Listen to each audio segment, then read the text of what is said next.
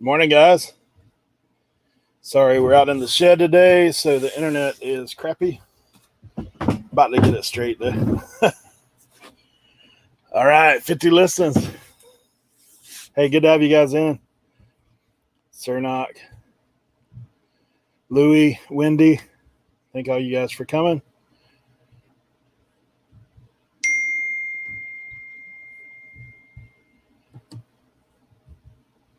Yeah, I had to hardwire all the way to the house this morning. Nate, good to see you, bro. Rosilla Review, Nana Tink, thank all you guys for coming. About to get to work as soon as I can get StreamYard to cooperate. Dang, man.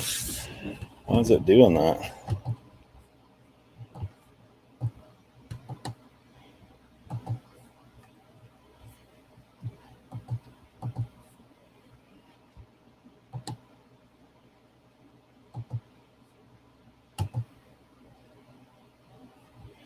Guys, you're going to have to hit me up on IG if you want to come in. For some reason, YouTube would not let me share my link. So,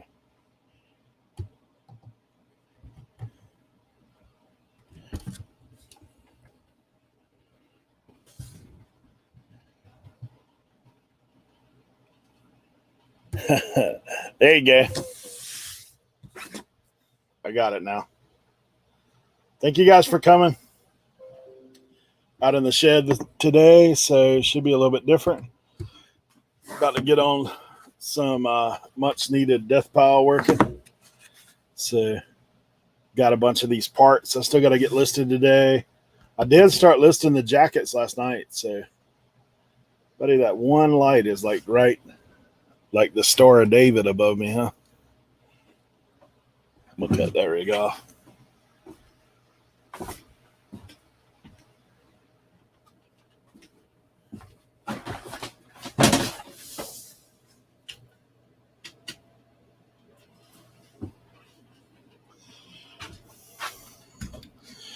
There we go. That's a little better. Yeah, so to get in, you got to bring out the here. Small Town Pickers, morning. Let's get into our first box, see what we got going.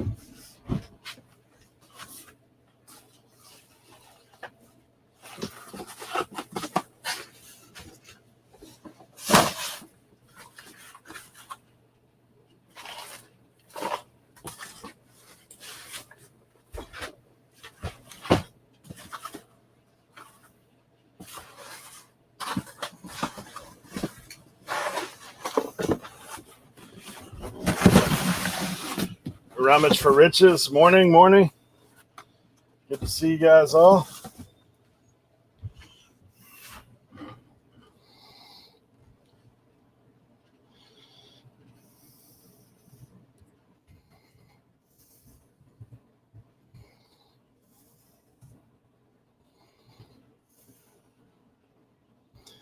Kent, let's get it.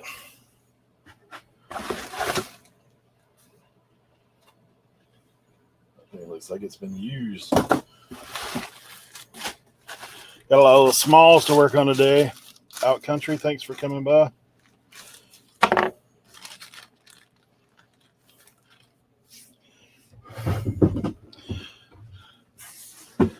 So we're going to be getting on it here.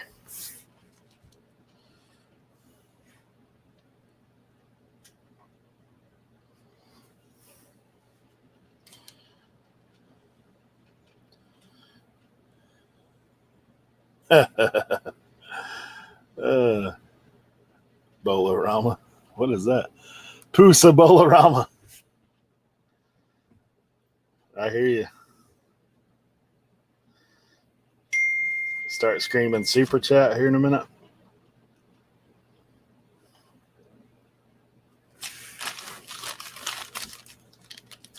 The hype train. I hear you. I don't think my voice goes high enough to hit that super chat octave. Shasha, morning. Yeah, we out in the shed today.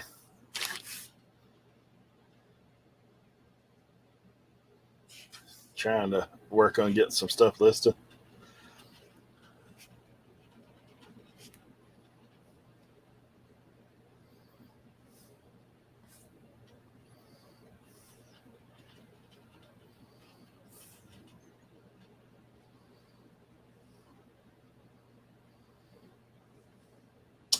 Polaris parts, lots of fun.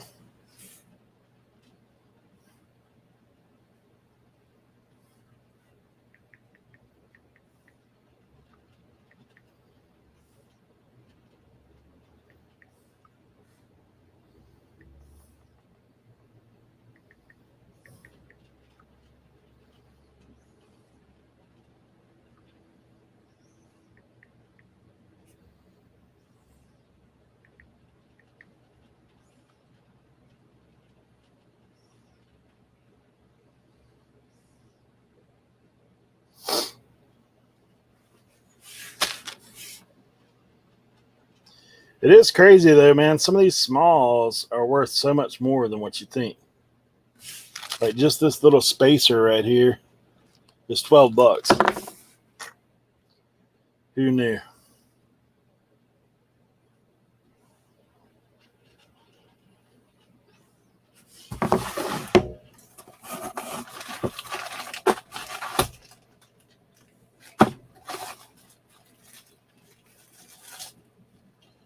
Who knew?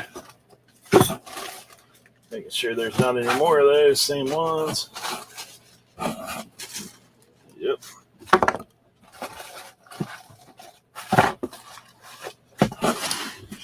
Got it.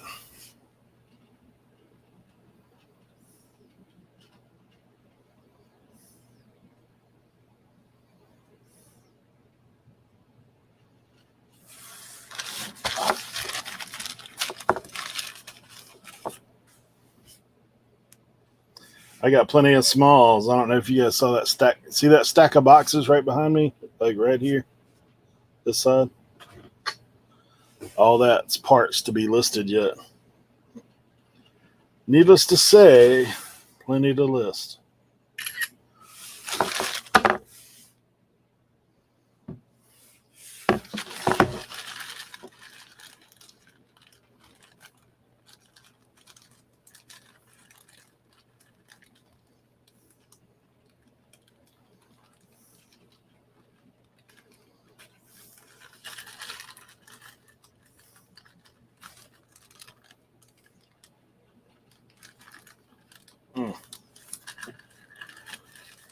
Struggle squad getting that thing off.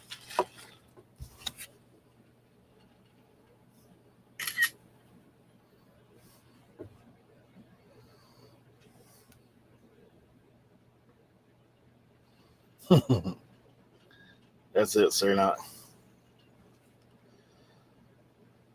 How'd everybody do with the extra day of sales before you could send items in?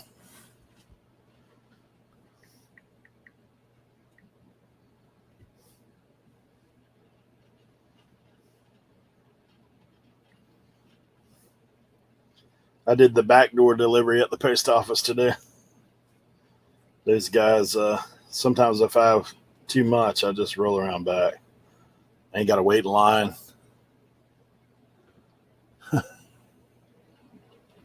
Shelf delivered to this one. Man.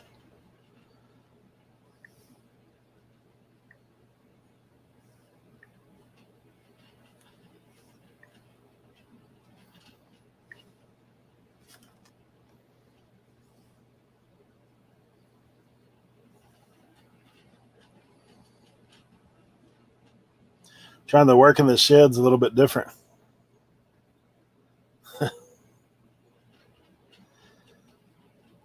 Trying to get everything coordinated. Got out here, the internet wouldn't work right out of the gate.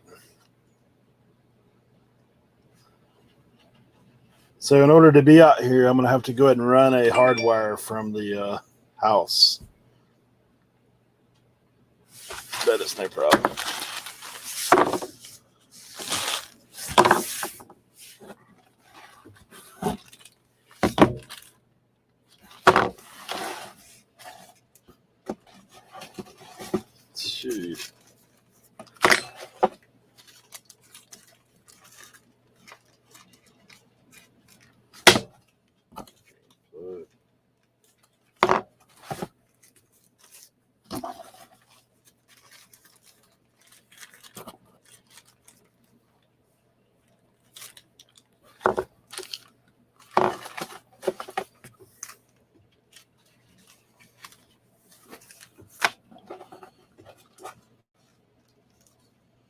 Pre-terminated Cat 5 cable.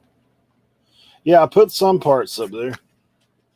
When I went to put Polaris in, I couldn't get. Oh yeah, pre-terminated. Yeah, that's what I need to do.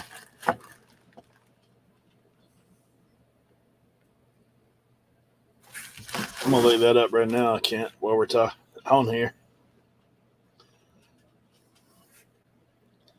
I need about 100 foot.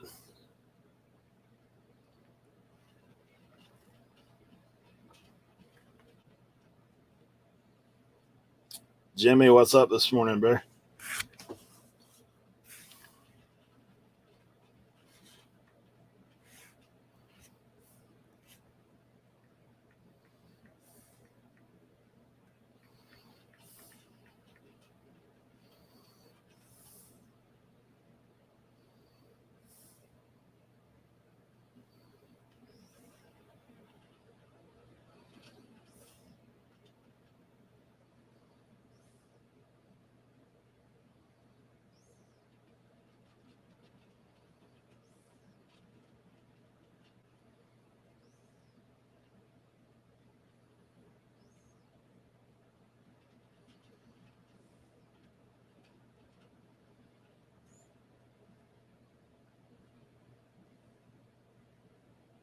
Yeah, what I got now is a Cat. I think it's a Cat 5 like this.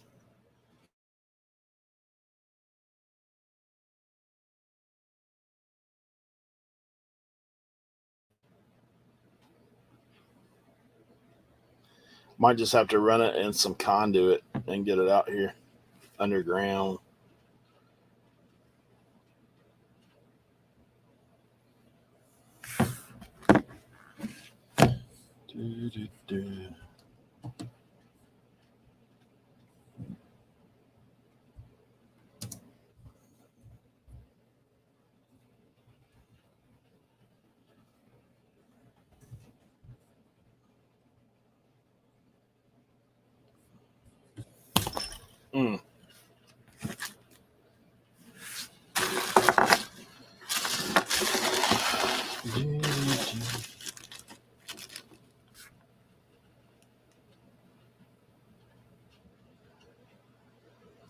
It's crazy how we listed 25 items and not even bet out of this small box. Makes for a good day.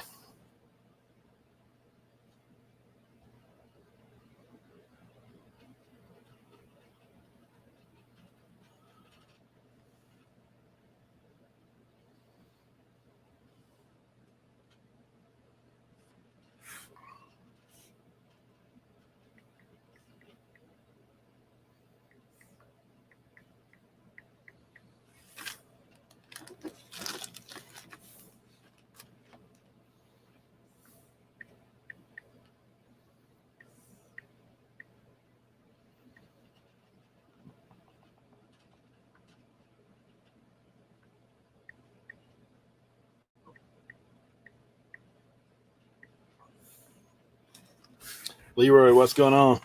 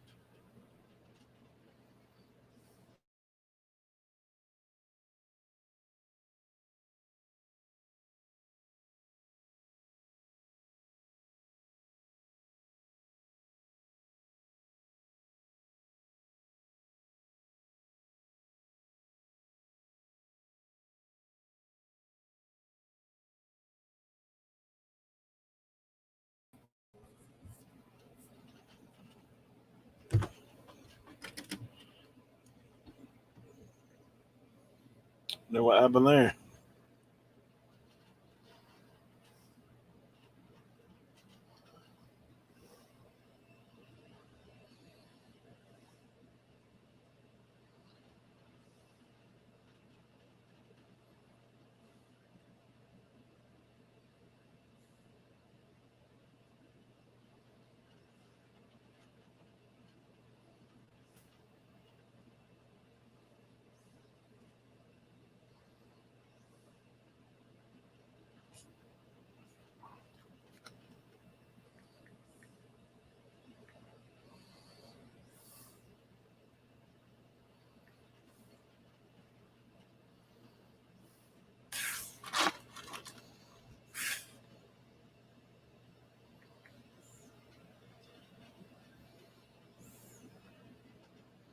Yeah. I don't know. My Cat 5 cut out for a second. Who knows?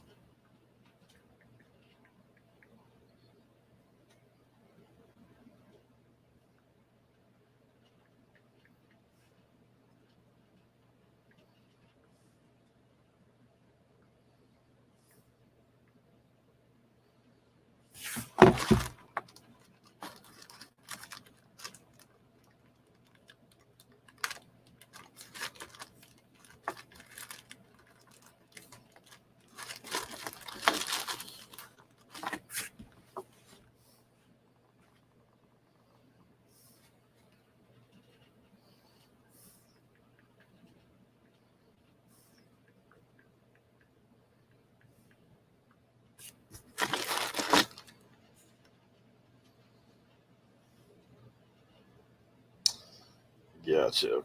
521 078.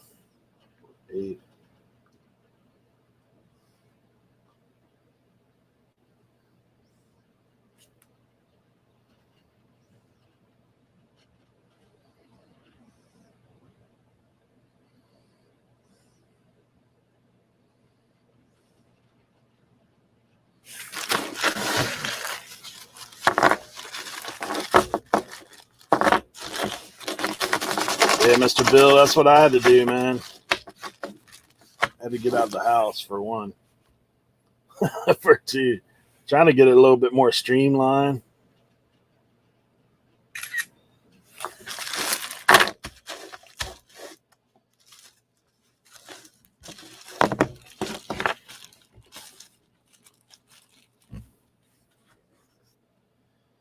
Mike, what's up?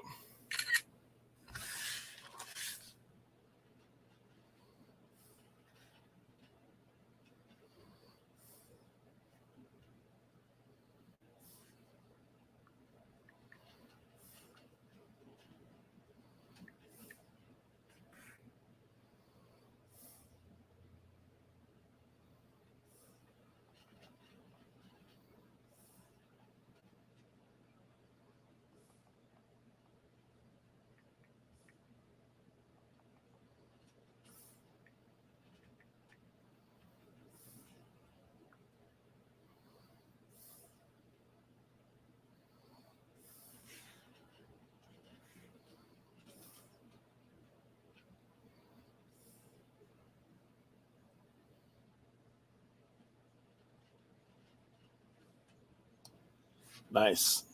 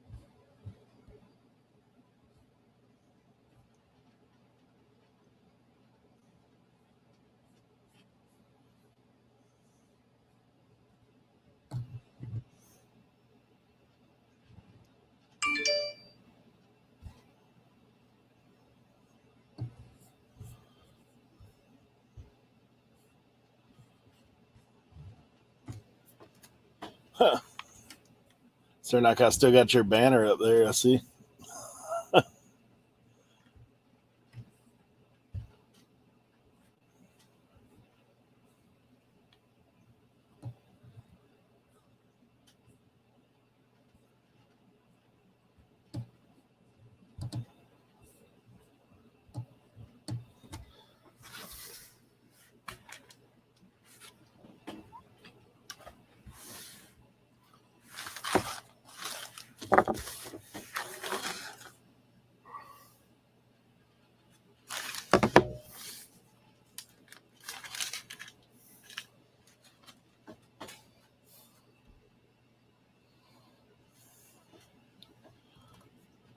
All new iPhones coming out. I gotcha.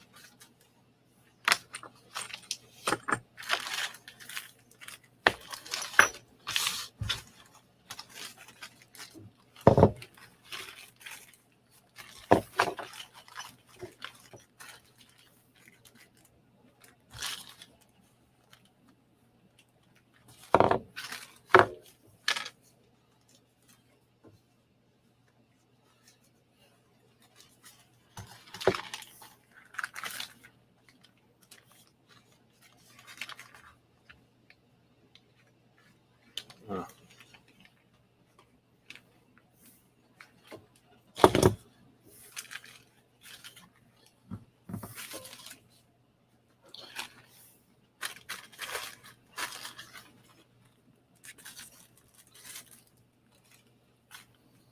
Okay.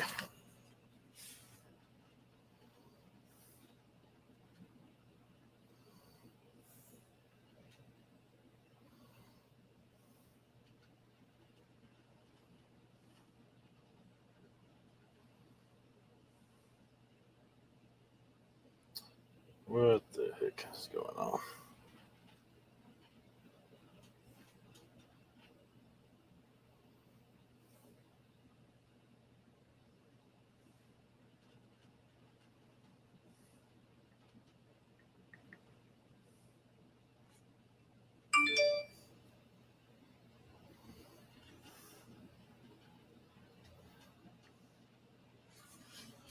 Do, do, do. Do, do, do. Great. What's up, man? What are you doing? Selling stuff?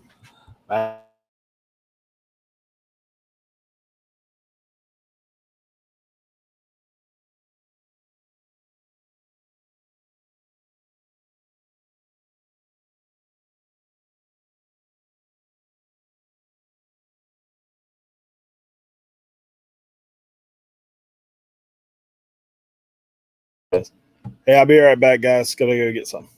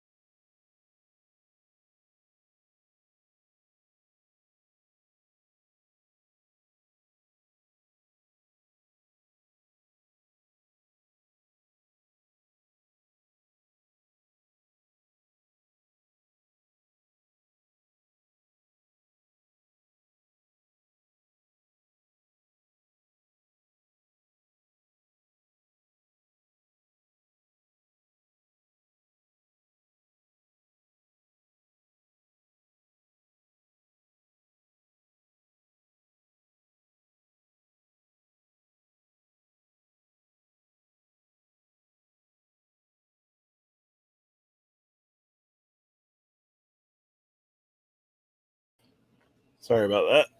Ugh.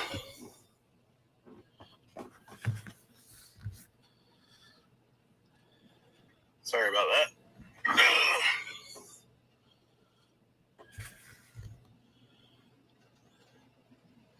that. Doing this like it's his job.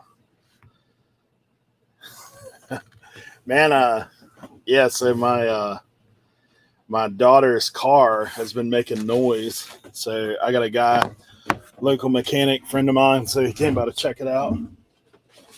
It's supposed to be here at 9, but he got tied up. So that's where I've been. Got to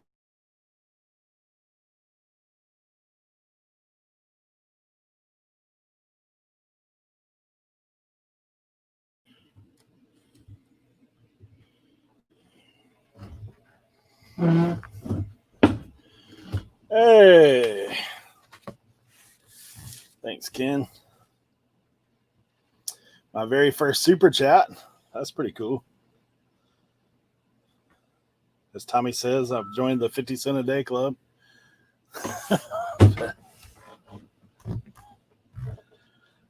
Nah, it's pretty cool.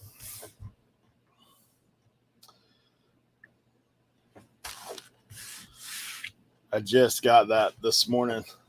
So thanks, Ken.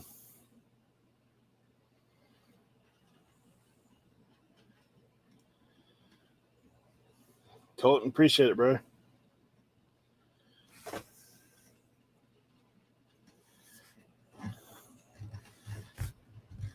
Thanks for man, we had a great time with Colton and Courtney down in Alabama. And over the years. Yeah, I don't even know how to set up the monetization stuff as far as ads, guys. I might have to call one of you guys that are a little bit more astute with that, or get in touch with you. I just flipped the switch this morning after they sent me the email. So I do thank all you guys that have been a part, hanging out.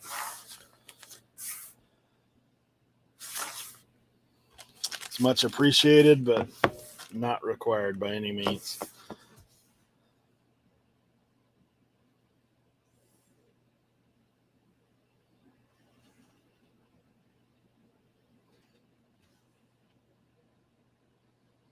Yeah, all I did was say okay, and it came.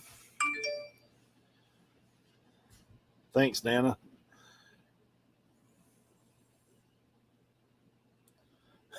Every 3 minutes. I don't know. Like I said, if you guys have been getting ads today, I didn't know how it worked on the live stream, but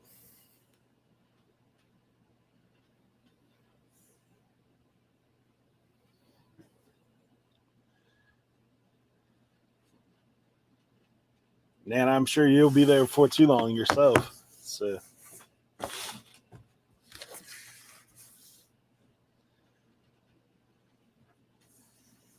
Tim, appreciate it. Should be getting some pictures out to you before too long. These guys said maybe next week they'll have pictures. So let's see.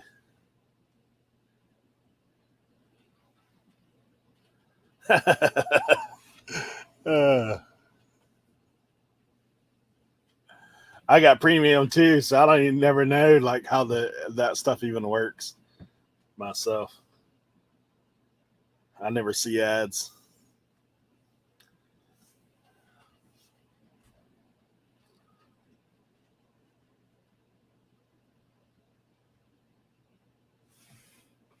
Thanks, Justin. Small town. Yeah, premium is awesome.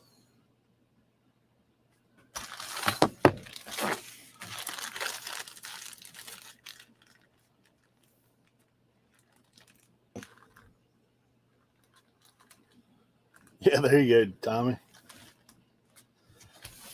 It's a write off if you're a YouTuber.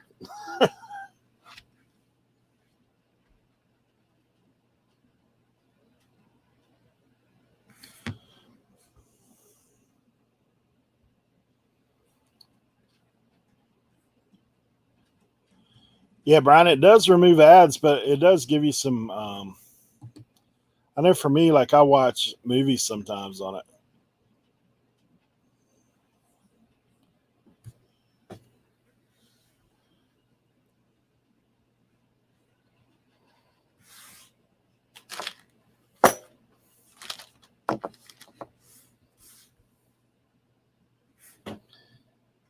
If anybody else knows what else it does, I just know that.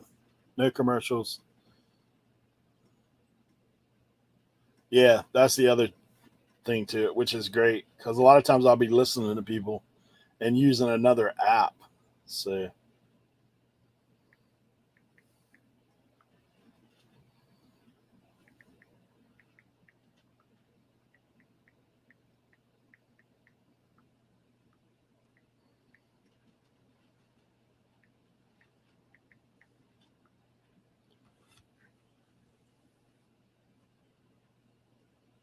yeah, that's it for sure. It makes that a little bit easier.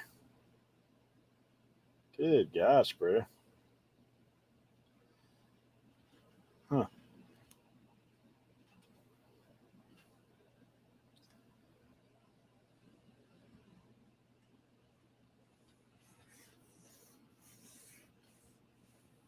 Runs my videos in the background. Yeah.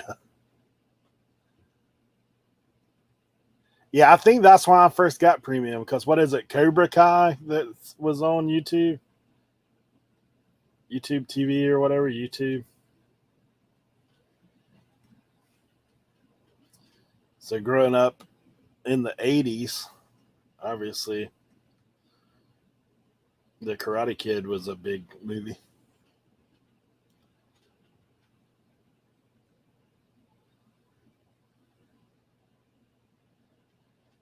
Yeah, for sure.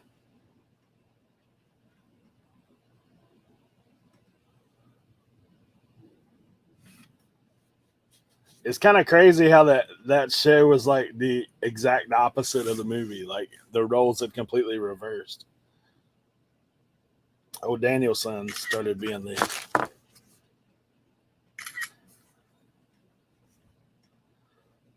Yeah, I think that's when I first got premium. Though was watching Cobra Kai.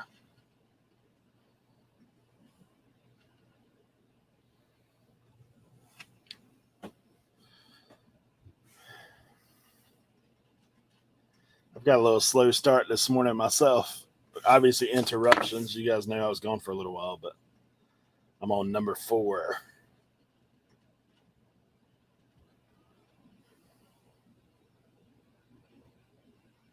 Hmm.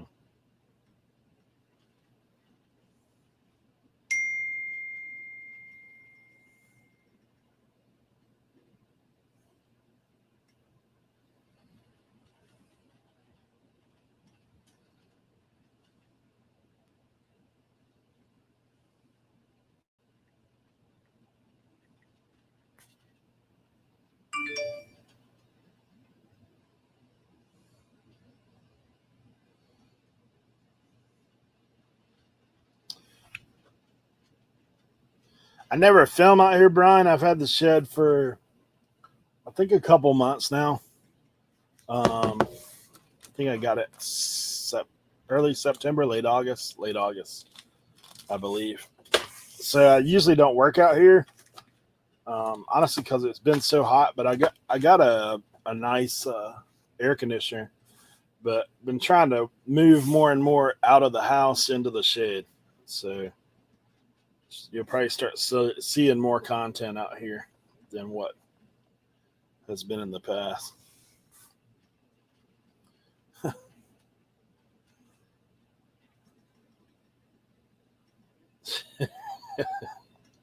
Oh man.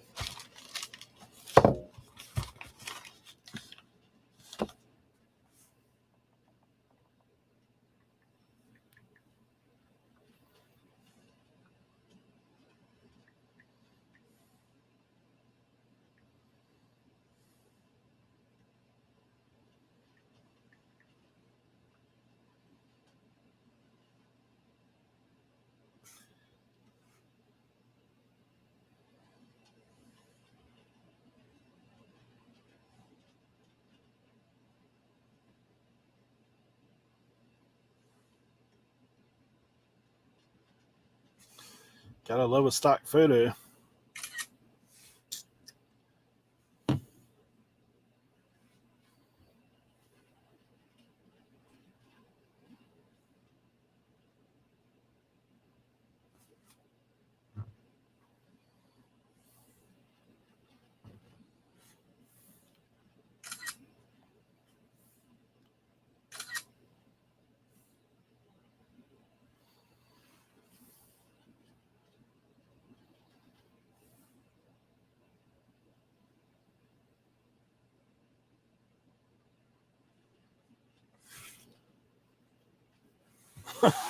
Kelly. Oh, man.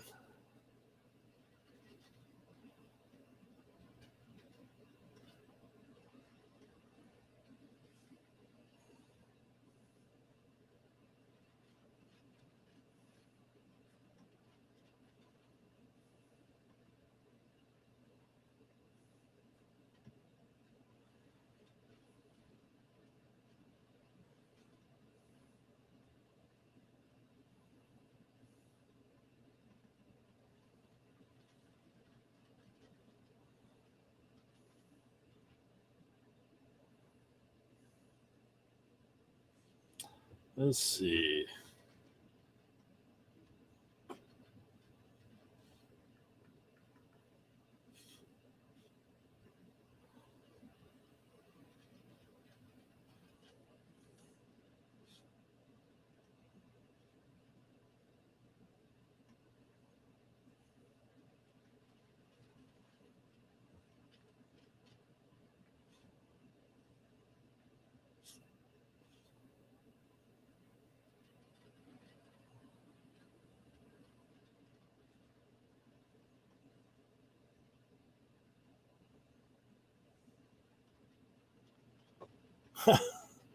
Hey, Joe. How's it going, buddy? Weight reduction in the racing world. Oh, gosh.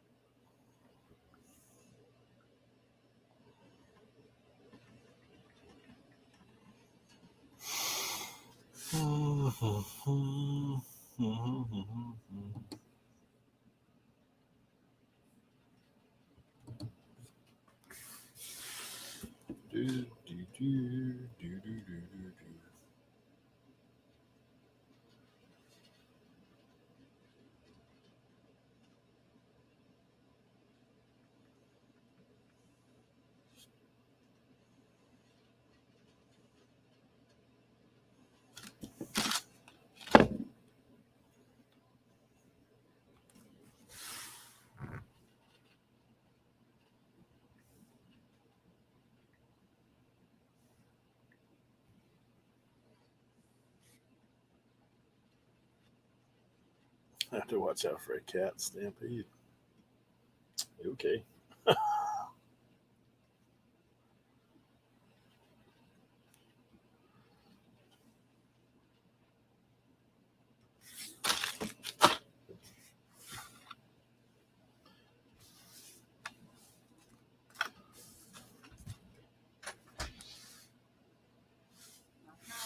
Hey, Hey, did you check the post office when you went this morning? nah. I Yep. just got the mail. I mean, I just dropped packages off.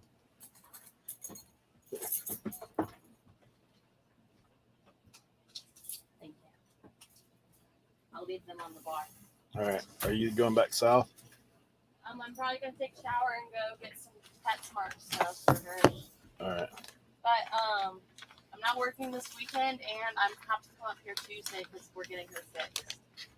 Okay. So actually, I'll come up Monday night. All right.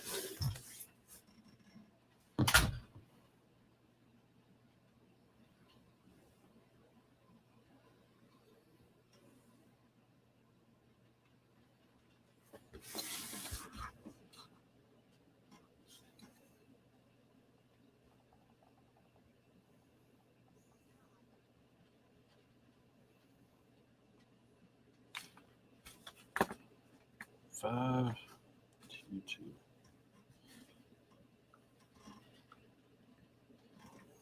220 958.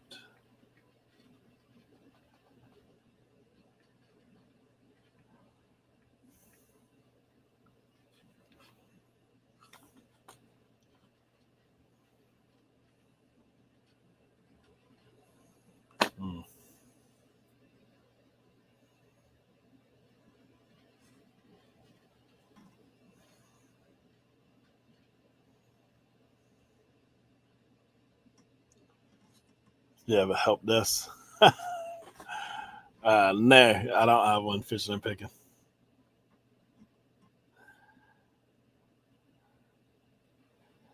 The shed's kind of bare right now as far as decoration.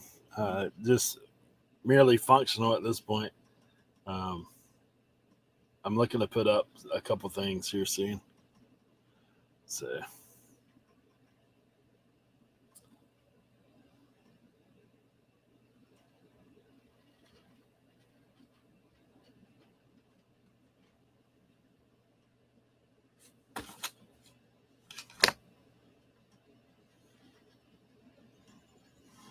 plate bolt lock.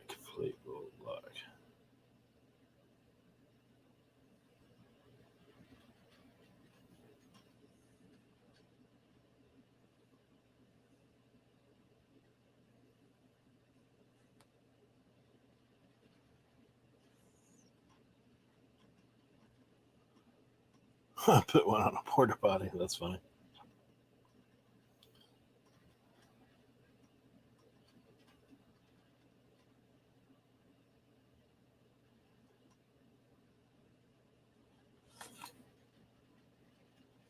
Dude, this is crazy, right? So this part I have, yeah, see it? Plate bolt lock. That's a sold comp. 24.79 free shipping. So I have a 10 pack of those things. That's pretty crazy. You never know.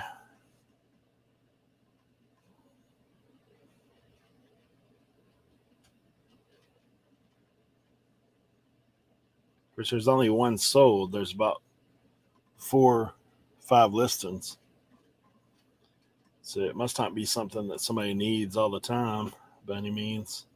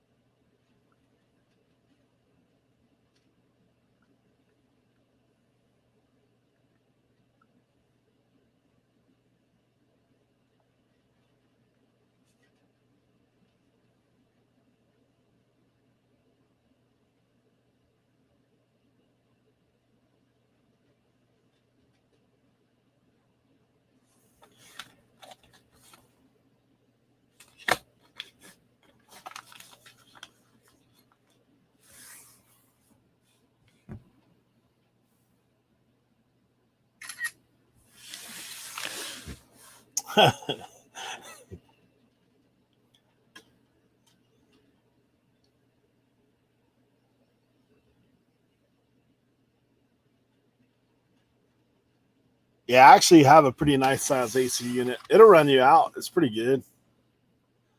But yeah, probably looking to make a change. Tracy, my wife is kind of at that point of saying it's got to get out of here. So started moving this direction for sure. Yeah, she definitely was like, okay, you have a shed now. What are you doing in here? That kind of thing.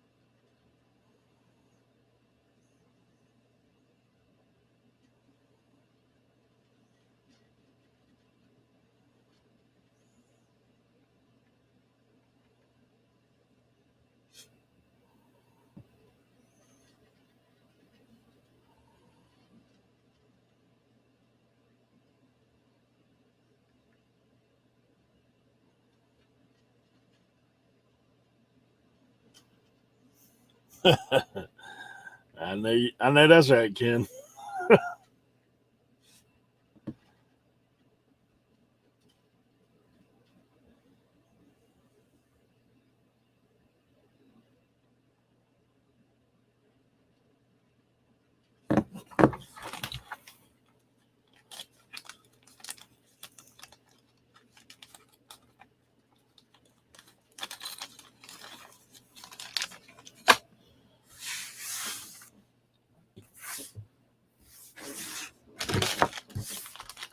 Ugh, what the heck are these things?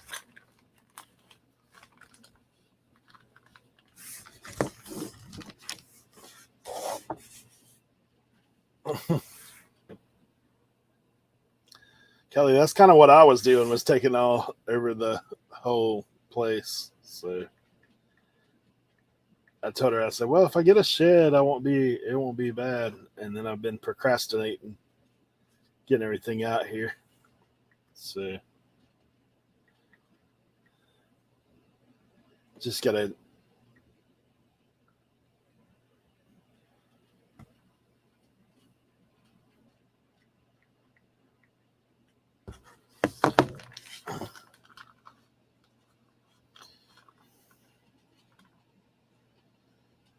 One.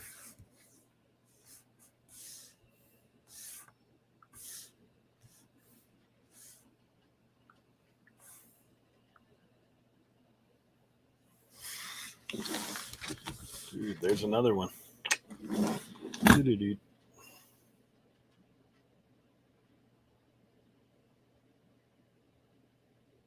Dang.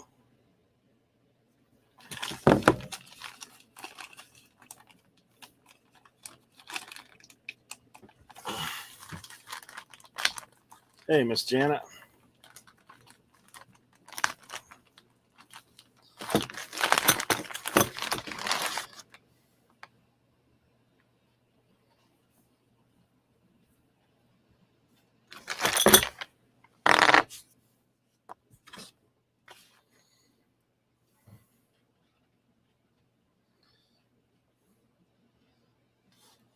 Dude, that's what's crazy.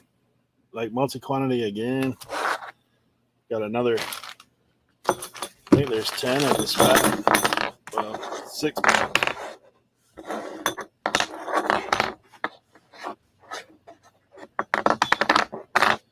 Pretty crazy.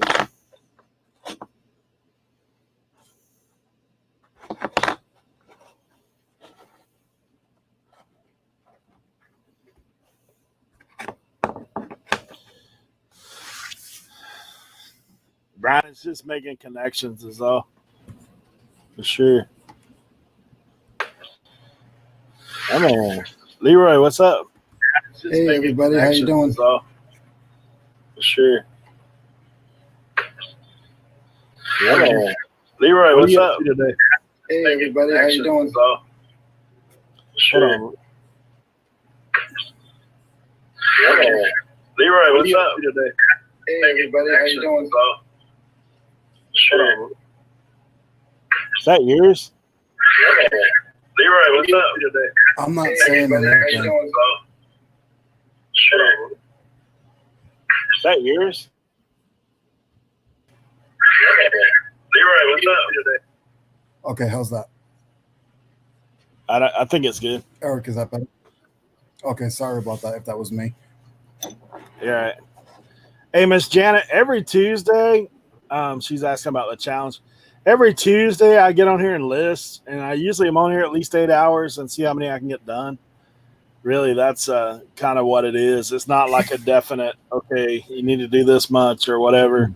The first time I go was 80, but sometimes I do more, sometimes I do less.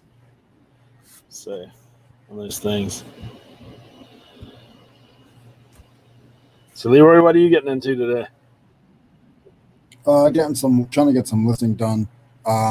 Doing some tools today. Cool. How about yourself? Oh man, trying to list some more of these parts, Polaris parts. That's from the lawnmower repair. Yeah, well, I've got more. Like, you see all these boxes behind me? Yeah, I saw all that. of these are like boat and Polaris parts. Oh my goodness. So I figure the Polaris, it's that time of year with hunting being like it is, coming on pretty quick. I figure people will be out with those things. Yeah. So I got all that. Yeah. How many you got listed so far? You said 5? I think 6. This is my 6th listing right now I'm working on. Okay. I took my pictures, like, as you know, I do it a little different. I take my pictures and then I come over and I do my listing. So I took my pictures already, so I just got to load them up. I mean, they're all loaded up. I just got to list them. Yeah, I just got to the only problem is a lot of this is new old stock. So like some of this has a little oxidation. I don't know if you can see that. Yeah. Yeah. So not at quite as premium. That's what I would get. But do you list it? Do you list it as how do you list it I'm listing at new old stock, so that way people know that it's it's not new. But that's what I put in new old stock, and I also put that it's been sitting on a shelf for a warehouse for a while. Yeah. Yeah. So the only thing I noticed with some of that stuff is you got to be careful with the gaskets. I actually checked the gaskets with a loop to make sure they're not cracked, because sometimes the gaskets are cracked and then that piece is no good. Yeah, I had a lot of those. I just threw out because they're just not, they're not going to hold up. But like those things are like $22 a piece, like new. So I'm just lotting up. So. Yeah. To try to get the money in. And again, like I always tell people, like I want to help other resellers as well. Yeah. So, if somebody else can make money off it, I made my money and move it forward. Yeah, like I'm putting those at like $60. Yep. And that way they're only like $10 a piece if somebody else wants to make that extra little bit. Or if you got like a repair shop or something, those are the guys that are more likely to buy anyway. Yeah.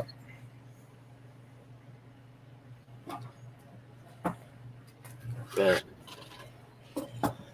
I've already paid for all that stuff, and I don't even have I've only listed like 8 boxes of it, so it's long paid for. I'm well into profit already. So what ends up happening with that stuff with me is I'll end up getting sick of it, and then I'll just sell it at the flea market for like pennies.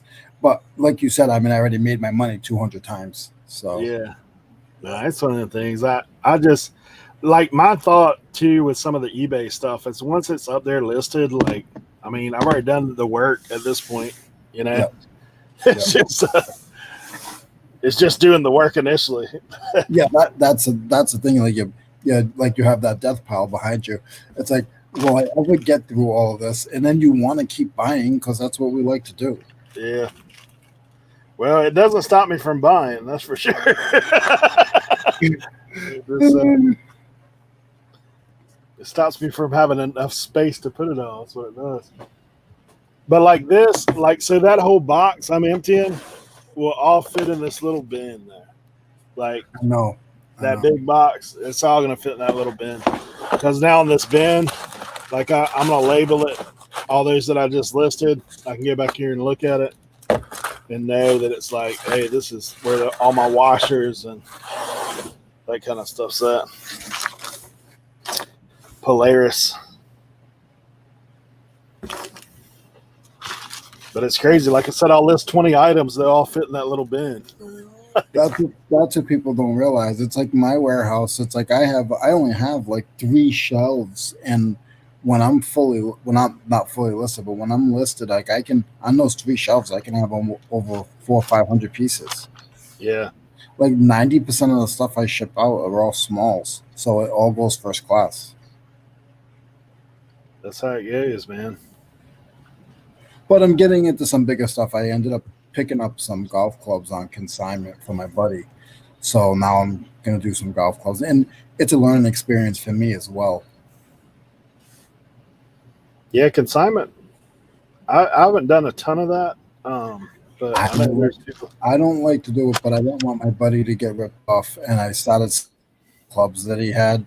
I did like 2 hours worth of research, and I was like, listen, I'll take it for 30%. There you go. Yep. So, and they're sort of easy. I mean, in a sense. And I have the room to store them, so. Yeah, I mean, that's the key. Yeah, golf clubs, I got a couple I got to get listed today, I think. This is one for $400 something. I didn't realize golf clubs cost that much. Some of them, man. Oh, yeah. Some of them are big money. Oh, yeah. Some of them are big, big money. I mean, look at Casey. The Carolina Hustler, buddy. He's killing it. What, golf clubs? Yeah. Yeah, that's all he does pretty much. Well, I mean, he does other stuff too, but that's his bread and butter, I think. My buddy got such a score. He ended up getting a call from a friend of his and said they asked him to come over to the house. The husband and wife were getting divorced. Asked him to clean out the garage, and he can have everything in the garage. They weren't paying him, but he can have everything in the garage. If you saw the vintage hats and the golf clubs this kid got, he resell it all or no? He's like a closet reseller. Like he loves vintage stuff. I'll send you his link for Instagram. When you see the stuff this kid gets, you're gonna be like, holy mackerel. He became like my best friend down here in the South. Oh, I gotcha. Yeah. And like we go picking every twice a week, we go picking together. And like he's good, like he looks out for me. Like I never had that up north. I never had anybody be till I got into the community, and now I have like a live friend that we go picking together, and we'll go one way, he'll go one way, I'll go the other, and he'll take pictures. Hey, how about this? Or send me pictures if I'm late, or I'll send him pictures. So it's so awesome. Yeah, that's great if you have somebody else that can But I don't normally want to do consignment. I've been doing this for a long time, and I never do consignment. But he's we're really good. Like he's really good with me. So I'm like, I can't let this kid. I said, listen, I'll take 30 golf clubs. So, and we'll see how those do, and we'll take it from there. Yeah. Yeah, the only thing most people run into with consignment, well, there's, obviously there's things that you can go wrong, but like I said, I think a lot of times if you don't know people, dude, I thought this was one thing. It's like a load of them. If you don't know people, I thought it was a thick like gasket, and it's like a ton of little gaskets. When I first looked at the thing. Oh, it's a bunch of caskets. They're taped together with that white tape, huh? So you can't tell. Yeah, I was just looking. I was like, well, How many I are thought, there? What's there, half Let's a see. dozen there? Yeah, like Yeah, 10. that's funny. Yeah, They're all stacked in there. that's funny. Yeah, consignment. I've had some people ask me about it, but it's people I don't really know that well. So I'm like, the less I know you, I the say more I'm apt Yeah. to not do it. No, because this kid is a good friend and he, we work well together. That's the only reason why. And he didn't ask. I opened up and was like, listen, let's put these on eBay. Yeah. But normally I just want to sell my own stuff, and I don't like to sound like that, but it gets to be a lot of work when you're selling somebody else's stuff. Yeah. Well, then too, they're expecting it to be sold like right now. Like No. Yeah. it's going to take a little time, man. It's not like, I mean, I have stuff I'm selling right now for that from September last year when I first started. Like these guys are always trying to get you to do the Slim Jim thing. Oh, I can't see the chats today. I don't have that. I'm only on my old computer. So hi, Tommy. Tracy, What's up, Tommy? Yeah.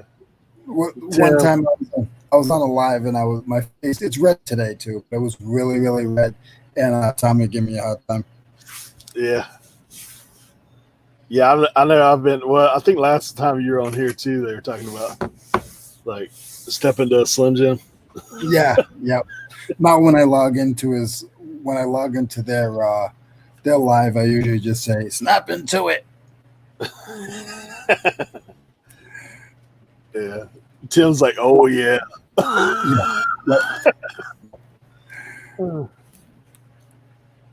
It's funny, man. I like Tommy and Tracy though; they're good. I'm usually sleeping. I wake up for a midnight snack, and those guys are on. I'm like, oh, okay, I'll watch them, so I go back to sleep. I saw them a couple weeks ago because I actually had some insomnia going on. So I woke up. I said, well, I guess I'll just list. I'm if that don't put me to sleep, nothing will. I got on there and they were on there. They're like, what are you doing? In the middle of the night. I don't know. I'm never up that late most of the time. Yeah.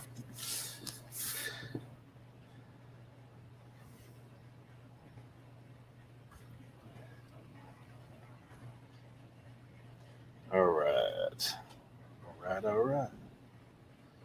7-piece.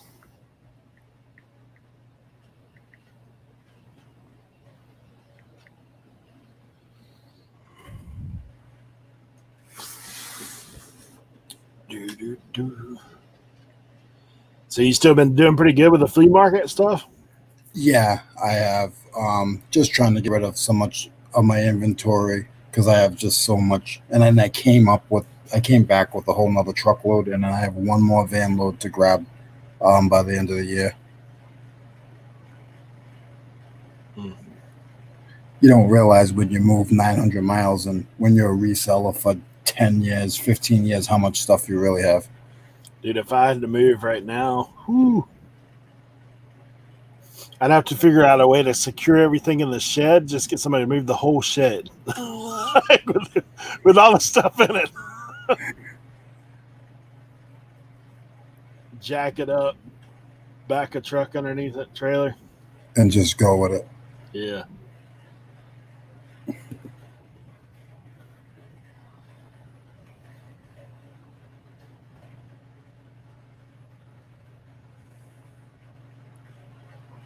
What is up with this, man? My payment methods today defaulted to money order and cashier's check. Like, what the heck is that about?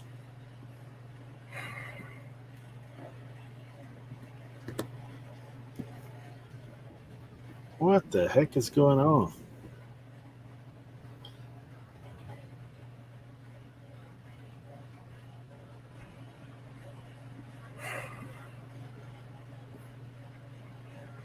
That's some strange ranger, bro.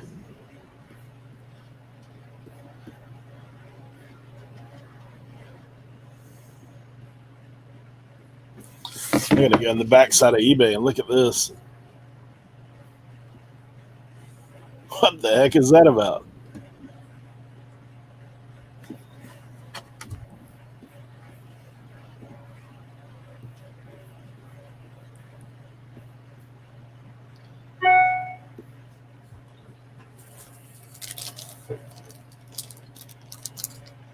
eBay going back 20 years. People sending money order and cashier's check. Look at this, man. I don't know if you can see that. Payment methods. Really? That's wild, man. Buyer pays when they collect the item. What the heck is going on? What did you do? My shipping's straight. My shipping's not like local pickup or anything. What is eBay doing today? They've been so many glitches. I've been hearing it everywhere too. I'm checking my listings right now.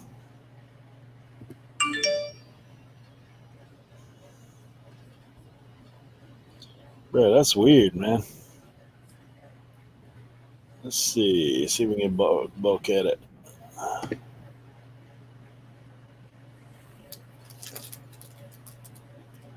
Automation preferences.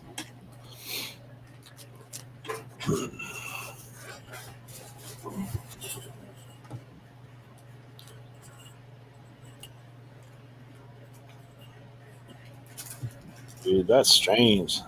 Real strange. Real strange. I'll tell you what, for years I've been selling these small little pliers and adjustable wrenches, like the 4-inch ones. For years, you buy them for like 50 cents, $1, and they'll sell for $14. I mean, it's not a lot of money, but I've been doing it for years. Whenever I see them at yard sales, I grab them.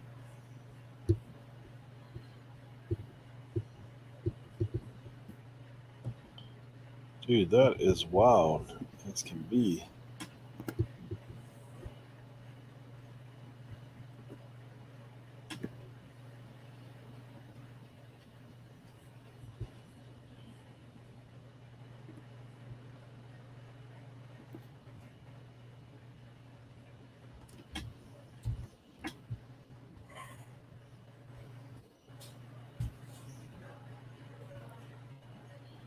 Huh.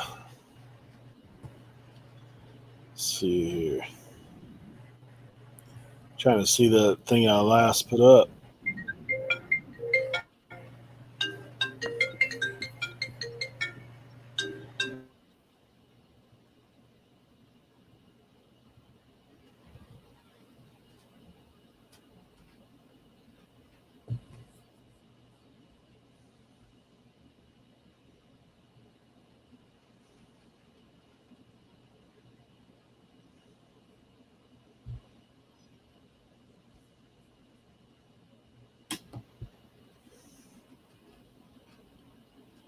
That's weird, man.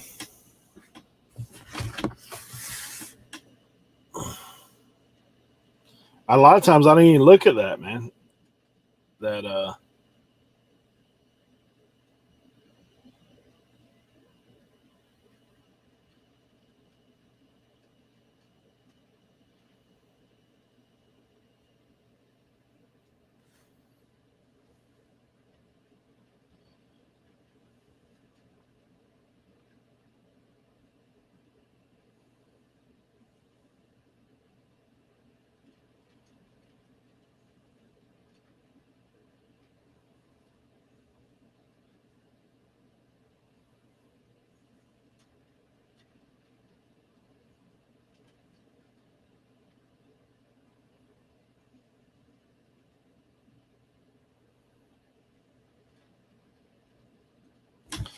Yeah, fix that.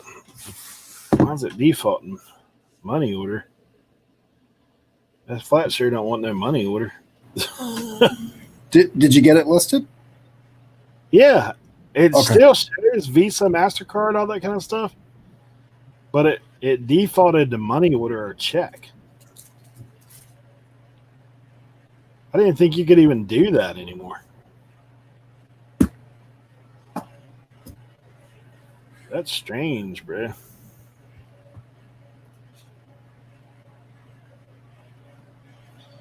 Now it says that I have to provide a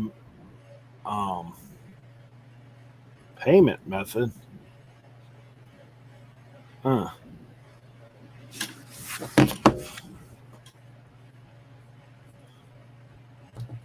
That is strange.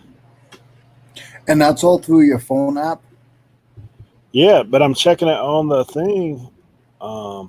Let's see.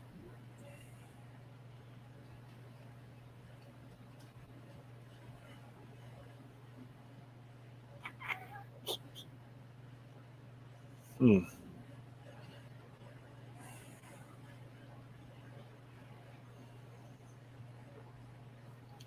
Let me go back and look here again. See if it updated for some reason.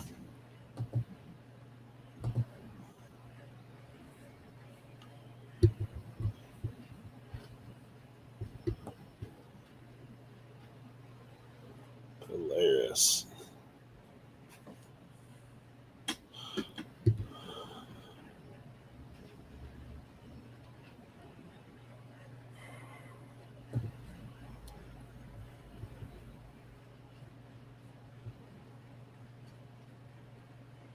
What's going on? Never seen that before. How would it even give you an opportunity for money order?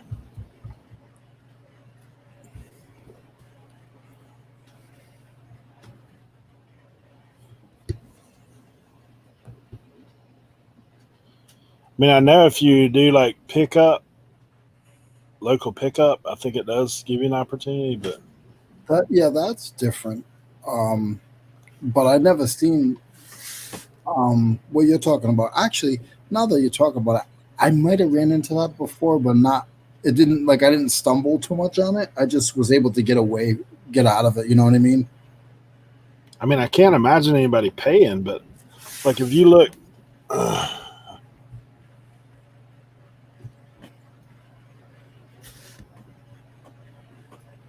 if you look, I don't know if you can see that or not. See how it says all the Visa, MasterCard stuff? And then it Yeah, says I've seen that before. Yep. And I thought that was all through PayPal. Yeah, I mean, I've been on managed payments for a bit, so yeah, it's not listed as COD, so I don't know what. Like, I mean, it's not local pickup or anything. It's just standard listing. But it won't let me click out a money order. If I do, it doesn't give me. It says I have to have a payment option.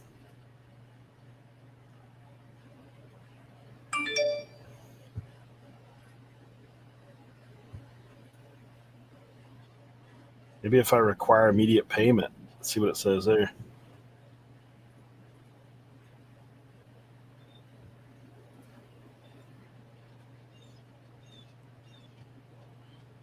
I'm doing something when I take my pitches. I'm doing something wrong because my pitches are flipped. I gotta flip them all. I gotta figure this out when I take the pitches. Hey, when I changed it to require immediate payment, it It went away. it went away. Okay. I'll go in there and bulk edit all my listings and make them all require it. Required payment. I thought I did that at one point, but I don't think it's been defaulting to that like it was. Because I hate the whole like layaway program. I noticed that too. Like, sometimes you have to go back in and default like stuff. It's weird. Wendy said Q4 glitches. Yeah, I mean, I was just getting into eBay last year, so I kind of was like, "Oh, what is this?" So you've only been in for about a year. Yeah. Oh wow. As far as like being a reseller, like I've messed with eBay a little bit prior, like just you know.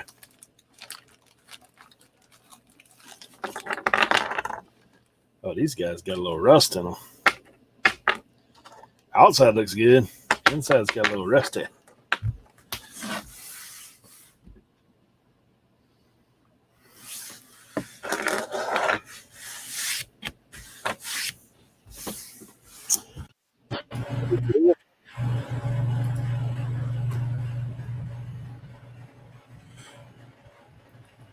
When's the next big meetup? Do you have any idea yet? Don't know. Like we ain't got any yard sales or anything coming up. Like I don't know what. At one point, I thought about trying to get up with all the people in the Carolinas, see if we couldn't do something. Yeah, there's so many of us. There's Yeah. a good 10 to 15. I mean, there's about 10 that are like in the community, and then there's a bunch that are like just, they lay low, but there's a lot. Yeah. Well, I mean, I know like on my channel, I see a lot of guys from North Carolina.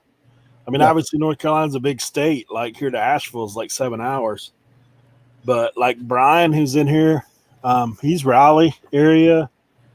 Sean, that bargain resale, I don't know if he's in here today or not. You And see him you're in South Carolina or North Carolina? North Carolina. Isn't Bearded Drift Machine Jillian? I think Julian's not far. He's within a couple hours from you, I think. Yeah, I think he's I'm trying to think where it is. Yeah, there's another Carolina guy right there, Thrifty Santa. He's Carolina. I didn't know he was Carolina. Yeah. I've been seeing him for years. He was on. He used to be on Rockstar Flipper. I used to see him over there all the time. Yeah, he's Loretta said Julian's in Myrtle Beach, so he's a little bit away from me. Okay. I thought I brought something to drink in here. Let's see.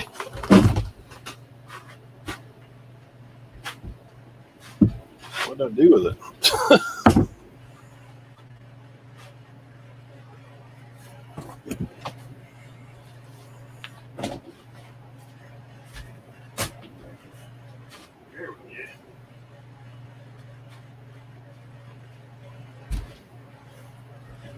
Yeah, Myrtle Beach is probably like 6 hours. Oh, really? Yeah, because you got to go out and down and then Back. back in. See, being from Rhode Island, my state was so small. It's like 60 miles by like 100 miles wide. So everything was right there.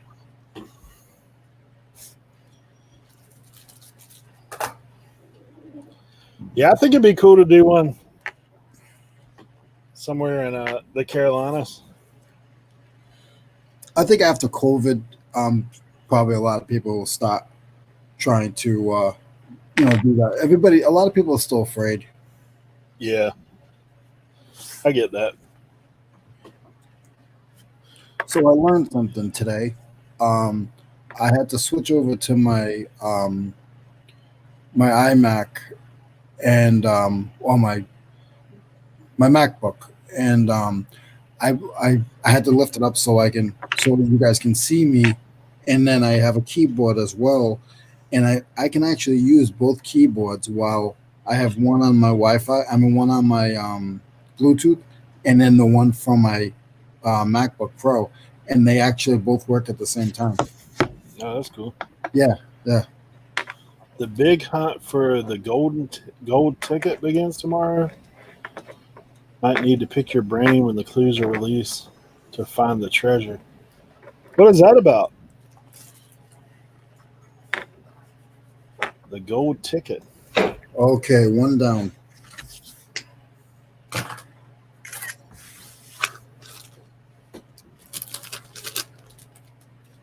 Trying to get on a roll here.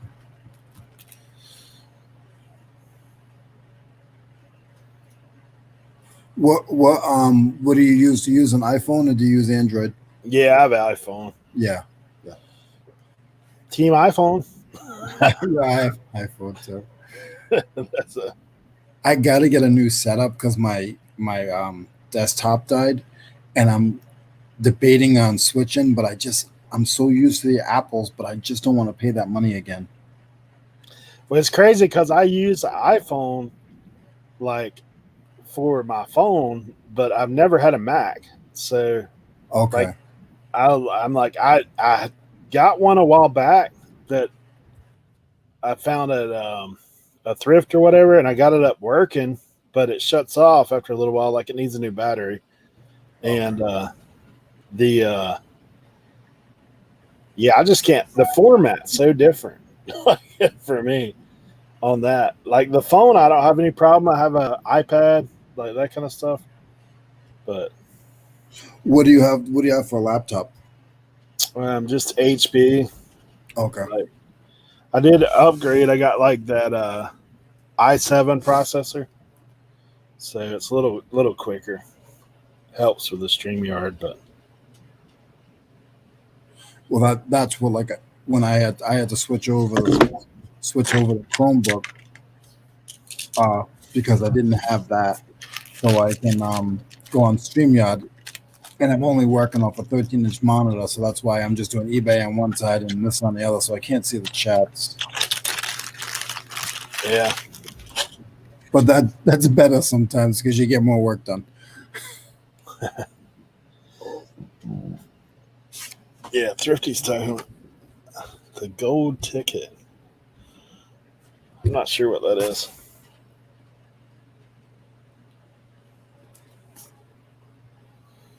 All right.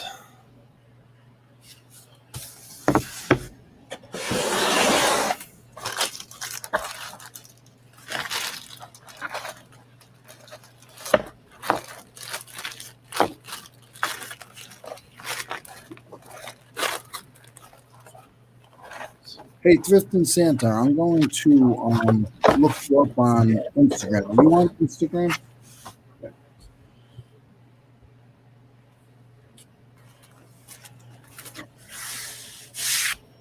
Oh, that's cool.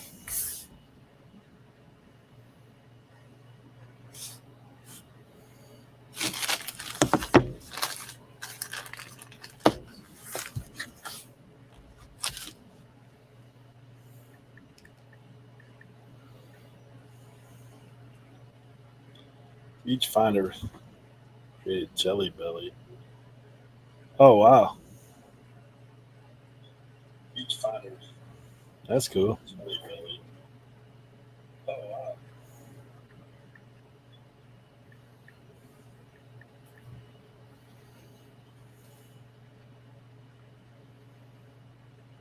Dude, I still like the old Willy Wonka movie. It's similar to Willy Wonka, huh?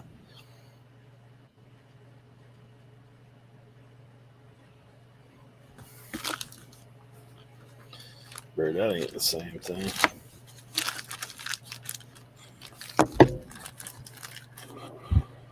Huh. Do you have a lot of those pots? You said you have a lot of them that are multiple listings. I don't know. I have no idea what's in each box, to be honest. Like some of Okay. these I'm listing today are multi-quantity, but I basically open each box, kind of sort through and see if I've got multiples. But it's pretty much a crapshoot for the most part. Eh, that's sometimes that's better because sometimes I catch myself um like getting all the good stuff and I get stuck with all this bad stuff. Sometimes I just get a list. I just take the pictures and it is what it is. I find out how much it's worth after. I've been trying to go through each box. Now there is stuff like I've talked about before in mine, like stuff that's going to require a lot more work. So as far as research and whatnot, so sometimes on that I just kind of push it aside for the meantime, and like I just found my own listing right there. I didn't realize I'd already listed one of these. Oh, that's funny. Thank you, Thrift Sander. I'm gonna look you up. My dad's close friend is he's in the Santa business, and I was just wondering if you guys knew each other.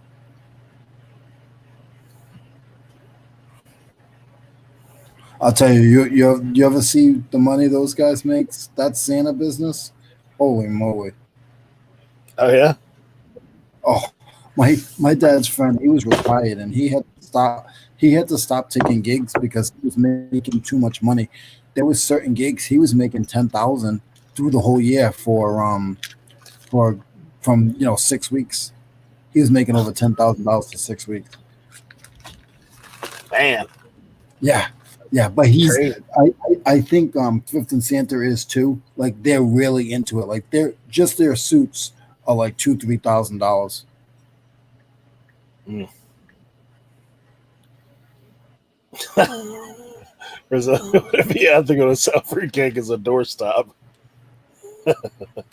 I guess it depends on whose fruitcake it is.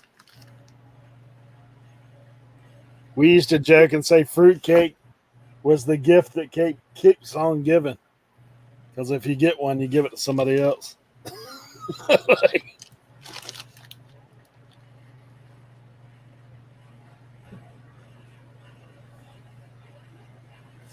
Yeah, that's pretty crazy. Santa, like, let's see here.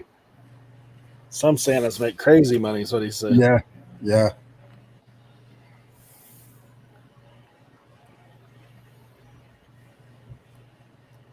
I pulled the chat up on my phone, so now I can see it. Man. Whew.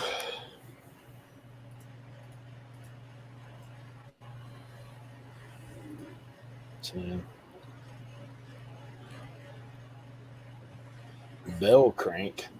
Okay.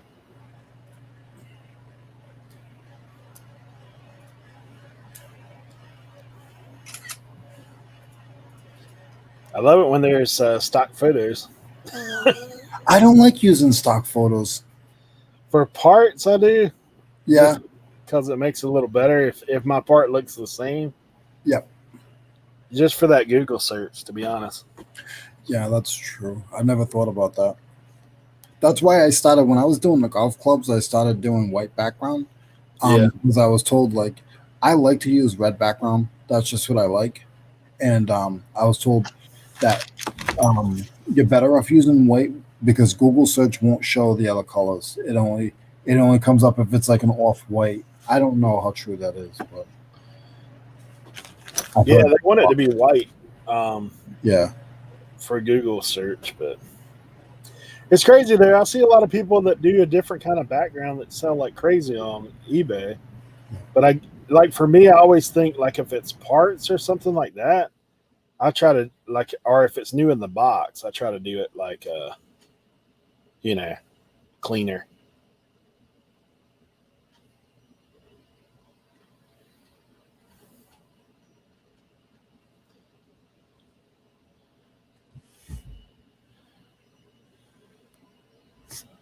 Yeah, it's true, man.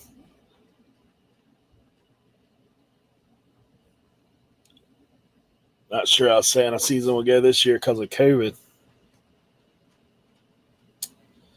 Who knows, man?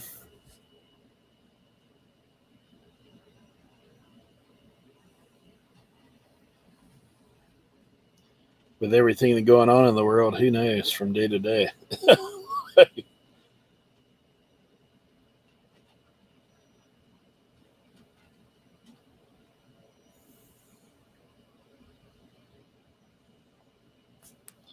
Oh gosh, I forgot what the price was on this.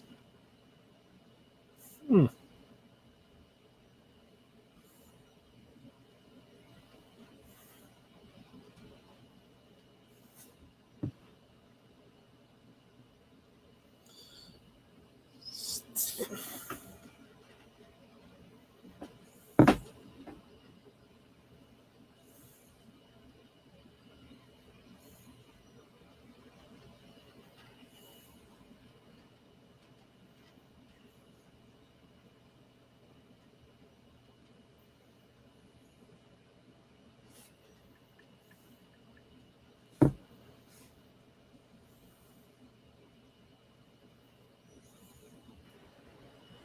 Eric, do you use a scale while you're listing? Not for this little stuff. If I get into heavy, if it's under a pound, I kind of let her eat. Like this, I kind of know. Like I'm selling this by the individual, so like a lot of these parts I know are they're all under 4 ounces. So Under 4 ounces, 0 yeah. to 4, I'm good. But if I find heavier stuff, yeah, I definitely do. Then add extra, because otherwise, I'm sure I've been burned. I burned myself numerous times. When I When you take take some of them, you're like, oh, that's 5 pounds. Yeah, it's really 15. my pitches, I put you can see like 7 OZ. I put my Yeah. item number, and then I put the ounces, what it weighs. So then it seems like when I go to do my shipping, it makes it easy. I don't have to go back and check it. It's Yeah. right there. It shows up. So I've been doing it that way, and I put it in the custom SKU section. Yeah, that definitely makes it a lot easier down the road. Like there's some things I've done, like I've sold quite a bit of, so I've got a little bit better. You get used to, yeah, me as well. Knock. I need you to help me fill out these papers, or tell me what I'm supposed to, what parts I'm supposed to write on, what parts I'm supposed to leave blank. You're on camera. Guys, this is my youngest daughter. Adult daughter that needs help filling out tax papers. Hello. This is Leroy. Hi. How are you? How are you? Good.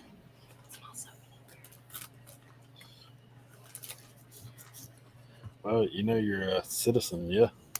Yes. You have to put an address in. Yes, I know. I'm gonna do ours. What do you need? Just the... I just know that like I'm supposed to leave a lot of it blank, like the majority of it blank, probably. But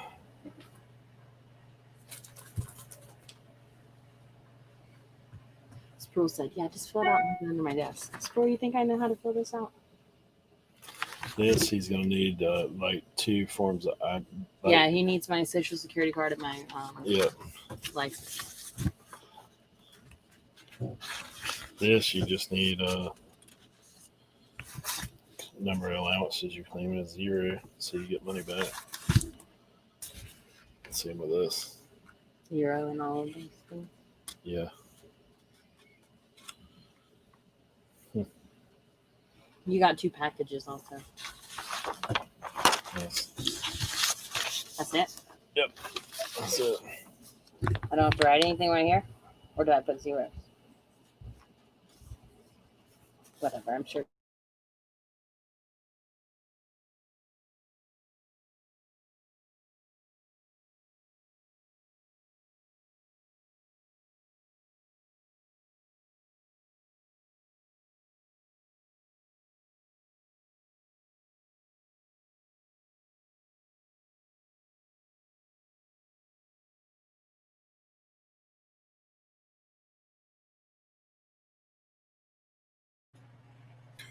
So I hope everybody's doing okay.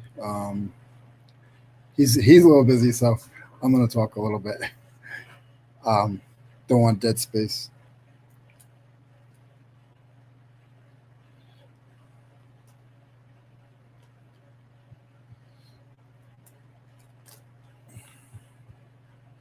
I'm on listing number 2. Was hoping to have a few more, but I got a late start today. If I was in Duck Dynasty. There it is. I had to try to take over a little bit. Nah, go ahead, bro.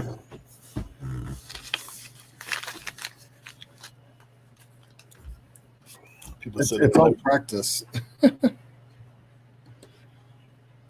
Yeah, I always tell people, man, doing these live streams is good practice. Like if you're gonna be doing any lives on your own channel, Yep. kind of get in, hang out. You're exactly right. See, like some of this rusty stuff, I just toss because I'm not gonna. Like this washer is like rusty all the way around. Yeah. You have a bunch of them. I'm just like, You know what you can do, Eric, as well. Put it all in a bin, and then just put a lot miscellaneous. May Yeah. have rust, and you'll still get $20 for that bin. Just put it all to the side. Kind of like junk drawer lot. Yeah, exactly. You could put like small engine repair junk drawer lot. Exactly. There you go. Thank you.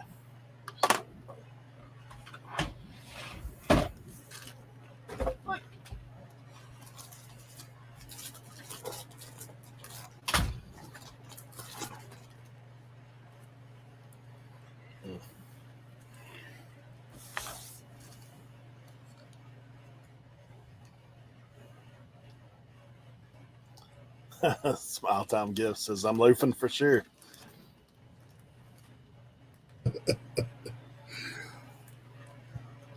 I'm on 10.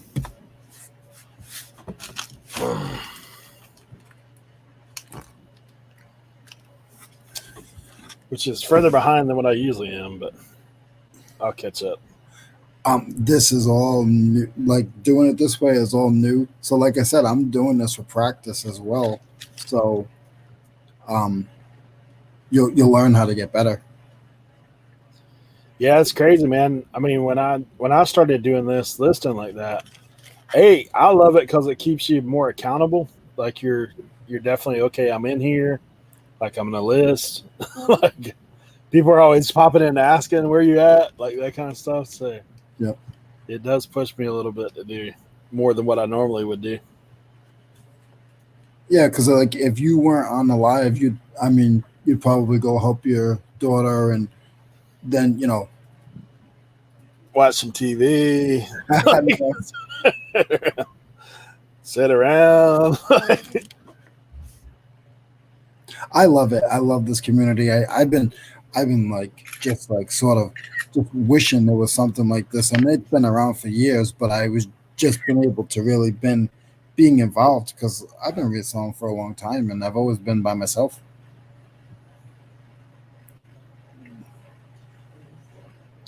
Yeah, it is, man. It's one of the things I think it helps. It helps everybody because I do have a lot of people message me that they appreciate, being able to come and hang out, and even if they're just in the background listening, and then listing or seeing listing. I have people pop in sometimes. They're like, "Dude, I wasn't even gonna list, but I feel like I need to."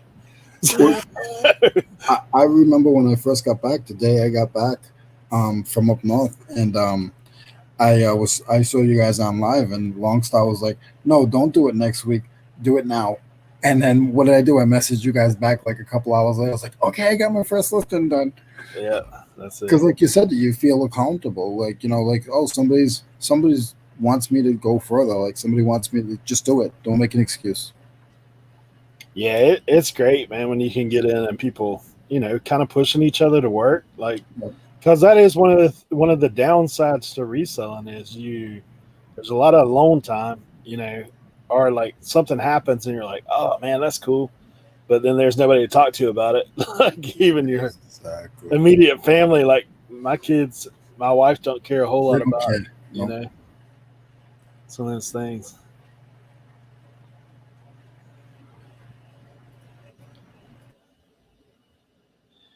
Yeah, Justin at one point had reached out to me, Shasha, about coming out this way, but I hadn't heard anything from him since. I know he was supposed to come in May, but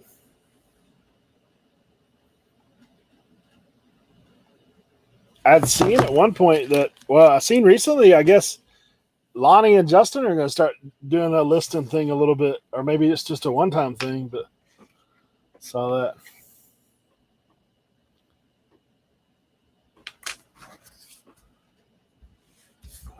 Derek, what's going on, bro?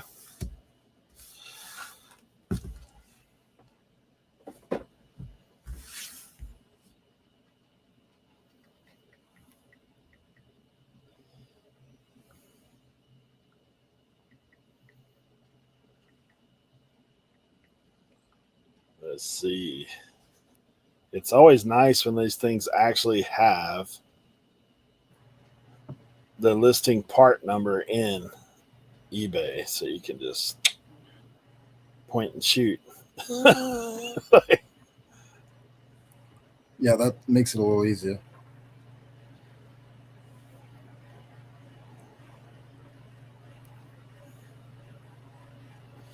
Yeah, I've been pleased with a little bit of parts stuff I've got listed, man. It's not like it sells by the truckload, but it's steady sales coming in all the time.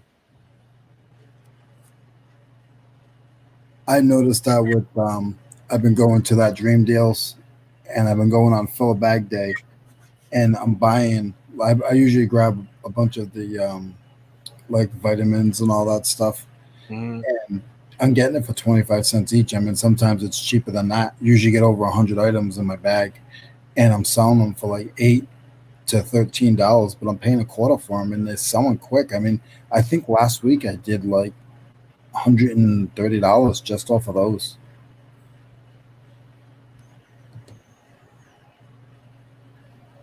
Yeah, man.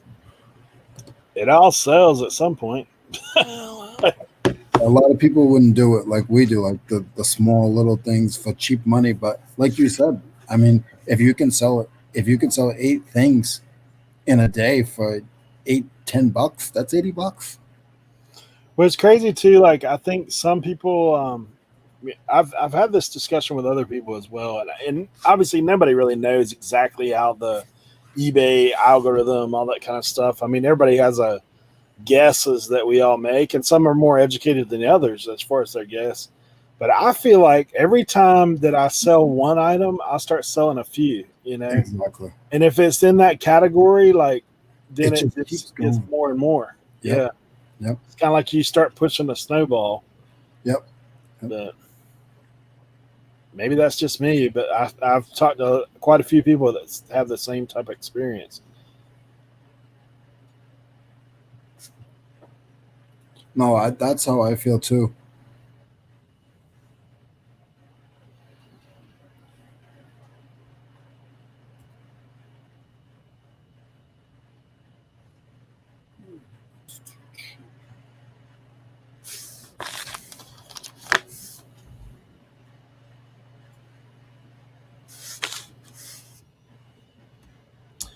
Santa, so you did get the Santa won my giveaway, the Charlotte Hornets jacket. Yeah, I saw that. Yeah, so he got it. Cool. I listed my Lakers one last night after the Lakers won.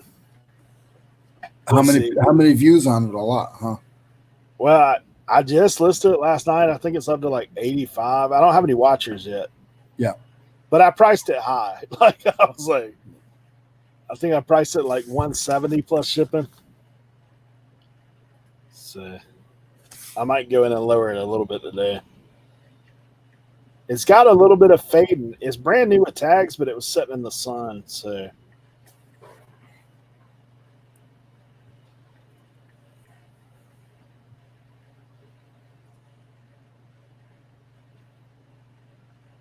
it's got just a little bit of fading on her.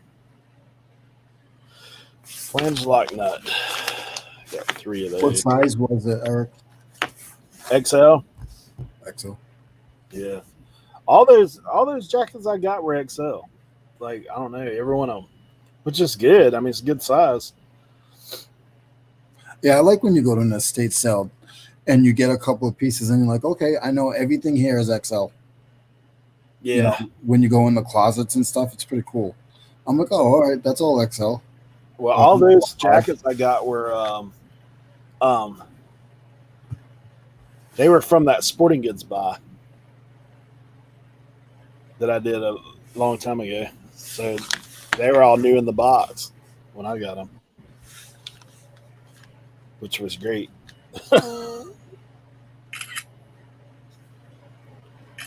Hey, thank you for having us on mute in the back. We understand. Sometimes we got to do that too. I got to do that as well. Sometimes I'm in the chat just listening, and I don't react interact. Let's see. Do not professionally, but just to make people smile. Oh, they're talking about being Santa. The smoother your system, the easier it is to sell the low profit items, having a good workflow. Yep. That's true. Tim had us in the background. Mr. Bill is going to hit up. Okay. Brandon's in the house smoking flips. Good to have you, bro. Tell you what, Brandon, buddy, can throw down on some barbecue.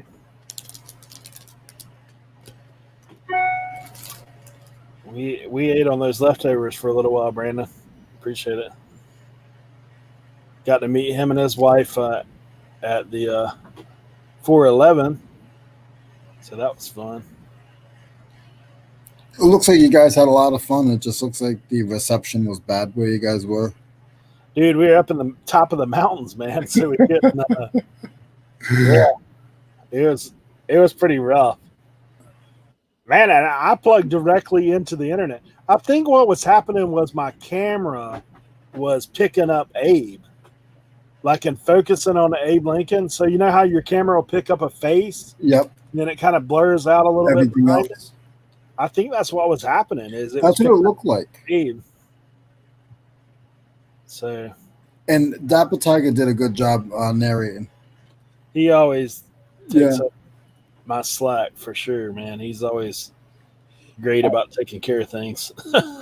It's so funny. His son's getting so big. I remember when he was just born. Did you see him on our live Friday? Yeah. He had him on there. Yeah, dude, he's getting big. He was born one of the days that we had our show, and he came on. That's what I'm saying. Yeah. I was like, bro. It's like an old nephew. Yeah, that's what I told him that day. I said, man, you got a whole lot of aunts and uncles. Oh yeah, yeah, for sure. They don't even ask. It gets to a point where they don't even ask you about you anymore. I was like, oh, how's your son? Yeah, that's how it goes. Derek said back in the day, an XL was really supposed to be purchased by a medium person. I think we've just got bigger, right? I think that's what it is.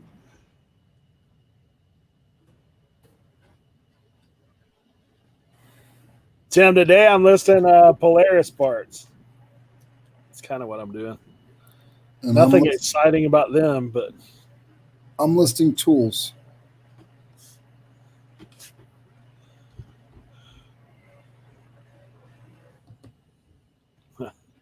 Mr. Bill said 2 sales are better than a stick and eye. Yeah, that's true. He said he's headed to the post office to drop off his packages. I still got to do that. I think at 3 o'clock, I'm going to switch over to shipping.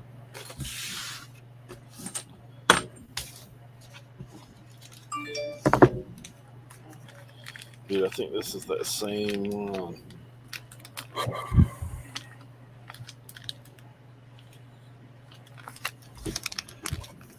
Yep, that's that same one. There we go. Button clutch.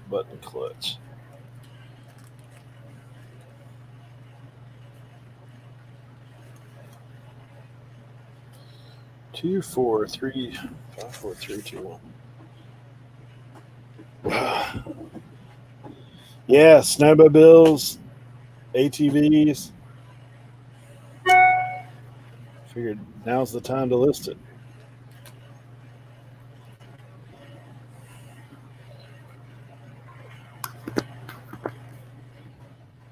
Lord knows I got enough of it.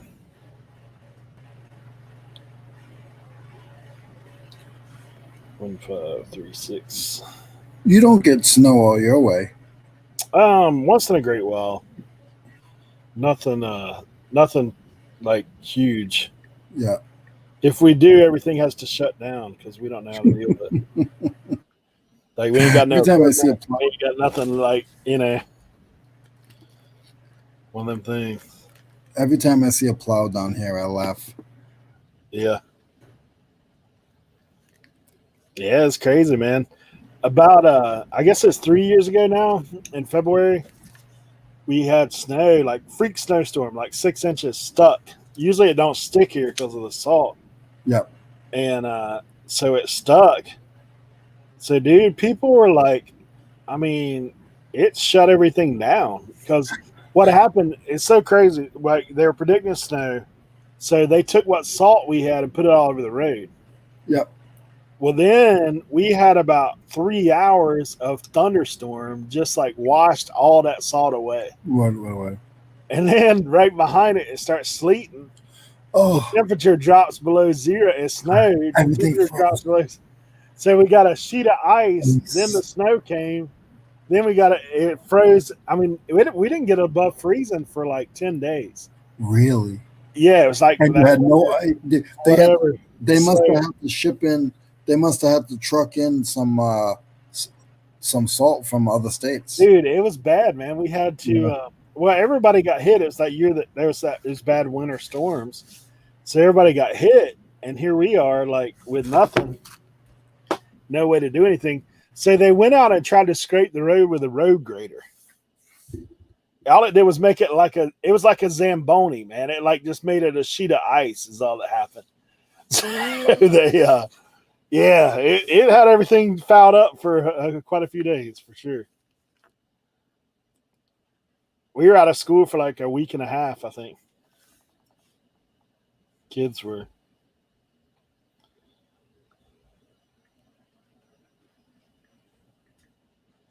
But man, the sound froze, which is, I mean, you talking about like the waves kind of froze. It's kind of crazy. But yeah, imagine in it to flip it. My brother lives in Minnesota, so he's always laughing about that stuff now. I was like, dude, you weren't laughing when you were living down here before. Good gosh. I do that now with my family up north. I will give them a hard time when I know it's not snowing here, but it's snowing there.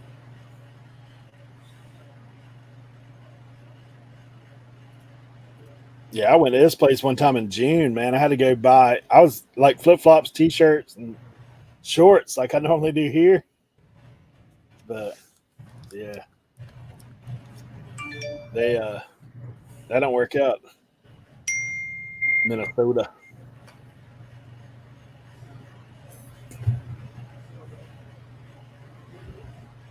That's right. And the flip, I think we talked about that before. My brother's in Hutchinson, or Hutch, as they all call it.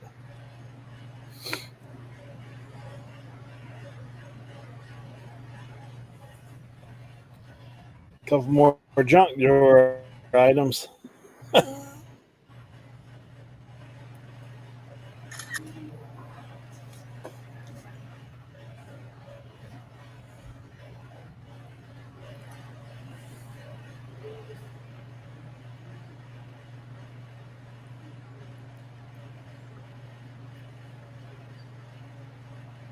Being out of school for a week and a half doesn't sound like a big deal anymore.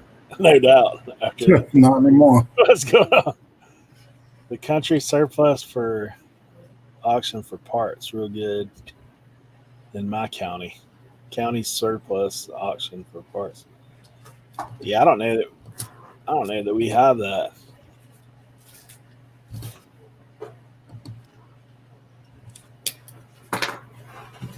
$90. Oh, okay.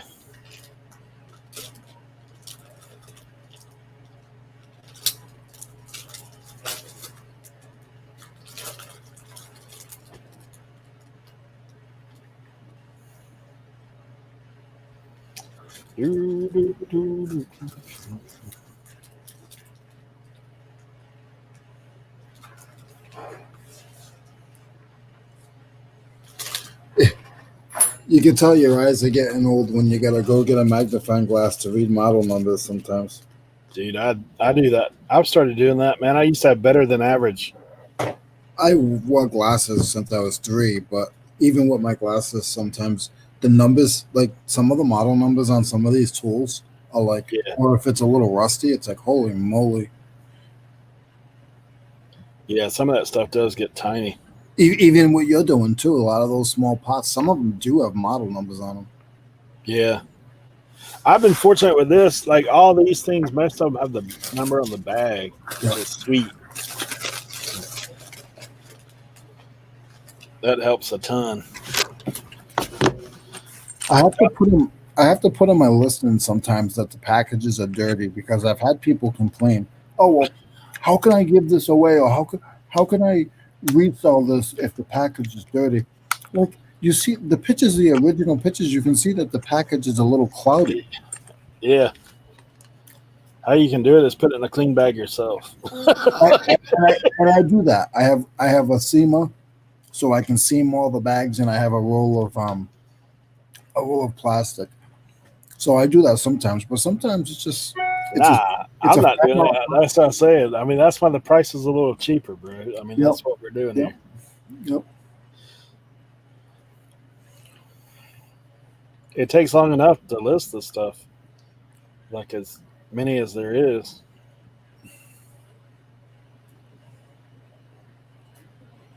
Yeah, some people are picky, man, for sure. Oh. And I still try to be respectful. I always try to be respectful. Yeah, I mean, I'm with you. I do the same. I may say some stuff, Under my breath. yeah, to myself, but Yeah. It's like you're buying. Yeah, I just sold something for $2,000. The person never gave me a hard time, and not saying right now, but in the past. And Yep. then you go to sell something for $6, and they're gonna give you a hard time. oh yeah, that's how it goes. That's for sure. The cheaper it is, the more grief people give you, for sure.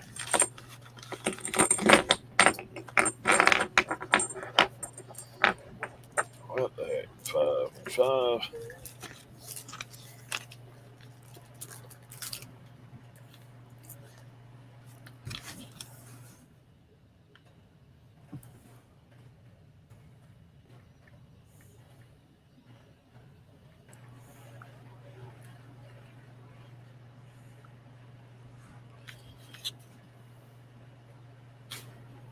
Four, 1, 3, 3.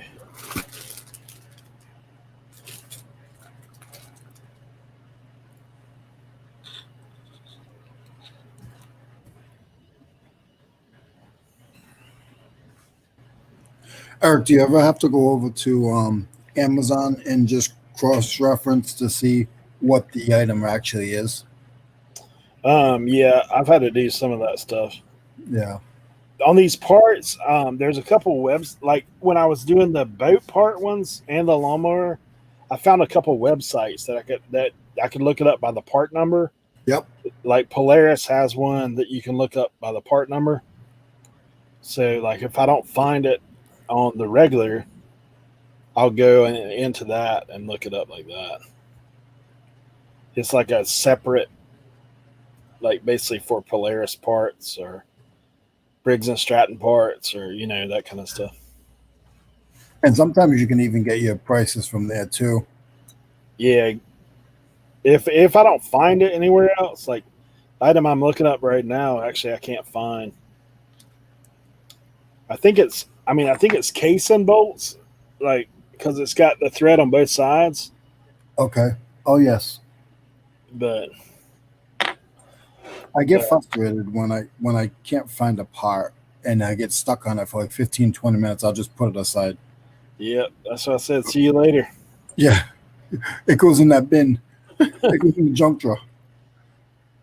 See you later. Yeah, when I punch in this part, it says crankcase gasket. So more than likely, these bolts are for that crankcase. Okay.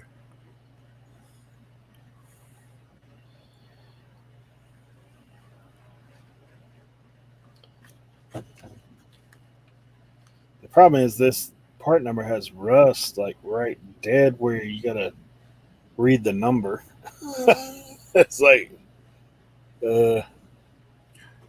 Because I deal with tools so much, I actually have a a grinder with a wire wheel, a brass wire wheel, and then a buffing pad on one side, so I can usually I can find the number.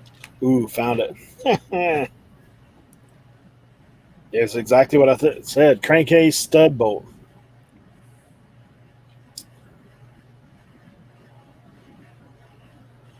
It is funny too. After you deal with stuff for a little while, you start like some things I can kind of somewhat figure out. Yeah.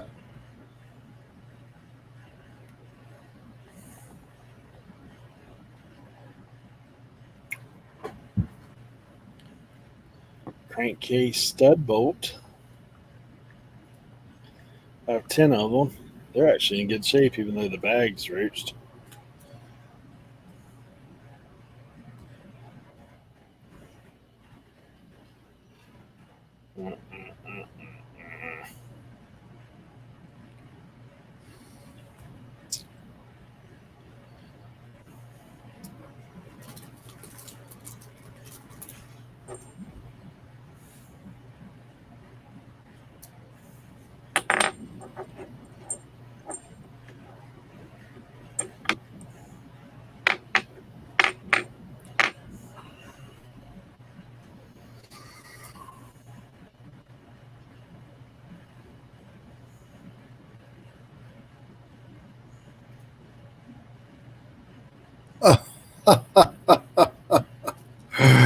I couldn't find the part that I'm looking for, so I just did exactly what I said. I cross-referenced it. I went on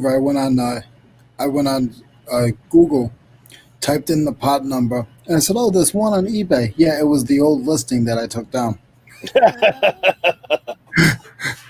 I've done that before too. I'm like, oh, that's nice. Can I use all the pictures and everything? I can't because I changed the stocking number. So that's funny. That is so funny.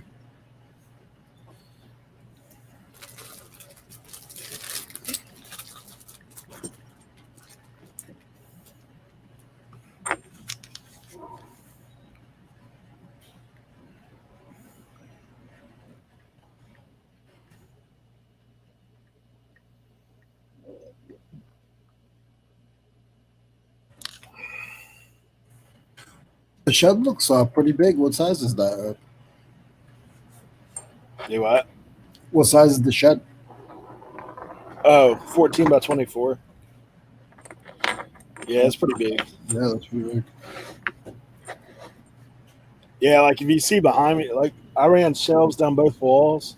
Like I've basically got 8 feet where I'm sitting. That is a Working area. yeah.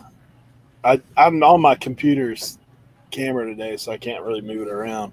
Yeah. But yeah, so I've put like a bench in right here, and for listing on this side, and then behind it I've got like storage that I got all my cleaning supplies and stuff. And then I have another table to my right that is like for eventually that'll be for packing. Right now it's for setting junk on. Then behind me in the middle, I have another shelving unit in the middle that's basically like back-to-back shelving units. So essentially I have like 16 feet on three spots, and then the far wall 16 feet as well. So basically like 4 16-feet shelves, foot shelves is kind of what it works out to. And then I got the taller shed. Like my shed's actually 7-foot walls on the outside. I mean, Okay. like, so it's not the 6 foot because I'm 6'1", so I'm like, dude, You need a little bit more room. it's not necessary that I have to be able to reach the top shelf. So my plan is to go up in the middle and like do the shelves all the way up in the middle. Is kind of what I'm thinking. But Yeah. we'll see. Try to get it all inclusive because one day in the future, when I actually have, hopefully, I'm able to get somebody to help me with some of the menial task of reselling, then I can have them just come out to the shed and work, and not have to be in my house. Yeah. So I have one listing that I, for some reason, I could have got a phone call or something. I only took one picture of. So I've learned years ago to just double that listing and then go and like zoom in, turn it to one side, turn it to the other side, and it's one picture. It's just one picture. I just zoom in different areas and it makes it look like it was different pictures, and it's really not. Yeah. Yeah, I've done that stuff. Well, like I said, sometimes I'll use other people's. Like if it's stock photo, I try not to use people's actual photo. But, and then I do the same thing. I'll just zoom it in a little further, like flip it. You know? Yeah, it's So, true. it's like you might as well, right? You got to do what you got to do. I'm not going to go back and take more pictures. Nah. Yeah, I learned that years ago. I learned it from.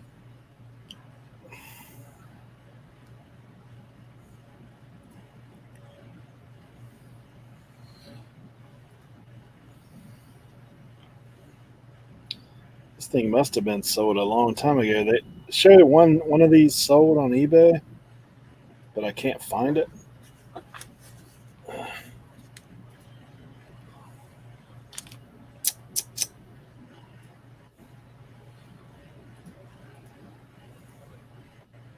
They must have been sold forever ago. That's it. That worked. I made that one picture 3 pictures.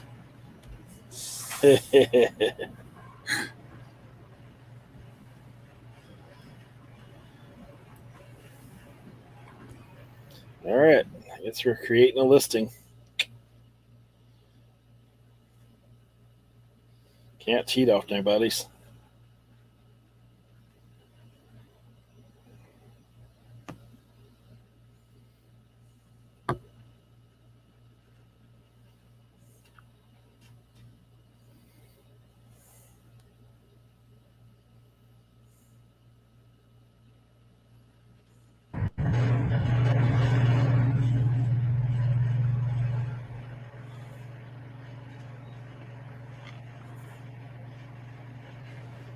My other computer was like 9 years old, and this one is like 2 years old, and it is so much faster. I'll tell you. Yeah, the processor on that thing was like, yeah, got the hand crank on the side.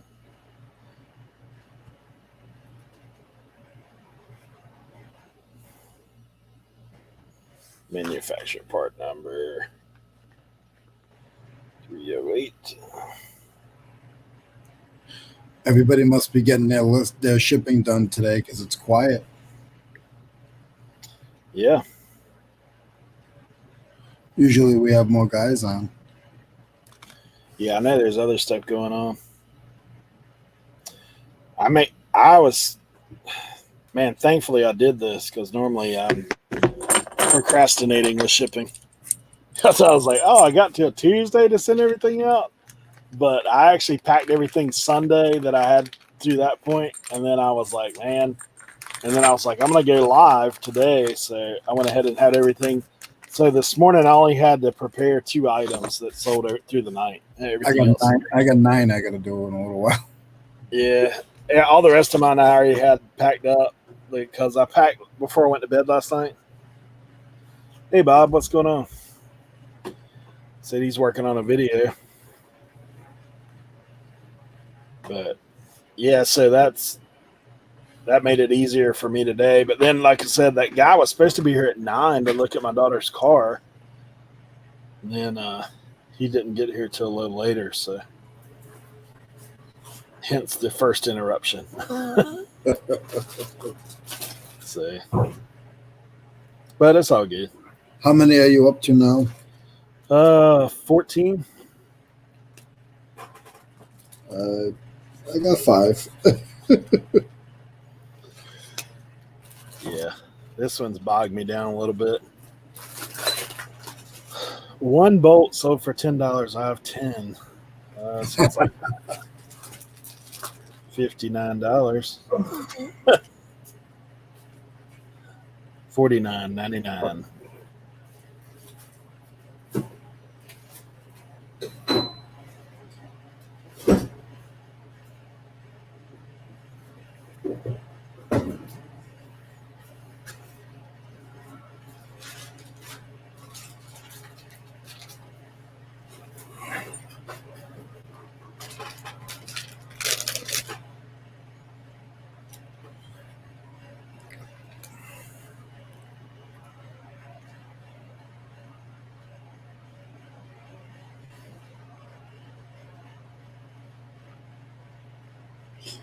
Eric, what do you average per day for your listings? Like how many listings? Um, I try to be at like 20 a day. Yeah. Love to be at like 50 a day, but you know, I gotta I gotta get like more consistent with it, to be honest. And you know, I've been actually hanging out with some guys that like kind of chatting with some people that are pretty big time eBay resellers, like they're doing mega volume. I've actually had a chance to talk with. There's a guy. It's called Tekken Sports. Is his channel name? Like he's not really on YouTube, Okay. Instagram.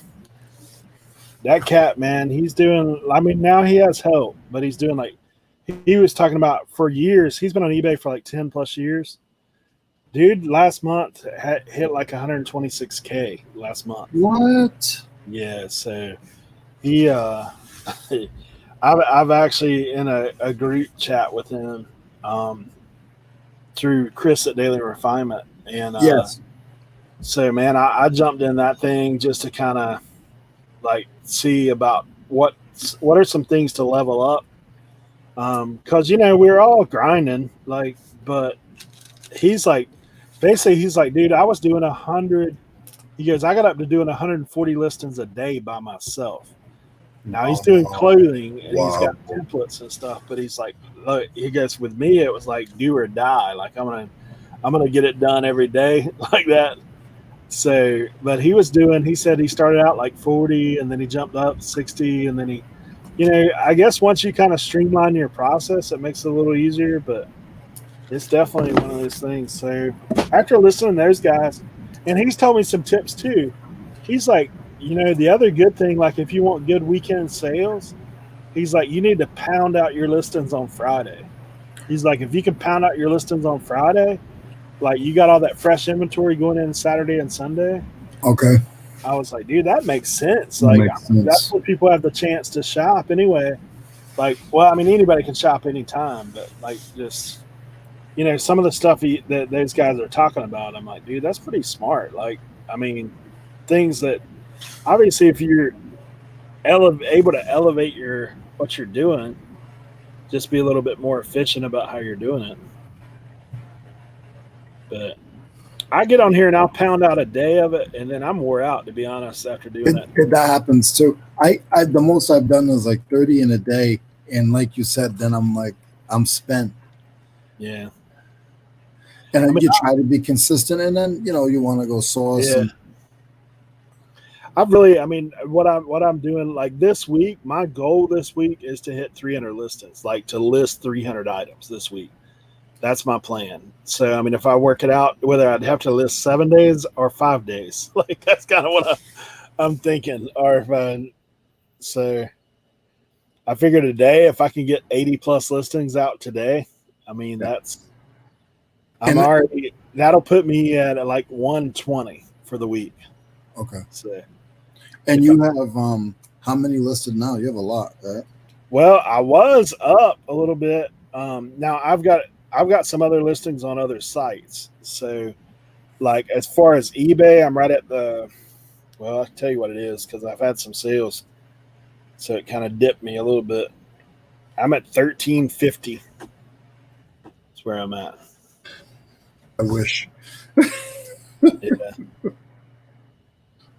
So it's one of them things like you just I'm because like I said before, when I left, I shut my store down, and then when I came back, I was switching up inventory, and I was starting to get confused. So I said, you know what? Because I started pulling inventory that I wasn't using and selling at the flea market, and yeah, my store was already dropped anyway. I said, you know what I want to do? I'm just going to start from scratch and just build it back up again and get rid of the old stuff, so I'm not searching for stuff because I had a good system before. So that's what I did. So I'm just about under 100 right now. I gotcha. Well, you know, I mean, you know what it takes to get back up. So it's just, and obviously, the more you list, the more you sell. So then you have to take an account for that too. Like, it's one of the things. But I mean, if you can really, because one of the things those guys have really talked to me a bunch about, and I mean, I get it. I understand it. It's input, output. Like the more you put in, the more you get out. Like it's it's just how it works. Like the guy's telling me, he said if you're listing 20 items a day, like consistently, and you're getting, I mean, like obviously we're not talking about yard sale like garbage, like not things that you're like, hey, this is junk, but I'm gonna list it anyway. Like I said, like those rusty parts, like me trying to sell them by the individual, that's just not smart. But putting them all in a lot, like you're saying, that's the way to go. So there's things that we do that can hurt us. But if you're listing 20 items and it's quality stuff, dude, there's no way you can't sell. I mean, there's no way. Like it's gotta come out. and you price it fair. I mean, everybody has their own tactic on pricing stuff. Me, I'm gonna be honest with you. I'm sort of a low baller, right? I know what I pay for my stuff, and if I look it up and it's worth $13, and I paid $2 for it, I'm gonna try to get $11 for it. Yeah, I'm gonna be one of the lower guys. It's gonna sell right away, and I move to the next thing. yeah. I mean, it's one of them things. I know for me, like more on home runs, I tend to price up a little bit higher.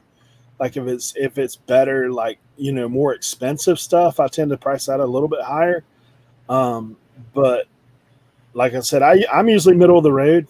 That's where I like to stay. I don't like to like go underneath too much, but I also comp things a little different. Like I'm looking at people.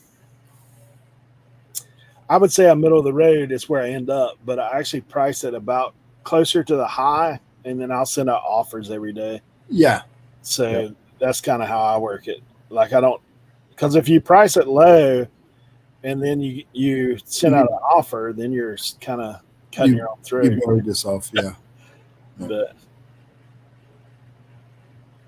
everybody, we all know what our margins need to be. Like for me, it's just a matter of, I really do see input and output. Like it's really kind of that's what I was trying to like. I try to explain to people. It's like if you have like, I remember when my store was up past 300.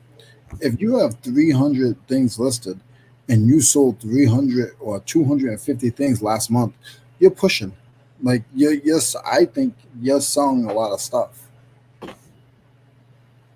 And my numbers were always like more than half of what I had listed. So if I had 300 things listed for the month, I sold 250.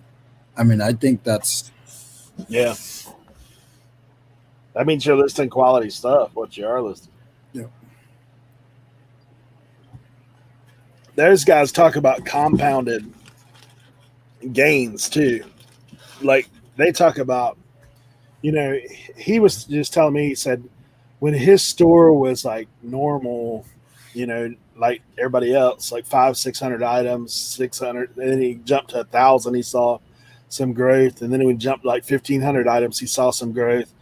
But see, here's the other side of it. A lot of people think, well, dude, I listed 100 items, like where's the sales?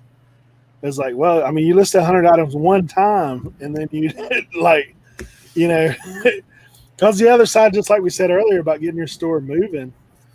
I mean, and this is something like I've kind of heard is like, man, if you like, say I listed like today and I pounded out, I hit my 80 listings, and then I list the rest of the week, and then I'm complaining about, I mean, that's not going to work. There's no activity. They want to see activity. Yeah, I mean, they're more apt to push you. And like I know, I don't know, Tommy's probably listening at some point here, but I know he said before too about the whole, you get a little push on a new item. Like if you list a new item, you're going to get a little push on it. Like you initially get pushed out to people when you list something new. So if you're listing consistently, then your sales are going to reflect. Like you're going to be getting a little bit more push. And eBay obviously is going to reward you for listing. And that's why I like these $8 sales. Like these $10 sales, I actually like them because it seems like I'm actually like it's getting me more like views just through my site alone. Like, you know what I mean? Just through my store alone. Yeah. And like you said, it's active. And I heard too that they see like if you have too many things and you're not shipping like right away, the algorithm sees that as well. Slows down. Yep.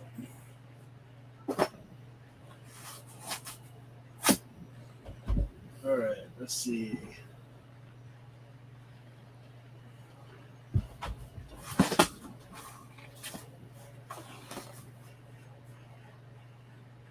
This is that old. We're getting in the old here.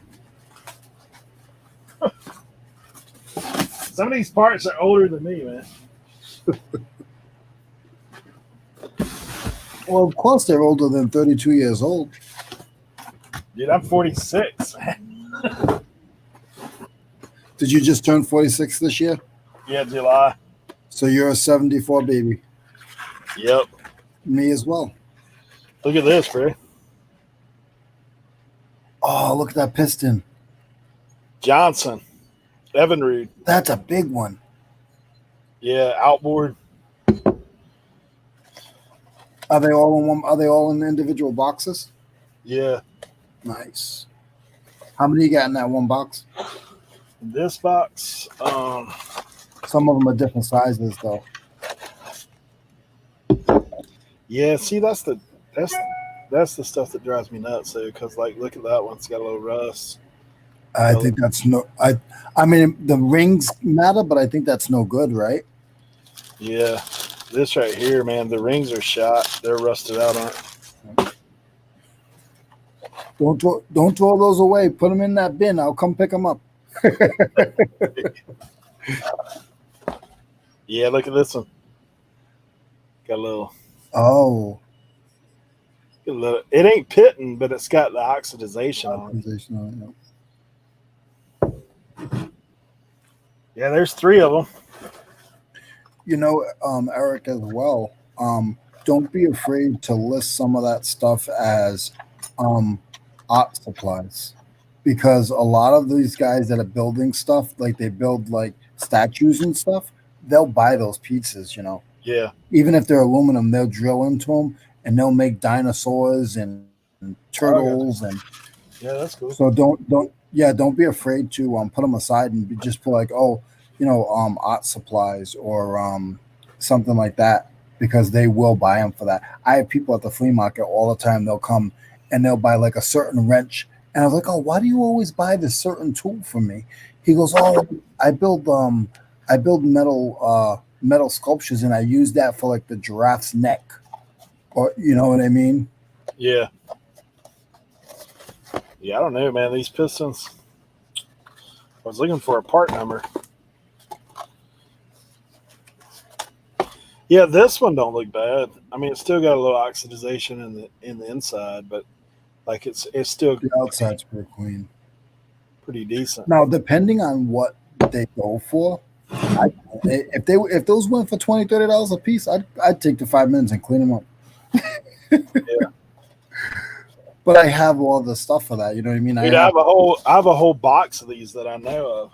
Yeah. Yeah, when I got looking up these Johnson parts last time, dude, 1973. Wow. Wow. Yeah, I was born in 74 as well. My birthday's coming up in November. sell them as paperweights, what Tim said.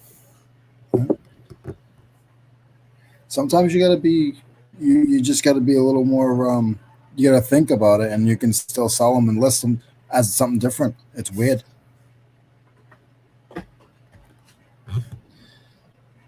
Yeah, there might be some compression. I might be selling them as weight. To my parts guy. They're all aluminum, right? Yeah. Yeah. I think so. Hey, you could be selling cat tablets. Yeah, some of this stuff just wipes off. Eric, you could be selling cat tablets. Hey. Yeah, Tommy said no two stores are alike. That's true. Is that the Slim Jim, Tommy? Yeah. Tommy, how are you, buddy? What works for one has no bearing on what works for another. That's it.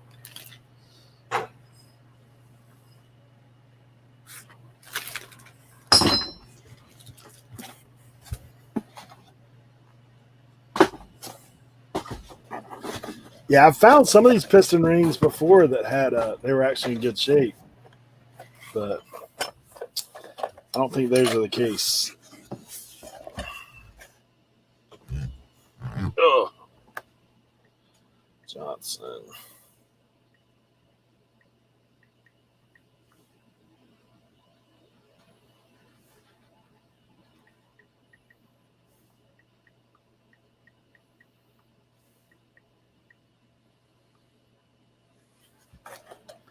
This is actually a little newer.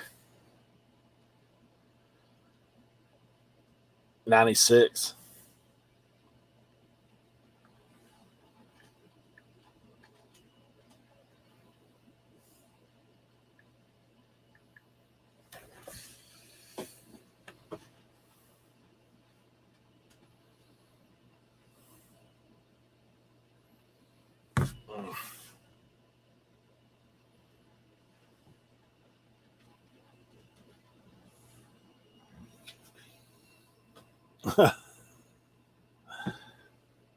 Lorinda. Hair tornado. uh,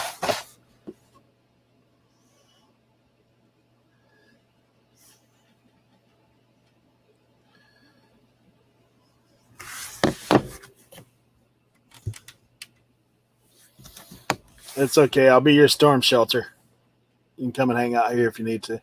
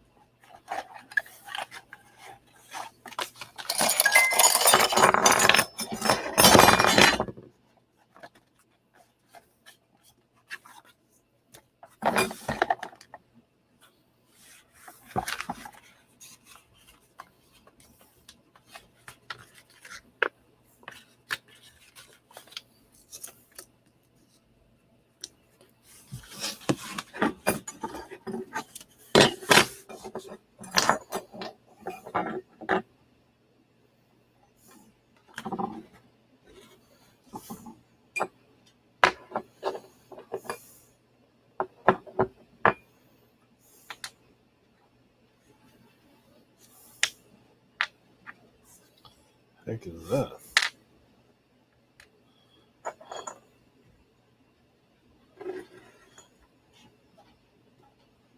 Huh.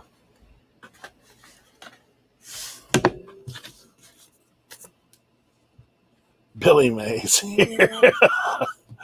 Oh gosh.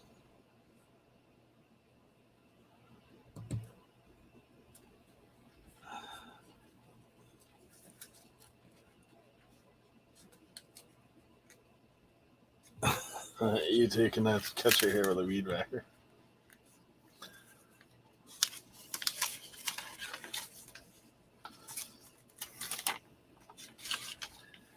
Whew.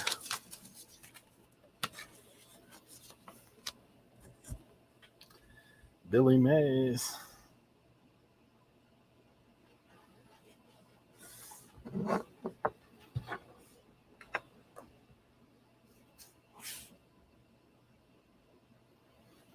Hmm.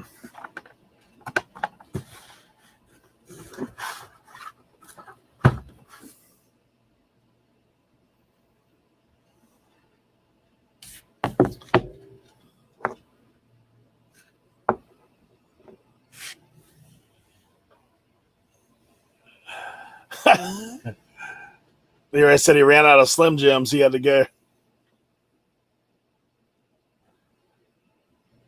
That's no problem,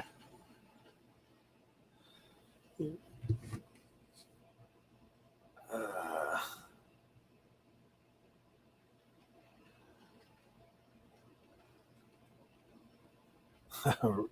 Rob's watching.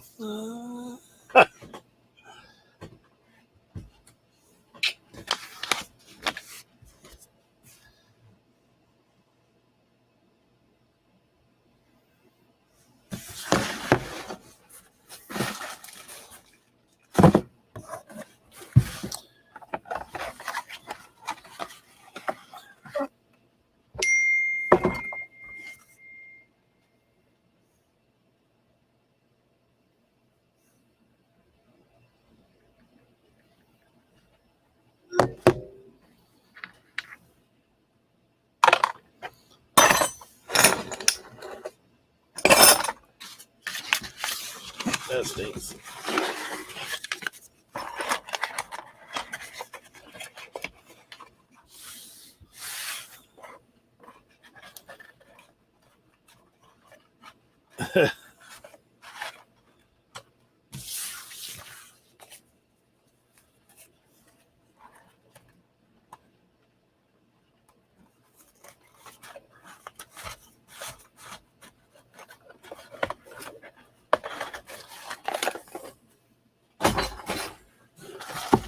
Oh.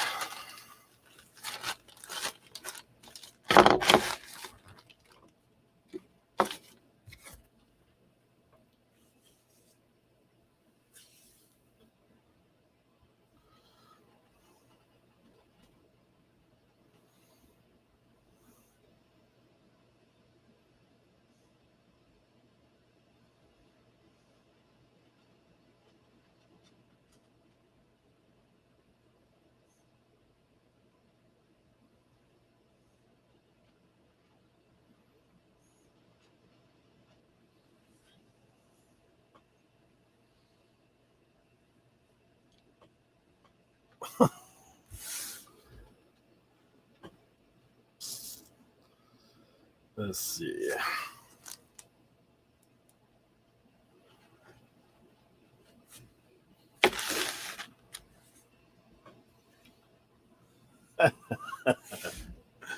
Billy Mays.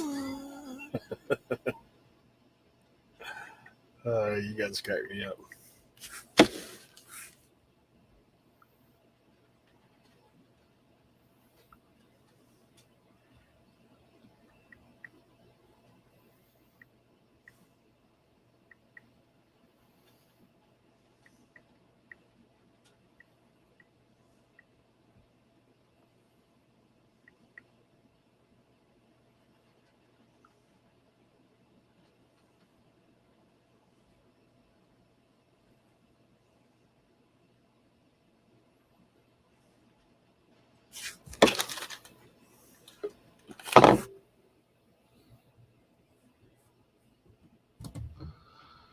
What's up? What's up, Eric?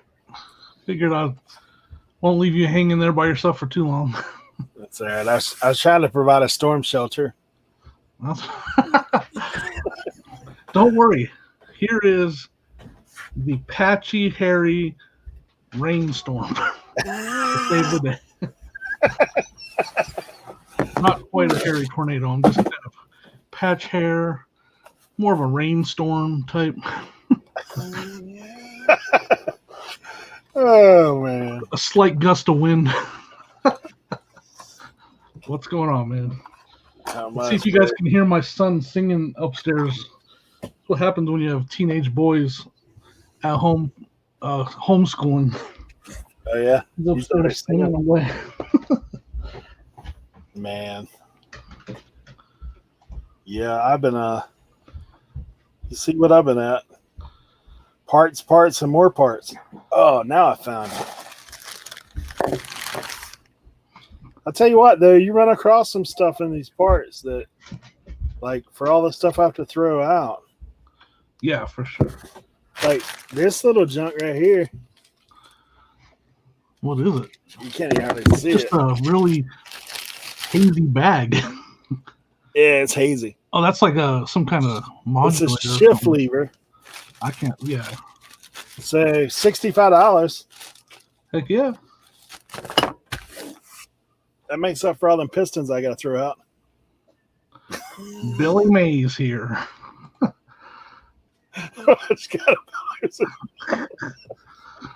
Oh my gosh. That's funny. I'm not laughing, but I'm laughing. All right, let's see. I gotta get to listing, so let's see. You think you're listing something cool? I'm listing Mary's Moo-Moos. Don't be jealous. Don't be jealous. What is that? Exactly. They're little cows, all right? They're little decorative cows. Now, I usually don't buy stuff like this, but when you go to a thrift store and there's 15 of them for $4, yeah, I'll buy them. So, like, they're little. There you go. decorative ceramic cows. There was a bag full of them at a thrift store. Dude, I've seen some of them things before. I was like, you know what? For $4, I'll buy them all and sell them for $5 a piece, and I'll be happy. There you go. Sell one, you're in profit. And then my wife actually took pictures of them in the whole. Oh my gosh, this one's so cute. The whole time. I was like, oh boy, maybe this was a mistake. I was like, you're not keeping them, all right?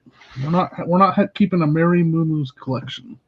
Now when you wake up, there's little cows staring at you everywhere.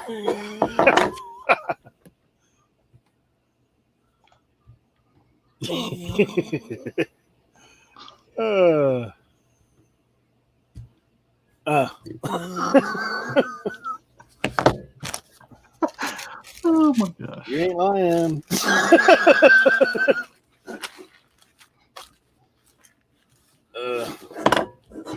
Billy Mays.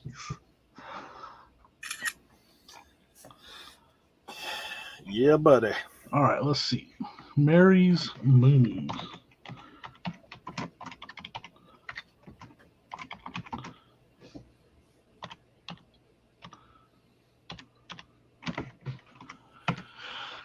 $49.99.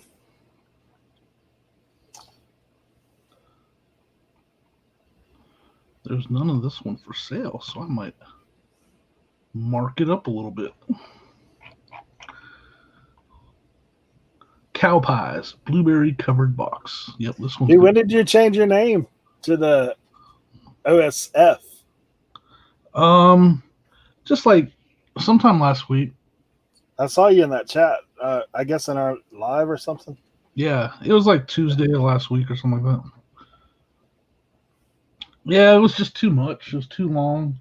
Yeah. Everybody, it's whatever.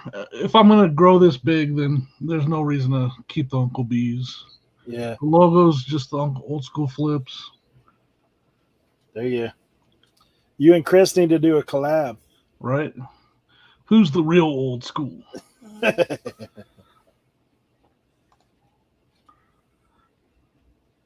Paint your glass for next yard. Oh, man.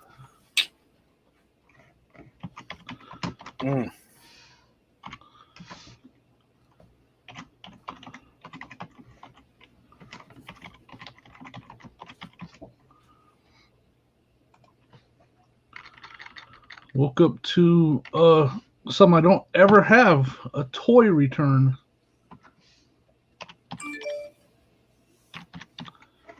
I think I'm getting scammed, though. The arm broke off of this toy. And he said it didn't happen in shipping. And I'm like, he said it wasn't shipping damage, arrived that way. And I'm like, no, the pictures obviously show this toy was not broken. We'll see when I get it back. Yeah, I just got back a lawnmower belt today. I wouldn't even have took it back, but it's like a $27 belt. So I was like, I'm going to make you send it back. Yeah, well, the thing with this return is like he's had it for like 7 days, and he said it arrived damaged. Well, you've had it for 7 days. It took you 7 days. And the toy literally looks like it's been chewed on, like a dog chewed it. In the picture that he sent me. So I don't know. We'll see. I'll get it back, and obviously I do free return, so I have options. But it's kind of like,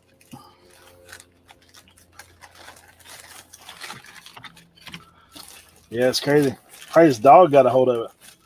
well, that's the picture of it. The picture he sent me does not look. It looks like it was destroyed. But then he's gonna say it wasn't shipping damage. Like he wanted to argue with me, and I'm like, okay, well, you can see in my pictures it did not leave my house in that condition. The pictures clearly show that.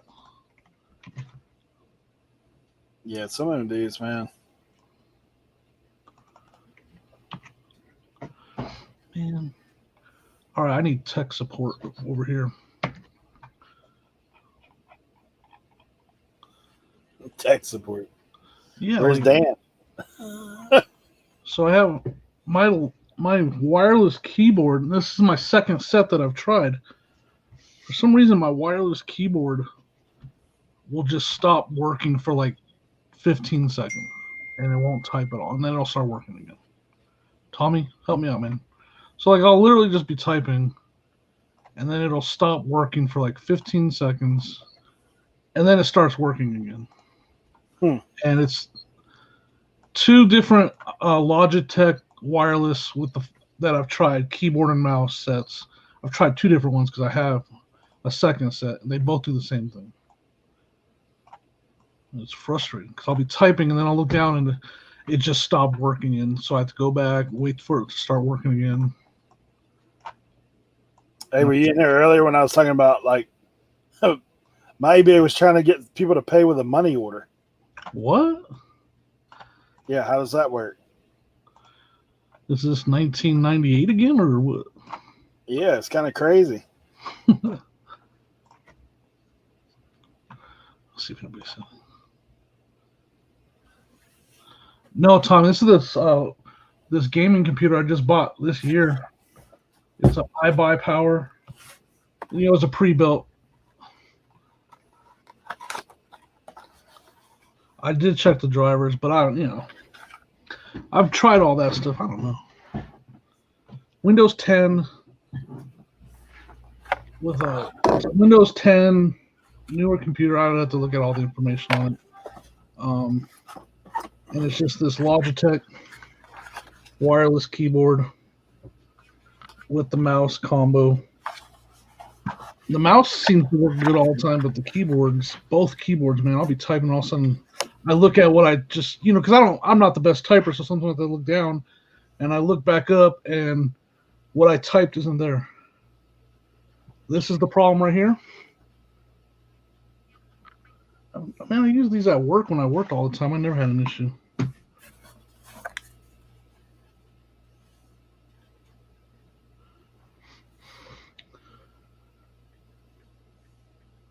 Here we go. I get it. There's different, but I've never had an issue with, I worked in customer service for 2 years and used basically the exact same setup. Never had an issue. Now all of a sudden, and even early on with this computer, I didn't have the issue. But now all of a sudden it's doing this stupid thing. I'll try it. Maybe I just don't know how to update the drivers, but I move to USB 3 port or 2, vice versa. All right, I'll try some different USB ports.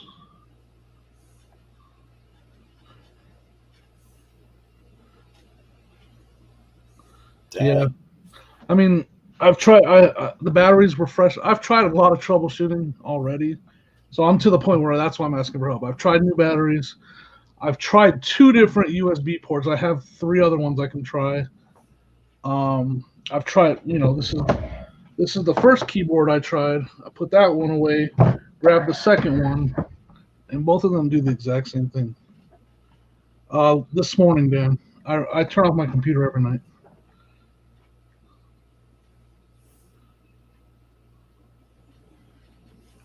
And it's been doing it off and on for 3 weeks, 4 weeks now. So it's something I've been trying to troubleshoot, and I'm finally to the point where I'm like, I don't even know what the heck it could be.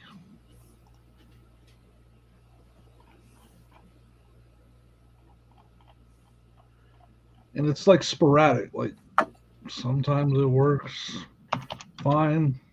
It'll work for an hour without an issue. And then out of nowhere. And I thought, okay, maybe it's the internet, something's wrong with eBay, right? But then I'll go and type in my search bar on the bottom, and it won't type there either. It's pretty crazy. Yeah.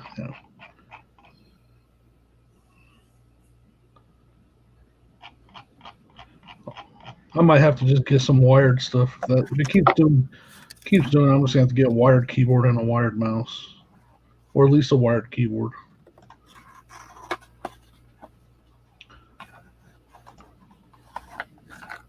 You read all that chat?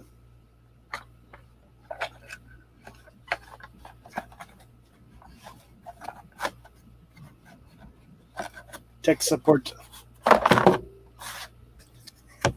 You need to call Peggy. All right. That old commercial with Peggy. Hello, this is Peggy. Yeah,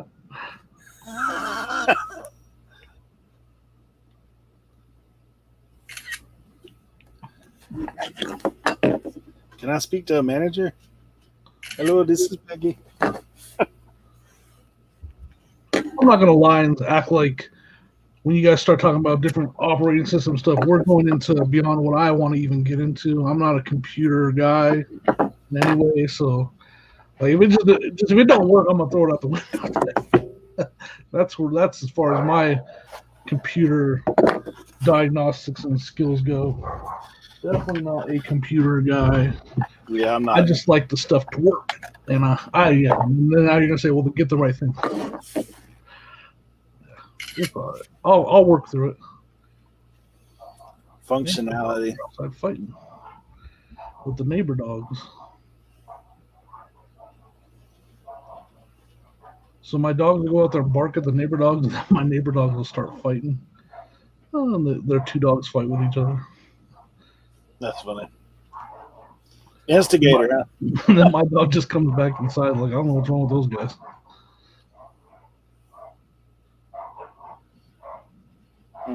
Yeah, I've tried that, the task manager, like it's always, the memory's always wide open. Like I'm only at like 25% right now with StreamYard and eBay and everything going.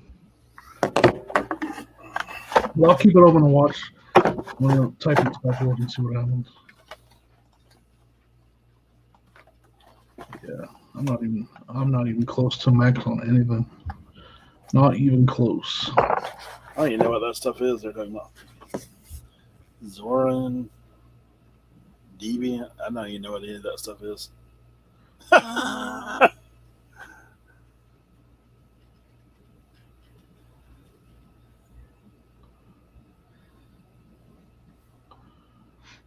right, let's just keep. I'll see if it happens again. Did it reconnect? All right, let's see here. J1. Ugh. Killing me with this.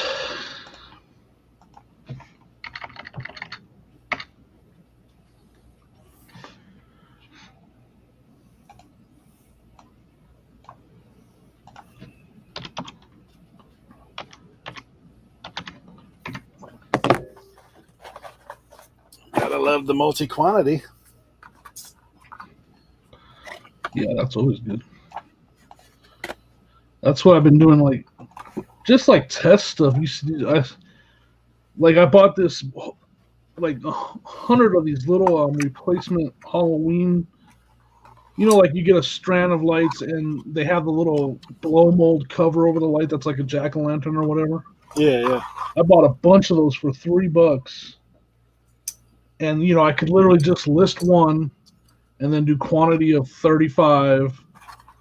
And this last weekend I sold 4 of them for $27. That was nice. Those multi-quantity item listings are awesome.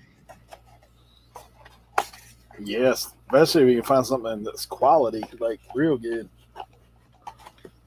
Like I literally, when I bought those, it was like, oh, this will just be like a little test. We'll see if it'll even sell. Well, now's the time for Halloween, yeah. Depending on people are having it or not.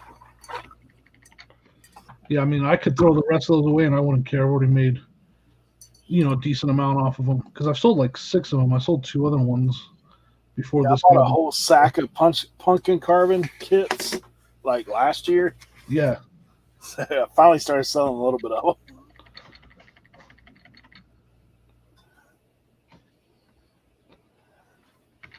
But same thing, like I bought the whole bag for like $4 or something stupid. Yeah. Like after Halloween last year.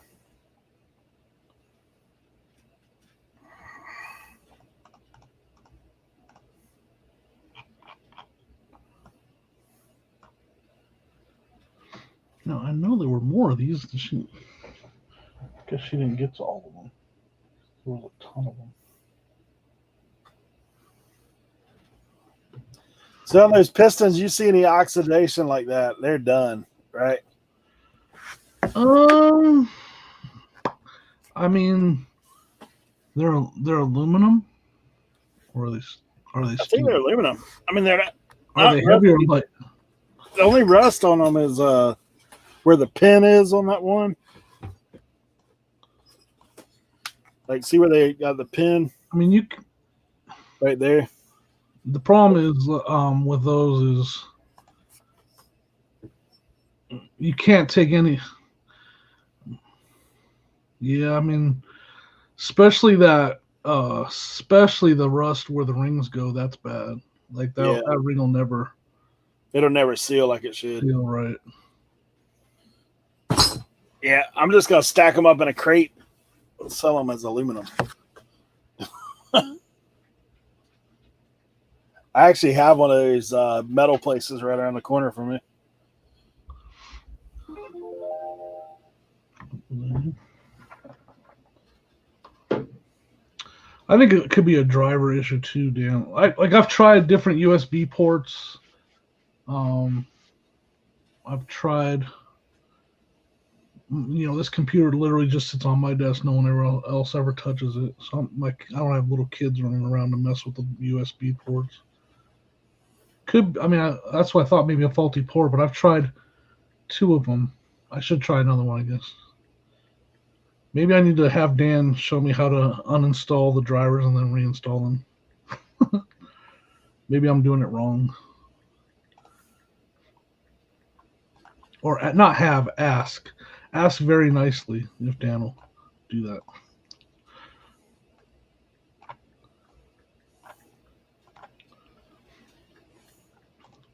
But for today, I'm going to work through it. Ain't nobody got time for that. Gosh dang it.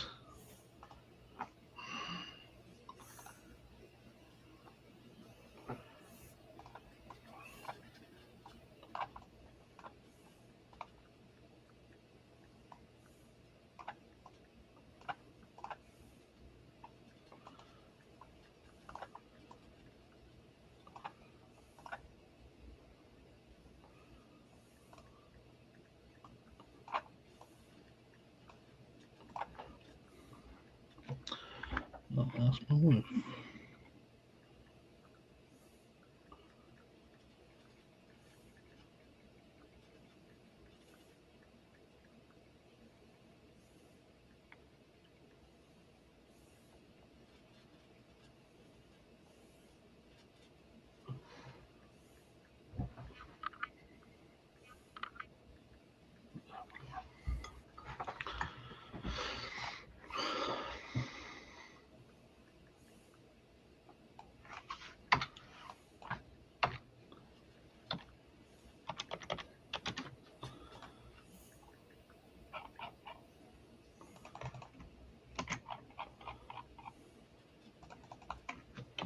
All right, that's enough cows for today.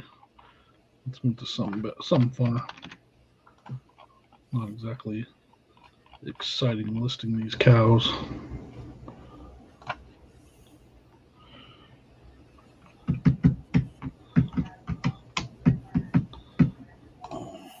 You use that Terrapeak at all? Only on stuff that there's not a lot of history on. I don't think I've ever used it, period. It's been so like these game pieces right here that I told you about a while back. These they're called. Well, you can't see it. They're like game pieces for this game. There weren't a lot of information on these. Mm. The game is called Navia Dropped. Okay. I literally, when I first looked them up, there was hardly anything to go on. So Terrapeak helped me with that. I got you. I was able to find quite a bit more information on them going back 365 days. Yeah, Tommy, I think it's gonna help in the long run changing my name. Easier to search, easier to say. I'm not gonna say who, but me and Dan have a little joke because one time someone gave me a shout out, and they're all that. I don't remember what they called me. Dan remembers what they called me. It was hilarious. That Brother B's old school or old time flipping or something like that. They totally butchered it. Oh, man. I guess it is a bit of a mouthful saying that whole title. Uncle B's old time flipping or something like that.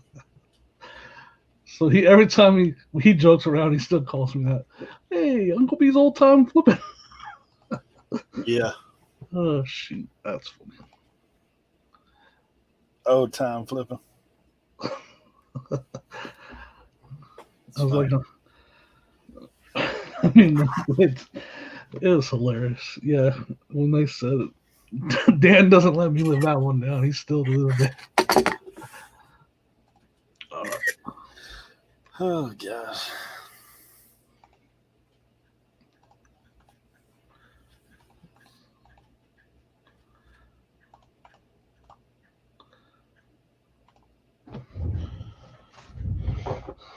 Man, I love my local thrift store. Like just that one that I go to that's like I found these 2 brand new sealed toys. I paid $2 for these. There you go. Both of them, they were in a bag together. It's like, really? Dude, I hadn't been in a thrift store in like probably 3-4 weeks. That was funny last night. Dan was in Joey Bada Bing's live, and they were like, now the next thing we're going to do a giveaway, but the giveaway is we'll buy some from your store. And Dan was trying to win. I'm like, Dan, you don't have an eBay store. You could have been like, hey, Dan, let me give you the store link. Here's the link to my store. You can play for me.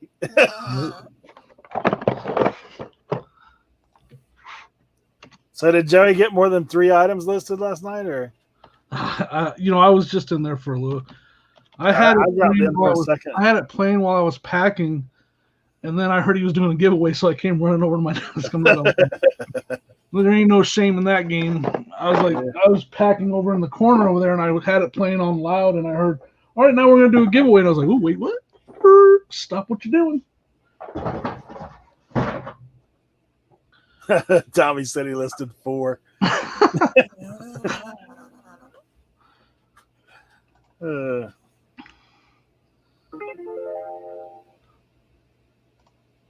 Ooh. I hate that sound because that's the sound I heard this morning when I got a return. Now you know what that is? That's my turntable belt showed up. Ah. Dude, I just bought this turntable for my estate sale. I actually bought 2 of them. One of them I already sold. It actually went out today. That thing was 21 pounds, bro, going out. Oh, dang. But it's like 80 some bucks. So like the guy paid like 30 for shipping. But, yeah, the other one's a Pioneer. It's like $235.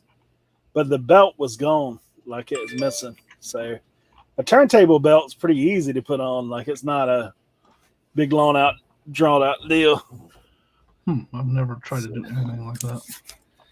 You can actually, like, there's 4 screws on the bottom. You pop it off, and it's literally like 2 little places you put it on. It's pretty easy. So I was like, the belt is $9. I was like, yeah, I think I can put that on. Take care of it.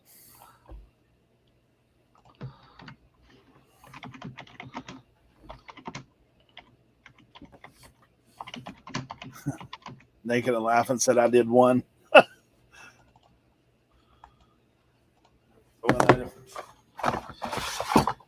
Oh man.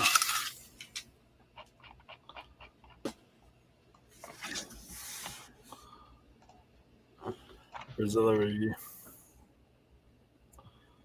Tommy said he's waiting on you see that? Waiting on Dan's book to come out on resellers. Right. He's in more reseller chats than the resellers are. He's studying.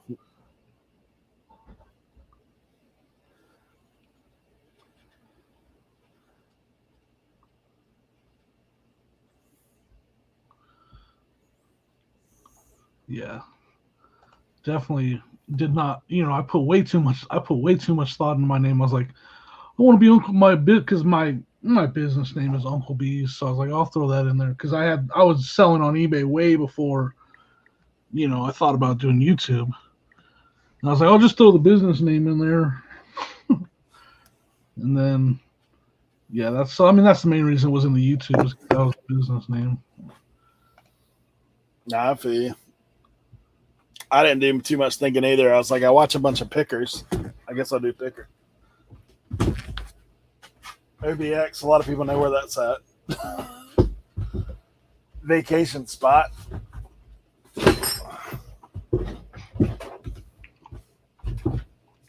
No, I mean, you got your name that's actually a really good name.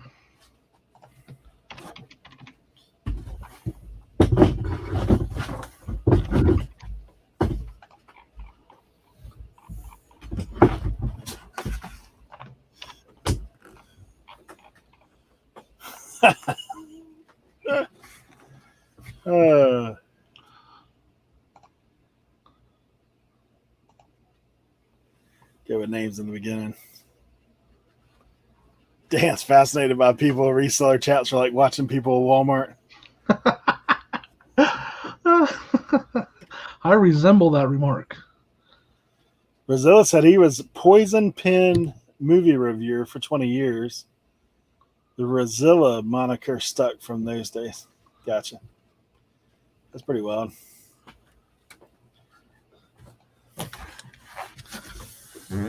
People of Walmart. Those videos are pretty funny. Oh, no doubt. Oh, my nephew's listing hats. Sweet. I just had some drafts start to pop up. Right.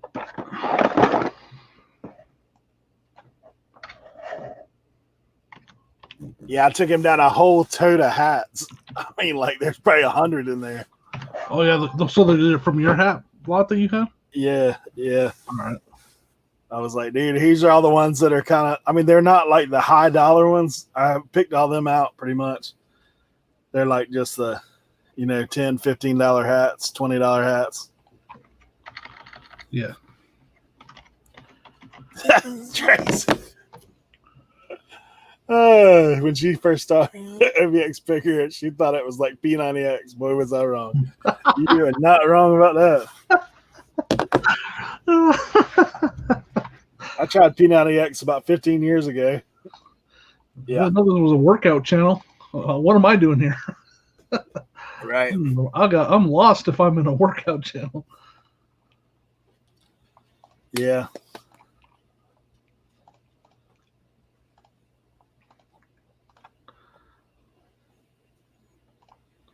Yeah, it's funny.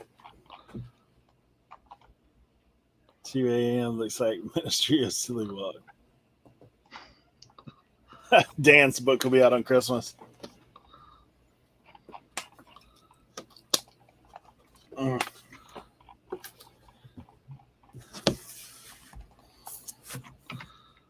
that's true, Tommy. Like I thought about changing my name at one point just to like more generic, but I don't know. We'll see. I think your name is good. I think it's pretty. My latest video, we were doing some apple picking, so that's a little different. Yeah, I watched that. Yeah, that was a good video. Not the greatest of edited video, but I had the biggest chunk of that video. I had my finger over my phone because I was shooting off of my phone. Oh no! Yeah, so I had to edit that junk out. I feel like if you were a shorter person, you wouldn't have nearly as much luck picking those apples. Yeah, all the lower hanging fruit was gone. No, you definitely, man. The low hanging fruit is gone. Hey, do you see my nephew? My nephew's on his dad's shoulders. Like they're picking the top. It's funny. Hey, Dave's in the house. Tess. What's up, Dave? You have to study grilling for the best angles. Yeah. Oh, that's funny. Yeah, I nailed it like one of those videos where people are like, nailed it. You ever see that stuff? Yeah, where like they bake a cake and it's all messed up. Here's what it's supposed to look like. Here's what it actually looks like. Nailed it. Oh, man. Holy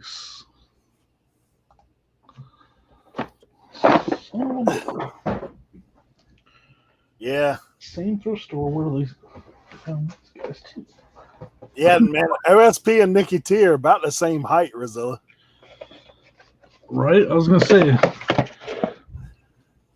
I got the height advantage on the other old school. Yeah. I could imagine little arms just help. Please not watch.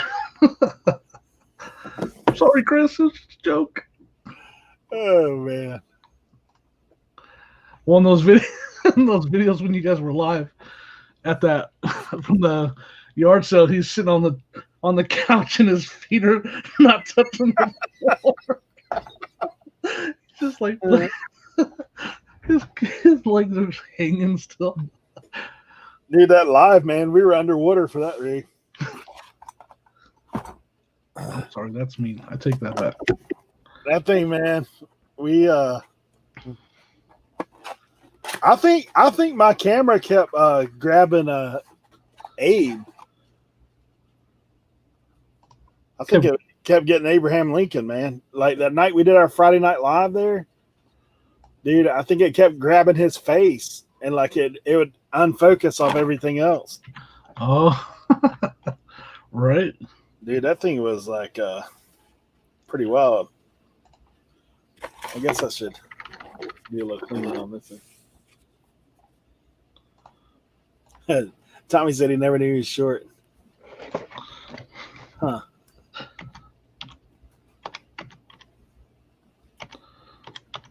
Larry is short. He looks tall. I don't know about Larry.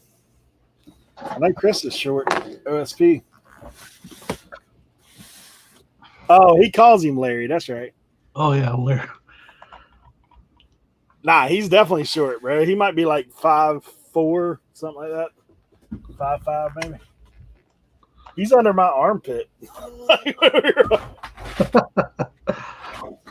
He rode with us this last time, though. When we went out yard selling that day, I was like, dude, you can ride with me. Oh, I'm not gonna. So have you watched any of those videos when that dude off the lawnmower was like freaking out on us? Everybody talked about it, but nobody actually got the captured footage. Chris sent me the only footage he got was that dude taking. They look like he's like walking real fast away, and then next thing I come in the camera shot behind him, and he's like, "Dude, that guy was running when he saw you get out of the car." Because I told him, I said, "Man, I could toss that dude in his little lawnmower in the creek. Like there's a big like pond down the hill." But it's funny what Dan just said. How it used to be a one-sided conversation when I talked about reselling. Now when we talk about reselling, I'm the one asking the questions.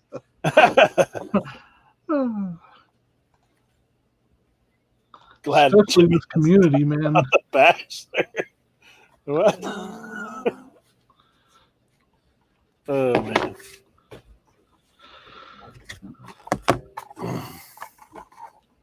Where are the brothers Daryl? Larry Darrendo.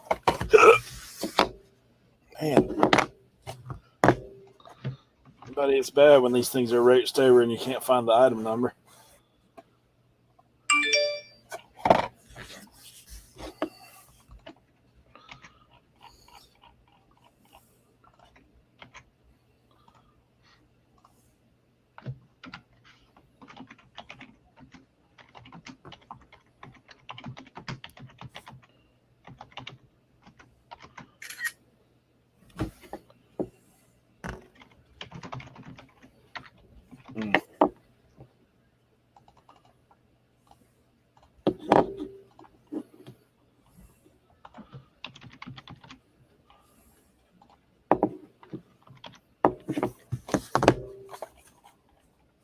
So I'm listing this toy right here, and there's only one for sale in the U.S. and they're only selling for $10 plus shipping. But then there's two from like the U.K. and one of them they're asking $50 plus like $20 shipping or something like that. So the question is, do I price it high and wait for that one to sell?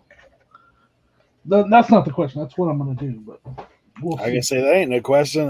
You already answered your own question. Yeah, that's what I'm going to do, but we'll see if I'm going to list it at like $40 and see what happens. With offers open pretty good. Yeah, like, so the one here they're selling for $10 plus $5 shipping. Then there's one from, it doesn't say where, but it's $13 plus $55 shipping. And then there's another one, $50 plus $20 or something like that. Yeah. Like, it's weird. Not a lot to go on. So we're going to price it high. Bro, what the heck? Sometimes Google Images just like lost its mind. Yeah. I took a picture of this. You know what it shows me? Motorcycle tailpipes. How do you get that from there? Does yours let you do that zoom? Like after you take the picture, then you can crop it better? Sometimes when you crop it after taking the picture, it'll bring up a whole different set of results. Yeah, I'm like, what is this, man? Like, how do you get that from that? What's up, Barry? Thrifty Santa? What's going on, man? Man, it's been like 2 years since I've seen that guy. No, year and a half. He won my jacket. Yeah, I saw that. Yep. Yeah, he's a really nice guy, man. Really nice guy. Might have found it. Yeah. Did you do that crop thing? I don't know why. Like I'll take a picture of something, nothing good comes up, then I crop it, and then after cropping it, it works way better. Yeah, it's some kind of housing. Let me see it again. Looks like that on one side. It looks like a shaft for like a fan. Or is the inside got? That's the back side. Is that got bearings in it on the other side? Does it turn at all, or is it just like a? No, it's stationary. It's like rubber almost. Like it's gonna seal. Kind of pushing in there then. Yeah. Like it's gonna seal whatever's there. Yeah.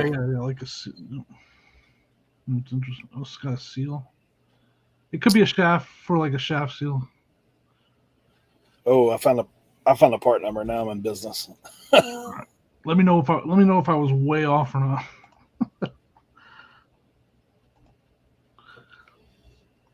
Dude, they have this at Walmart? What?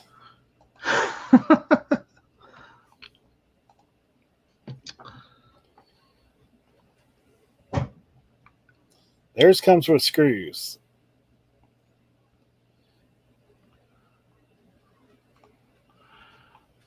Mine is the OG. Original. It's an OEM. See, that's the thing. It's a water pump impeller housing. Yep, that makes sense.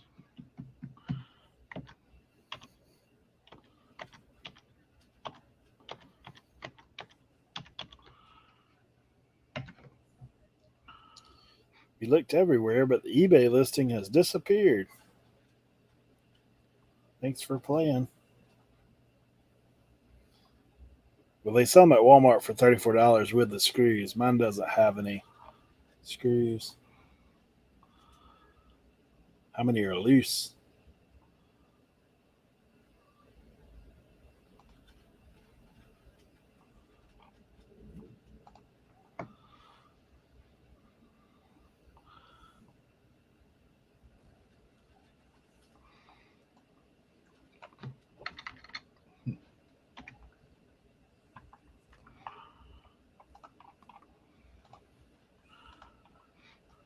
I hope these toys sell during Q4.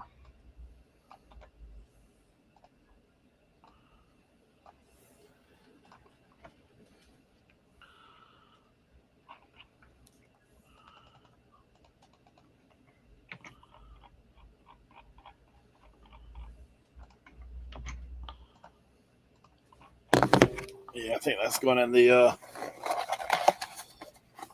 ejector pile. All the ones I see have screws with it. So.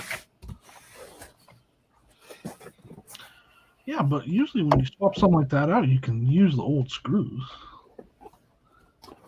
Yeah. But there was one listed with screws for like $9. Oh, okay. So. Yeah. You be seeing the junk drawer lot coming. Hey, this is just a bunch of random junk. You want it? Oh my gosh, what the heck is this?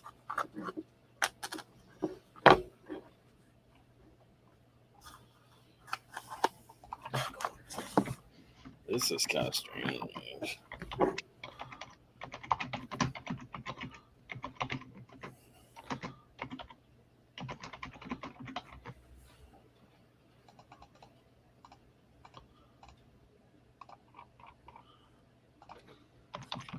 I gotta find my charger.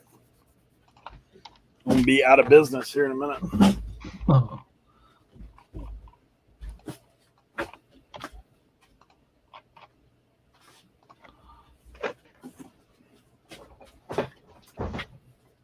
They got a plush the other day at the yard sale.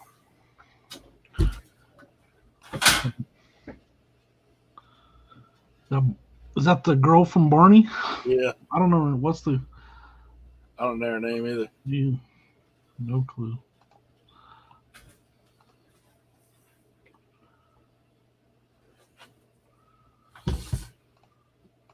Oh.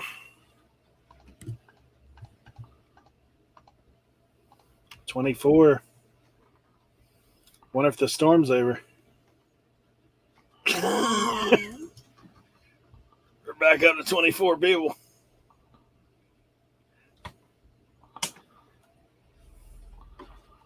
Old.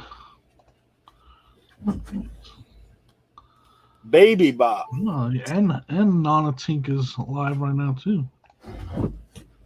She's doing a jewelry bag opening. Oh, she got jewelry auction stuff.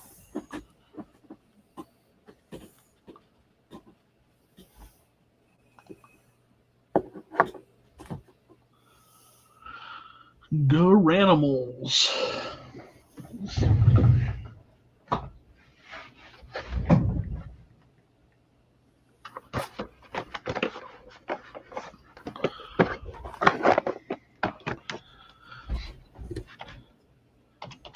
What's she doing?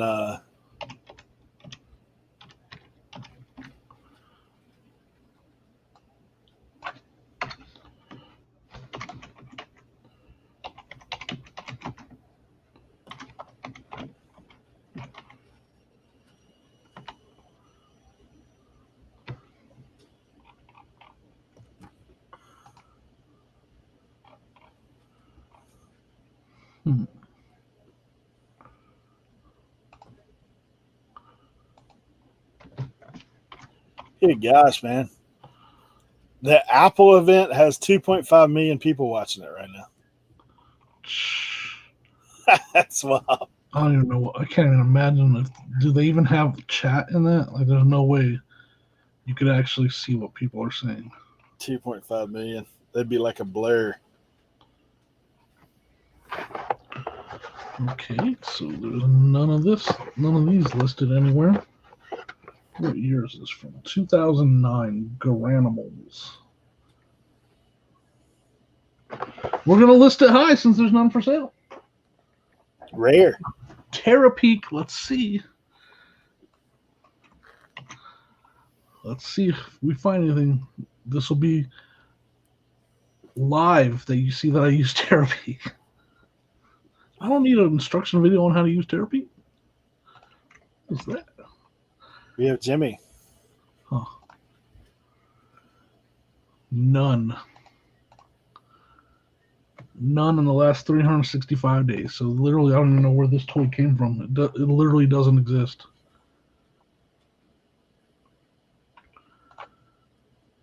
You there? Oh, man.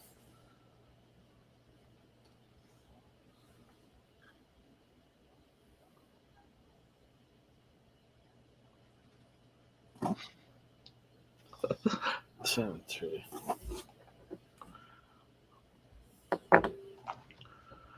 So I gotta actually, I can't do a sell similar because I can't find one. So I literally have to. I'm stepping out of my comfort zone and create a new listing. What? I hear you. Do all these look the same? Because something looks like it's missing.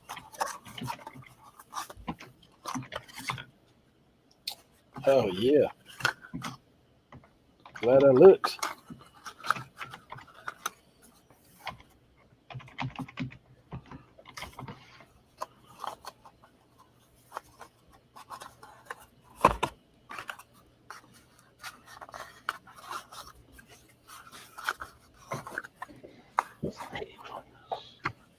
Three plus.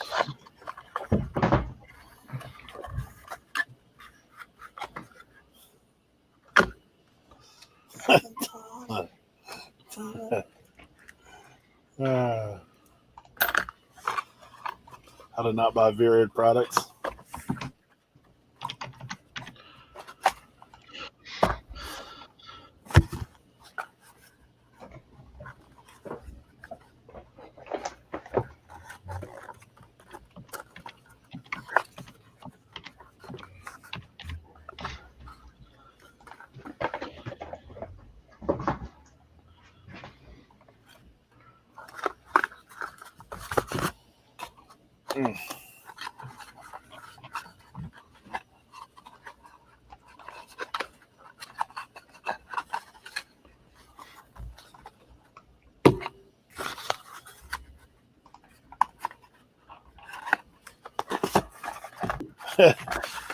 What does the new iPhone even do? Tracy was talking about. I heard they're making the screen is going to be the biggest one ever on one of them. So it'll be one of them's going to have the biggest screen they've ever had. That's the only thing I've seen so far. Because they're introducing like multiple different. I know Dan knows because he is a huge iPhone guy. What's up, Show Me Pickers? They're introducing more than one, basically just different sizes and maybe different, performance. I don't know, but I know they're introducing more than one. Dude, I guess I can't. I don't know. I guess I can't sell this. It's missing. Every one of these are missing parts off of it. Yeah, that sucks.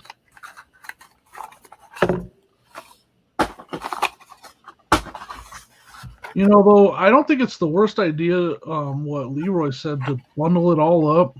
Because some artists out there might buy it. Someone that does, because a lot of people make art out of car parts. A lot of people do that. They weld them together and stuff like that. It's not the worst idea to lot that all up and just say, and even put in the comments, perfect for, auto part artists. Yeah. Yeah, I think I may do that. I've got a Apple Mall Dukes edition. That's funny, man. Do you see it? It says if the new Tim said if the new iPhone can't pack my orders for me, it does me no good.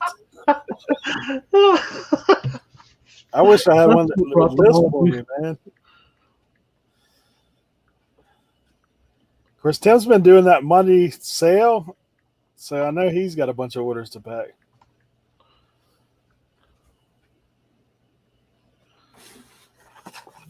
Or this ain't even what is in this box.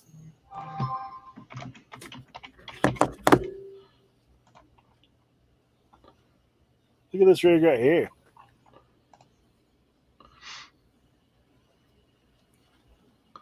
Wait, let me see. I just pushed the button. Hold on. No, I don't want to do that. It's in the wrong box, whatever it was. Let me see it again. It's kind of weird. Is that a hose on that side?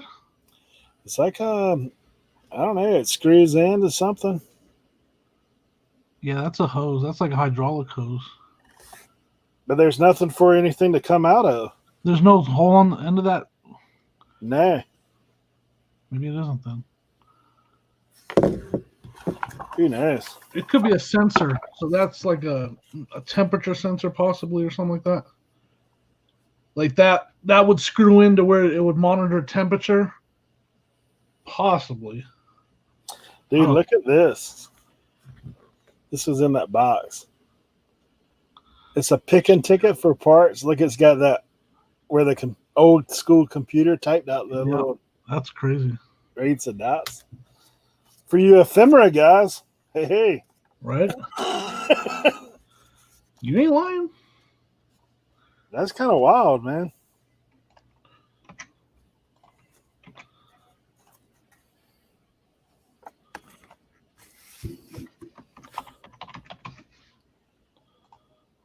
Junk drawer lot, medium box, flat rate shipping, out the door.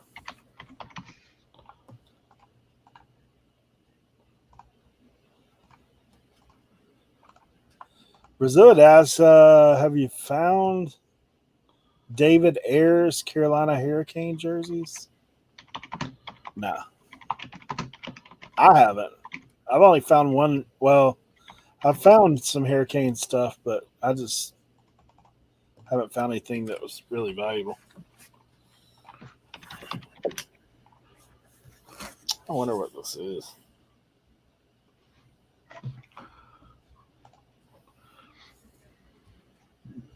So it's got two wire connections on the one side. And then the other one's like, it literally looks like a hydraulic crimped hose. Yeah. I'm trying to outlet. Try to Google that thing, man. I think it's a temperature sensor. That's my guess. Oh, wait a second. I might have found coil and yoke. What does that mean? Well, I see the coil on it. That big green Ignition thing is the coil. coil. Oh, it's an ignition coil. See, I was way off. Hey, that's yeah, it is. Old as me, 1974. Yeah, they didn't have sensors back then. Dang. What's that sell for? $30.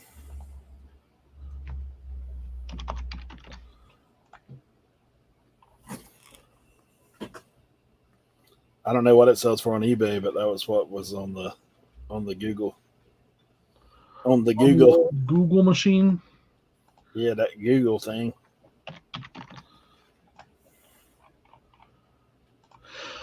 I was a mechanic, but not in the 70s.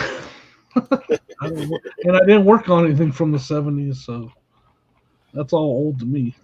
Well, there's one on auction. Auction? Why would he have it on? Oh, no, it's not on auction. Dude's got 4 watchers at $29.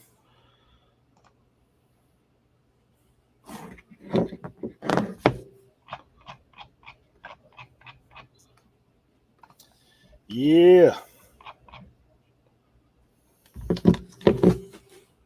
One sold on the first for $27. Free shipping. Let's see. 1, 2, 3, 4, 5, 6, 7, 8. Only listed 9. What am I doing? Slacking. Here's one of my big hitters I found. Oh, if I can lift it, it's heavy. Look at that bad boy right there. Brand new in the box.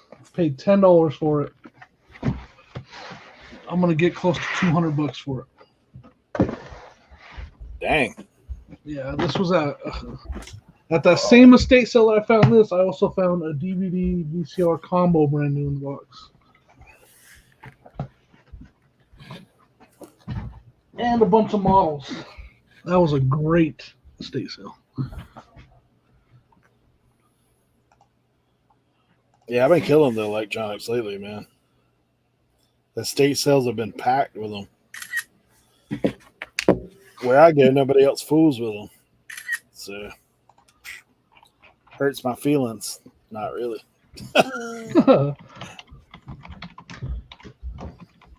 Unless I bring Ken with me. He's the only other one.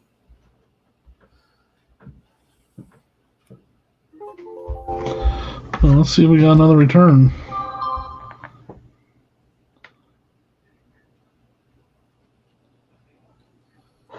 Returns.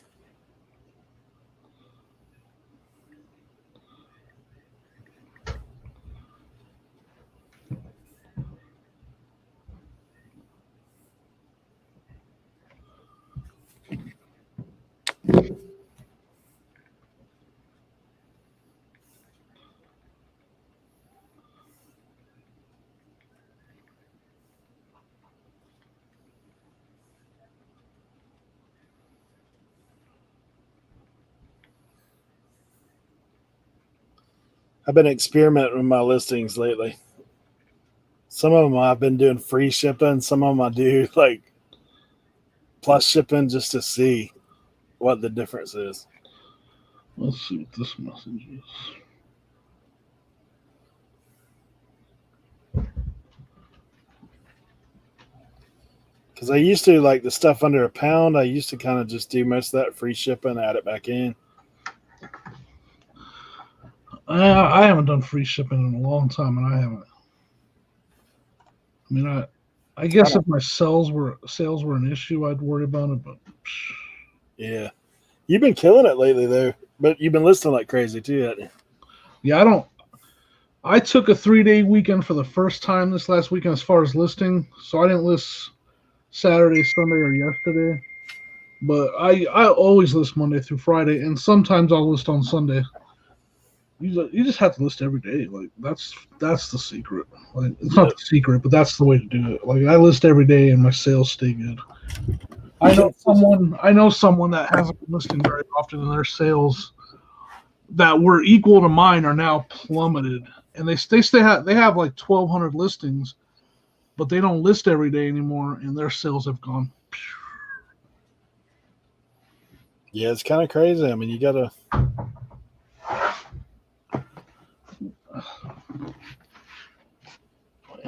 It'll hurt you for sure.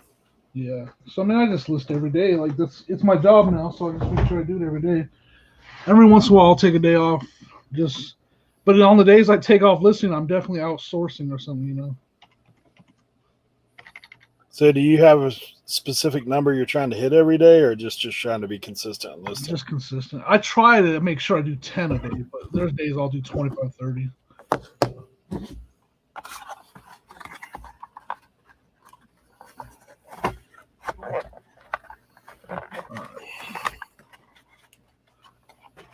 Thing with this is. All right, gotta find another Johnson box. So when I list this controller thing, it's going to be the only one available. And the last new one sold for $180 plus $40 shipping. I'm going to go for over 200.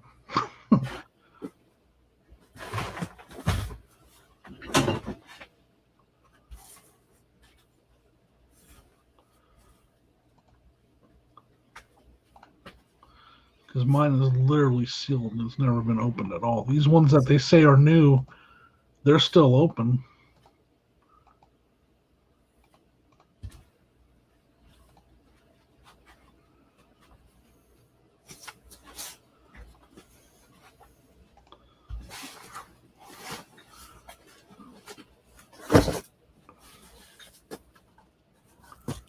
Just gotta make sure I got the right thing.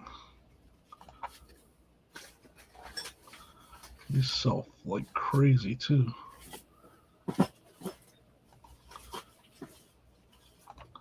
I'll bet you I list this and it sells today.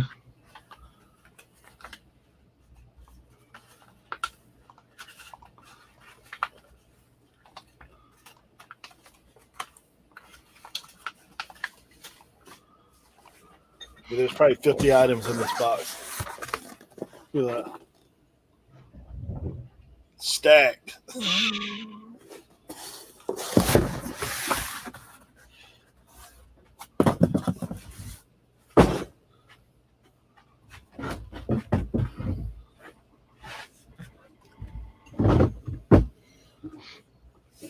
Yeah, when I first started selling, Tommy, I did nothing but free shipping. Some that I learned at the eBay Open, so at the eBay Open they told me they said you're losing out on a lot of eyes on your product if you don't do free shipping because there's X amount, and they put a number, and it was a big number. X amount of shoppers that the first thing they select when they go to sort everything is they select only show me free shipping. So that's something that eBay showed me at the eBay Open, and I was like, oh, that sounds smart. It makes sense. So early on, I did free shipping on everything.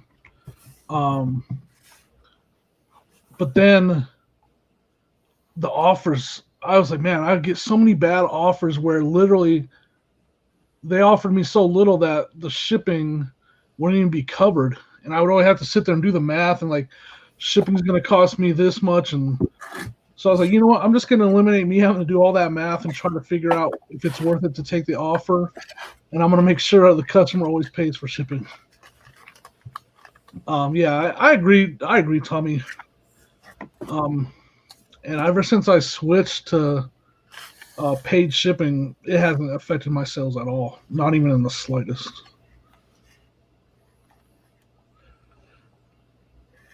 Well, yeah, and that's why they're big. That's why when I was at the eBay Open, the number one thing they talked about was promoted listings and how you should promote your listings because they want that money, right? That's the one thing that did help, though. When they told me to do promoted listings, game changer. I don't even care. They can have that money because my sales are through the roof with promoted listings. What percentage do you do? Like a set percentage, or do you do something? Yeah, I do 4% across the board on everything. So do you make up for that in your listing? No. You just let her eat. Yep. Like, so when you're pricing against your competitors, are you like middle of the road, high or low, or what? I price high because I run sales all the time. Yeah. You know, it's kind of like that. You know, I think I learned this from Craigslist Hunter watching his videos. Like, price it high, then you can run sales later. You know, let it go for 30 days, priced high. Yeah. See if it sells. Then if it doesn't sell in the first 30 days, then put it on a sale. And then, you know, after another 30 days or whatever, then actually end it and sell similar, readjust some things, change the price. Then if it's been sitting for that long, at that point you need to. Yeah, I mean, you guys, everybody's entitled to their opinion. eBay can have that money. I don't care because my business bank account is booming. That's all I care about. And if it means I have to pay eBay a little more for it to be that way, I'm doing it. Yeah. Yeah, everybody can do what they want to do, but I always just I look at the hard numbers, and my numbers tell me this.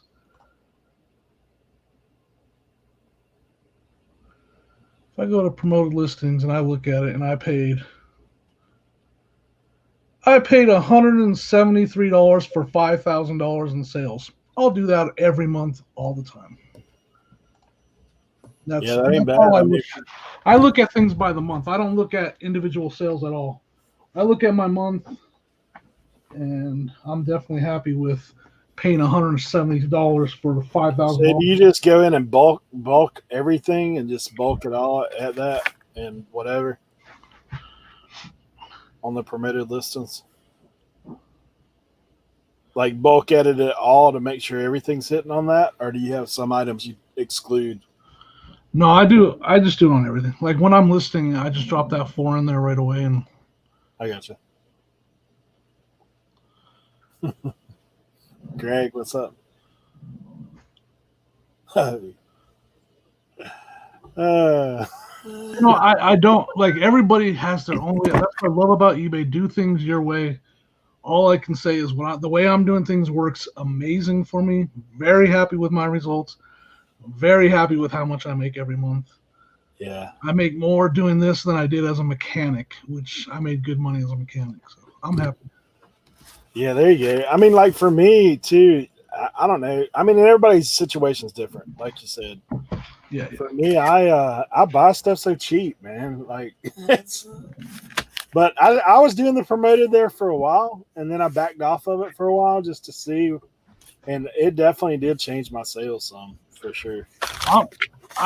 For me, when I switched to promoted and the results that I got after a couple months of doing that, it was the reason I could go full time. I'm not gonna lie. Like promoting my listings allowed me to be able to go full time because the amount of sales I got from it and the amount of money that was coming in. Well, it's pretty much like Tommy's saying too. It started going across other platforms as well. I mean, you think of it, even like Macari and that kind of stuff. What are you doing? You're lowering your price to get people to look at it again. Hey, I'm running this deal, whatever. But yeah, you just have to do. I mean, just like any business. That's for you. I used to sell food, and so when the price of food went up, you know what happened? The price of food went up. I mean, it's your hamburger costs more than what it used to.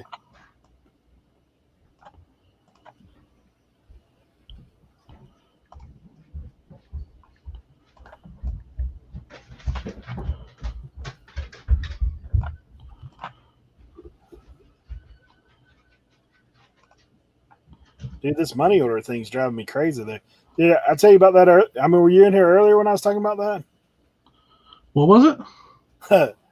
I'll show you in just a second. Let me get. You said something about a money order, right? Yeah, man, it's making me. It's saying I accept money orders. How in the world? I'm gonna have to call eBay, but that's a 2-hour conversation.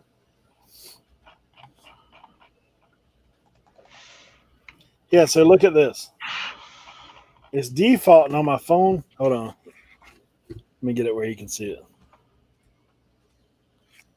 Look at this. Defaulting on my phone to say payment method, money order, cashier check. What? But when I go to the listing, it actually shows that I'm accepting credit cards and all that stuff. But then where the preferences is, like this screen. I don't know. You don't list on your phone, so you probably don't see this, are they? No, I don't. But so when I click off of money order, like there's a slide, right? So when I click off of it, now when I go back,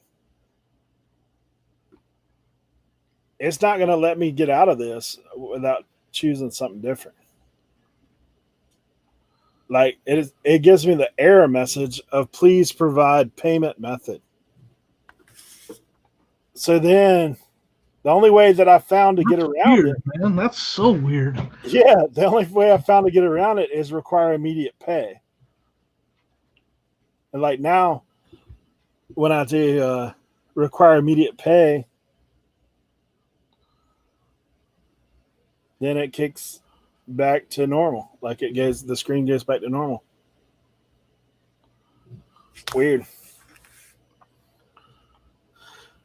That's the first time I've ever seen it. Like normally, it don't even have that as an option for me.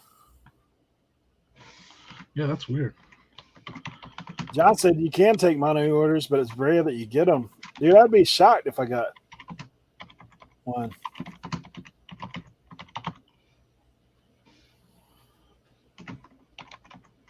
Now, if I was doing business with my dad, he'd probably send a check. Right.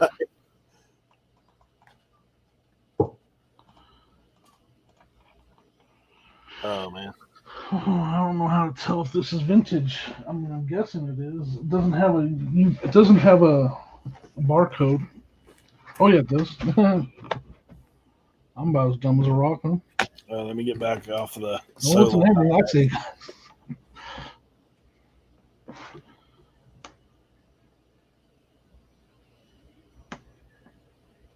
Yeah, I keep setting immediate pay, but it don't default. Sometimes it'll default out of it. I don't know why. I don't see a year on this thing. So I'm not going to say it's vintage because I don't see a year. I tell you what, I've had a hard time getting used to when I'm doing the shed, like trying to get everything organized, is like I've started doing SKU numbers, especially because of these parts. Like there's no way I can dig through 1,000 parts. So I'm skewing it to a box. Yeah. I always forget. I have to go back in and do them.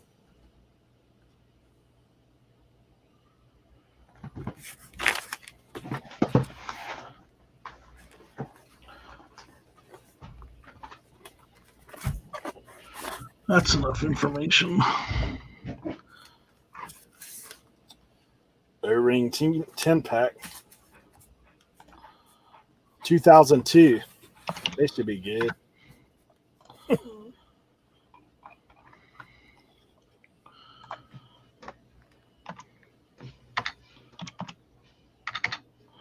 I'm gonna price this sucker high, man. It's the only one available.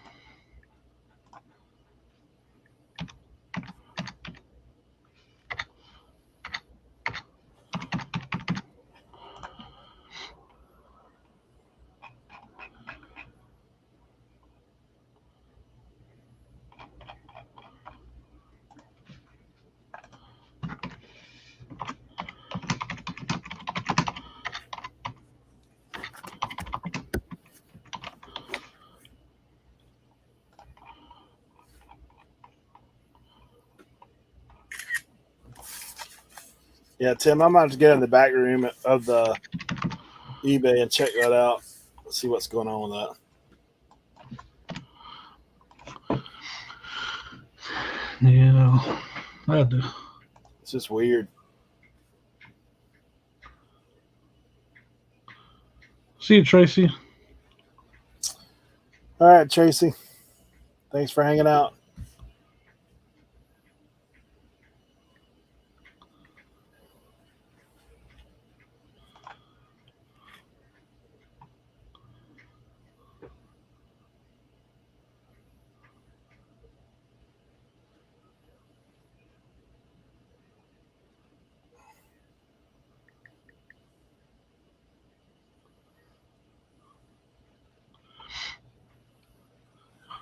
Did I freeze? Oh, never mind. Thought I froze for a second. All right.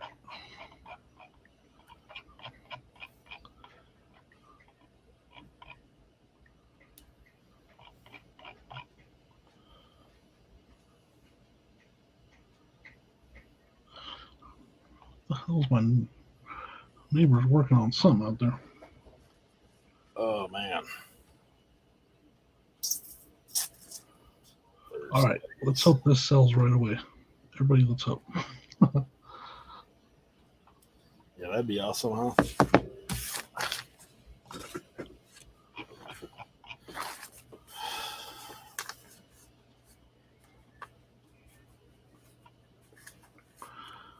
Oh, that's a good, like the whole, man, these topics are so tough for me.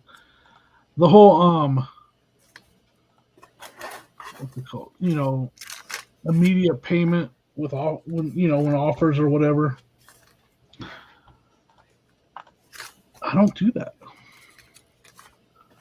You don't require immediate payment? I've had so many people pay, at the last, here's an example of something I've seen. I could tell that they wanted it. They accepted the offer, or I accepted the offer, and I could tell they didn't get paid for a couple days. And literally on Friday they pay. I've had that happen so many times. I don't want to lose that sale, and it doesn't bother me to have it on hold for a little bit. I've had that happen. The only one that drives me crazy like that, if I have to have it on hold for a while, is if it's a super high dollar item. Yeah. Or it's something kind of rare, and you're like, dude, is this guy going to buy it, or is he not going to buy it? Because someone's got 10 or 15 watchers, and all of a sudden somebody buys it but don't pay. That's the stuff that drives me crazy. Now, I'll say definitely a big factor on that would be the amount of inventory you have.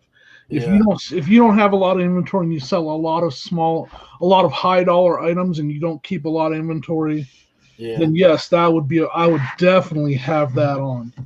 I'm pushing 1,200 listings. If one of my listings sits for 3 days before the person pays, I honestly could care less. Yeah, I don't normally have mine on. I did for a while because I had dude, I dare say I had 4 or 5 in a row that never paid. Yeah. That I was like, man, it was like when all that video game stuff hit, when I had all that video game stuff. So I'm like, dude, how long is this going to last? How long is because there for a while when you're selling a weave for $100 versus the 40 that we're getting. Yeah, I'm like, dude, I would just listed this weave. It literally sells like in a few minutes. Got like 25 watchers, and now the dude's like ghosting me. I'm like, are you gonna pay, bro? Like, what's going on? Yeah. Yeah, I get it. That makes sense. That's when I was like, man, like 4 or 5 in a row did that. And I was like, dude, this is not fun. Like, cause then you gotta wait. I mean, what is it, like 8 days total almost? Like, Yeah, it is a long wait. it's at least a week. There's definitely been times where I had to wait and open that case and close it. This definitely happens. I'm not gonna say it doesn't. Definitely been times where that's happened. That's the only ones that frustrate me. Is like, I mean, it's not layaway. Like, eventually you gotta pay. Yeah. I don't know if this is the right part or not. Can't even see in there. Dude, I've got these parts in little bags. Like, that's weird, huh?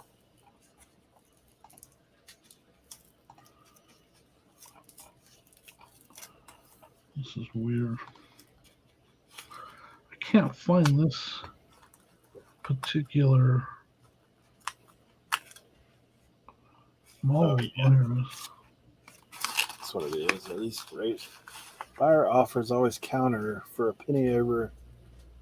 Get them to pay it immediately rather than accept offer.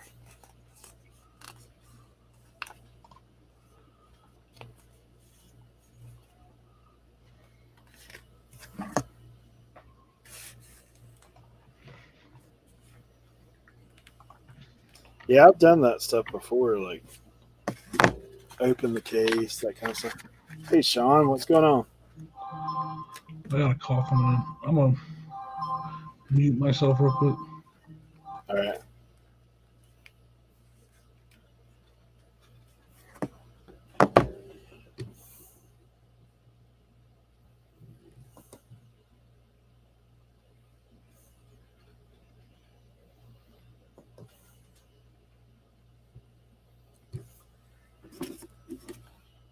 Yeah, I didn't think if you counter offered, I didn't think it required them to do immediate payment. I thought if there's any kind of offer on the table, then there's no more immediate payment.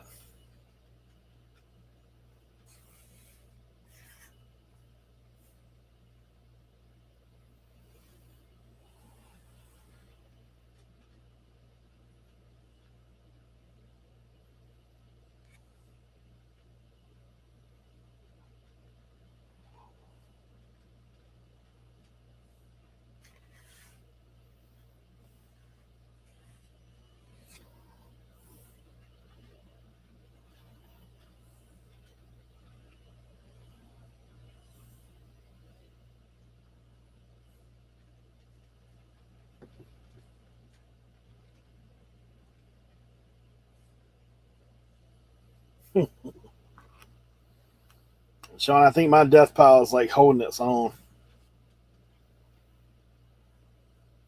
That thing's like the stock market, up and down and sideways. Some days I'm doing good, up. Some days not so good, down.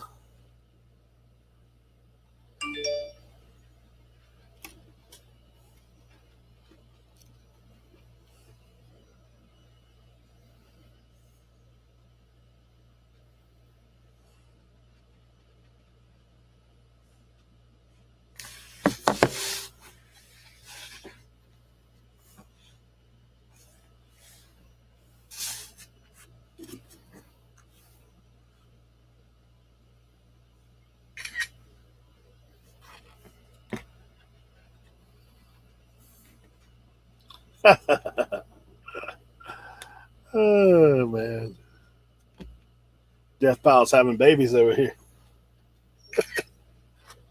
That's funny. Always buy the dip.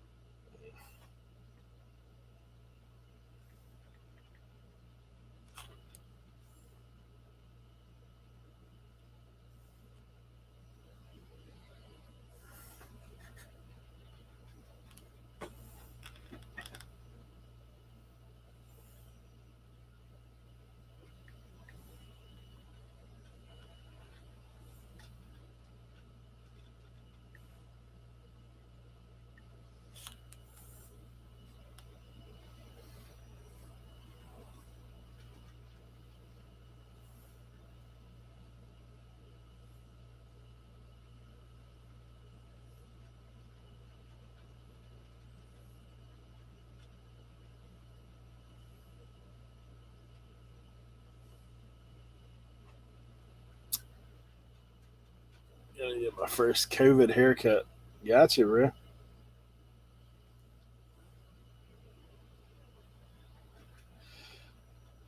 Yeah, I'm making progress in the shed. It's a little cooler out here than what it has been. Of course, I got my AC running, which helps, but making a little progress.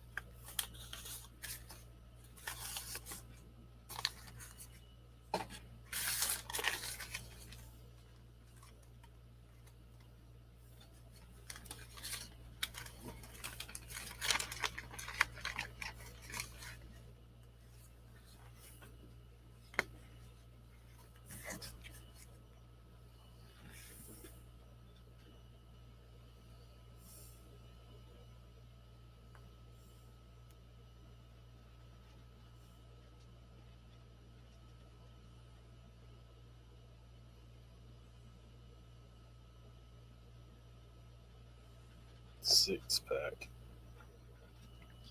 Dun, dun, dun.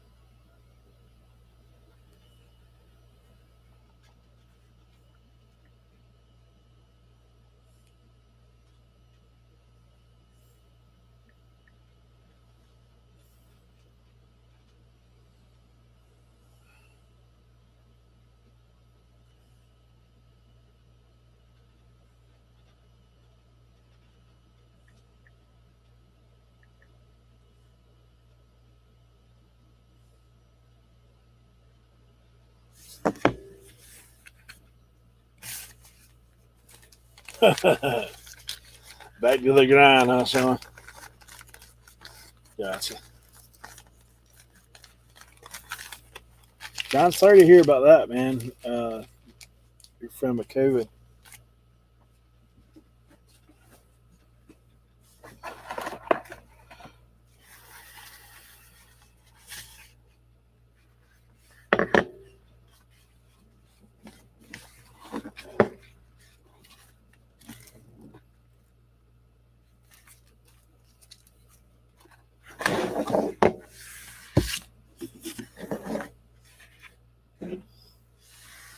I'll be here for a while there, Sean.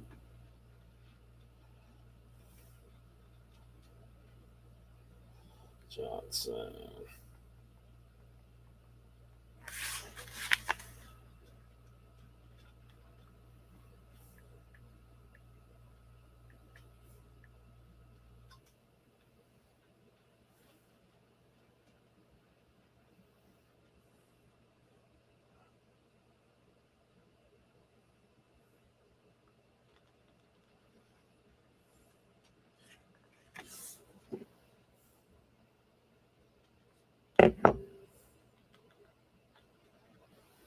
Lever pin.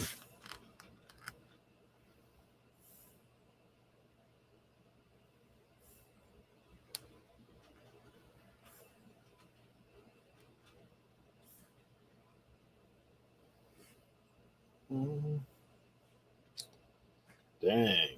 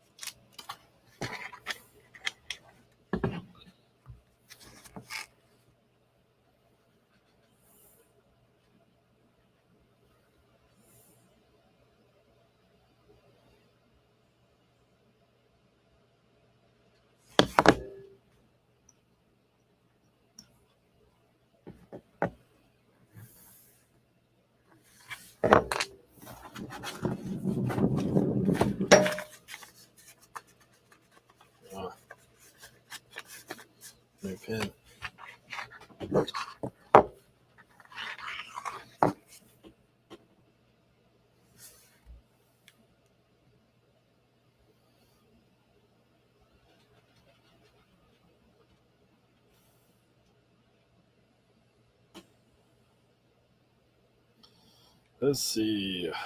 New.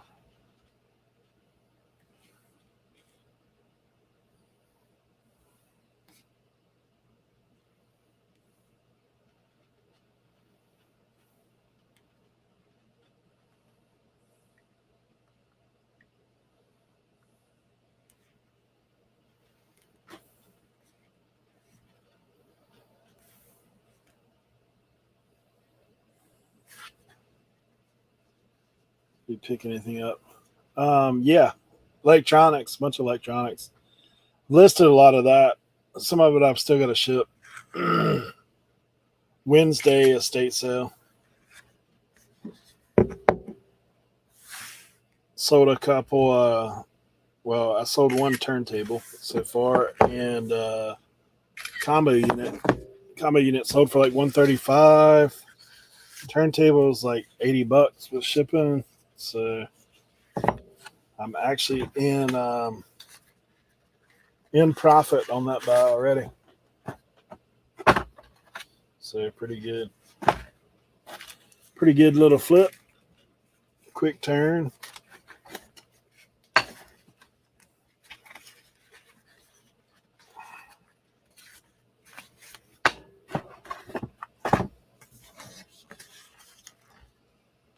Trying to work through some of this old stuff that I bought a while back.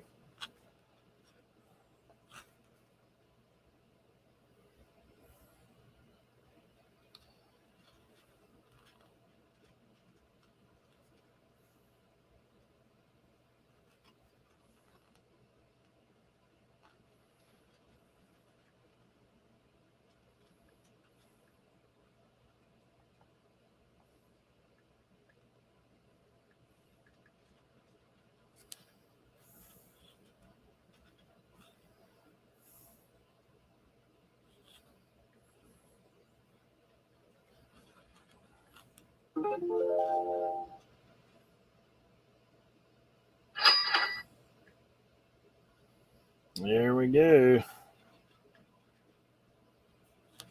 Just sold one of the items I just listed. Pays to list. For sure.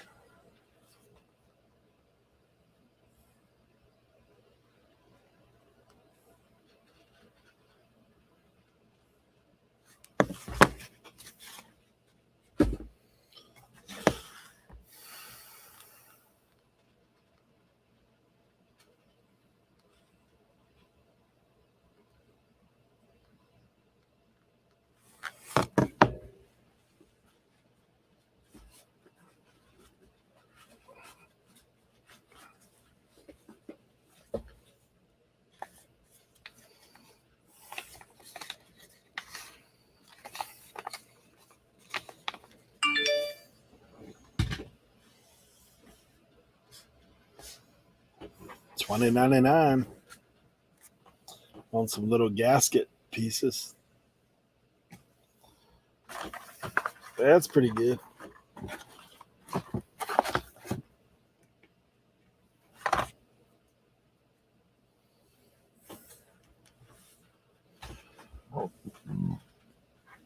That makes me think it was too cheap. Yeah.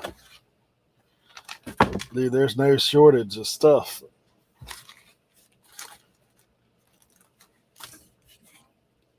I did sell it cheaper than what other people had it.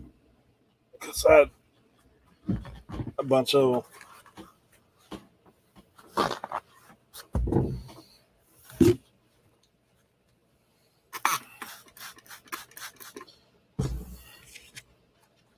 Other people have told me though too, like with eBay, I know I've done it before, where you're watching an item, so as soon as somebody lists it, it hits your thing, it'll notify you that something you're looking for, there's a new one listed or whatever. So that could be something to it as well.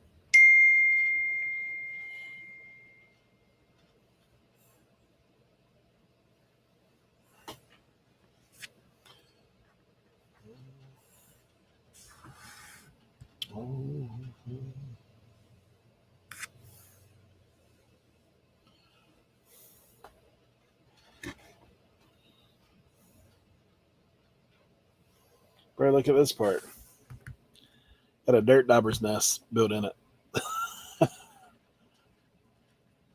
Crazy. She got rust on the back of it. That's pretty wild.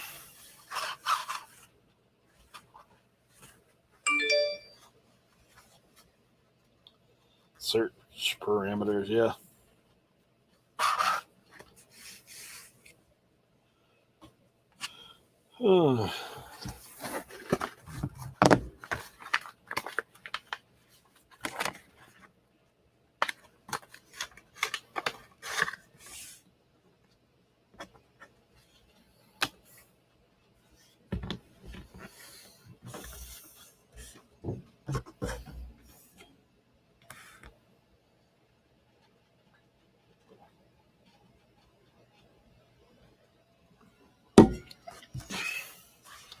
Tell you one thing, I'm behind on listing today.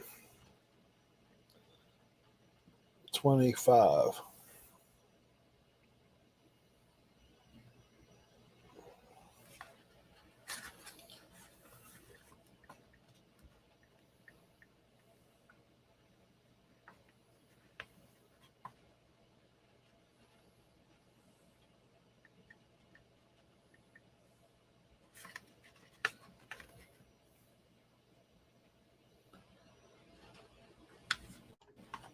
Sorry about that. Oh, you're right.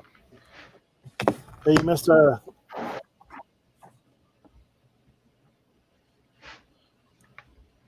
do you think about that part? Is that a nest?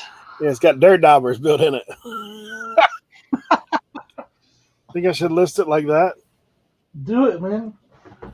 Weathered, distressed. Old stock. You don't have to pay any different for the dirt daubers. What keyword should I use to describe this nest? About a case of NOS 65 inch palatelites this weekend that had daubers. Yeah. The old dirt dauber.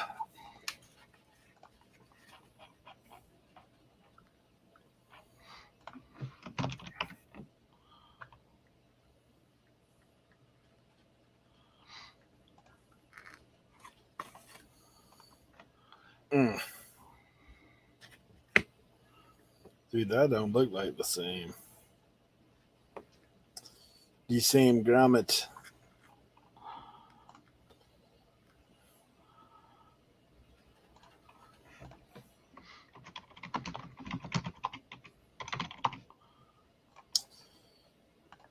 Outward grommet. Outward grommet.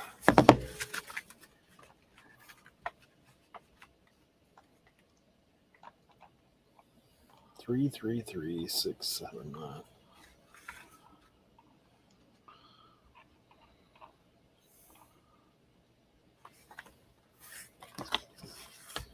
Three, 6, 7, 9.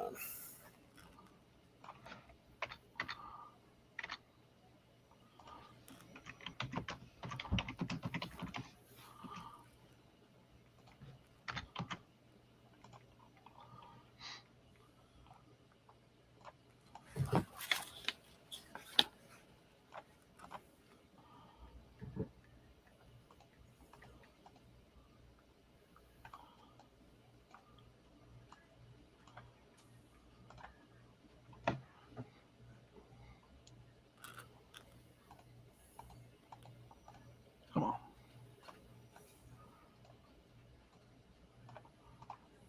What did you sell, Eric? These little they're these things, these little gaskets. Oh yeah? Yeah, like $20. Nice. Sure. I'll tell you what, man, I gotta get a different chair to work out here. Right? You don't want to be uncomfortable, man. This desk is like waist high, so I built it so I can stand to work. Right. So I bought out a bar stool to work off of. Oh man, I couldn't do it. But I might stand up for a little while.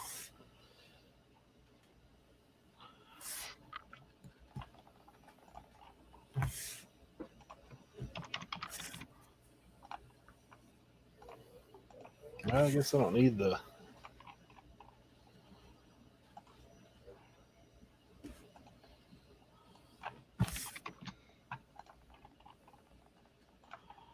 After I list this one, I gotta run upstairs. As Tommy would say, he went to poop. Well, that's what I'm gonna go do, y'all. The 20 and 20. That's what somebody said earlier, Oma. I'll be back, man.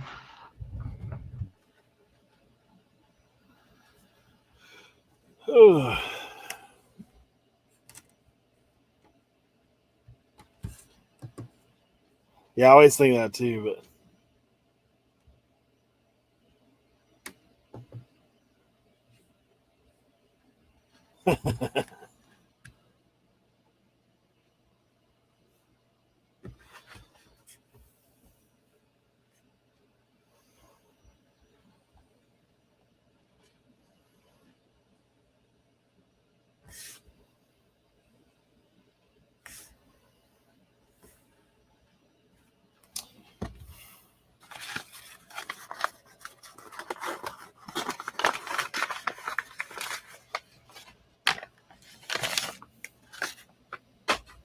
it's going to see you later, Paul.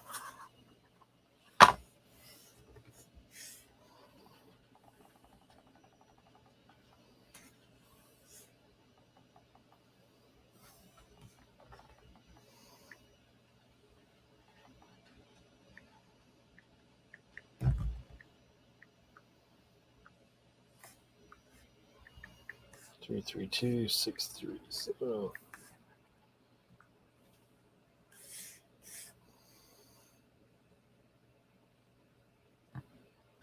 What? That can't be right.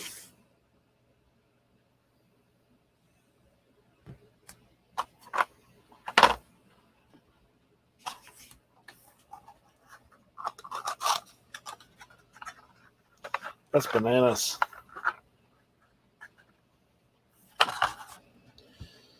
Bananas.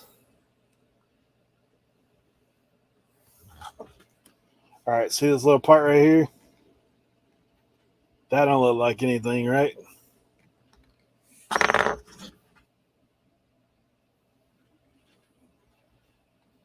Look at this junk.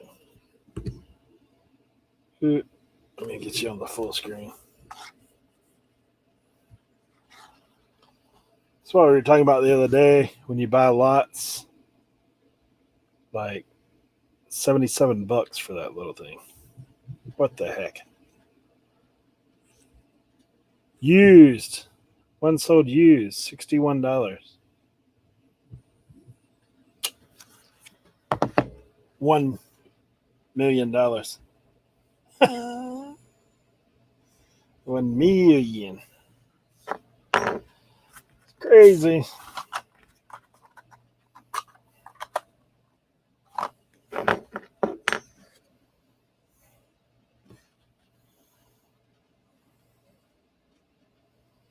Pretty nice there.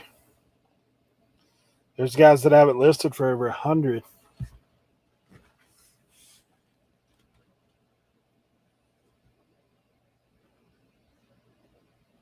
This is Johnson Evinrude.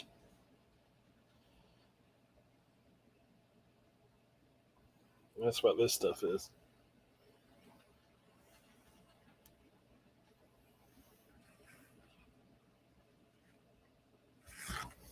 I mean, it don't look like they sell a lot of them, but like I said, the ones listed are listed pretty high.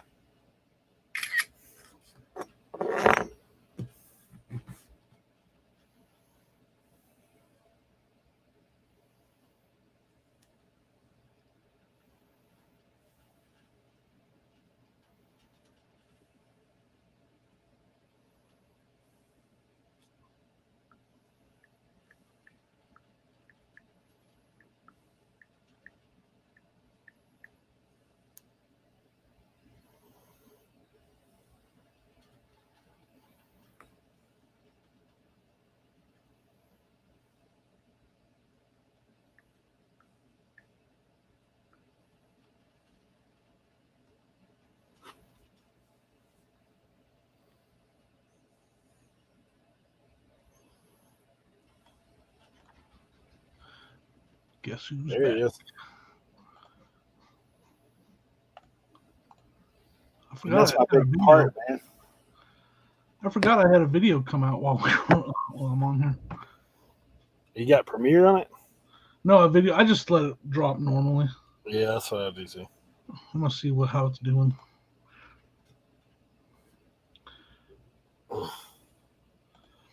My subscriber count has been stalled out at 674 for like 5 days now. Mine got hung in the 600s too.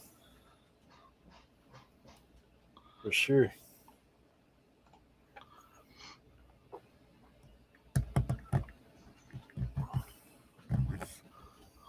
Now that I hit 1,000, like I got to like 1,080, and it'll go like 1,076, 1,080, 1,081, 1,076. Like it keeps doing that. I guess scrubbing.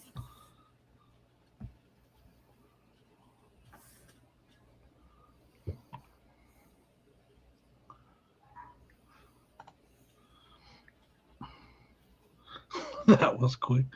I don't read a book when I'm on the toilet. Just about function, huh?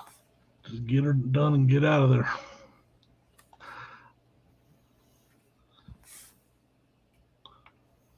All right, what am I listing now? Let's see how many I have listed. Man, it's already 12:30.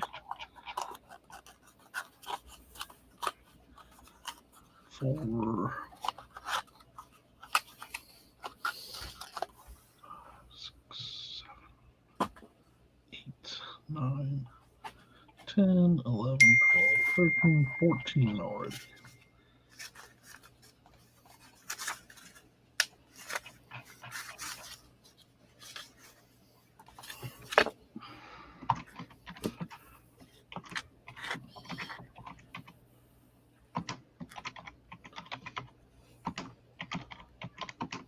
True that.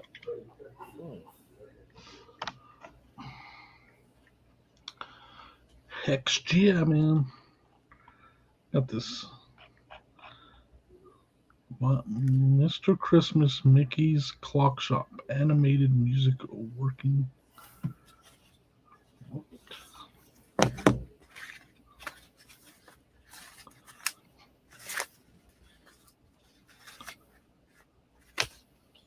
That's a weird looking bracket.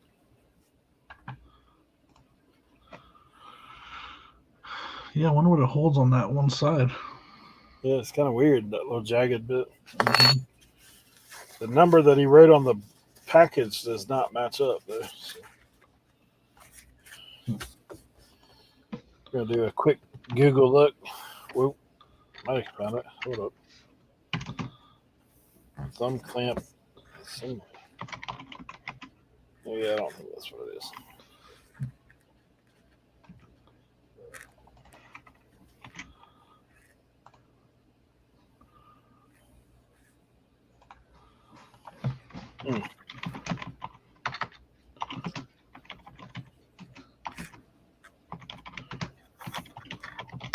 Yeah, that's true, John.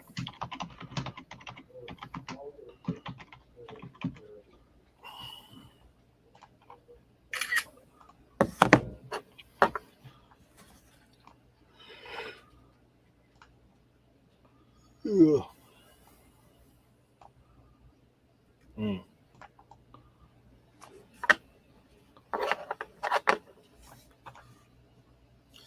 This one might be a hard find.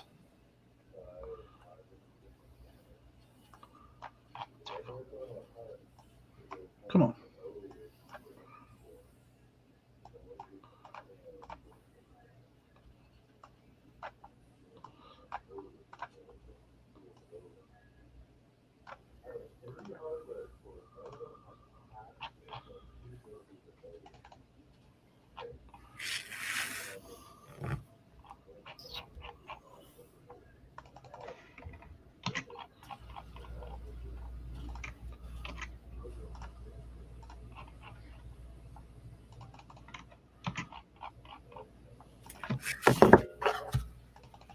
Yep. See you later, pal.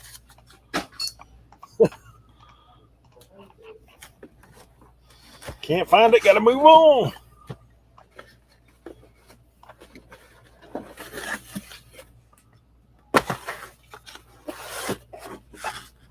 So nuts. On to the next. How many little bags there are in this thing?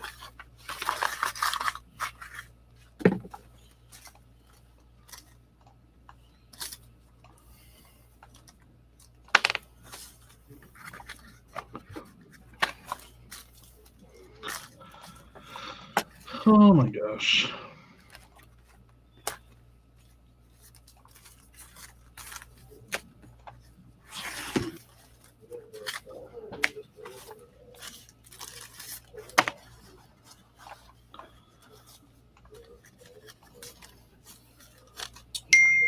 Oil retainer.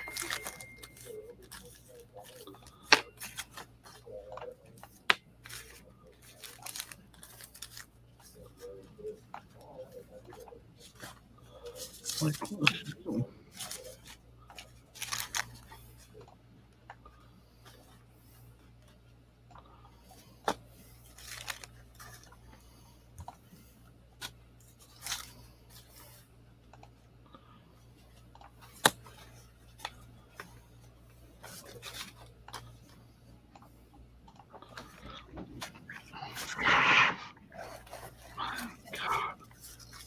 She can't handle it.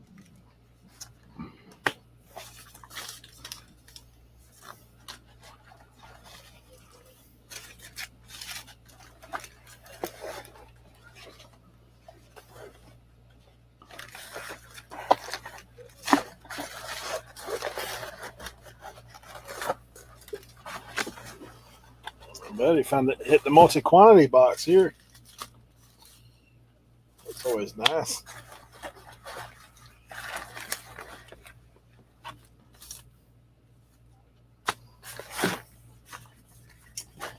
Yeah, buddy.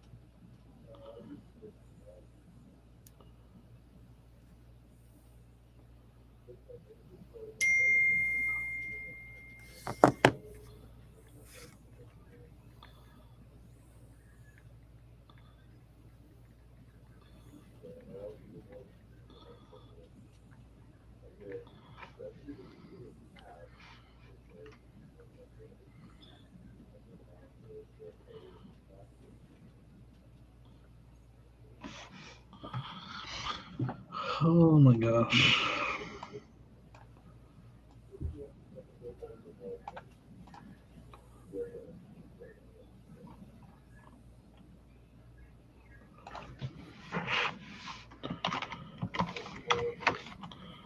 They got more listens than what I thought it did. At 28. Dang.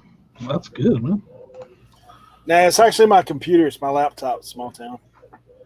It's just that one. Yeah, I thought it was only at 26.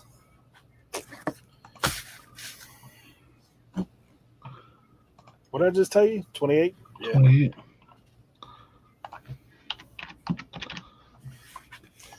And my daughter just texted me. She said she's bringing me a sandwich. That's good. Heyo. That's an awesome daughter you. Well, I've been looking out for her today on her car, so Oh, I got you. that's a little. She knows how to Right. stay in her graces. Very smart.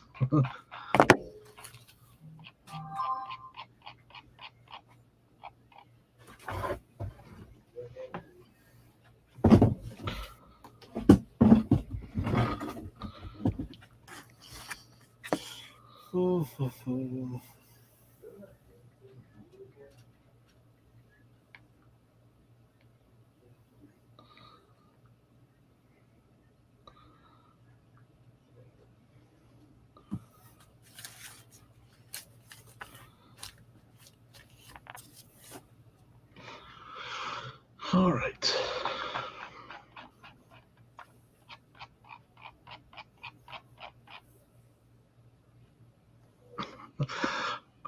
Oh my gosh, I'm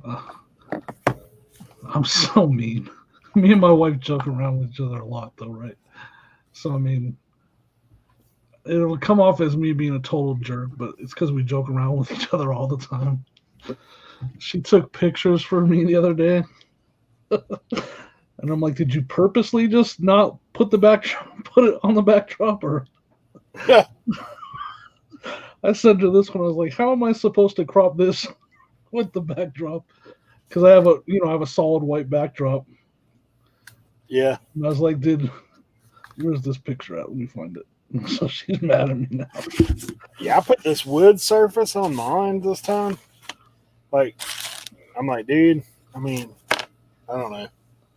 Some things I do, like, wash it out where you can't see the back, but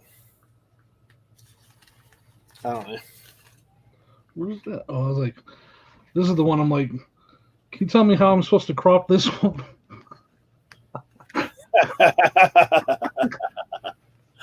Oh yeah, I feel like, I was like, is that one of the lights in the background, a light stand, and some? Hey, that's some Jerry. You be holding up your listing. You like the way he does it. So she's mad at me now because I sent her that. No, the keyboard hasn't froze at all, Tommy. I don't know. I guess I fixed it. You back in business. You're talking about it. So right before I did switch to a different USB, or right when you guys said, so maybe that was it. Since then, I put it to the one on top of the PC instead of in the back. I put it up on top. I don't know if that might be it.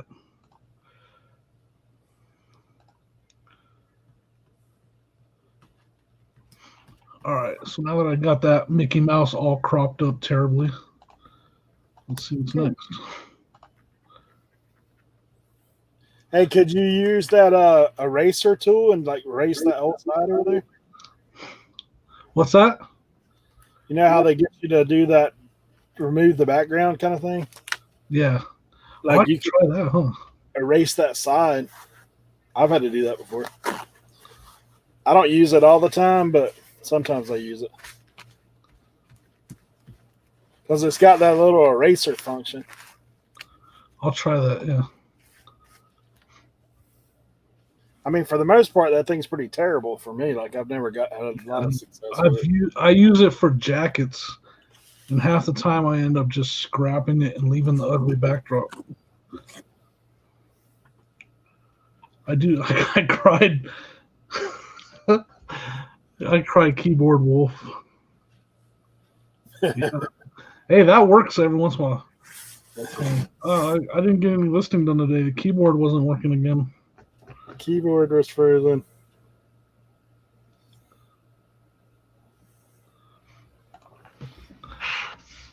It'll happen. Trust me, it'll happen.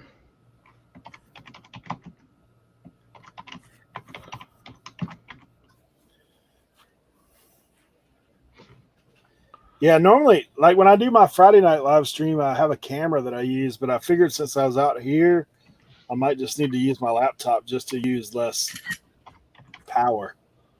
I mean, not like power from the pole, but sometimes with your laptop, you got 5 things plugged in, it starts to get a little. Dude, why did I do that? Just take a random picture in the air. That's cool.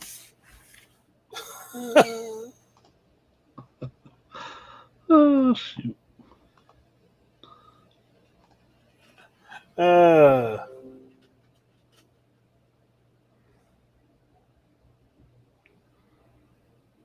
You see Dan's thing?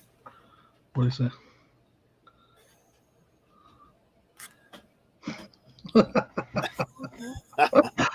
Oh, man. He knows how we joke around, so he gets it. I just got OSP. He's been firsthand witness to us talking trash to each other. You guys live pretty close to each other, don't you? Yeah, he's not far at all. Oh, I might hear some lunch coming my way. Ew. Thought I heard the back door open.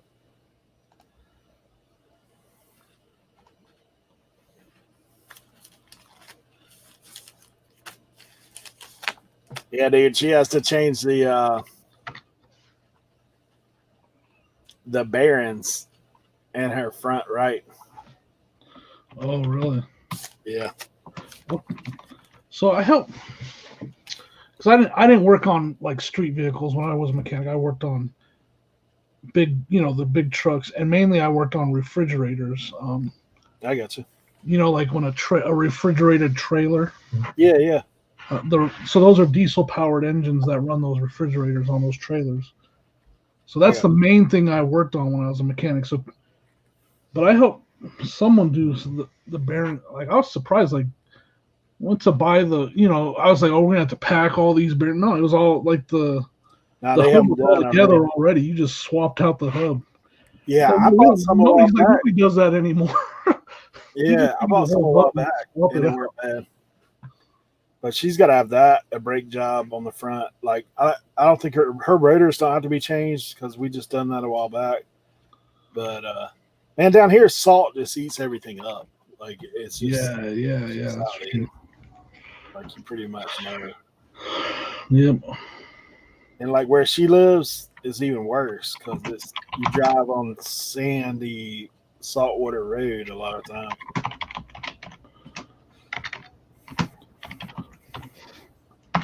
So we have here in Colorado, they call it mag chloride for the streets.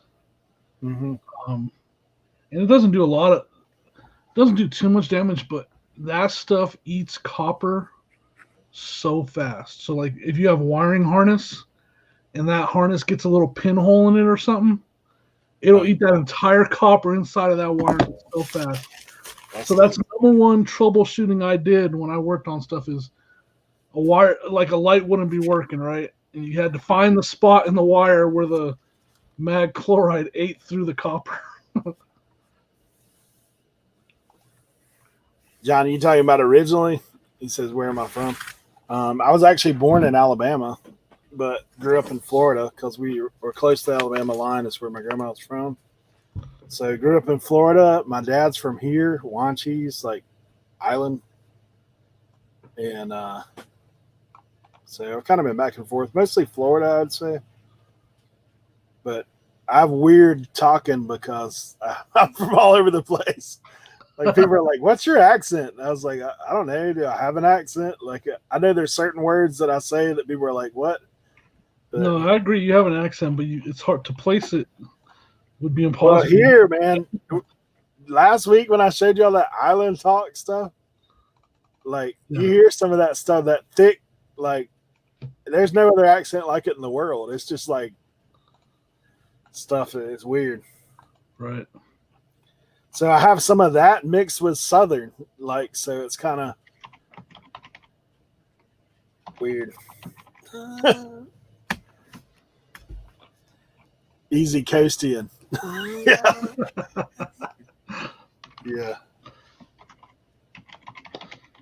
Yeah, if you look that stuff up I showed on YouTube last week, I can't do it this week because it'll probably get me dinged. But yeah, those dudes, man, some of the stuff they say, you're just like, what did you say?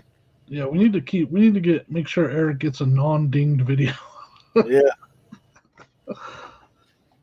This is my very first one on the big Oh yeah. Yeah, true. Like my mom's from Northwest Florida, so like my granddad always said spitting distance to Alabama. Like literally, it's like 1 mile away from his property. Like it's literally, if you went through the woods, you'd be in Alabama. But yeah. So some of my cousins down there, man, they sound a lot like Colton if you watch him. But yeah, it's different. Here, my dad, like people used to swear he was from like England or Australia.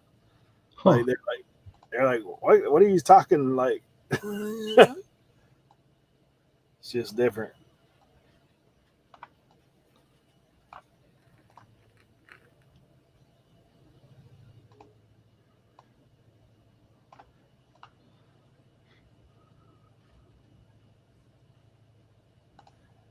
Yeah, I know, Tommy. I've seen somebody else's recently. $0.05, 3 cents, 8 cents. This segment of the video is sponsored by Sonic. Do you want some ketchup for your tots? No, I'm good. Thanks for playing.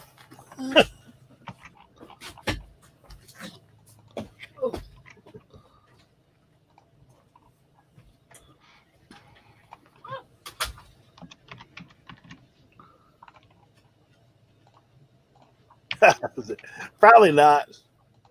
I did have some super chats earlier, so. But.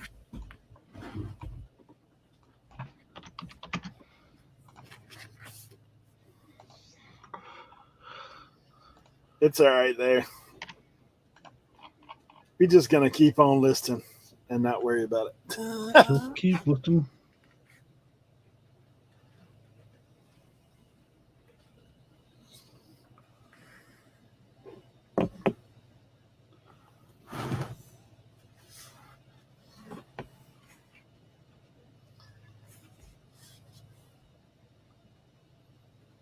Welcome to the world making pennies a day.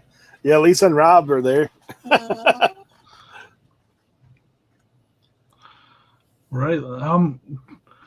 That's why, like, I mean, I'm not being lazy with my videos, but I'm not spending a lot of time on them anymore. Screw that.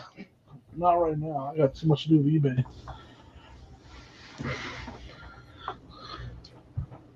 Where is this tweet that I just listed? Jim sent them up, bro. There you go.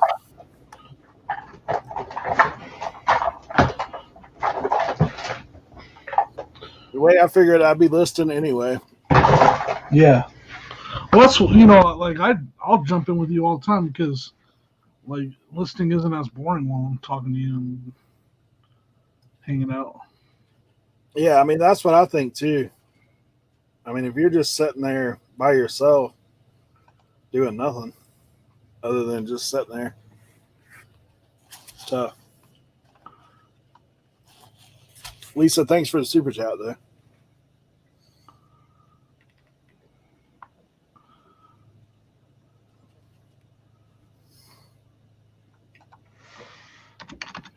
It's crazy. I still got a video that people watch right now randomly. Like, it tells you how each video is independent. So I did a Sony Walkman, like just a thing to show. John, thanks, bro. Yeah, I did this Sony Walkman, just like one of those videos just to show it working. Dude, I get like 8 views a week on that video. Like, that was like from October last year, like just a product demo, like of that item's actually working. People are still watching. It's weird.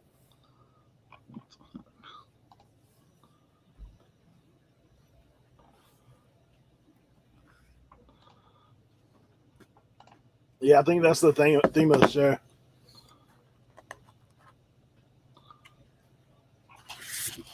I'm trying to get a buddy of mine to make a T-shirt listing our loafing.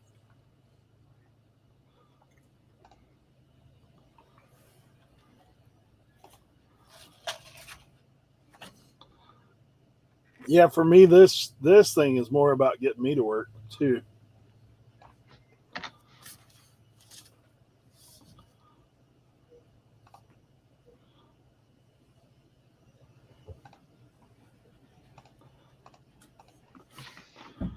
True that.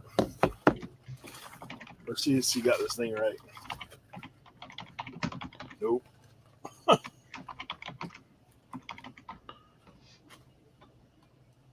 Here's a weird thing. I don't like tomatoes on sandwiches, right? But I like to order the tomato on the sandwich and then pick it off. Put a little salt and pepper on it, or? Well, you know, I don't eat the tomato, period, but I just like the juice that's in the thing. I don't know why. one of them weird things. Maybe it's texture with the tomato.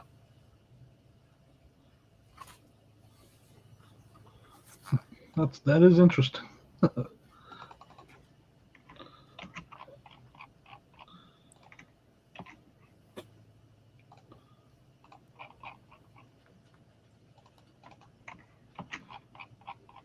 Yeah, my granddad got me on that stuff.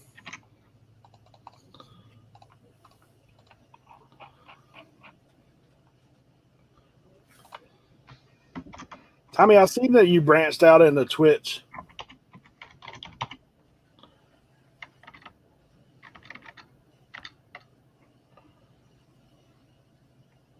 You got all kinds of streaming going on over there. Hey, Rosie's Closet. Thanks for coming in.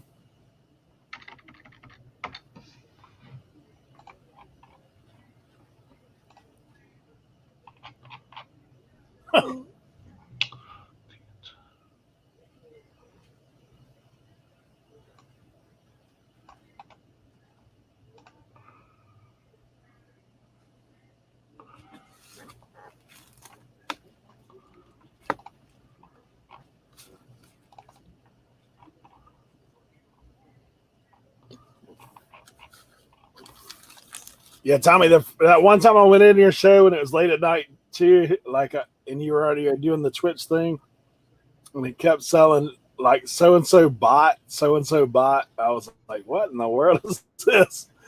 Like, he's got all these bots. Who are these people? And then I figured out it was Twitch. Like, I saw the little parentheses beside it. Ketchup water that comes out of the bottle. Gross. You don't shake it first. I very rarely even eat ketchup. Yeah, I agree with that. Mainly French fries for me. Not a lot of other things I use ketchup. I'll put it on a hamburger every once in a while. My kids coming up always ate ranch on everything. Like, they're into that. So, like, for French fries and all that, they always wanted ranch, all that kind of stuff.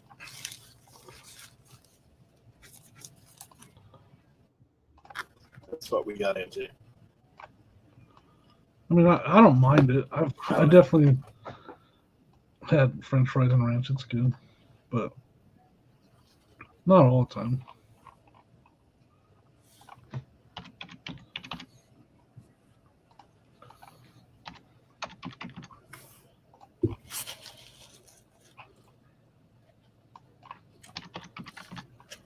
But ketchup on ice cream?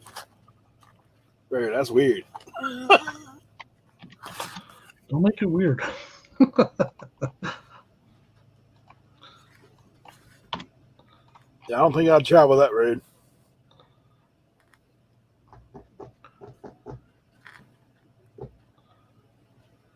I'll tell you what happened to me with tomatoes. When I was little, we lived in Florida, and my granddad, we used to get plums, like fresh plums all the time. And I loved them, man. I eat them like candy, like all the time. Like, that's my favorite. So my granddad one time got some Roma tomatoes, and he gave me one and told me it was a plum. Dude, I bit into that thing. I was like, that's messed up. So I would eat a tomato. I still don't like them, man. Like, I don't know. I said scarred from childhood, I guess. Like, I'll eat tomatoes chopped up, like in tacos and stuff, but not like just a slice of tomato. No, I'm not down for that. Or on a sandwich. Like, I'm not down for it. I don't know. I like Bait switch. Yep, for sure.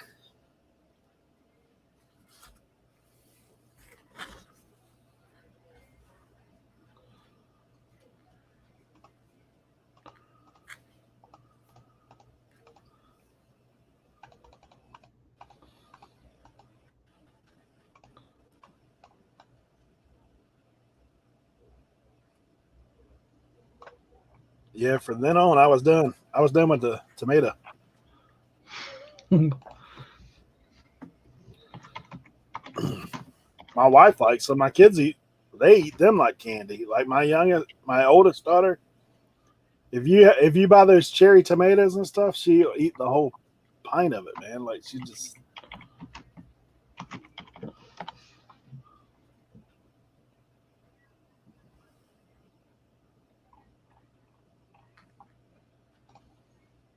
The largest ketchup bottle.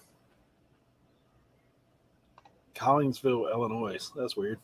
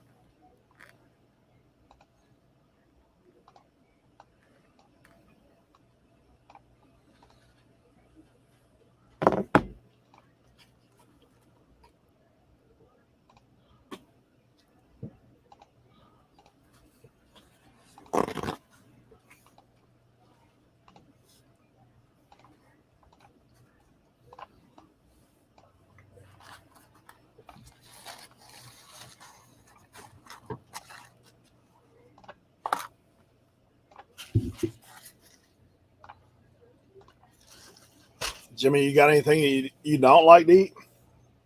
I don't like seafood. What?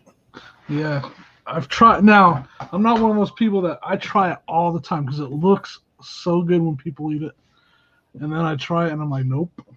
I don't like this. I don't like crab. I don't like lobster. I don't like any of that stuff. I don't like fish. Not even shrimp, man? Huh? Not even shrimp? I'll eat shrimp. I'll eat shrimp with cocktail sauce. But that's the extent of it. Oysters, just like clam, steamed? all that stuff. Nope. Huh? Just like steamed shrimp? Yeah, or deep fried and battered. Yeah. You can't go wrong like that. Yeah, I mean, like to eat like clams or oysters or any of that stuff. Nope. Just can't do it. And it sucks because like my wife loves it, and every time she eats like crab legs, it looks so good. And then I'm like, let me try a bite, and then I'm like, nope, still tastes gross.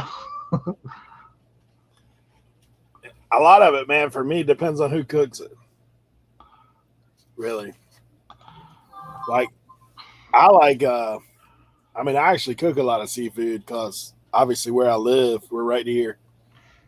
And I got a buddy who runs a fish house, so like I kind of get a little bit of a hookup. So one of those things, but yeah, some people. Too, like the other side of it is, I mean, I'm sure it's not like you guys are getting fresh seafood. You're getting. Well, I grew up in the Bay Area though. I Okay. grew up in San Francisco area, and I mean, it's I definitely got it up there. Yeah. I just don't like it. Like I just do not like it. Like I don't like sushi either. Ugh. And I like some sushi, not all of it. Some of it's nasty. And I tried some sushi in Vegas one time and it was okay, but it was like really really high quality sushi and it still was just okay to me. Like yeah.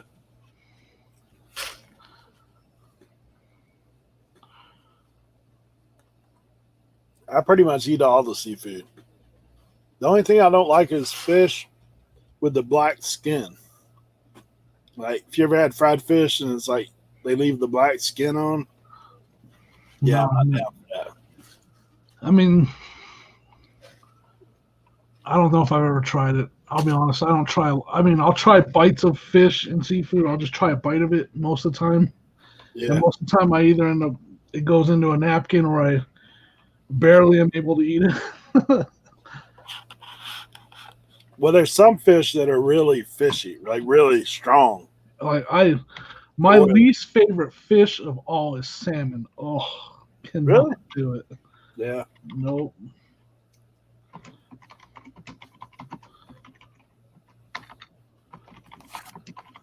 Yeah, there's a lot of fish that I like. Like, we get tuna a lot here, Yeah. but I like yellowfin tuna, which is like the smaller tuna. I guess it's like everything else. Like the bigger, the older, don't taste as good. Like, oh, soft shell crab too, man. Yeah, I'm down for. We have soft shell crab here all the time. That's good, but it is like you're eating the legs the whole bit. Like you got to have them clean though. Like some people don't clean them too good. They like to leave all the goo in there. Like, nah, that's got to come out. John said tuna right out of the can. That's as far as he gets. Yeah, tuna sandwich with some tuna with some mayonnaise out of the can. I can do that. I make a seafood gumbo. Like, I like all that stuff. I can't even express to you. Like you say, seafood gumbo sounds so good. Just like I say it looks good. That just sounds so good, and then I try it. It's the story of my life with seafood. Well, it's crazy, man. Like my daughter, like I said, she played volleyball in school. So all these kids from all over the country that are her teammates. And man, she had a friend from Minnesota that she came in with her home with her one time for Thanksgiving. And I was like, well, I said, we'll throw down some seafood, like right out the gate, like. So I went and did the seafood gumbo, fried up some shrimp, had some scallops going, like the whole bit. And yeah, she's like, I've never had any seafood like this. I was like, that's because you're used to eating out of that yellow box. That Gordon's, that ain't real seafood. That's something else going on. Fish sticks aren't what is it? Where it's at? Like,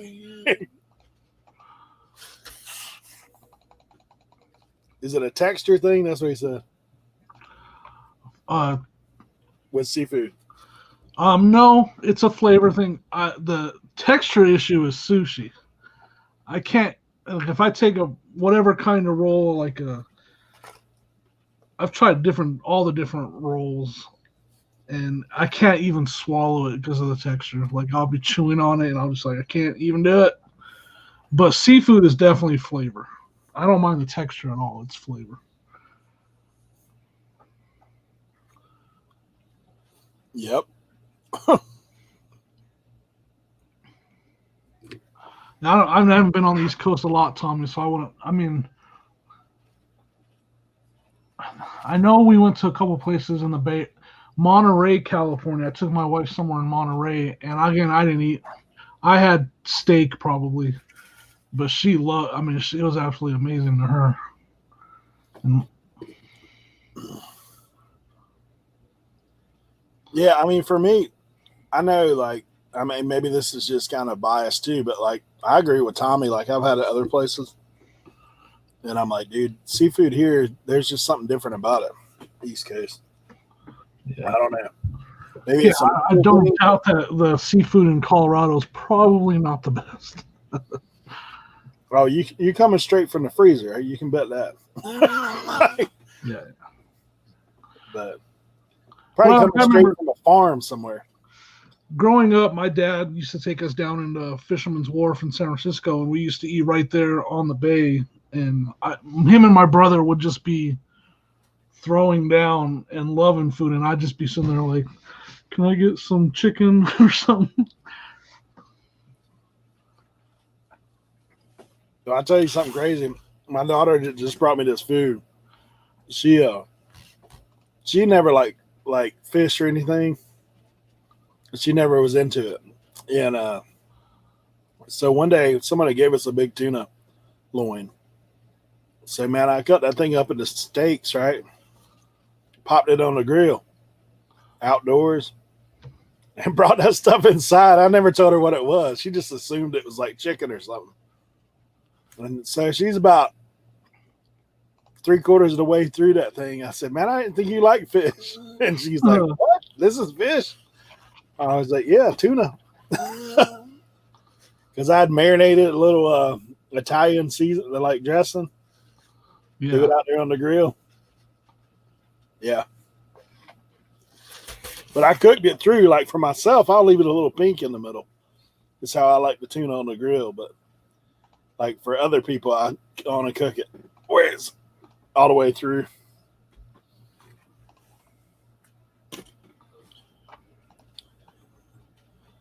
Her brother is a sushi chef, and her dad had a Japanese restaurant. Wow, that's cool.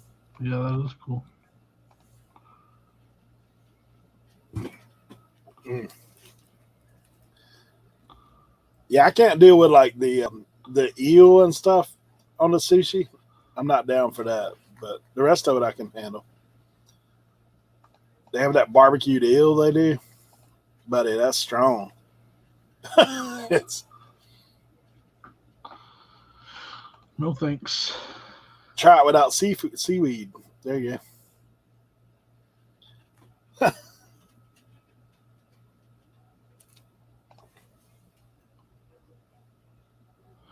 I gotta look into this super taster thing. I'm gonna look it up.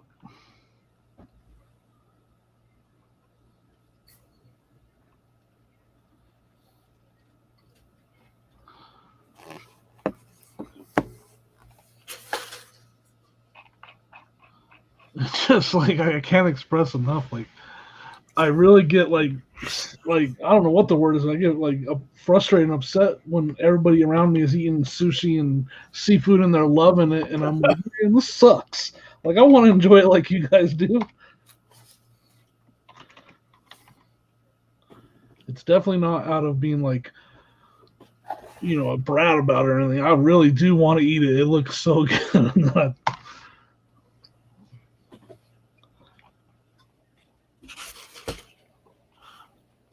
Probably just a mental block is all. Nope, it's gross. Bro, you put enough wasabi on that sushi, you ain't gonna worry about the taste. Yeah, that's what I do. Soy sauce, a ton of soy sauce and wasabi, and just burn my nostrils so I don't taste anything else.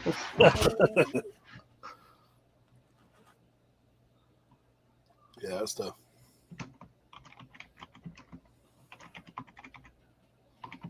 Super taster.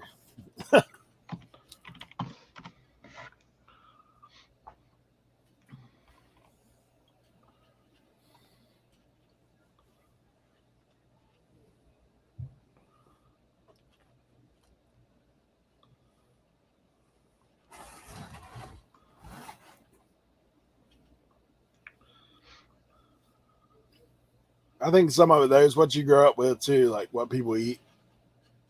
Like my family, we always ate a little bit of everything. Like my dad was a minister, so we'd go to people's house eating and tell them what you'd be eating.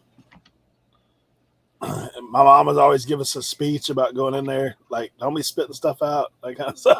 Like, don't be saying this is gross. So my brother, we are 14 months apart. We grew up together. He loves all that stuff. We grew up on that stuff. It's just, like I said, it's just one of those things I can't explain. And so, literally, we grew up together. Everything we ate the same dinners every night. And he loves seafood. Wow.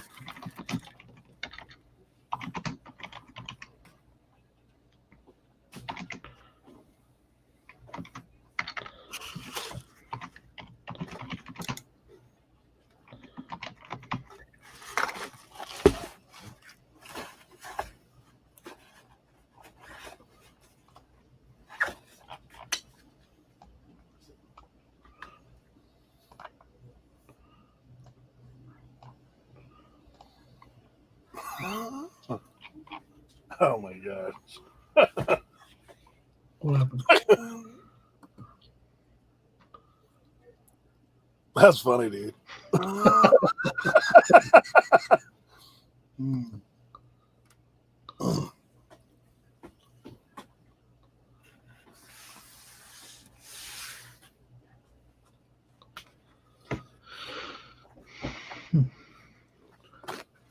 I cooked a lot for a while.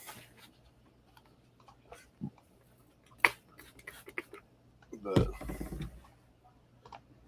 that's one of those things that's kind of wild.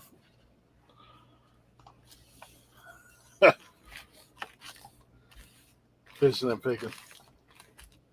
Since you don't eat seafood west of 95. Right.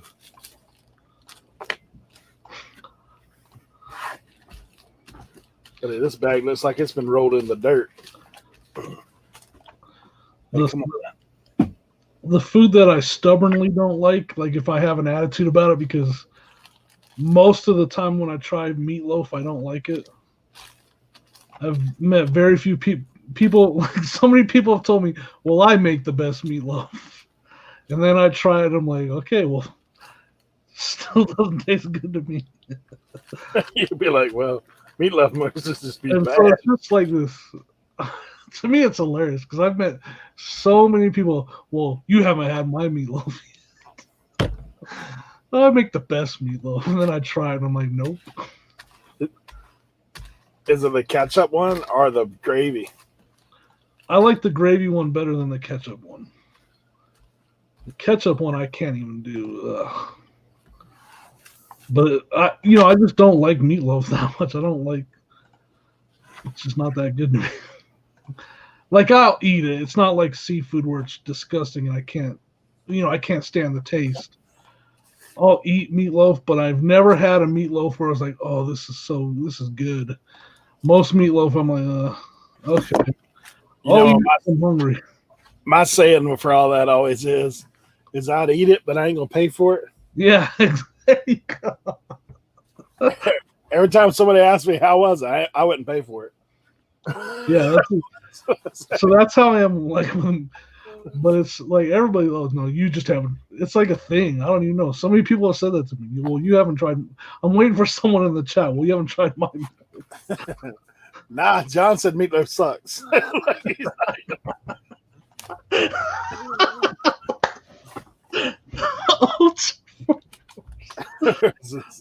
Hurts for horses. That's funny. Some stuff. All right, let me ask you this: do you like kombucha? I don't know what that is. Dude, it's like rotten tea in a bottle. It doesn't sound very good. I don't drink. It's a fruit thing now. Like some of these people are going to talk about. Somebody surely in the chat has tried that stuff.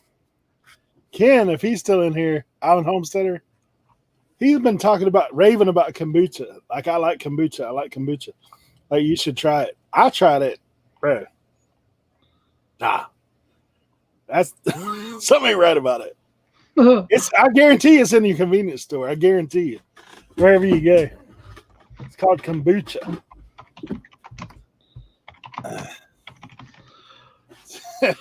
Meatloaf is essentially a large, crappy hamburger, but not as good.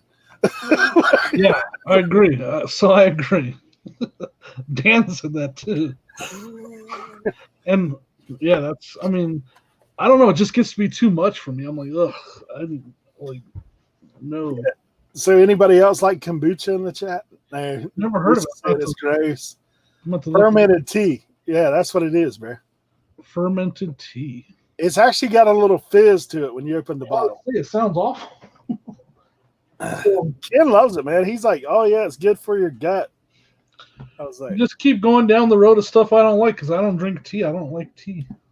Oh, you wouldn't make it in the South, bro. I know my wife loves sweet tea. They call it sweet tea. Yeah.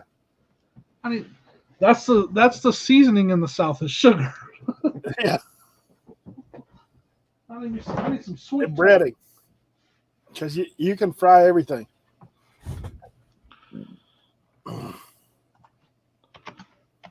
But when we went to Alabama, I drank some tea. My wife makes sweet tea, but it's sweet. Like, we used to have little kids come to our house all the time. I'm talking about. And but man, we were down there. It's like, whoo. I do like Arizona's sun tea. I like the no, they have it's an energy tea. Oh, okay. The Arizona branded tea. Yeah. Yeah, herbal tonic is what it's called, and it has like the little cross on it. I like that one, buddy. I get Walgreens. They do it like 50 cents a piece for the big Arizona cans. I go stock up when they have that. See, the Arizona brand has like a fruit punch or something. I'll get that. You just fake it. I'll be like Dan. I get an Arnold Palmer. Man, he said Dan always gets Arnold Palmers, so that's what I'll get. Just a little Dan bit said, more. You know, I used to get the Arnold Palmer on Arizona, but then they went to like all of its diet now. All of the like they're using that fake stuff, the saccharin or whatever it must is. Tommy said, "I feel like Jimmy Chef Boyardee."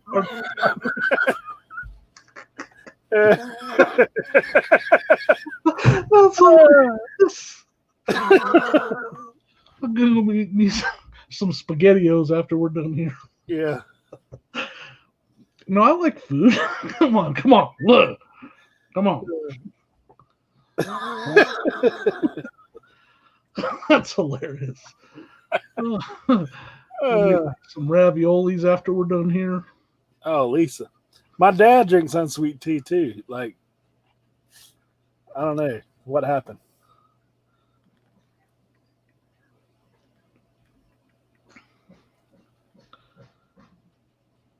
Whoa. $35 part. Unsweetened tea. That sounds awful. My mom used to make sun tea in Arizona. She would take I remember the old sun tea. a big old jug and she'd put it out on the front porch and let it sit there for a couple days. Yeah, I remember that old sun tea.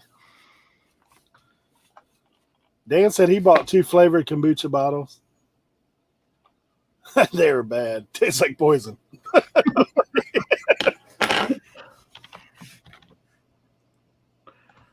Oh my god, Chef Boyardee, that's still cracking. You know what kombucha is though?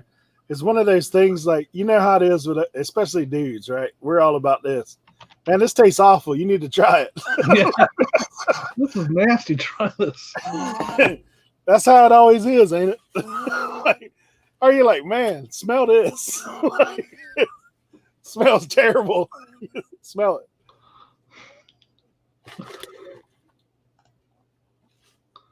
And Jimmy calls him Chef My Boy RD.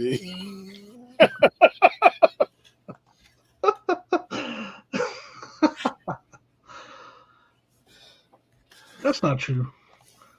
That's not, I love Mexican food. That's my favorite. I absolutely love Mexican food. Hey, so do you eat taco la lengua? No, I do not eat tongue.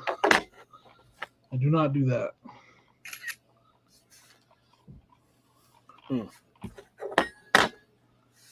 There's something worse in the world. It needs to be eradicated. Haggis. Yeah, some of that meat ain't. I don't consider that stuff. So that's something that I'll say. Like the time I spent out on the East Coast and some of the places, Mexican food I've eaten out there. Gotta go to California or Arizona. West Coast. Colorado doesn't even have the greatest Mexican food. Now you know what you got to do. Like, you got to go underground. That's where you find it. You're correct. I have a friend of mine who's Mexican. He rents from us, but I've known him for years. So sometimes he'll take me to the underground restaurants. Yeah. That's a whole different. He always calls like our Mexican restaurants. He's like, "This is El Gringo Taco." He said, "This isn't authentic. It's not real." Yeah, I mean, I grew up. Dan knows like, but Arizona has some amazing Mexican food. Amazing, authentic,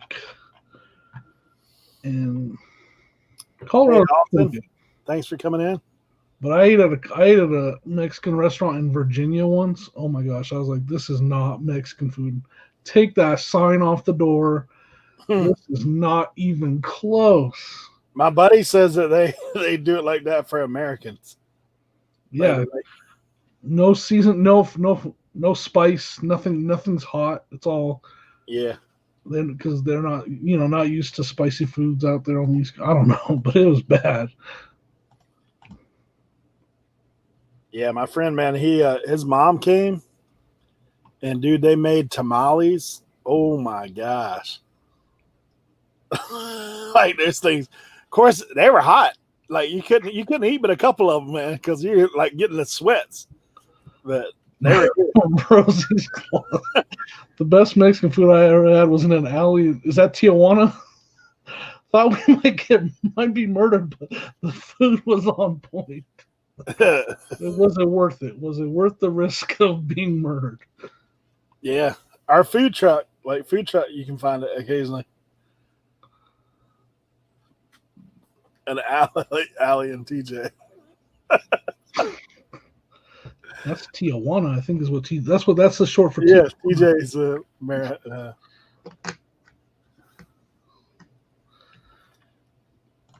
Taco Gringo. I've seen those restaurants too.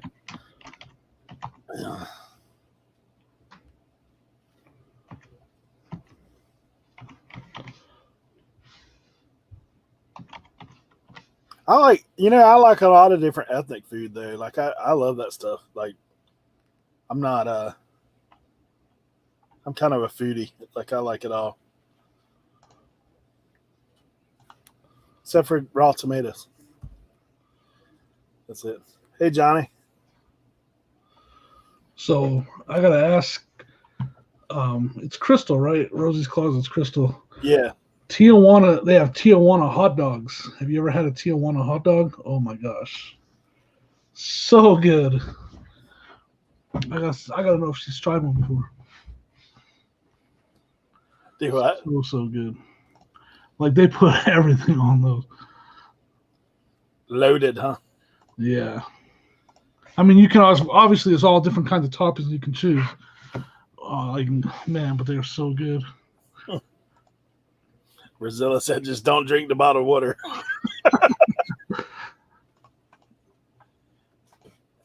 Hey, that's a good idea. Lisa said we used to do ethnic Christmas Eve. Everybody bring a different dish from a different country. Yeah, that's cool. That's a good idea. Yeah, that'd be fun. Alton, he knows the real deal. He said restaurants are never closed. That's like my buddy told me. He said, "Why don't you put lettuce on tacos? We don't do that." He's like, "We put cilantro, but not lettuce." Like, he's always talking about that stuff.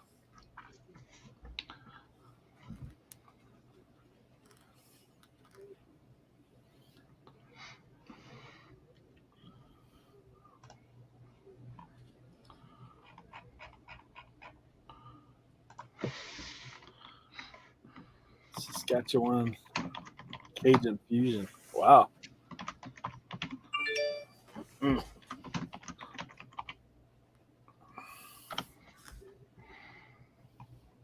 Look at this dude's listing. Was that on his couch or in his car? One of them. Couch or car?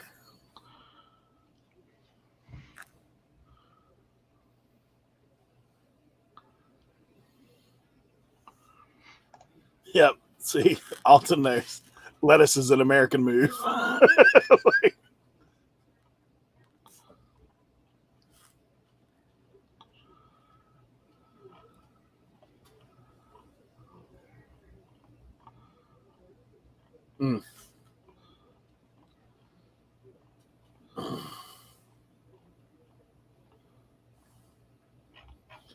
Man, got that bonus listed in.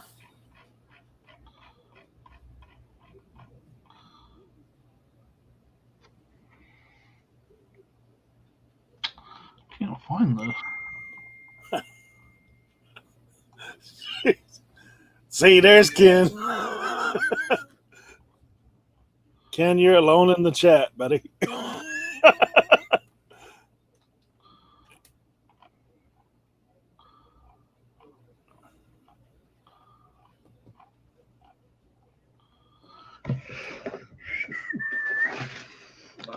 try this UPC, I guess.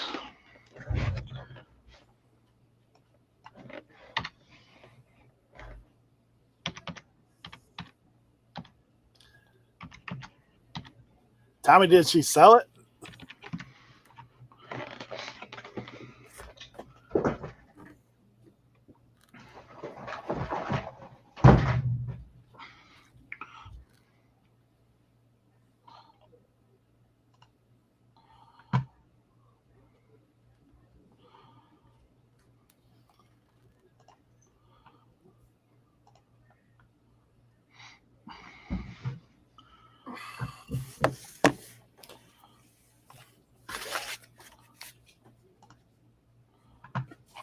I saw one the other day. Somebody's listing, and it had like they're holding the item, like you know how sometimes you have to hold the tag open or something.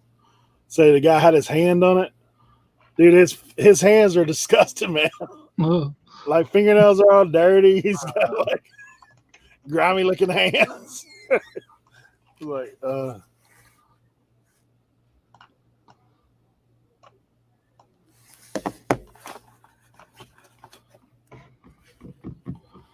clip latch.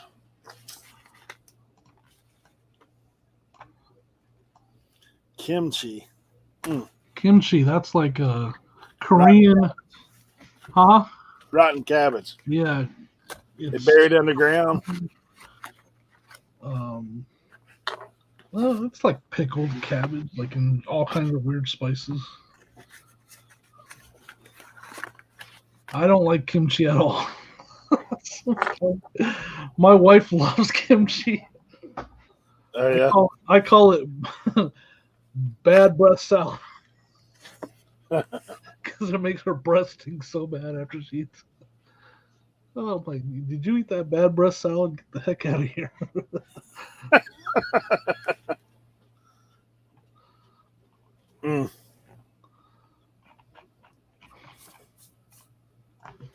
Yeah, when I was young, man, I worked in the grocery store when I was in high school.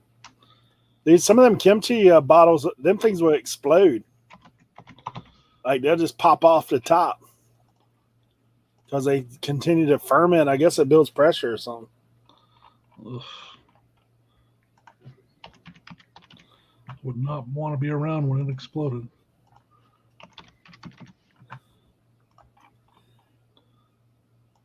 At least I'm down for that pickled okra. I like that stuff.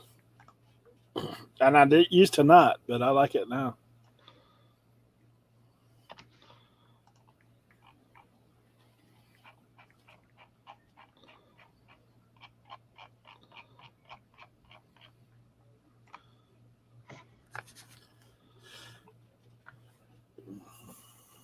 Oh.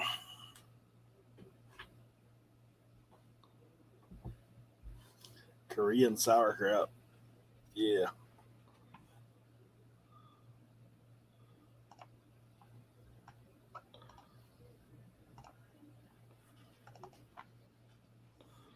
I think I might be done for today.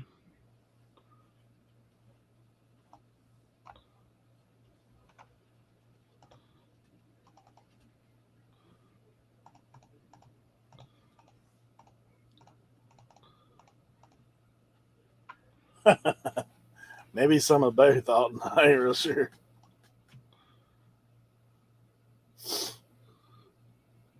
The bottle would explode. I know that. It's definitely like out of everything we've talked about, kimchi is like definitely has the most interesting like flavor out of everything we talked about. Like it's such a different flavor. It's almost, to me, I can't even explain that flavor.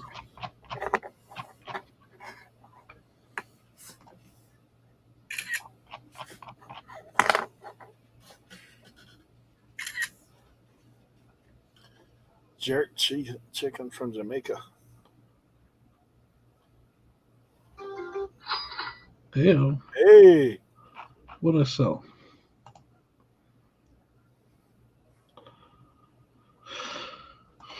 What did I sell? Oh, a Disney puzzle. That's cool. Dang, sold that. You guys don't know How to Train Your Dragon toys, like older ones from the original movie. Keep an eye out for that. I just sold one for $70. What? Yeah, I'll go grab it so you can see. I'll be right back. Tommy's a hot dog slathered with SpaghettiOs. Oh man, that's funny. I didn't know it talked. I hear your dragon growling at you. Right here. Dang. I sold for $70. Picked that up at a thrift store for $3. Who knew? That's crazy, Rick. Yep. Craziness. That'll be going out tonight. $70. I reckon.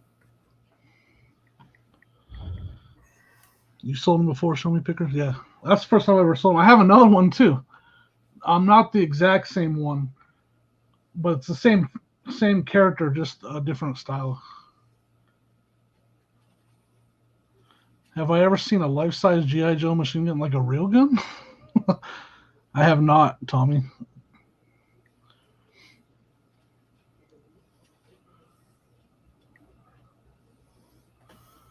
A hot dog slathered with SpaghettiOs. Now you're talking. I'm just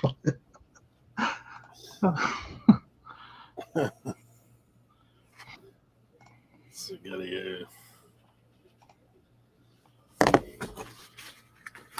Whew.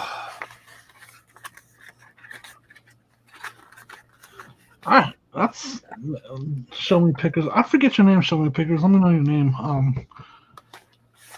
I thought about it. I don't know.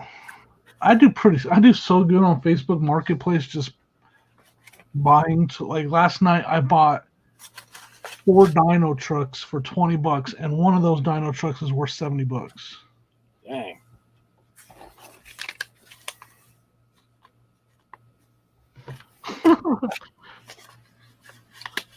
Is it really a G.I. Joe gun or is it a real gun? Like, that's it.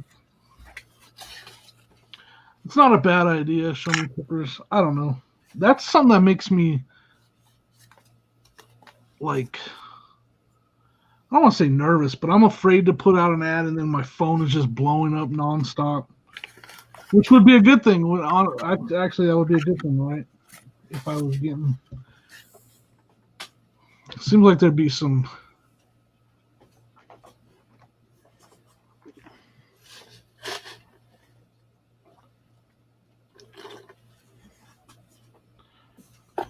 Wow.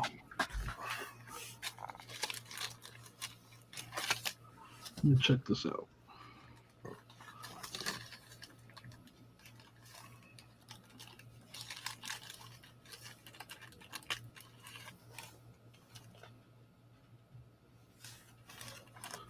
Ooh.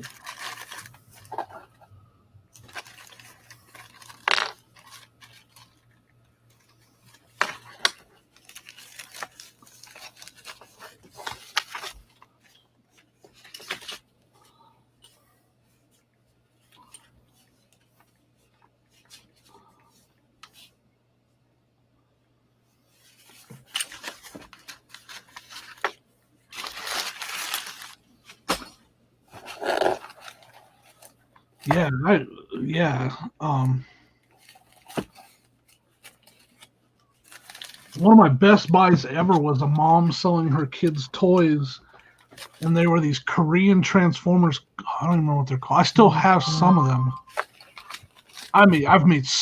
She bought a whole box of them for $40, and there's a couple of those that I've sold for over like $150 each, and then a couple of them I've sold for like $80. Let me see if I can find the name of them. That was one of my best buys off of Facebook. Buying a mom selling the kids' toys. Hey, Cannon Pickin', thanks for coming in. Oh, I gotta go to my listings. I don't think I've seen him before. Cannon picking.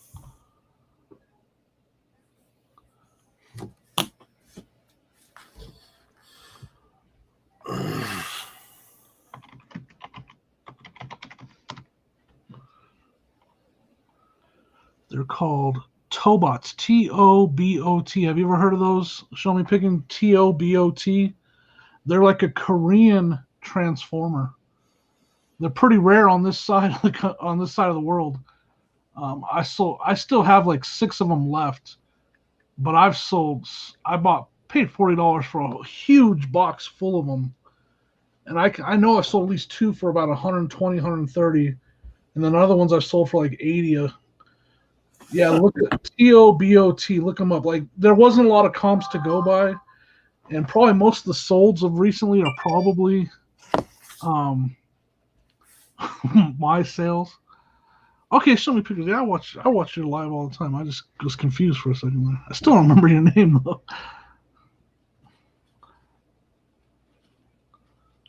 Yeah, they're definitely. I mean, when I looked them up, because obviously I saw the ad and I looked them up, and I was like, "Holy smokes, these are worth some money."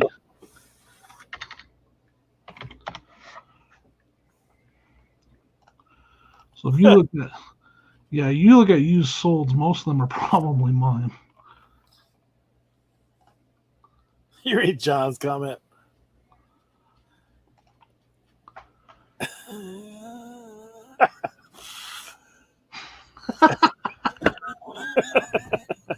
Right? Just tactile. So for me, like just wear a shirt that's a little too short so the bottom of my stomach hangs out.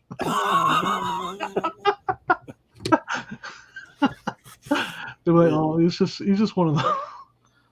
Oh man. Yeah, like here's one of mine I sold for $129.99. This one I sold for $89.99. That's This one I sold for $44.99, $49.99.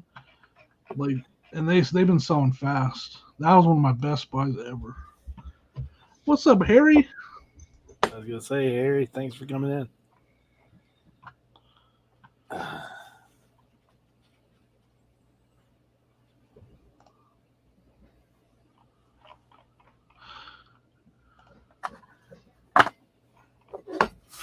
Man, there's quite a few more listed since I listed mine. People must have caught on to it or they became available somehow. Yeah, definitely done good. How did you spell that? The name? TOBOT. Here, I'll put it in the chat.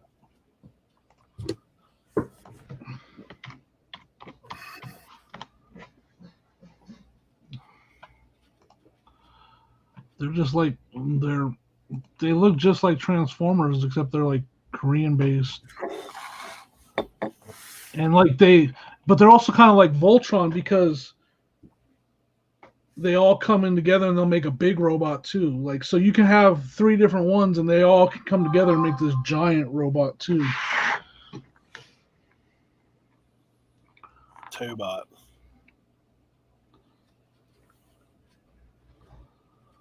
What the heck?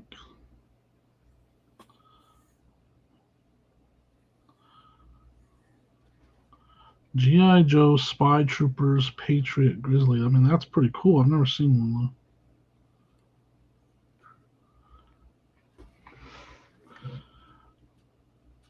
though. It's got the orange on the tip of it, so you can tell it's a toy. Yeah, I've never seen one of those.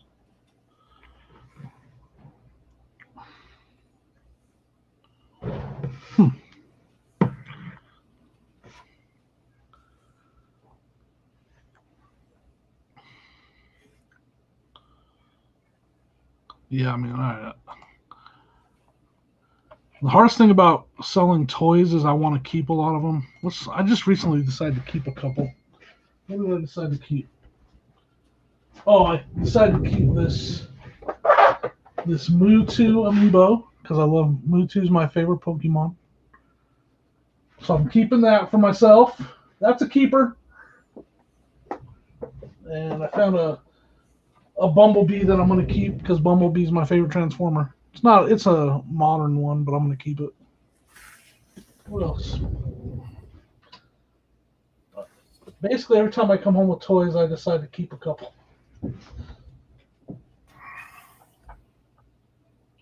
There's something else I added, but I don't remember. Oh, yeah. I don't know if I'm going to keep this, though. This Reaper. Does anybody play Overwatch? I feel like I'm the only human being that plays Overwatch. I don't even know what it is. So, this guy's name is Reaper from Overwatch. That's a game I love to play. This is worth like $90, so I think I'm going to sell it. But I want to keep it. Ah, don't fall.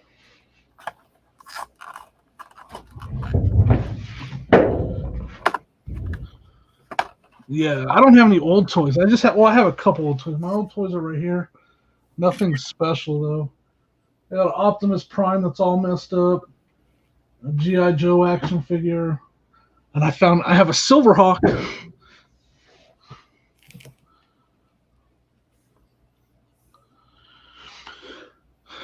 Tommy, you ever play? I think I asked you before. Overwatch is fun, man. That's one of the funnest like shooter type games I've ever played.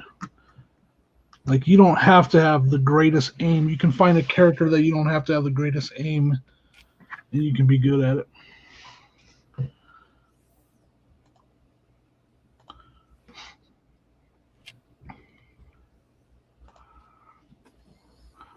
Call of Duty and stuff like that has passed me up. I don't have the aim. I don't have the reaction time like I used to. I can't keep up with these kids. I used to play. I mean, I was definitely a gamer. I played a lot of games. I played a lot of Call of Duty, but I can't keep up, man. I'll be like, well, I got 7 kills and 34 deaths. I think it's time for me to call it. Yeah. Call it a day. It's weird how that happens, right? You slow down. Like, I mean, I don't know. And I used to play SOCOM back in the day. There was a game called SOCOM. Like to me, that's yeah, I remember that. I used to be really good at SOCOM. Yeah, I was a Madden guy. That's what I played a lot. I played a lot of Madden too. Played a ton of Madden. I mean, used to like, I had it down. Like I mean, most everybody I played, I could hammer them. Like, just play around. I used to tell some of my friends, I was like, look, I'm gonna run this play right here and score on you and do it. They're like, what? How can you do that? Yep. But now, man, shoot. Video games have passed me by. What humbled me was I have teenage boys, right? I have a 16-year-old and a 19-year-old. When they started, like I used to think, there's no way anybody's really this good as some of these kids. And then I saw my kids be that good without cheating, you know? Yeah. I'm like, wow, you really can be this good without cheating. That's enough for me. That's all I got to see. My kids, they were playing Fortnite for a little while. Yeah. Like with their friends. And I get on there, I was like, dude, every now and then, like you just be playing on there by yourself. And like, you know how people pop in or want to play with you or whatever. I got playing with this guy one time. And the kid started talking. He's like 7 years old. I was like, dude, I mean, and he's talking like he legit sounds like a young kid. And I'm like, dude, this is so wrong, man. Like this kid can like, yeah. Yeah. Yep. I know exactly. Like they have like Tom was talking about their look speed. So when their look speed is so high, yeah, it's all just a big blur to me anymore. Yeah. Like I'm like, I have to slow it down to where my guy turns like this. Yeah. I'm always like, dude, where are they even shooting from? I don't know. Yep. Yeah, my kids recently went to PC. They played consoles all growing up, but now they're both on PC, and it's just ridiculous how good. And you know, they're obviously not even anywhere near the best players, but just how good they are, and they're just a middle of the run player, right? And they're amazingly good to me.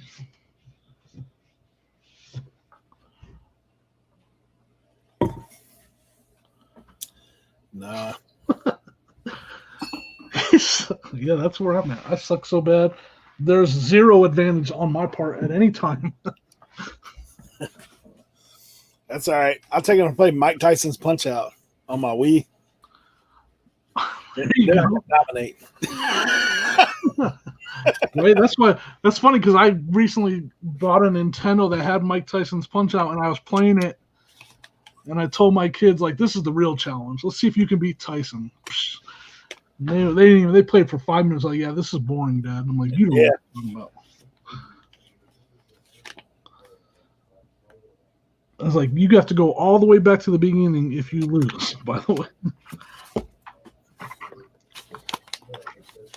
Yeah, it's funny. Fun times.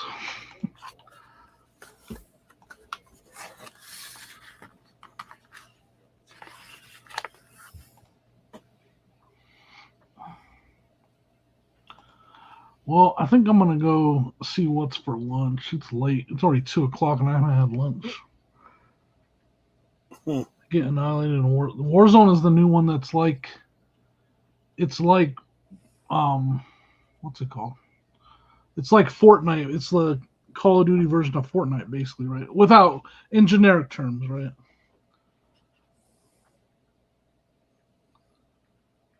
Yeah, I haven't played it anymore. Like I did the Fortnite thing for a little while, and then like I said, I used to play sport games a lot, but I get aggravated with that stuff too. You know, it's like Fortnite for me was definitely one of the, the straw that broke the camel's back or whatever. Like, I'll be running, and I'm like running, and next thing I know, my son is on a 12-tier tower that he built in half a second. I'm like, how the heck did you build that tower that fast to defend yourself? And I'm laying on the ground dead. Yeah, I don't get it. I don't get it, man.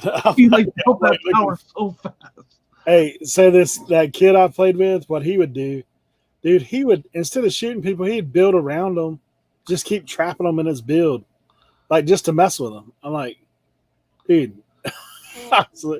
that's when you're glad that those video games are virtual, because I've been whooped up on a little 7-year-old. I was like, dude, if you mess with me like that, man, I would lose my mind. You don't know who you're messing with, kid. I'm gonna come over and whoop your daddy just because. Anyone else ever pause NES games all night? Yes, Zelda. Yeah, dude, that thing will be smoking when you come out in the morning. Yep, that's funny.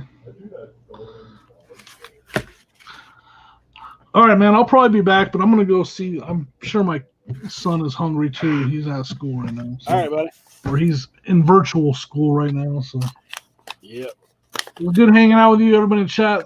Good hanging out with y'all. Yeah, just sold a Pokemon card. What? And even this has got a little. All right, I'll talk to y'all later. Thanks, Eric. All right, Jimmy, man. Thanks for coming by.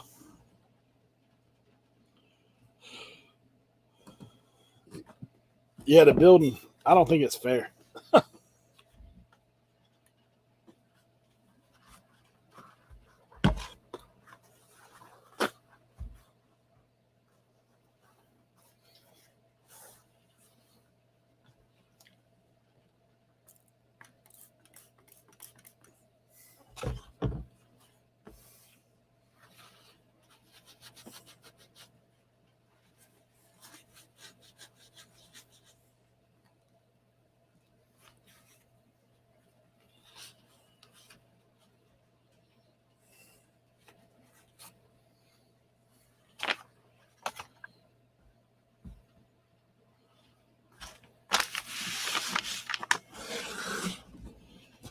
Oh, man.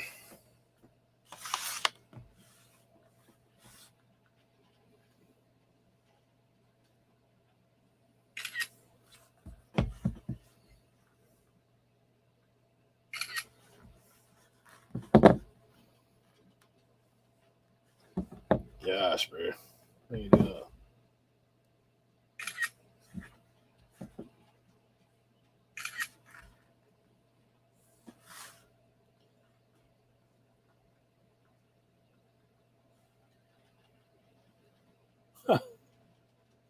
He's got to return on baby Jesus because he's too small. That's pretty wild.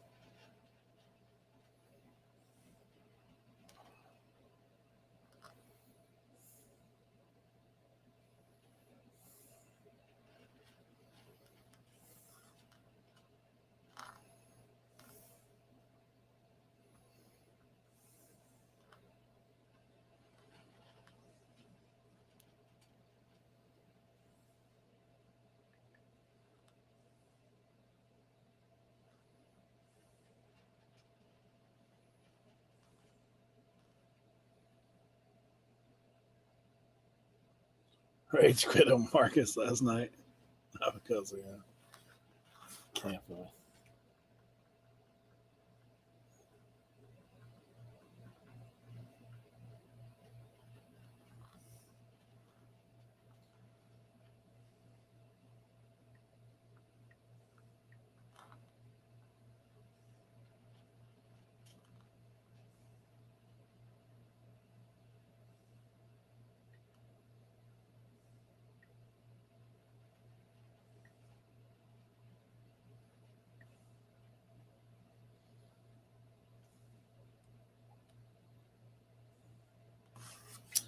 Russell, I just used my iPhone 11 for pictures.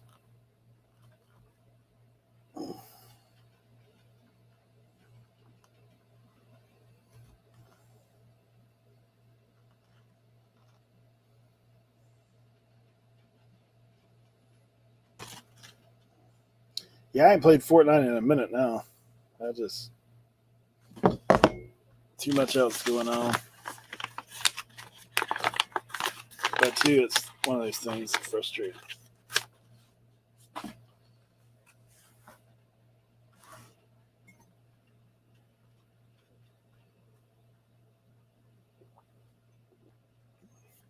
Only video games I play now is if I'm testing something.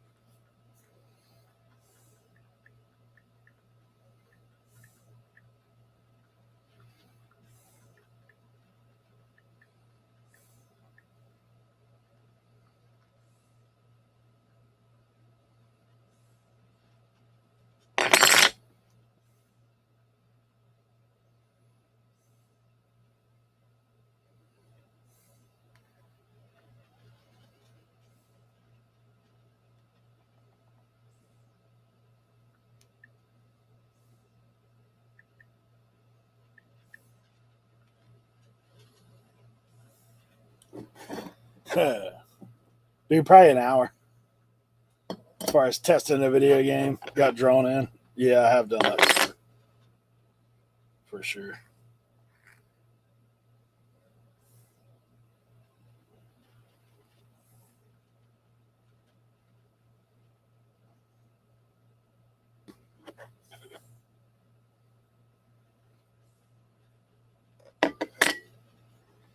Yeah, pro wrestling on NES. For sure. World of Warcraft. Yeah, that was a thing for a little while. I used to like the World of Warcraft games before it became like the multiplayer platform. NES Jeopardy.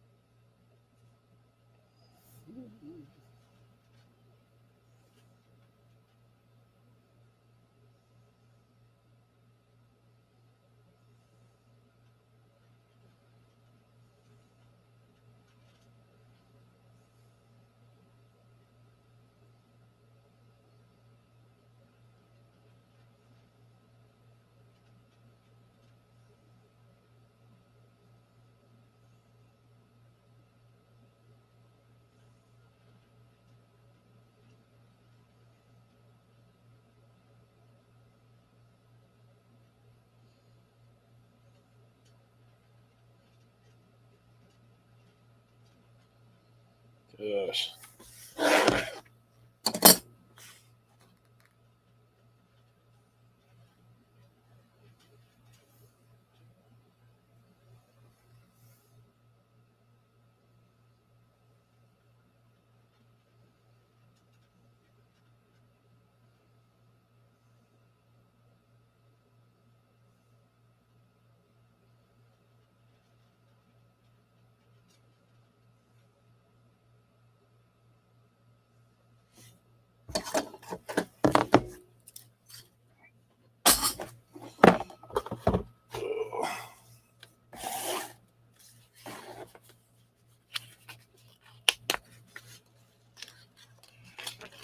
Yeah, Tim, I hit my hours.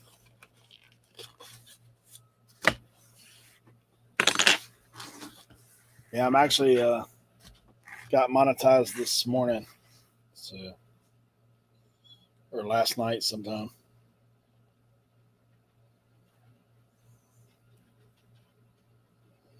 But we still listing.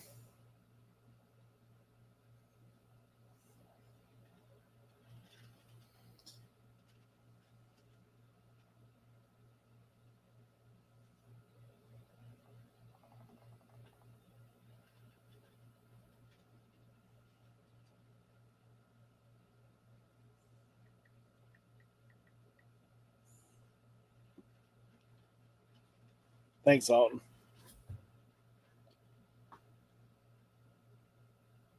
Per views up. Yeah.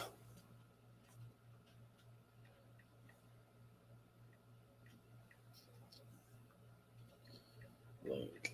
Tilts.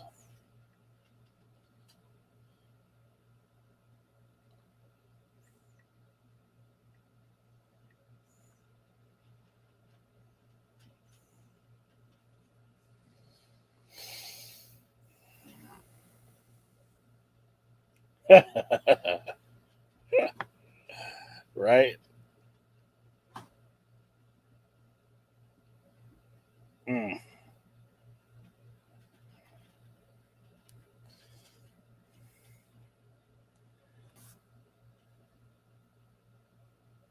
Yeah, keep grinding, bro. It's just that. It's just a grind, is all it is.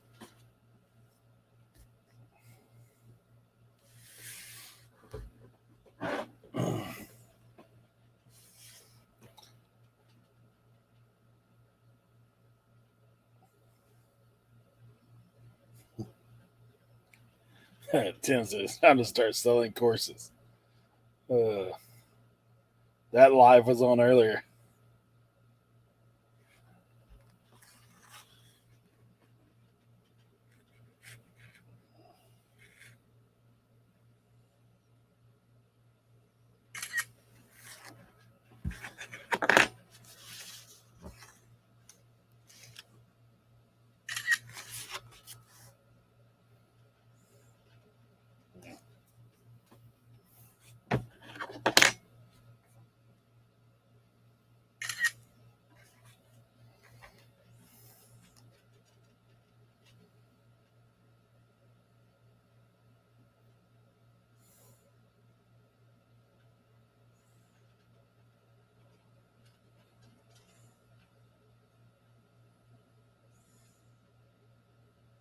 Dang.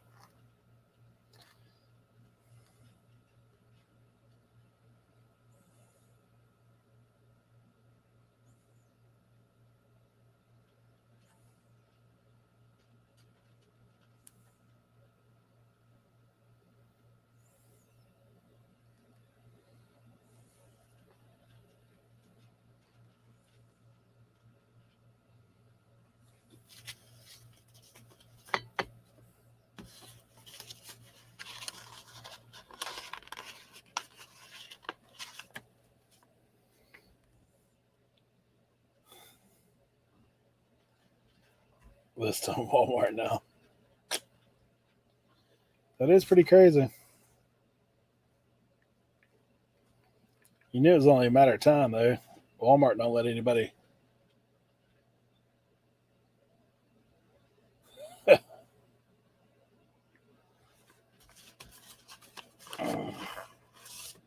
Take as much business as Amazon has for them from them.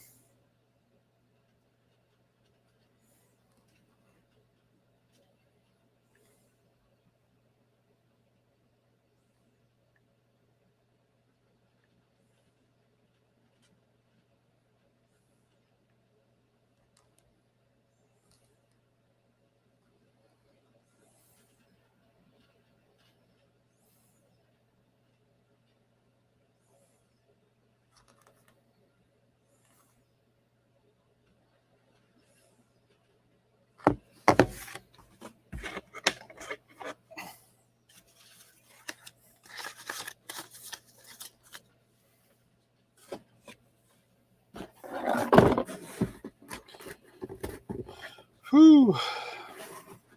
It's a never-ending box.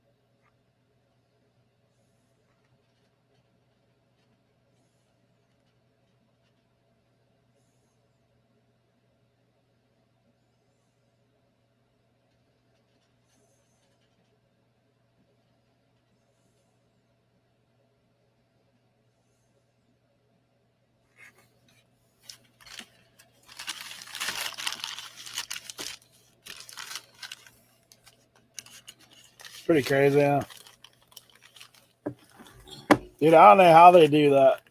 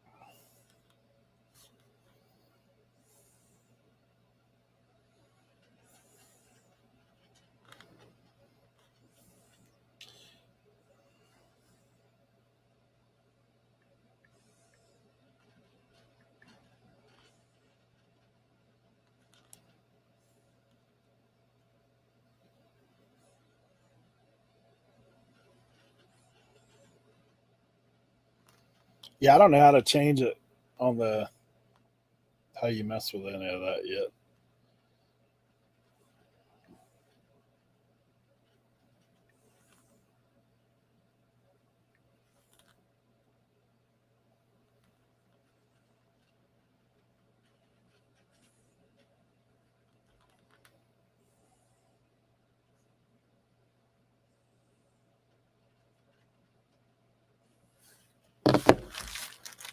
Mm.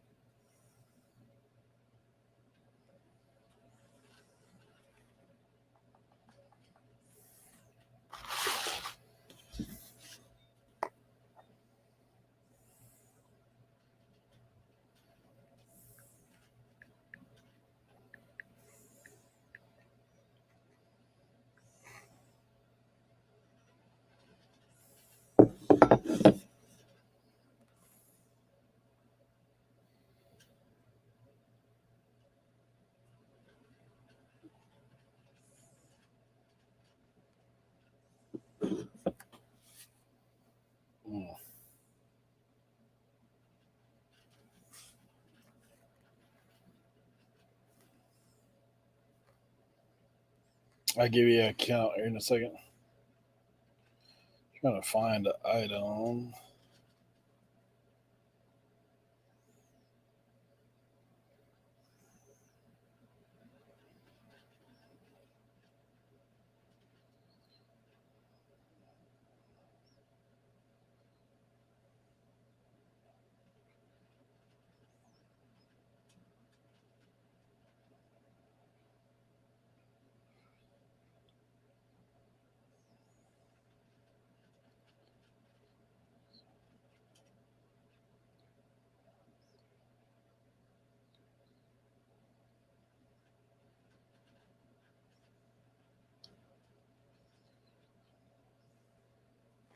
I'm at 36, John.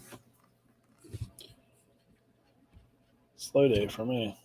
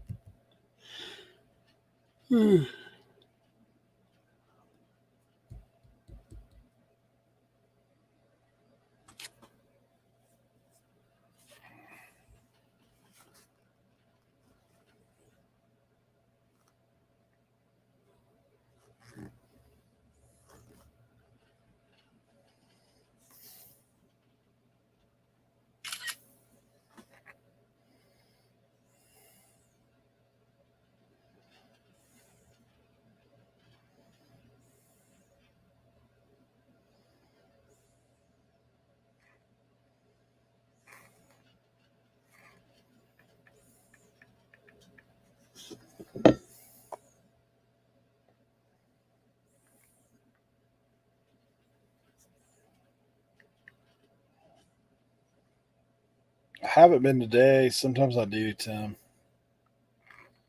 I'll probably go back and look at it.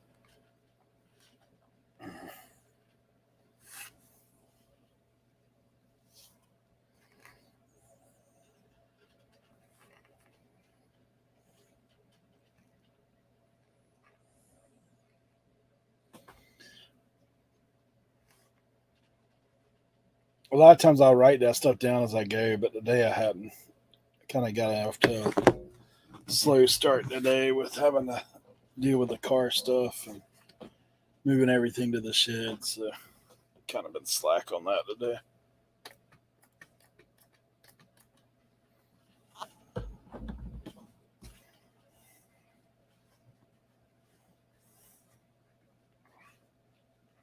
I've actually got probably closer to 50 or 60 like individual items listed today, but only 36 listings because there's been several that are multi-quantity.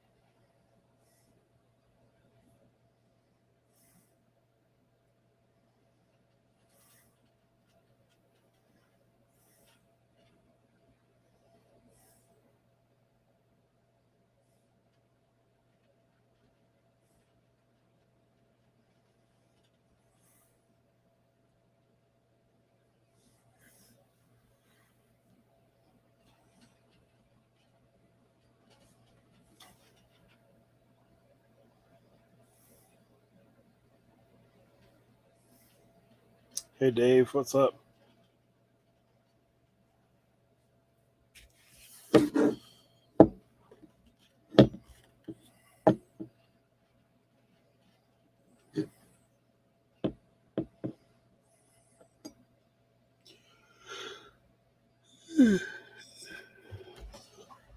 Man.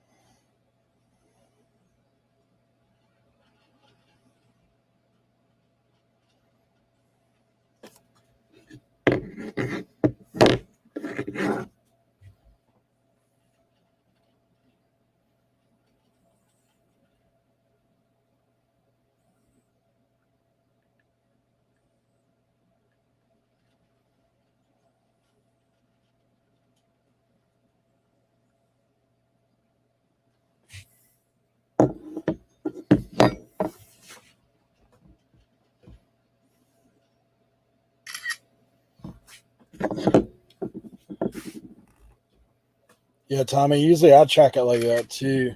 Well, both ways. But,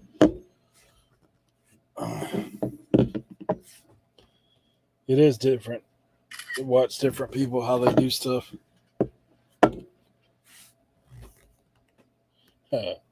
Dave just loafing now.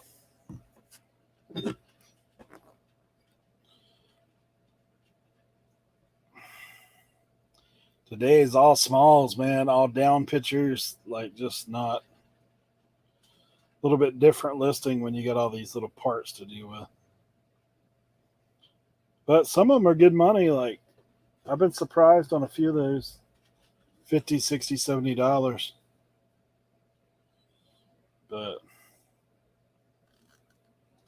I haven't found any home runs in this stuff yet. The one was like 90 some dollars is what I listed the one for, but a lot of 15, 20 bucks. It's kind of where it's been hanging. This shifter, I'm the only one that's got this. They're normally like 25, 30 is what the rest of them are selling, like similar. But no one's got this one, so I might price this up like 45, see what happens.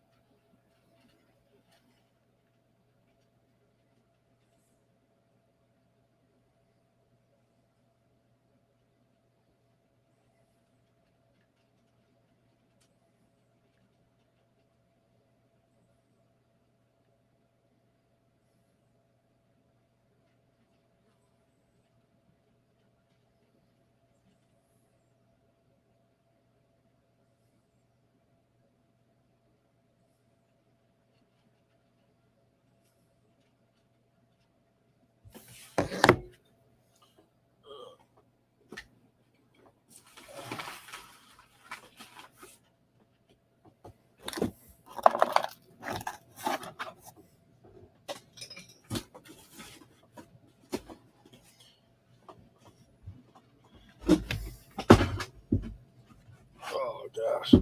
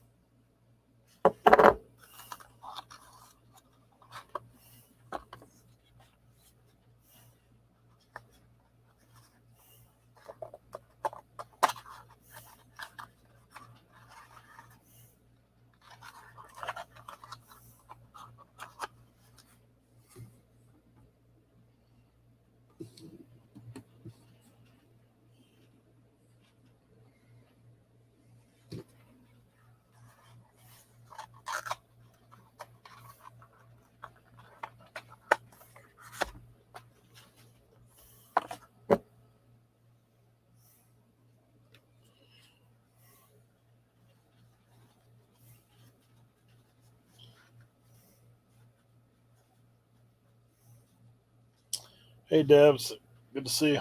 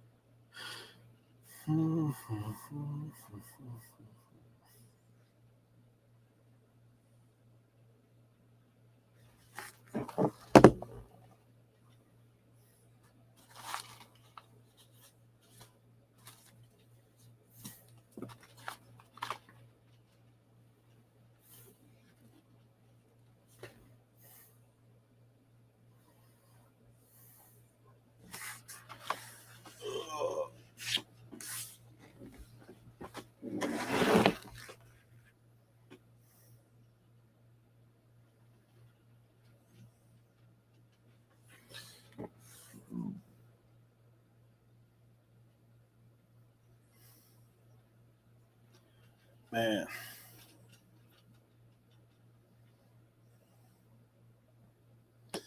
It's a whole lot better when they got the part number.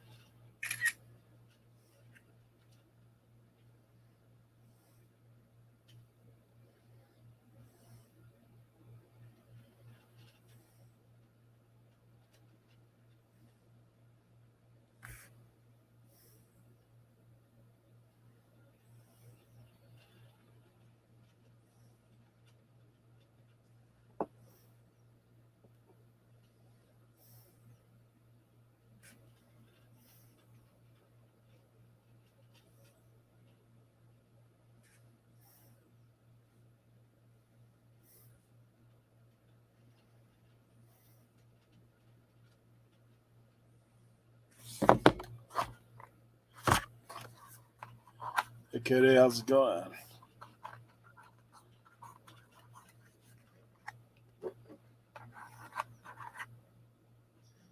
Good stuff, man.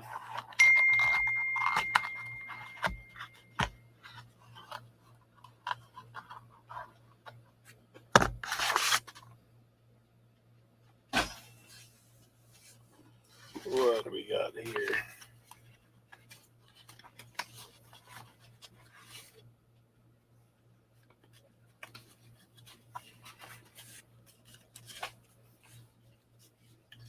And yeah, the screws.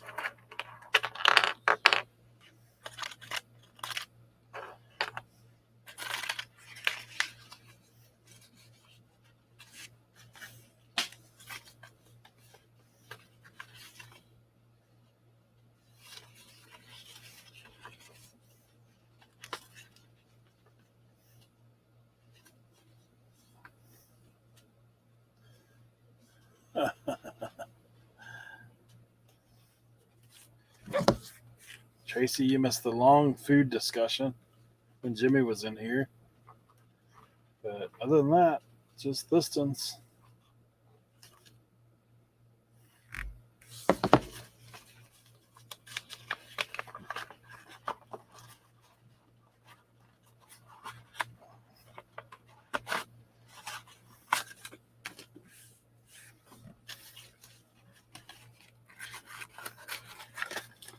Boot letters.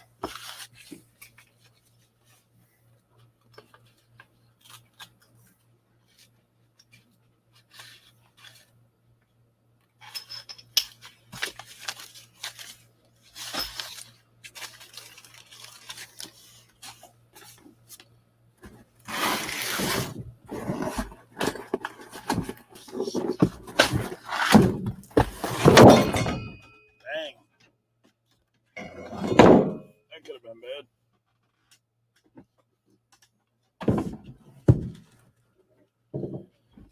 Tear everything up.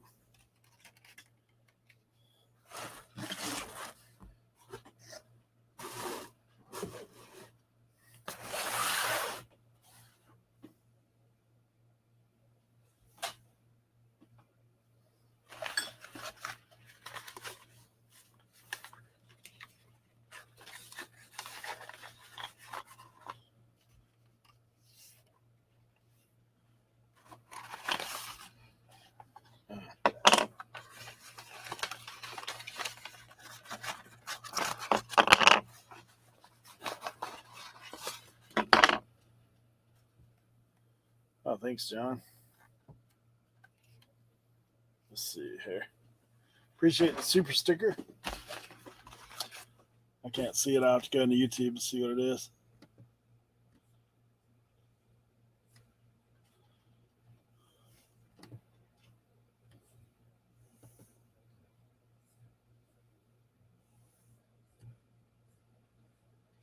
Hot dog.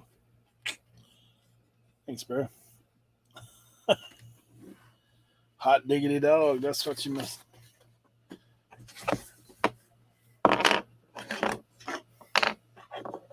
SpaghettiOs on a hot dog. That's what you missed, Tracy.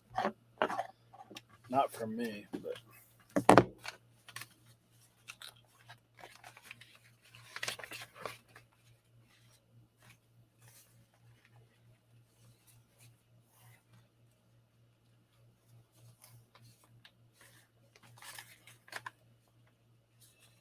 ring gear. Ring gear. This is number 328.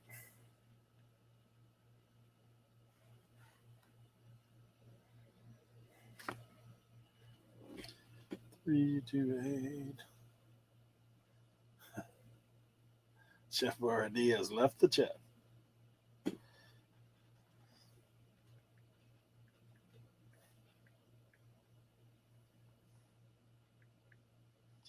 Johnson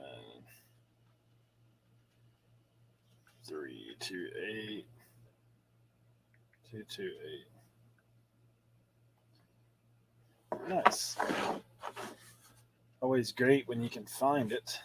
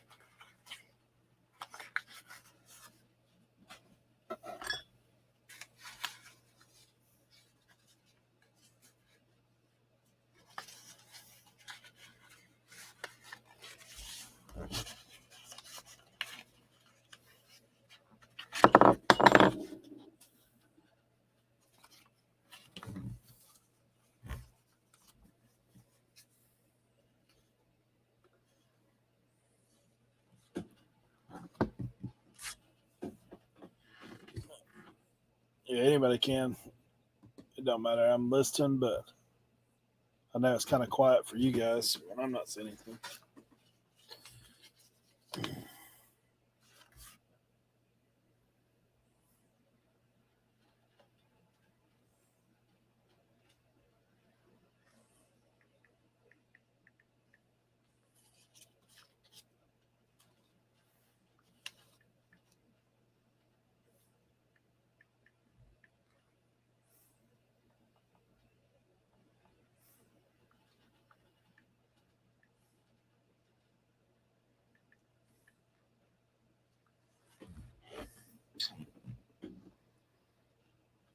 $16 screw. Wow.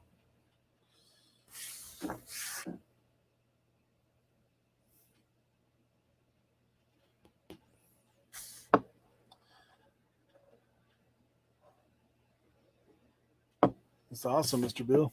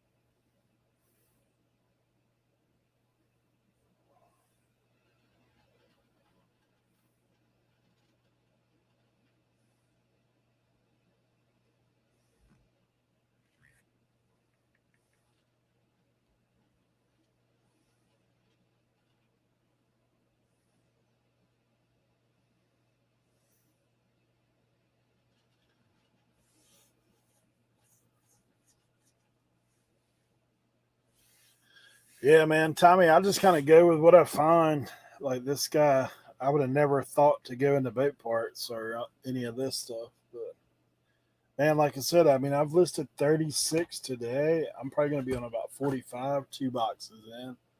And I've got a box of junk that I can't find or it's rusted. So I literally only paid $500 for 80 boxes of parts. So it's kind of crazy. Yeah, 4-wheelers.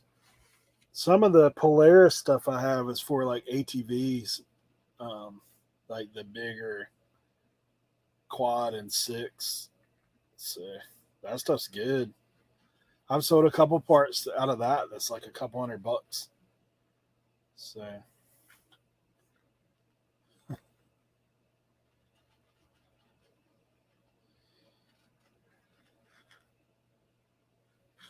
it's crazy, and that's a whole different market than like thrift store stuff for the most part. The whole parts thing, because you're talking about mechanics buying stuff, other people buying stuff, like hobbyists.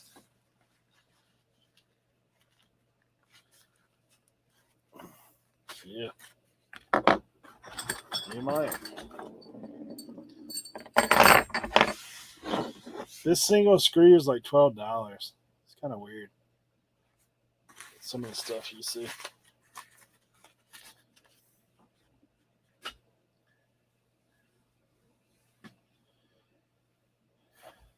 Dude, if you guys would have saw that, my camera petered out on me that day. I couldn't get it to do right. Basically, you're looking at like a 3-car garage and then a room as big as my shed full of stuff. It was a crazy, crazy day, that's for sure. You see these boxes I've been listing, like the stuff that comes in? These are like old Avon boxes, right? So when I looked at the pictures of that estate sale, the guy done told me, he's like, hey, all those boxes are full of boat parts, is what he said. I didn't know about the ATV parts until after. So when I get there, I'd counted in the picture 26 of them because like the picture was taken like it looking at the end of the box, you know, like looking like this. So all I could see was what was stacked up in front. And the guy, he had told me, you know, that's all boat parts. So I was like, well, that's cool. You know, I'll look at them and see. So I counted it. I was like 26 boxes. Like I'm trying to figure out in my head, okay, I'm thinking maybe there's $50, $100 a box is what I'm thinking. Maybe it what's in the box, maybe more. And then, so I'm trying to think on what I could pay, you know, like I say, the most I would pay would be like $20 a box. So like $400 or $500. That's the most I would pay. When I get there and see that what it is, it's actually, those boxes are 3 boxes deep. So it's actually ended up being like 80 plus boxes. Yeah. So then the guy told me $500 for all of it. It's like, yep, I'll do that.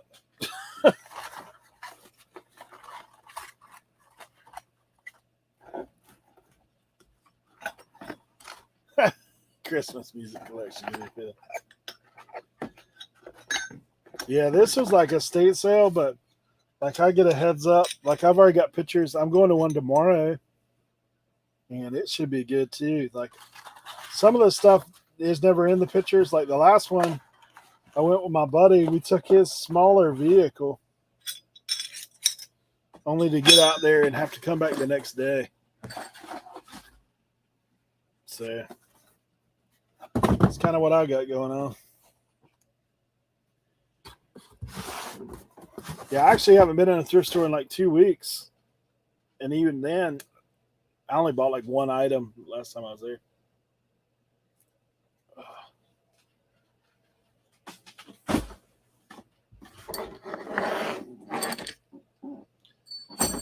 So pretty much I've turned into having a guy without it being a guy, like I just go meet with one guy. I just go to one of his estate sales every week, and I'm pretty stocked up. More than what I can even get listed in a week.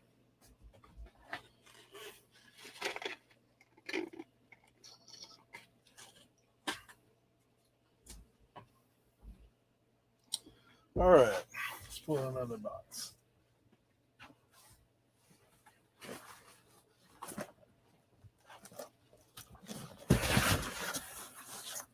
Opera to be.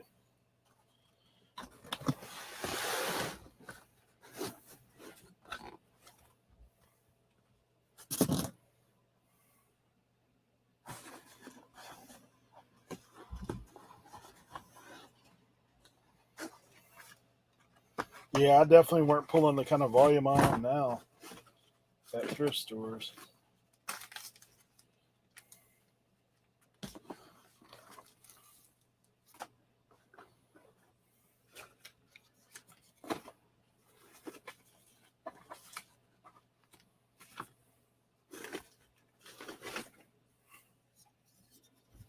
Oh, mini prop.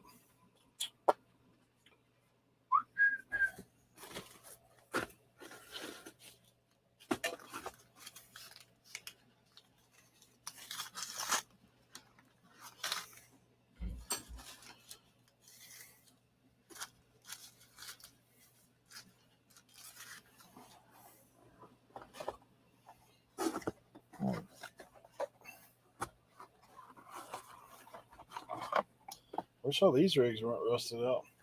They're probably worth something.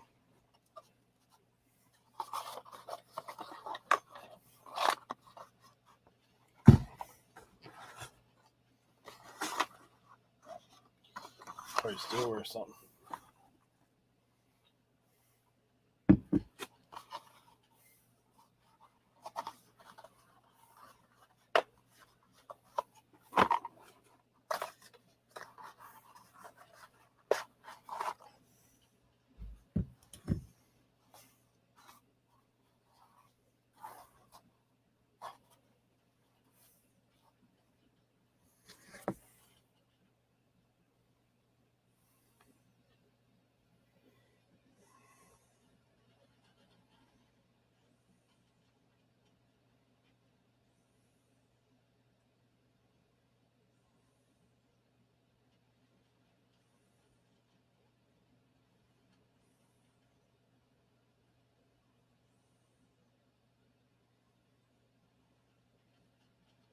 Couple of these.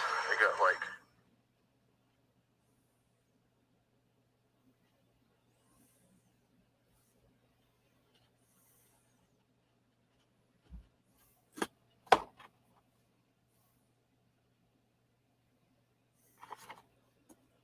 Carmen, too many lead song.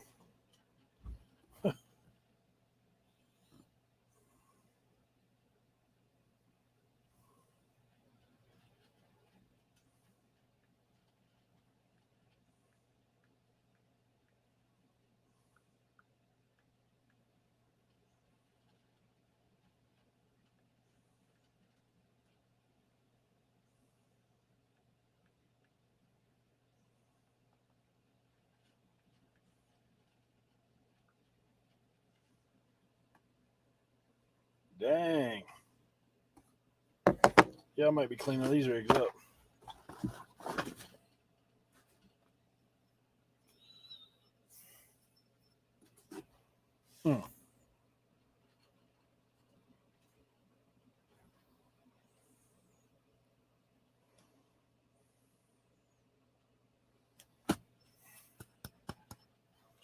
Very nice. Very nice.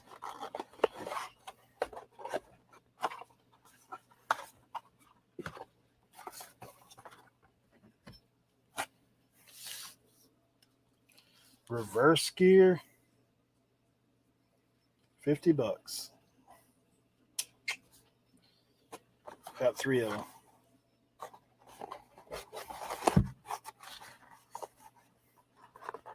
The one that sold has rust all over it. So So I'm good to go.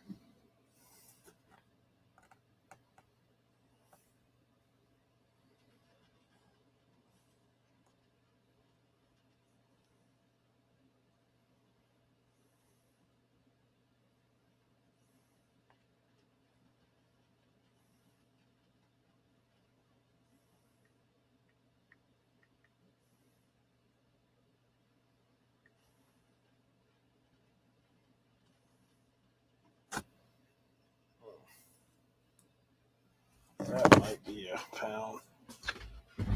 Maybe.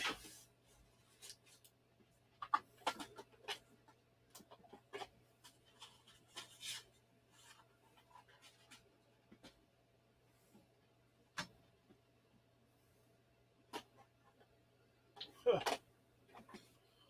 Dude, that's crazy. So that might be a pound.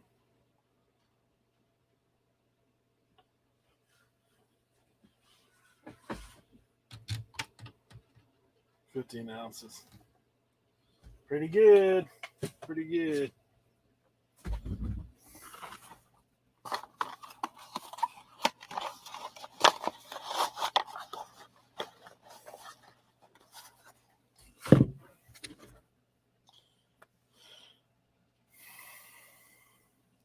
Getting better. Internal scale working.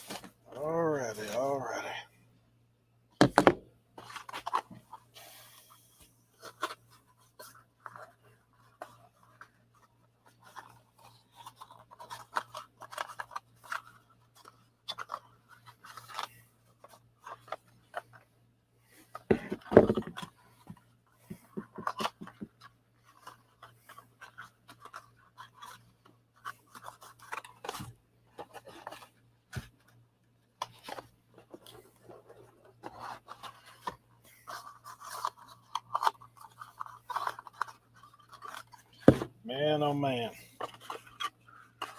Hopefully these are good.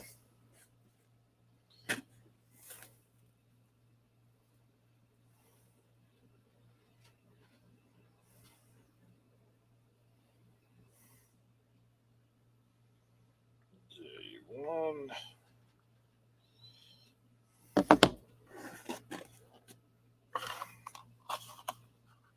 Guess you guys are watching ads or something.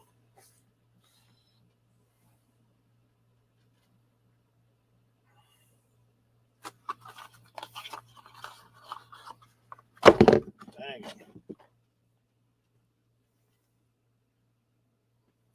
Let's see what it is.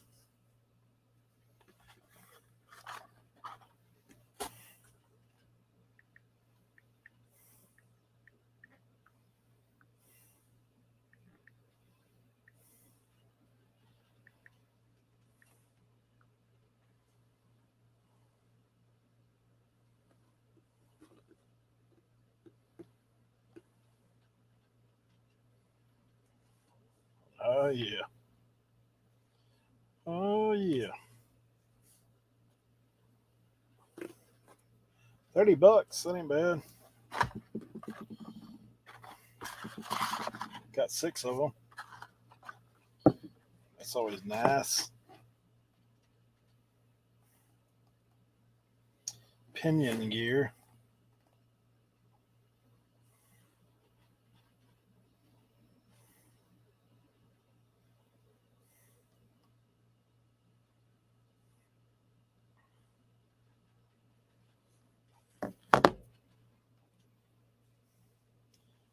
Yeah, I know, right?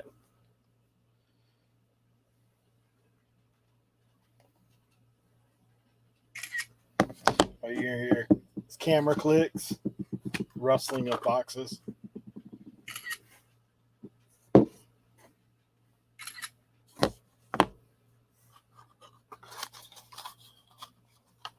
Salvation Army's running the picks for computer pots.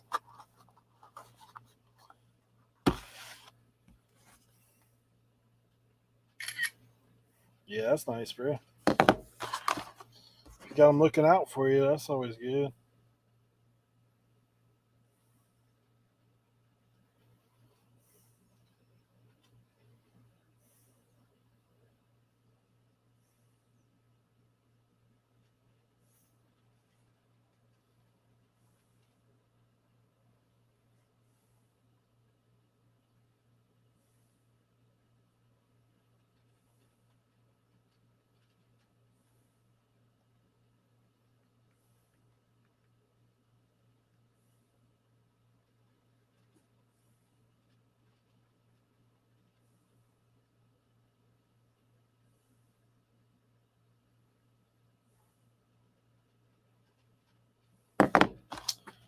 Take that weight.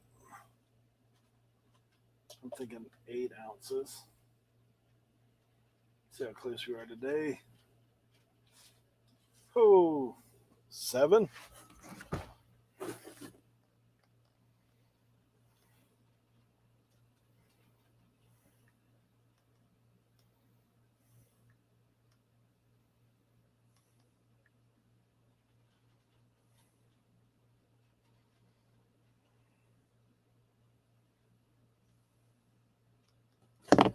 Perfect.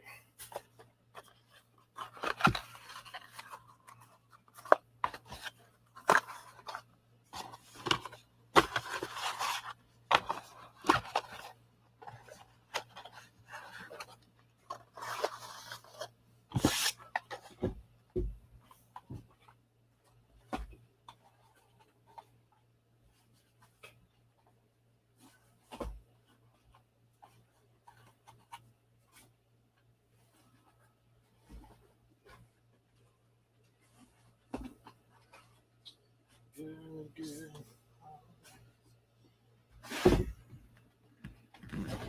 I'm on the rolls there as a soldier. Nice.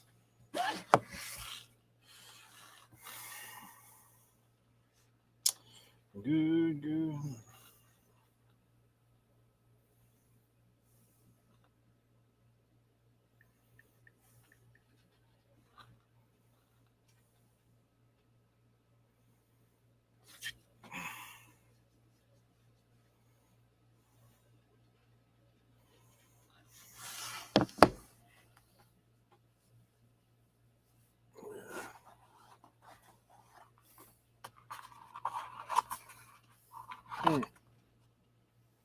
Gee, Rusty.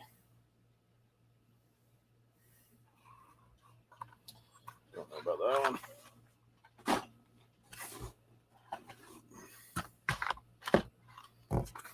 Oh.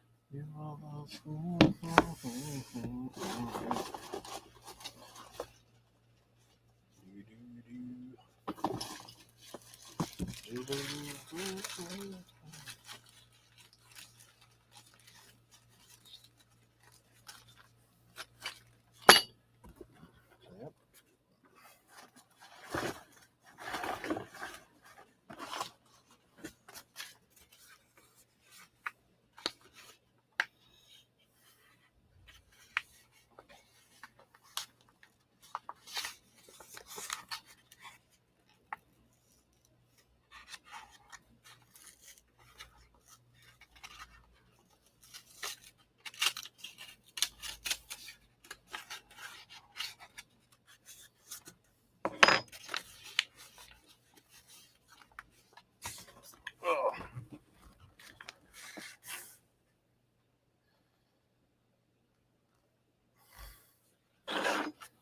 For me, it depends on what it is, how slow the shipping goes. Bigger items take forever. But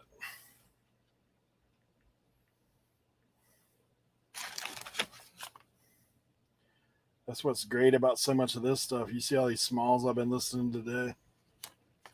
So you know what goes down with them, unless they're breakable.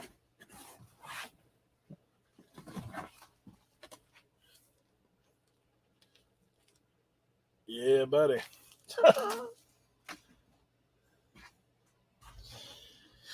Favorite shipping supply?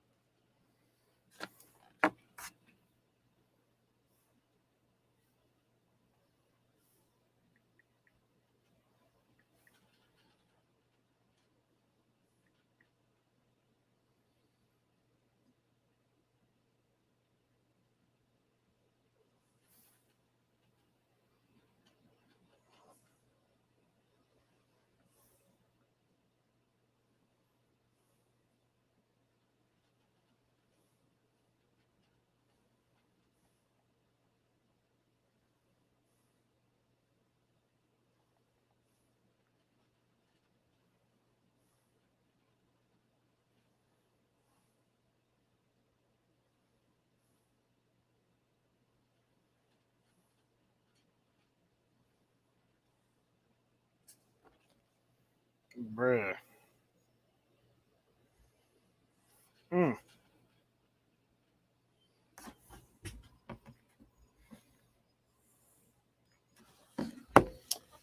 This is why I talk about like them smalls and buying like this. You never know what you run across, right? So when I look at this thing, this little bracket right here, this is a bracket for a fuel pump, right? So back in '01, when this thing was bought, you see the suggested list price, $23.47. Check this junk out. 2 solds, right? Yeah, see that? What about that? That's nuts. $95. Yes, sir. Yes, sir. Dude, this thing is like made of aluminum. It's super lightweight.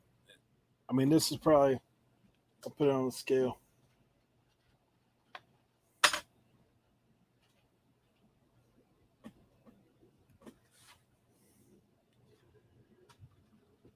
Bro, don't even register on the scale. It's an ounce.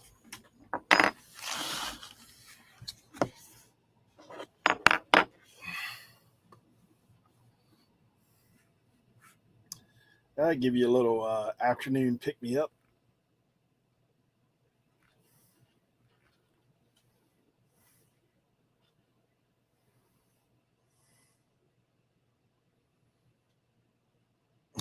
Cast it and reproduce it. Yeah, no doubt. Well, apparently 2001 was the last year this thing was in existence. 84 to 2001. It goes on Evinrude 60, 65, 70, 75 horsepower motor. Kind of crazy.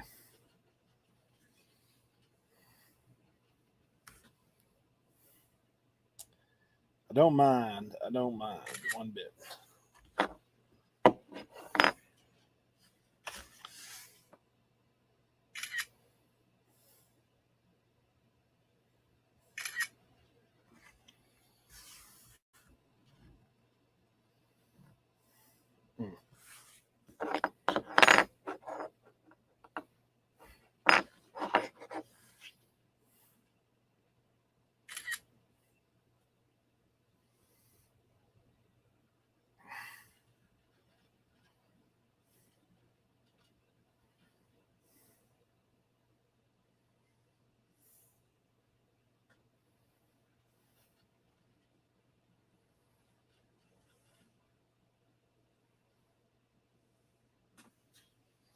I guess like everything else, though, man, if you can't find it, value goes up. Can't find it.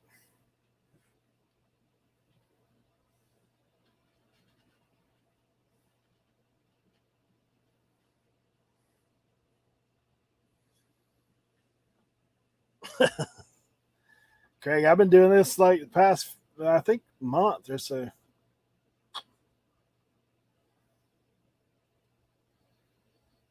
I usually go 8 hours and then shut her down.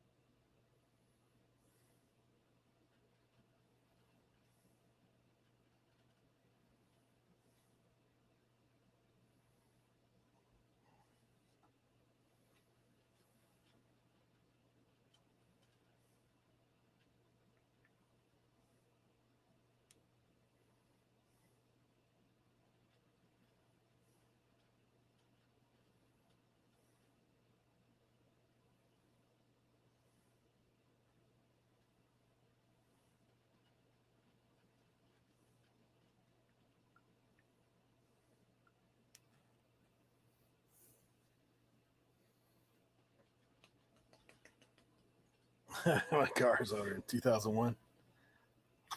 I hear you.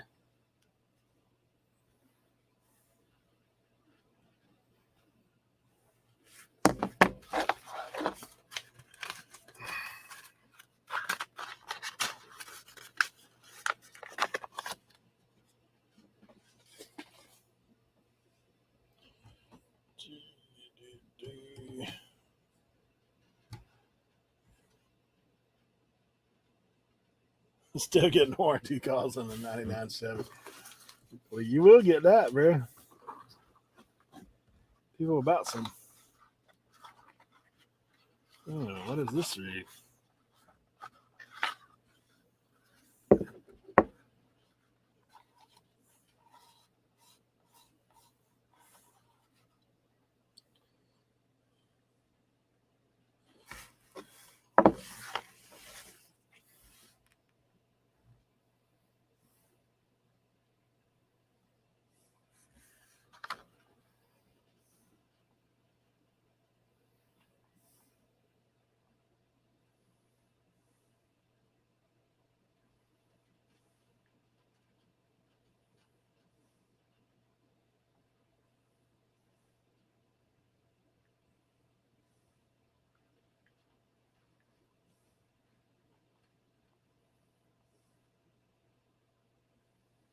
Three, 3, 4, 1. Bushing.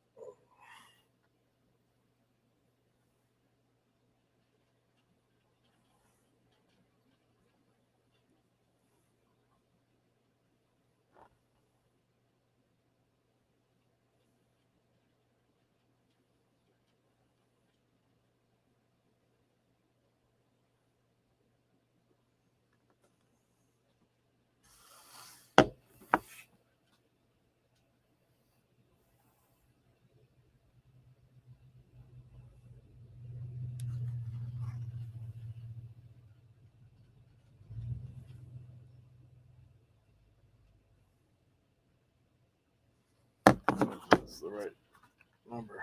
318.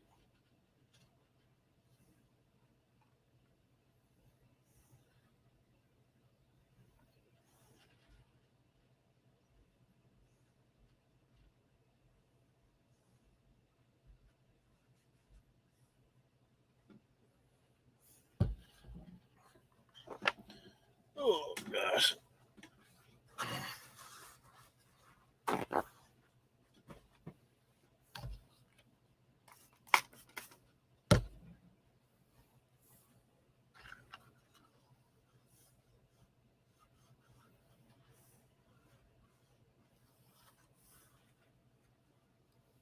Three, 4, 1.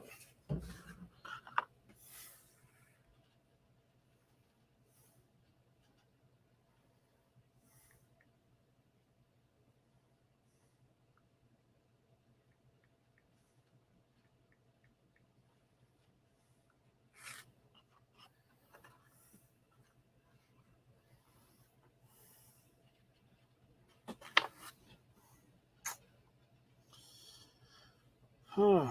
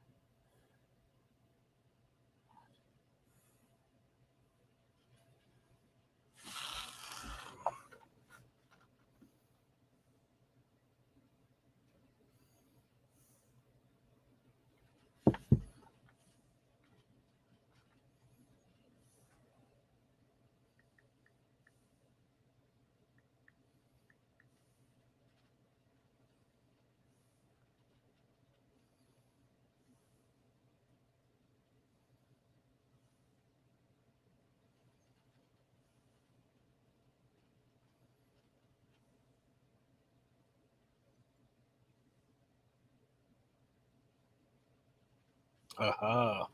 Found it. Perfect.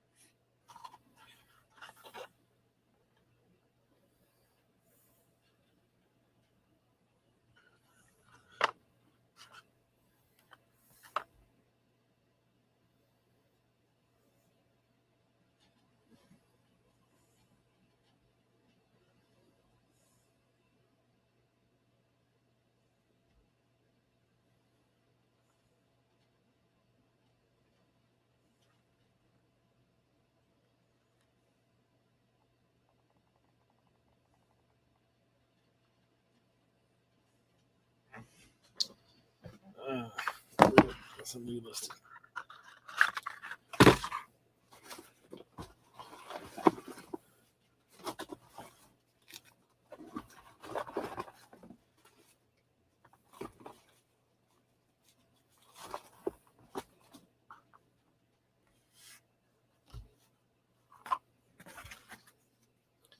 Let's see.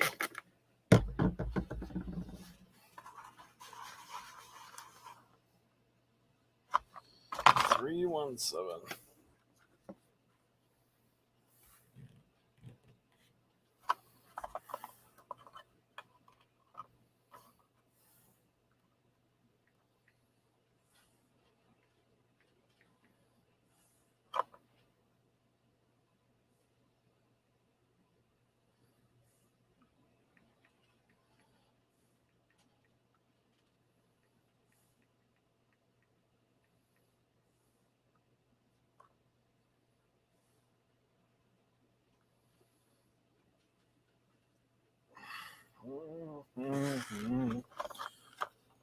Do.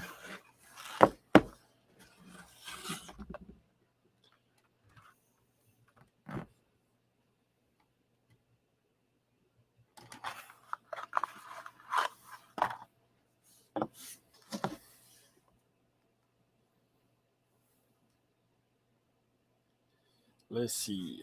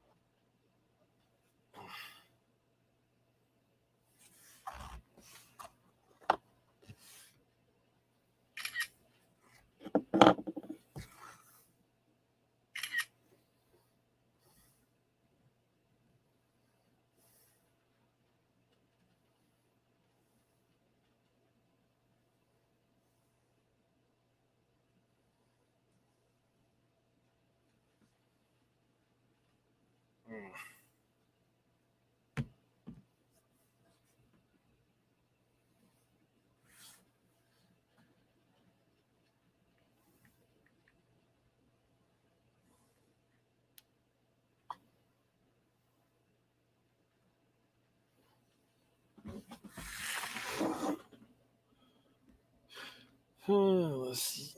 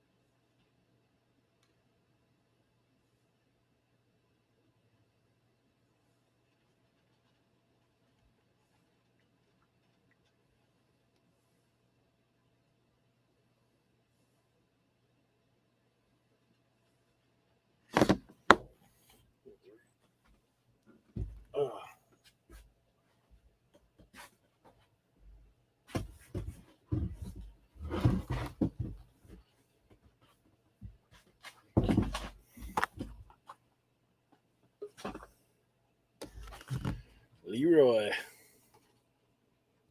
What's up, brother? What's going on? Not much. Leroy. Is that me again? That's me again. What's going on? What's going on? Not much. Leroy. All right, I fixed it. Sorry about that. You're good, bro. I keep doing the rookie mistake. It's all right. It is all right. Whew. How many you got listed so far? I think I'm at like 41. Oh, good for you. Good job. 41.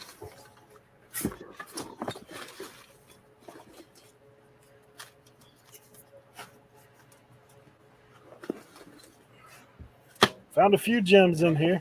Did you find a couple of good ones? Yeah, man. Awesome. Oh, that's gross. My wife would freak out right now. Look at this. This Jagger's petrified now. All bugs. A big old kakarocha. Is he alive? Nah, he's dead. Oh, okay. He's petrified. He's been in there a couple of years. I don't understand how they get into some of those boxes. It's so weird. Yeah, that dude, man. Like I said, my wife would be losing her mind right now. If she opened that box and saw that, there'd be a hole in my sheetrock there.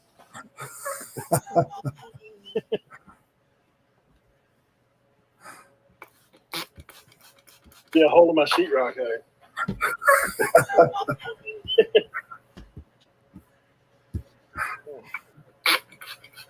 Be a hole in my sheetrock there.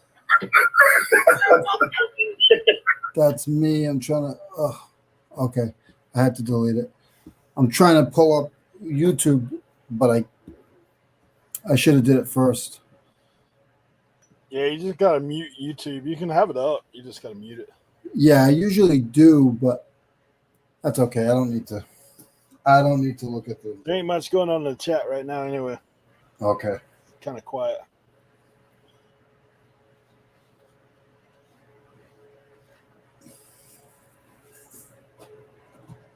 Either that or my chat's frozen, one or the other. How's the temperature? You said you have the AC on? Yeah. Yeah, we're good out here. I mean, I think outside we're still like high 70s, 80s. To me, that's a little high. I'm getting used to like the humidity. Humidity's the worst, man. Like it'll be right sticky. That's why I went back home for the summer.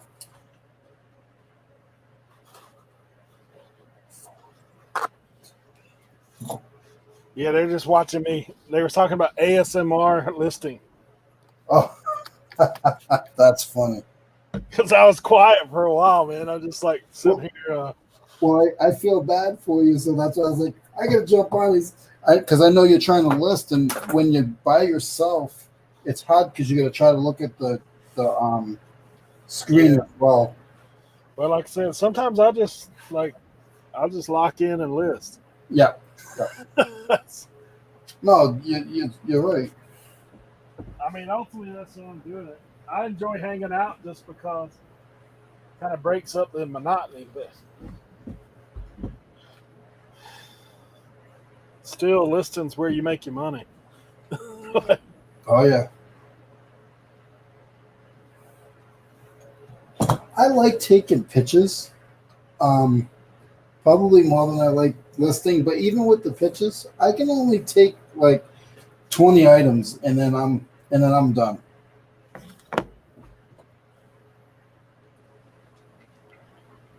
So talking head. You back in the big comfy couch, ain't you? Yeah, I've been sitting here listening to you for a while, procrastinating. I've got like 15 items listed while you've got like 50. I'm at the 15 too. Yeah. John, I don't know if I know you. My name's Leroy. Nice to meet you, sir. Nice to meet you too, Leroy. it ends up being you see people all over the place, but until you see their face, you're like, oh, okay, that's who you are. I know. Yeah, right. Yeah. Yeah, when you meet people at, like I always call it in life, but it's really still just through a screen. Yeah. But it's different than the chat. Yeah.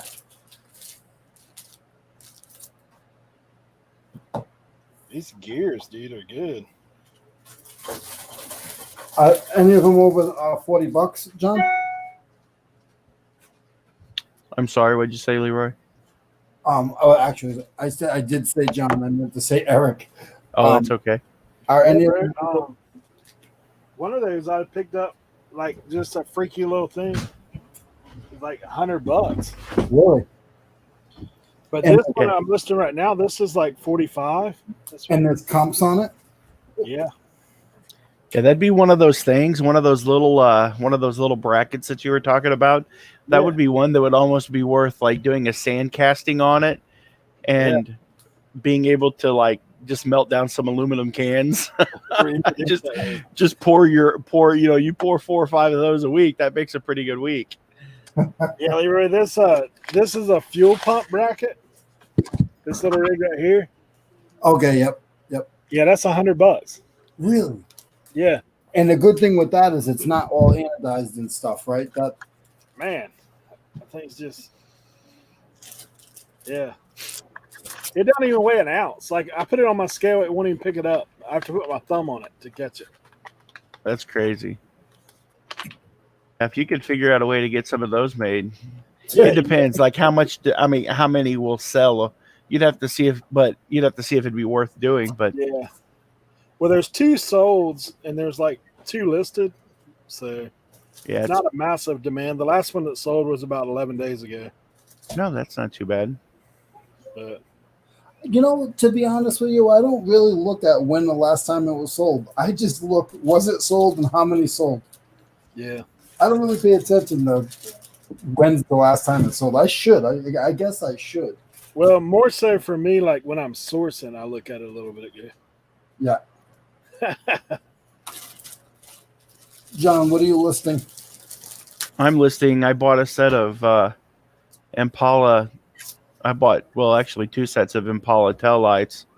Oh, and I'm trying to figure out if I need to list them individually or list them as a set. Well, there's supposed to be some clear backup lenses, but these are all just there's like in the 65 Impala, they have 3 lenses. There's 2 reds and 1 clear on each side, so they actually have like 6 lenses. And if I had the 2 clear ones, I could list them as a set for like $147 a set. And they seem to sell pretty decent, but they were in a garage, and unfortunately the dirt daubers got to the boxes and stuff and chewed a couple of the boxes up to make nests out of, or paper wasp did. Yeah. I love car parts though. Love is that what car parts. Is that what you do? You do a lot of car parts? I do, yeah. Cool. So I have something it's not car part, but look at this guy. 1.5 inch tap. Is that a drill bit, or a tap? Yeah, that's what I was trying. Yeah. 1.5 inches. What does something like that sell for? They sell it depends. This one's for sprinklers, for sprinkler fitters. Some of them are upwards to about $60. But some in this market right now, you're lucky if you can get 35. Right. Yeah. But if you look them up on Amazon, they're about $60. Yeah, some of the industrial tool stuff sells really well. There's a gentleman that I'm friends with. His name's Jason Bonanno, and he buys the industrial lathe equipment, and he'll take them apart, and he sells them, and he does over 6 figures a year just in that business alone. He is from like New Jersey or something like that. Just the handles and some of the brackets and some of the accessories, those things, they go for big bucks.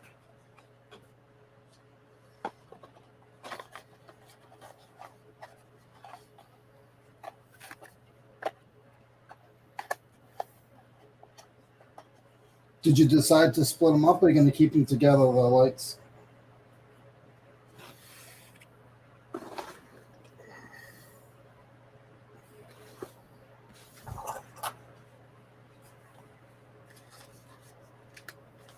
Hmm.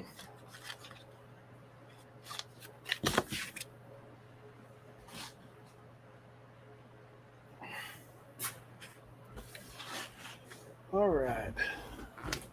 I gotta get something to drink. Hey, I'll be back in a second. We already miss you, Eric. Are you back yet? Are you back? I gotta walk up to the house. It's like Up to the house. it's like the kids. 2 days journey. It's like the kids when you go on a ride. Are we there yet? Are we there yet? John, where are you located? I'm from Missouri. Oh, State. wow. We're about 70 miles south of St. Louis. I call it it's the armpit of the United States. I've heard that before. It's just it's a great place to live if you're going to like be a reseller, because stuff is super cheap, like just so cheap. I bought like, I think there's 12 of these OEM Chevy Impala tail lights. I bought them at an auction the other day for like $65 for a case of them. And then I bought like a couple of Pizza Hut lamps from the original 1970s Pizza Hut. Yep. And they're Tiffany style lamps. They actually say Tiffany on them. And I paid $35 a piece for them, and they sell for around $200. Is that a local auction? Yeah. There was 3 auctions that day. I went to one in the beginning, and I was like, stuff was going not super high, but like it wasn't going to where I could make a lot of money on it. So I just made like an executive decision. I'm like, I'm going to go to the other auction. One of them is cash only, and the other one looked to be the worst, but I actually picked up an original Pioneer Super Tuner tape deck. And if I can get it tested and it works, that's $350, and I paid $2 for it on the table. Nobody else knew what it was. And now, how far are you from the motor industry back in the day? I know a lot of it was in like Detroit, but was there anything near you? No. We used to have the Corvette before it moved to Bowling Green, Kentucky. The Corvette plant used to be in St. Louis, and then we had Chrysler, I think, and there was a Chrysler plant that was in St. Louis as well. But most of that industry has shut down, and it's left, unfortunately. Yeah, because I know I've talked to some people that used to live in Illinois, not Illinois. What I just say, Detroit. Yeah, like up in Michigan. Yeah, and there's some car parts that linger from. Yeah. The money was a few years ago whenever GM had to be bailed out by the government, and they were going through and they were cutting dealerships, and some of the dealerships that did not want to upgrade their dealerships because it just wasn't economically viable for them. They shut down, and we had one in my local town here that shut down, and I went in and I bought their parts department out, and by buying it was an auction, and they were doing whole rows. Yes. Like you get this side. Yes. And I was buying them for $20 and $30 a row. Like I'm like 20 feet long, 8 foot tall. It took 5 truckloads to get the stuff out of there. I probably made somewhere in the neighborhood of $15,000 off of that buy. Were you able to keep what you didn't want? Or did you have to take everything in that row? I took everything. Yeah. Because at that point I didn't know. I still have a head off of a Chevy Colorado, and it's a good head, but I got to take it to a machine shop to have it, make sure it's good, because it's a six cylinder head, and those are really, really rare. And if it's the last piece that I have that's of really any value, and it's probably about $600-$700, but I've just never taken it to have it looked at, and I've had that thing for probably 4 or 5 years now. And here recently, I just went to an auction, and it was a guy that had passed away that used to deal in 30s, 40s, and 50s Ford and Chevy hot rod parts. And I do videos on YouTube, and I kind of followed through with that. I don't think I've released that video yet. I don't think I've told anyone the total on my YouTube channel, but the total for that, we spent $3,000 in parts, and we listed a little over $20,000 in merchandise from that buy. And it's kind of like Eric here. We have 2 totes full of ditch it, because it's just, you can't find a part number on it, and Yep. I'm gonna sell those too. I'm gonna put them on. I thought about putting them on eBay as just random rat rod 30, 40s, and 50s vehicle, like rat rod car part lots. And heck, you might be able to get $400 or $500 out of a tote, just because it's stuff that's for those old cars, and they can look at it and go, oh, that's what that's for. Are they all metal parts? Yeah, it's reproduction stuff, but like, it's still hard to. It's not cheap stuff. I mean, when you're dealing with that kind of thing, they're pretty hard to find. Like I mentioned to Eric earlier, there's a lot of people also that do the metal artwork and certain parts and pieces. When you do list it, I mean, I know you really want to get it back out to the car industry, but don't be afraid to put like metal art pieces, because those guys will buy them. It could be like a flamingo head or something like that. Right. Yeah, these tail lights should do pretty good. I just can't find hardly any comps on them. Especially being new old stock. I'd hate to.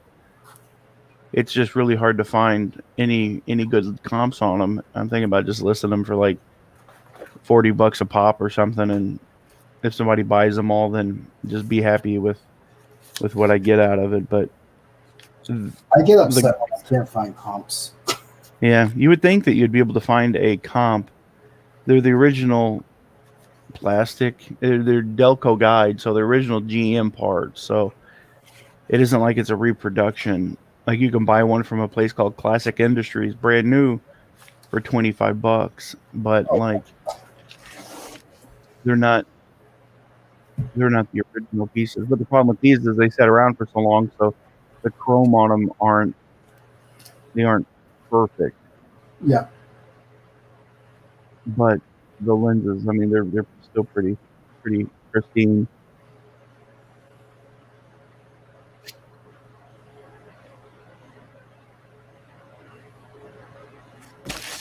Dude, this box is all springs and screws. Ugh. That's all going in that see you later box. Right. What do you do with that stuff when you're done with it? The see you later box. Right now it just sits over here, but I'm probably going to do what Leroy said and just do a junk drawer lot. Right. Parts I can't find, like maybe somebody that works on boats.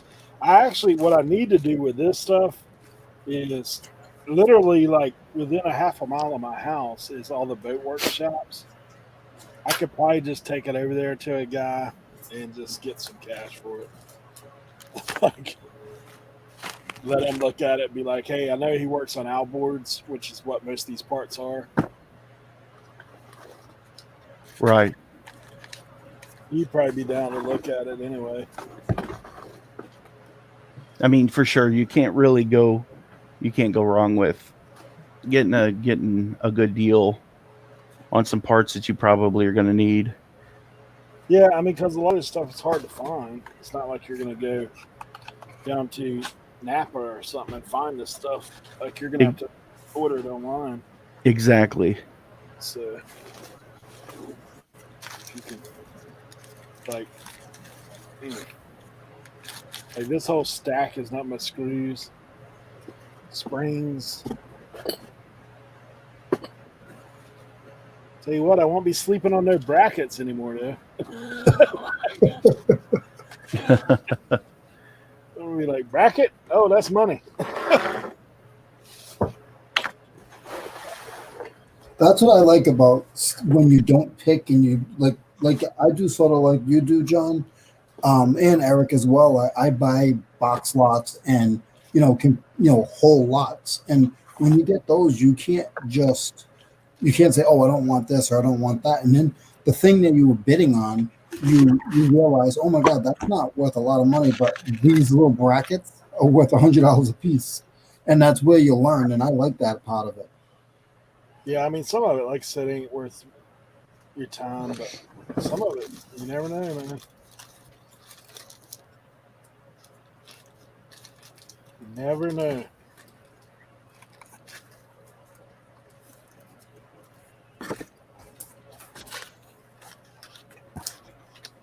John, are you full time? Yeah, we do. Yeah, we sell. Me and my wife, we own a little antique store, and then we sell on eBay. That's pretty much mostly our bread and butter. How many listings you got? Let me see here. My wife's.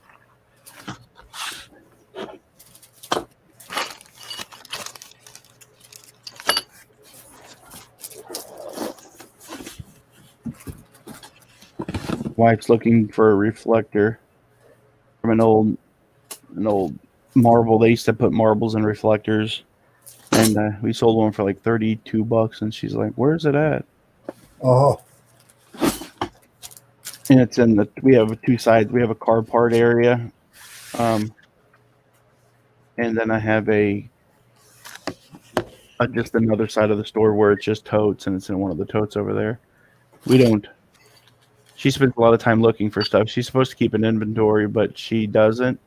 And I just list, and then she gets to go play hide and go seek with it. she goes in treasure hunts. Yeah. Right now we have. It says right here I have 2,075 results. So we keep over about 2,000 items listed. That's so awesome. And if that's a couple of years of listing. Yeah, we've been doing. I've upped my over the past year. I've added 1,000 listings to eBay. Okay. Some of it needs to be culled. I'm actually going through totes right now, culling stuff. I've got some.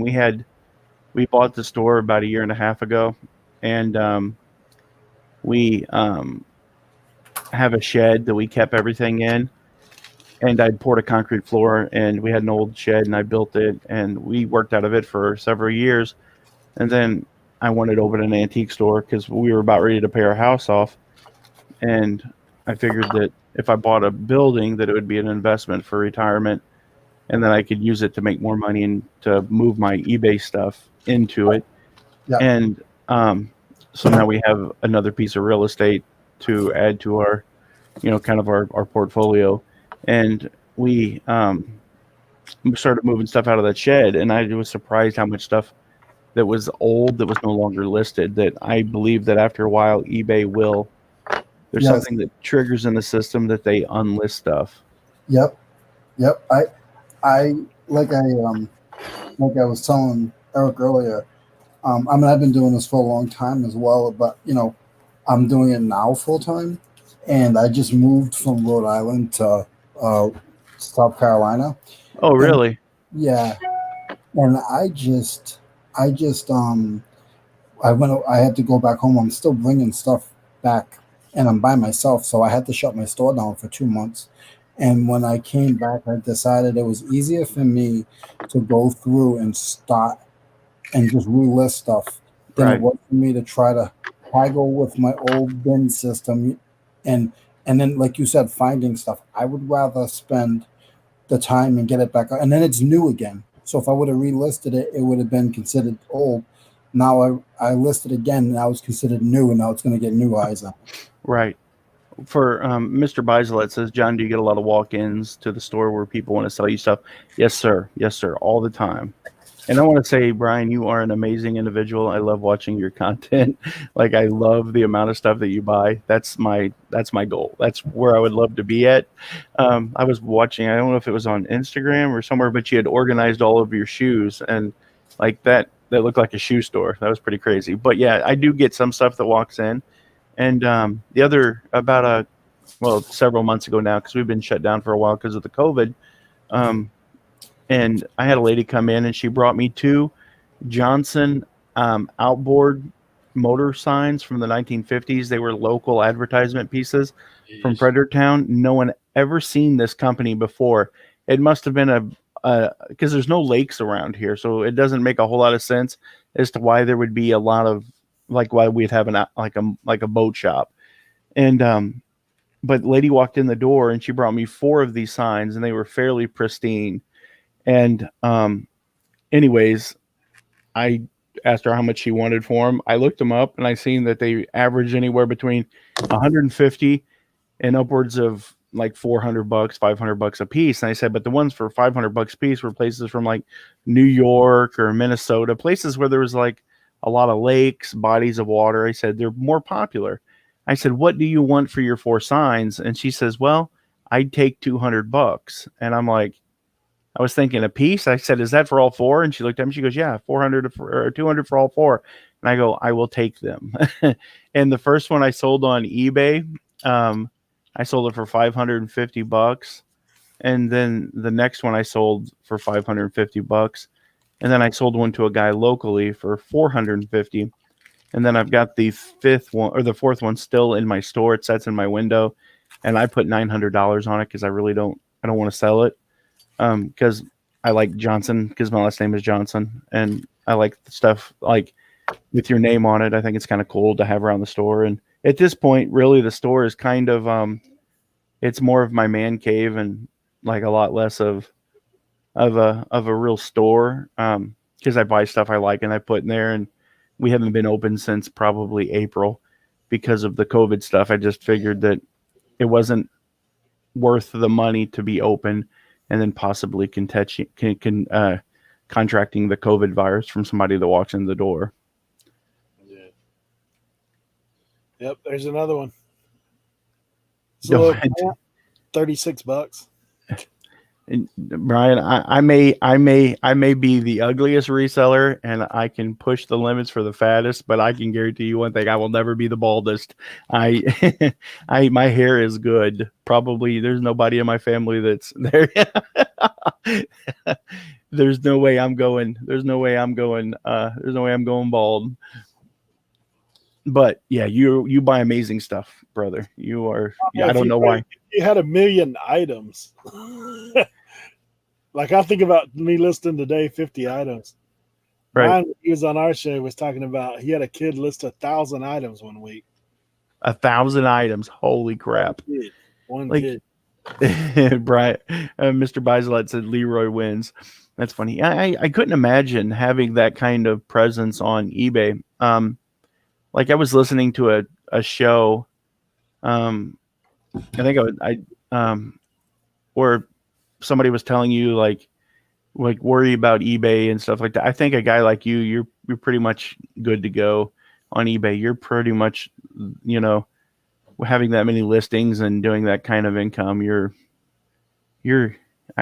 probably could get away with quite a bit and be fine. Because, golly, I couldn't imagine having that many listings. Yeah, it's crazy. I just always say, take care of the customer and eBay. If eBay sees, like I've had eBay reps tell me before that in my messages, they go, we really appreciate your candor with our customers because you want to take care of them. And I think that goes a long way with people that, people are worried about being removed from eBay. And I think that if you're just polite and kind to the customer, that eBay sees that, and you typically don't have a lot to worry about. I watch some big sellers, and they'll get like 600 feedback a month, get 20 negative and like 30 neutral, and I'm like, holy crap! I'm like, that's crazy. But it's that 600 feedback that keeps them going strong. Yeah. How many feedback? 600? Yeah, like it was like I can't remember who it was. I watched because I look at some of the larger accounts on eBay, the people that do what I do, that sell good used merchandise and collectibles and stuff like that. And there's a couple of really big ones out there, and they just seem to be able to get away with murder, especially the Chinese ones, the Chinese accounts. What about this guy? You ever seen this guy? Who is that? Big Boyd's sports cards. That's on Instagram. Oh my gosh. Yeah. Is that $2,668,043.41? 90 day. Oh my gosh. Yeah, see, that guy ain't going anywhere either. I mean, like, that's what those guys, that's what eBay wants. Yeah, if he closes his store, eBay stocks dip. Right. He's moving the needle. Now, Like, that guy, if you've not seen him on Instagram, man, it's Big Boy Sports Cards. But he buys sports cards for like that being said, I mean, his bottom line, I'm sure, is not like he ain't making $1 million a month because he's buying stuff. He even has it on there that he'll buy for up to 80 to 90% of whatever the retail is. Right. So, I mean, smaller margins on that end, but gosh, I don't know how many people he's got working with him. I've never talked to him personally, but I mean, the rest of his post is nothing but sports cards, dude. Right, right. Like sports cards like crazy. That's all he does. You know, Brian, you might be able to, like, where I live out here in Missouri, like I live in a small defunct little town, and we have dealers that come up from that's crazy. Look at that Giannis card. $74,999. Hello.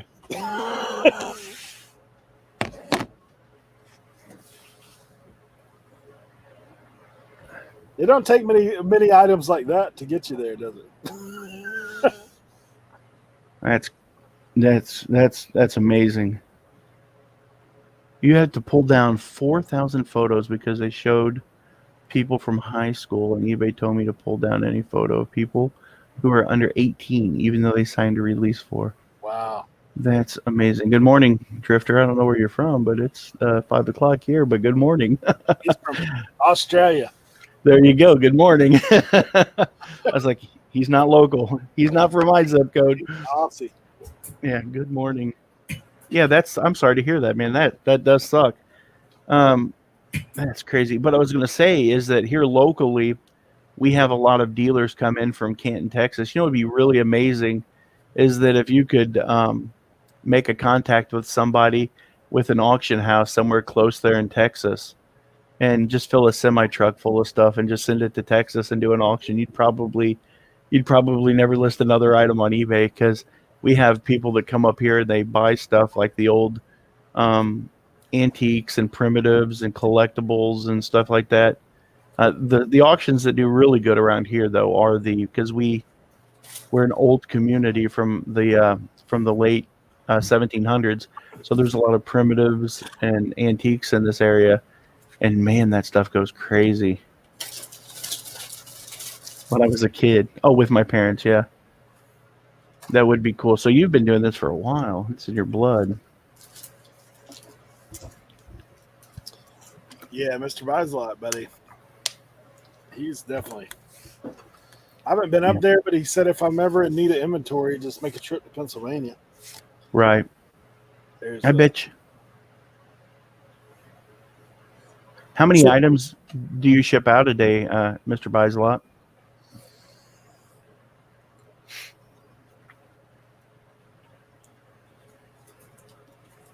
He'd be an absolutely interesting interview to do an interview with. He should be. He should have his month ago. He should have his own TV show. Saying about how many he was shipping a day, but yeah, it's definitely on a different scale than most of us. Wow, about 70 to 100 from eBay. Yeah. You know, Mr. Bislot, it would almost be interesting. I mean, I don't know what you can do, but it'd almost be cool to hire a videographer and an editor to follow you around and just like film. I bet you could grow a YouTube channel to 300,000-400,000 subscribers. And Buying that. And that would pay for his employee. That would pay for his videographer and his, Yeah. If 300, yep. 300 to 400,000 would pay for more than pay for that. It would make money. It would make, because it's amazing, because that's like American Picker style level. That's not just some of us sitting in sheds that are in our basements, like reselling. That's like top tier stuff. It's kind of cool. How many employees does he have? Oh, I have no idea. He said 5 when he was on our interview. There's 5 of them.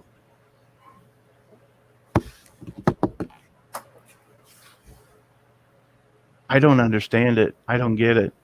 Yeah, he subs out his, not subs, but like basically he's paying his listers by the listing. I've thought about getting some people and doing that, paying them like $1 a listing or something like that. I'll take the photos, and all they have to do is put the photos in, type up the description, and put the title in, title it, and then hit it as a, I'll price it. If I could get I have a 14-year-old son. If I could get him interested in doing it, I would. But good luck with that. Right. I don't understand why you can't hit 2,000 subs. I don't get it.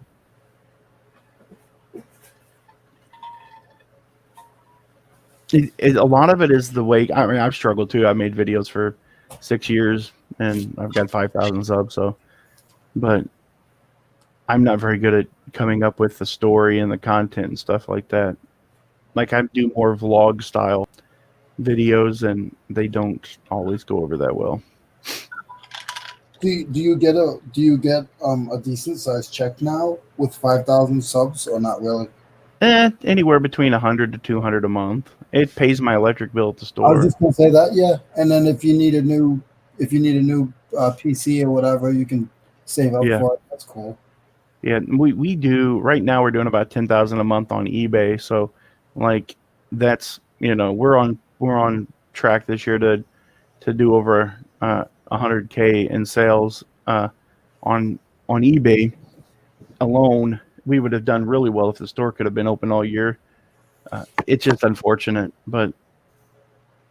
Do you still have your phone number in your window so people could call you? Like, if now that COVID and people lost their jobs, like, have you got any picks at all, or you're just afraid to? Yeah, I'm not. I don't put my phone number out there because I don't like a lot of people calling.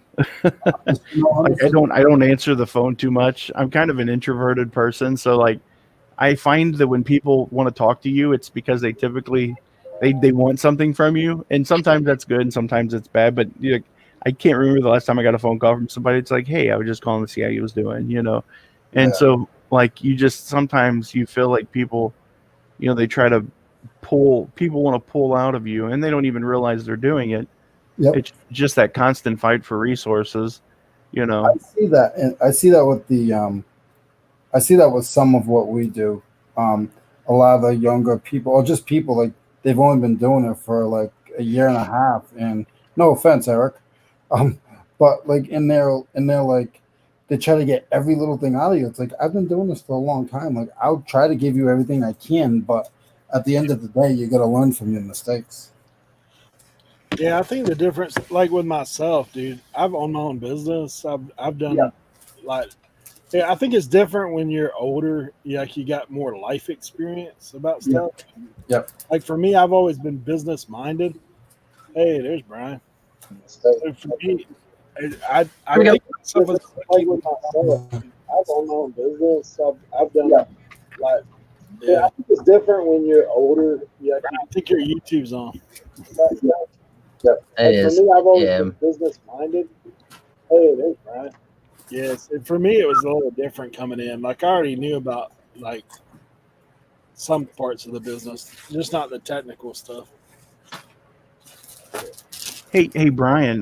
There's a website called I was looking at your YouTube channel, and I use a program called PicMonkey for Right. like thumbnail creation, and I really like it. It really because like, man, the stuff you buy is amazing. I didn't have your bell rung. I was subscribed, but I went back and rang the bell just so I could be notified when you're putting up content. Got ya. Hi, Down the volume. is your name Brian, sir? Yep. I'm Brian. Nice to meet you. Hey, it's nice to meet you too, Leroy. We're actually getting ready to move to South Carolina soon. Oh my gosh. Stuff. Yeah, well, I got to move everything down. Whew. Where are you now? Pennsylvania. We're in Allentown. How many tractor trailers? I'm assuming 6 to 8. What? Dang.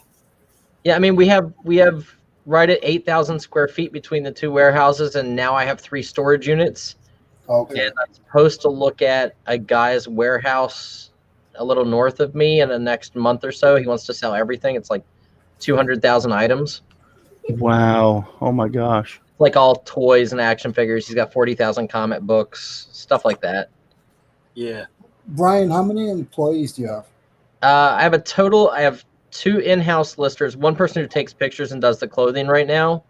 And then I have one guy who's doing a lot of the listing. And then I have 2 out of the warehouse listers doing stuff. And then I have an office manager who she posts things on, Facebook Marketplace. She does all the packing and shipping, kind of keeps my schedule straight because I'm very forgetful. I just have so much stuff going on. But, 5 total is kind of where it's at. My wife, on her days off, she'll come over and pack and ship so that my work wife, my office manager, does the other stuff on those days. But Eric, I got an announcement for you. Today, T from Auctions for You, right? Yeah. So T was here today. I sold her a truckload of stuff. And we decided that you'll be the first person to know this, let me see what the date is. On the 31st and the 1st of October and the 1st of November, we're going to do a 2-day auction here at the warehouse. I'm just literally going to give her gratis to grab any box anywhere, and we're just going to sell stuff out of it. I won't know what's coming out. She won't either. So it's going to be up for auction. We're going to start and sell a bunch of stuff. See what happens. That's amazing. So you're doing all your auction stuff online, right? Yeah. So I do Facebook auctions. I'm supposed to actually have one tonight, but loading the truck for her and everything, I just kind of canceled it. I'll have one Thursday. I do 10 auctions a month. I do 3 one week, 2 the following week, then 3, and then 2 on a Facebook group with a friend of mine. And those are good. We do 3 hours from 5 to 8. They're good. I've been doing them for going on 2.5 years. It's fun, but that's kind of the big reason I wanted to grow YouTube was I actually want to get away from eBay. As much work as we put into eBay and everything like that, but there's so many restrictions. I've been with eBay since before they were eBay. And, when we created this company, it changed because we created a whole new account. I used to have one of my original 2 accounts was just toys. TOYS was my user ID. Oh, wow. And then we had Ant Toys, which was ANT-TOYS. And, that account was the one I used most. And then in 2012, we created the company and we got rid of those accounts and just strictly created this eBay account. And, I was like, I'll hopefully get around to 200,000, 250,000 listings. And then I'm just going to kind of let it go and then just do live auctions online because we have so much stuff.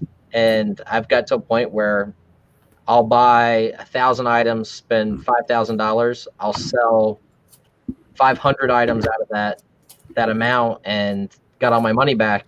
Yep. So the rest of the stuff, if I sell it for $1 a piece, it's all profit. And whatever it brings, it brings. It's so much stuff. I've made the joke, and I told Eric this before. If somebody walked in tomorrow with $1 million in cash, they'd own everything I've got. Like, it's fine. I got 3 million items. I think our eBay inventory is right around 7 million in eBay inventory. And, they would get all of it. They would get all 2 or 3 million items that I don't have listed. Everything, both warehouses would go. I would just be like, okay, here's the keys. Tell me when you're done cleaning it out. My guys will help you for a month, move items over to your eBay account, whatever you want to do. We're there to help, and I'll start over in another location because I've got a book sitting on my desk of deals that I could buy that are bigger than me for that same kind of price. That would be all new inventory, so it would be really exciting to me. Yeah. Because once you bought it, you kind of own it. So, it's. Dude, you could almost be a broker for all the resellers. Oh yeah, I mean, look. So everybody saw the videos where like I got pallets of remote controls. Yeah. Remote controls are easy, right? My source called me the other day. He's like, hey, we called you a couple weeks ago. He's like, do you want another Gaylord of remotes? And I was like, because I buy them for $600, and I just offer them to my YouTube audience for $1,200. I'm like, I'm just doubling up. There's about 3,000 remotes in a Gaylord. I could care less. A lot of those remotes sell for $20, $30. Some of them sell for $8, whatever. But it's a huge return on investment for a lot of work. And I'm like, I double my money. And they bring it here. They drop it off. They drive it into my warehouse, sit it on the floor, and then the people come to my warehouse and load it into their car. I don't have to touch it. I just have to take a picture of it and be like, hey, you want to pay me double what I paid? It's fine. And I do like that a lot. I just had a guy offer to do so in South Carolina where Leroy's at. You guys have seen Harry Tornado do the whole like bin store things. Yeah. And those are popping up everywhere. So I know one of the suppliers for those bin stores, and they offered to supply me. So I could be buying tractor trailer loads. I could be buying up to 5 tractor trailer loads a week of that exact merchandise, all those smalls. But I'm like, it's so much stuff. It's like, it's not vintage, it's not antique. And granted, the sneakers that John saw, we bought 1,000 pairs of shoes recently, and that guy has 4,000 pair more. Wow. In his home. And so that means the stuff is better that he's kept. And he told me he'll sell me 2,000 pair out of that 4,000. So as soon as I sell this 1,000 pair with my partner, I'll probably wind up using that money to buy the next 2,000 pair myself. Right. That's good thinking. So, right. So then I'll never have money, but I'll always have a lot of cool stuff to look at. But it's fun. Like, I've spent the last 3 days just pricing shoes. Like, once we put it on the shelves, I can go through and scan it and figure out what comps are and what solds are, and then I'll price everything. And then my partner's going to pay my worker out of his own pocket. He not out of the deal itself, because he doesn't want to do the work to help list, and because I've done all the work of storing it, moving it, housing it, shelving it, organizing it. He kind of feels bad, and he's like, look, I'll pay the lister to do the listings, and we'll get everything up in a month. We'll have 1,000 pairs of shoes up, and we're going to put them on his account so that all the sales are, we can keep track of how much money we've sold. He gets back his initial investment, and then we split the profit. Right. So it's crazy. I mean, it is like I've talked to people before. I mean, obviously, you're just dealing in a different level than what a lot of people are. But like I said, I mean, you got there just like everybody else. Like, they're flipping and flipping and flipping, and then pretty soon you look up and, hey, got all this. so Flipping and reinvesting is a difference than flipping and taking all the money out. Yeah. And someday, like, when I move down south, I want to relax. Like, I'm just, I'm putting in 12, 14-hour days, 5-6 days a week. I want to buy a fishing boat and go deep sea fishing whenever I want to. Right. I enjoy doing. I always have. And, for me, business has kind of taken over life. So at night, what do I talk to my wife about? Business. We go out for dinner, I talk about business. Right. You know, I lay in bed and I'm trying to figure out ways to improve business or make business bigger or better, or where the next deal is going to come from. You know, one of the things I'm going to try to do before the auction is I'm going to drive up to Boston, Massachusetts, and I was just offered 400 concert t-shirts. Oh, nice. So I think I'm going to go up there and buy 400 concert t-shirts and bring them back for the auction and see what happens. You know, it's $5,000 to buy them, so I'm in them about $13 a piece. And to me, like, there's not very many concert shirts that I'm not going to at least get my money back. Yeah, for sure. Especially from Boston too, because I mean I'm from Rhode Island, and up in Boston there was a lot of concerts. You know, a lot of the old rock groups, Aerosmith and Metallica and the Rolling Stones. A lot of them, they went up there a lot. Yeah, I have good friends. So like Gary Summers, who's Wex Rex Collectibles, he's on Antiques Roadshow. Wears the pith helmet and wears the Hawaiian shirts. Okay. And Price's Pop Culture. He's actually the one who got the deal for me. He's like, hey, this guy wants to sell this. He's like, I don't want to own stuff anymore. He's like, you want to come up here, buy the deal, flip me a couple $100. Okay, you know, I'm fine paying finder's fees. You know, wouldn't be the first time I've done something, you know, sight unseen. But I don't need to see stuff. You know, if he tells me like, hey, I went and looked at a deal, we've done enough deals together where he's not going to steer me wrong because he wants to sell me another deal a month from now. Yeah. And he's still making money from it. Yeah, and he's not touching it. He looks like the good guy because he's helping somebody clear out their garage or their house. And, you know, I'm the guy coming up and giving him a bunch of cash and then leaving, going to McDonald's and meeting him and giving him some cash. And he's happy with that. I'm super happy with that. And, you know, it works that way everywhere. My family my sister runs an antique store in Conway, South Carolina, near Myrtle Beach. Yep. So, you know, she said the stuff that I've seen her get that walks into her store is incredible. And it cracks me up all the time because people are like, oh, you can't go down south. You're not going to have any merchandise. I'm like, I can get merchandise and I can fly to California, buy stuff, drive it back. Not a big deal. Like, it's so easy to find stuff that, you know, it amazes me. You know, and we've thought about that whole idea that you said about Canton, Texas. I've thought about sending, so I have 40,000 rock and roll concert posters here in the warehouse. Wow. So my Facebook auction on Friday was for 3 hours. I sold 40 pieces. I did right at $1,400. So, you know, what's that, an average of like $38 a piece, $40 a piece. And, you know, so I've came up with the idea that like, hey, I should put them in lots of 100 and send them to 4,000 auctions or 400 auctions across the United States and just let them sell. Whatever they sell for, they sell for. You know, if I get $5 a piece, it's $200,000 coming back in however long it takes. Is the gallery 65 or whatever? They had a show for a short amount of time on TV. It was from North Georgia, and they have a gallery auction there. That might be a good guy for you to reach out to. So his dad actually buys. It's a father and son. The father was doing antiques and collectibles for a long time. He actually goes up to Brimfield, Massachusetts, and they bring a tractor trailer, and he literally walks through the fields, and he walks in and he's like, hey, I like that. You know, I'm a buyer, and you have 8,000 on it. I'll give you 3,000. You know, take it or leave it. And he'll walk the entire field 3 or 4 times. People will sell him stuff for, you know, half or less because they know his money's good. He writes them out a check. He has a little guy following him, writes down their booth number, and then like 2 hours later, 3 or 4 guys come over, pick up whatever he bought, goes and puts it in the tractor trailer, drives the trailer back down south, and then they auction it. So that's amazing. And that's his son's auction gallery. Yeah. So they still have their gallery, but they're not on TV, right? Yeah, correct. I used to like that show. Yeah, it was really good. Yeah, it was a great show. Classy. They were classy. They didn't seem like. I mean, I've been to a lot of auctions, like I think all of us, and some of the auctioneers are just, yeah. Do you find any gas and oil stuff, Brian?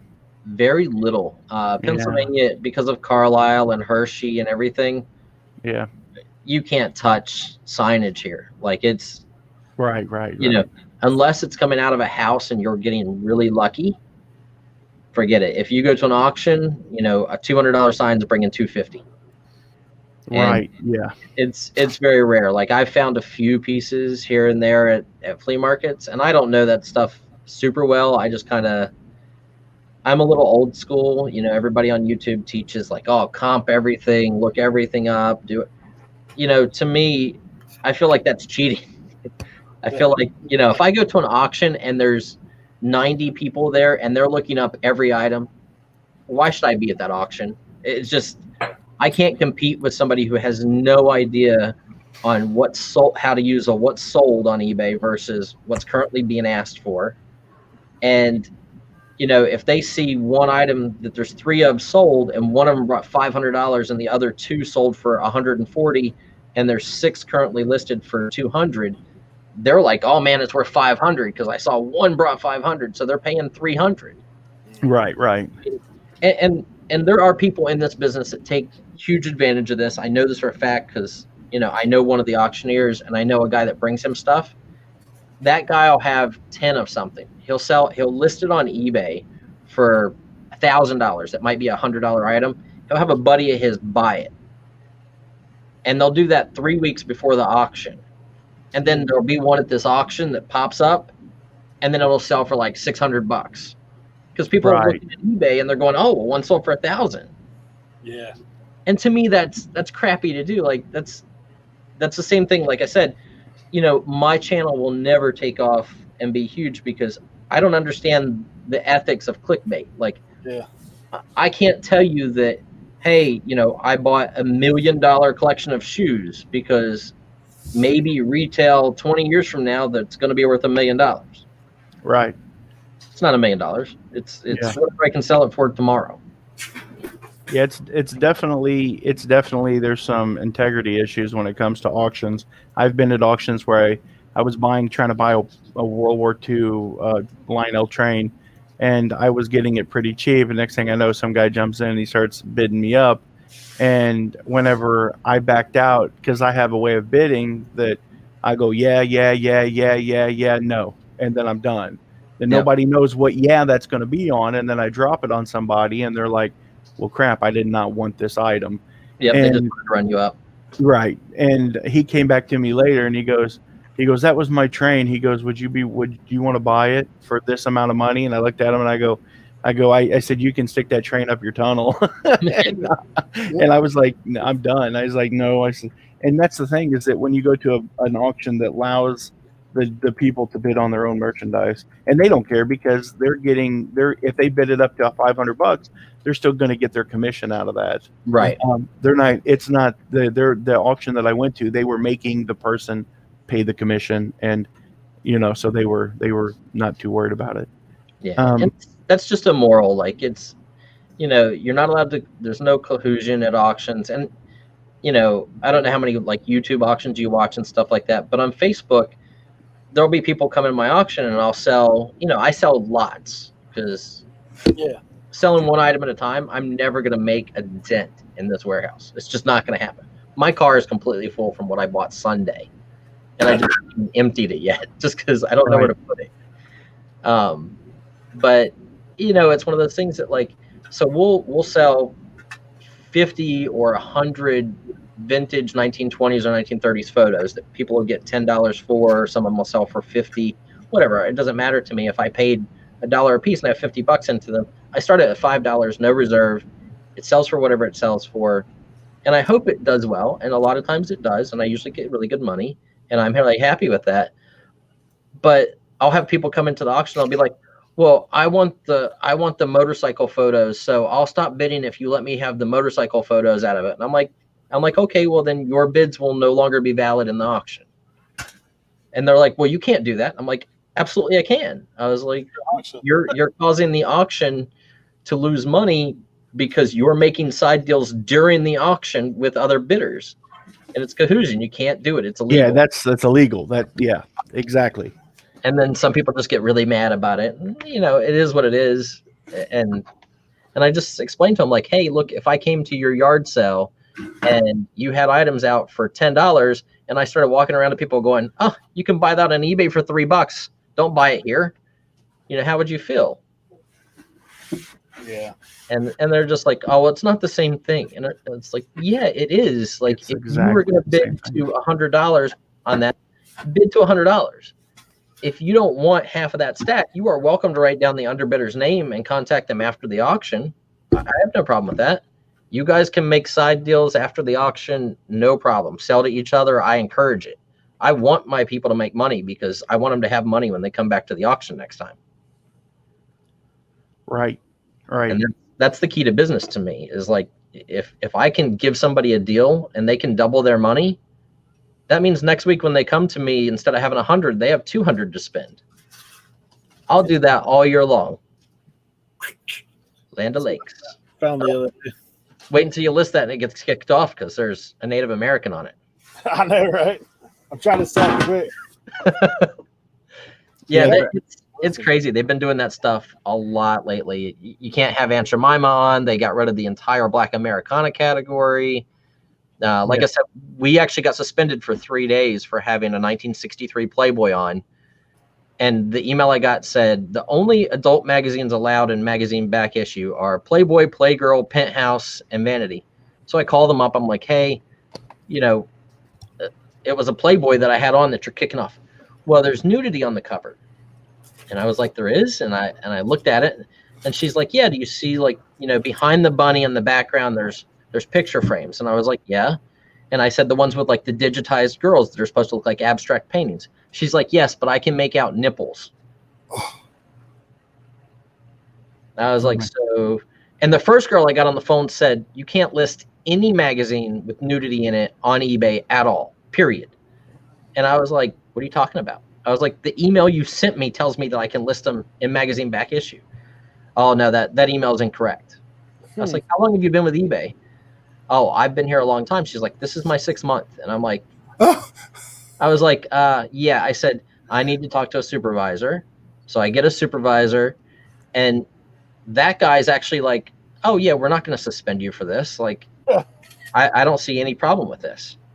And then he says, but we have to send you over to like trust and safety department. And then I get another girl, and she's like, oh yeah, this is absolutely unacceptable. You can't have this on because there's nudity on the cover. And I was looking at it, and I'm like, but it's not a photo of nudity. It has been altered to look like an abstract painting. Like, and it's the same thing with like the photos. So I bought out a newspaper in Massachusetts, in Natick, Mass, and we had 105,000 photos from that deal. So we've listed them all. We've went through and listed everything. So we sell a lot of like high school sports. So a football team of Natick playing against Southwestboro or whatever, and they sell really well because the family members want them. The people who are in the photos want them. These are memories for people, and they're really happy to buy them. And so eBay sends me this thing saying that you can't list child pornography, no rape, torture, blah, blah, blah. And I was my gosh. I was like, well, you guys must be mistaken. Yeah, where do you see that? Can you tell me what the photo was? And because my guys would never list a child nude at all, ever. And I was like, and if they did, I said, I'm going to let them go right here, right now. And they look at the photo and like, well, it's a girl holding up her name, says she's the softball pitcher of the team. And she goes, it looks like it would be used for a yearbook. And I was like, correct. I said, that's a professional photograph taken for the yearbook, used by the newspaper. So that means her parents or whoever at the time signed a release. The item was actually used on an actual publication. So it becomes, it's public. It's, I can't remember what the word is right now. It's in the public eye because it was sold in newspapers. And I said, but somebody signed for release back then, and that girl is definitely way over 18 now. She goes, well, you can't list any photo of any child under the age of 18 unless there's an adult in the photo. And I was like, but I've been listing photos for 8 years. Right. Never had a problem. That's probably some of that signs of the time stuff. And I was like, and the people who buy from me are the people in these photos or the family members of people in these photos. I was like, they're really happy. She goes, unless the photo is historically significant or a celebrity, you cannot list it. And I said, so what are you trying to say? Well, did she ever become famous? Did she go to the Olympics? I said, I don't know. I don't know what she's done with her life. So what are you supposed to do? Like, And people down? yeah, so she said, I was like, well, I said, so I have thousands of photos that I've paid people to list. I said that may include high school students or might be of school sports teams or whatever. I said, and they can be 100 years old. And she said, well, I would suggest you pull down anything that says high school. Or just take high school out of the title. Yeah. Right. So I said that to her, and she said, well, if they're going through the photos now that you've been tagged for it, and they see that the photo looks like a person of age of under 18 years old, because it was a senior. Oh now, my gosh. How do you know she's not 18? How do you know she's not a freshman in college playing sports? Yeah, and they said they err on the side of caution. So I pulled down all the listings, and I even asked, I was like, well, do I have any kind of time leeway, or could they tag me on this again and then just suspend my account? She said, there's no time leeway. The system could pick something else up in the next 2 hours and could completely close your account. And I was like, so I stayed here until 2 o'clock in the morning and pulled down 4,000 listings just because they had the words high school in them. And her explanation to me was, well, there's nobody who's a celebrity. So we have like young Doug Flutie playing football, and so he could stay up. But I just pulled everything down off of principle, and I'll have to go back through all the unsolds because I didn't want to take a chance of it staying up and eBay nailing me and closing down my account. But yeah, they don't care who you are or how big your account is or who you talk to. And I could call back tomorrow and I'd probably get a completely different story. Yeah. They don't stay on the same path. It seems like that way. Even, and what you're saying is even that you're such a huge store, they're never consistent with their words. Yep. And that's I had to laugh because the girl's explanation was, well, if somebody was buying this for lewd reasons, I was like, okay, so you yourself said that you think it was used for a yearbook. I said, are you, I said, what about yearbooks? There's 63,000 of them listed. Don't give them that idea. That's considered, she's like, that's considered a book. It doesn't count as photography. I was like, so if somebody's going to do a lewd act to a photo that I have up, they're going to go through my account and they're going to buy all the yearbooks and, have 100 pages. And I was like, it makes no sense in the world. And I was like, in celebrity photos, and I was, her thing was historically significant or celebrity. Historically significant to who? Well, if it's a picture of JFK Jr. at his dad's grave when JFK was shot, that's historically significant. Okay. And she's like, and if you have a picture of Michael Phelps when he was 14 at swim practice, I was like, so it's okay for me to list a photo of Michael Phelps in his, Speedo and put gay interest in the title at 14? She said, yes. That's crazy. Is it Brian? It's Brian, correct? Yes. So I have a question for you. Sure. So it sounds like you do a lot of sourcing in New England. Is that true? I source anywhere in the United States, but a lot of my stuff is coming out of local area. Yeah. Yeah. Within 8 hours driving distance.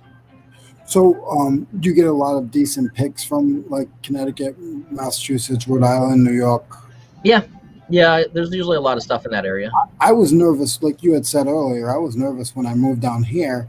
I sell tools. I dabble in a bunch of things, but I do a lot of used one-off tools, used hand tools. And I was so nervous when I was doing my research. I was like, oh goodness. I was like, how am I gonna find? Because I'd come down here and the tools would be like 3 times what I'm selling them for up north. Mm-hmm. And I'm like, oh my God, I'm gonna have a hard time getting tools. And once I moved down, I came down with 2 Ryder trucks because I was afraid. I spent. I mean, I'm not a big guy, but I spent $10,000 to bring stuff down because I was switching to a full-time business. So I afraid that I wasn't going to be able to get stuff here. And then once I started finding a couple of auctioneers, like in North Carolina and some flea markets that were decent, I'm not afraid now. Now I find some really good picks. Right. But I was afraid, like you said, Yeah. because of that. And I've never been to. You said what's that the big swap meet in Connecticut? In not Connecticut, the one in Brimfield, Massachusetts. Well, I've never been to Brimfield, and I've never been to Carlisle. Oh, But okay. you've probably heard of Thompson Speedway. They have the swap Yep. meet there, and then the one in Stafford. I've been there, God, for 20 years.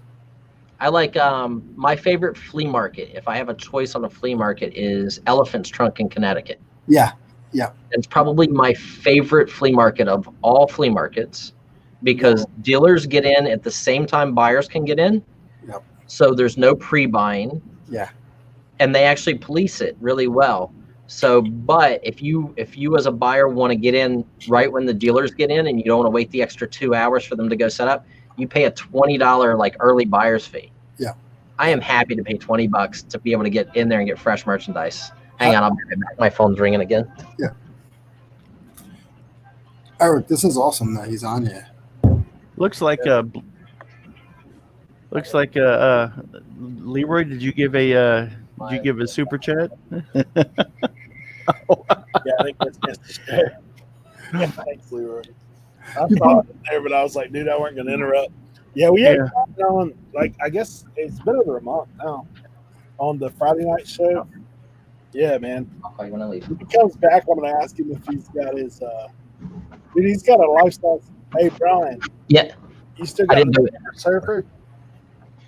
Oh, Check this out, guys. Oh wow, Silver Surfer. It's signed by Oh Stan. my gosh. Signed by Stan Lee. look, he's surfing on a big old pile of clothing right now. That's freaking amazing, man. That's crazy. I had seen one time, because I own a building, and what I really want is a pop culture shop. I run an antique shop because I thought that was the way to go. And I found a Spider-Man that was a life-size Spider-Man that you could attach to a building. That one right there? No, he was. That's awesome. You That's the are. life-size Spider-Man. That's I thought that was one of your employees standing back there. It was like, who's that guy standing back there? And then I go, that's Spider-Man. Spider-Man works for Mr. Buys a Lot. Yeah, see, there we go. Equal opportunity employer here. Brian, where are you moving to in South Carolina? We're going to look around Conway. So Conway, Loris. There was a building in Andrews that I actually was really interested in. It's on 89 acres. It's 72,000 square feet. And there's a house on the same property, fully fenced in, has like 8 acres of paved area. I thought about going that route and just opening my own flea market there because there's really not a lot of flea markets down there. And I think that place is under contract. So it was super cheap too. It was like $650,000 for that size of a building. Up here would be, $5 million. Yeah. But down there it was 650 grand, and the taxes were like 15,000 a year or something ridiculously low. Is that near the water? Andrews is about an hour and 20 minutes inland. Where my family lives in Conway and Murrells Inlet, that area, yeah, they're about 15 to 20 minutes from Myrtle Beach. Okay, I don't have a map in front of me. I'm trying to picture where it is. I think I know where you are. Yeah, Myrtle Beach is kind of like, touristy destination. Yeah. We would probably be inland about, I want to be about 30 minutes from the ocean.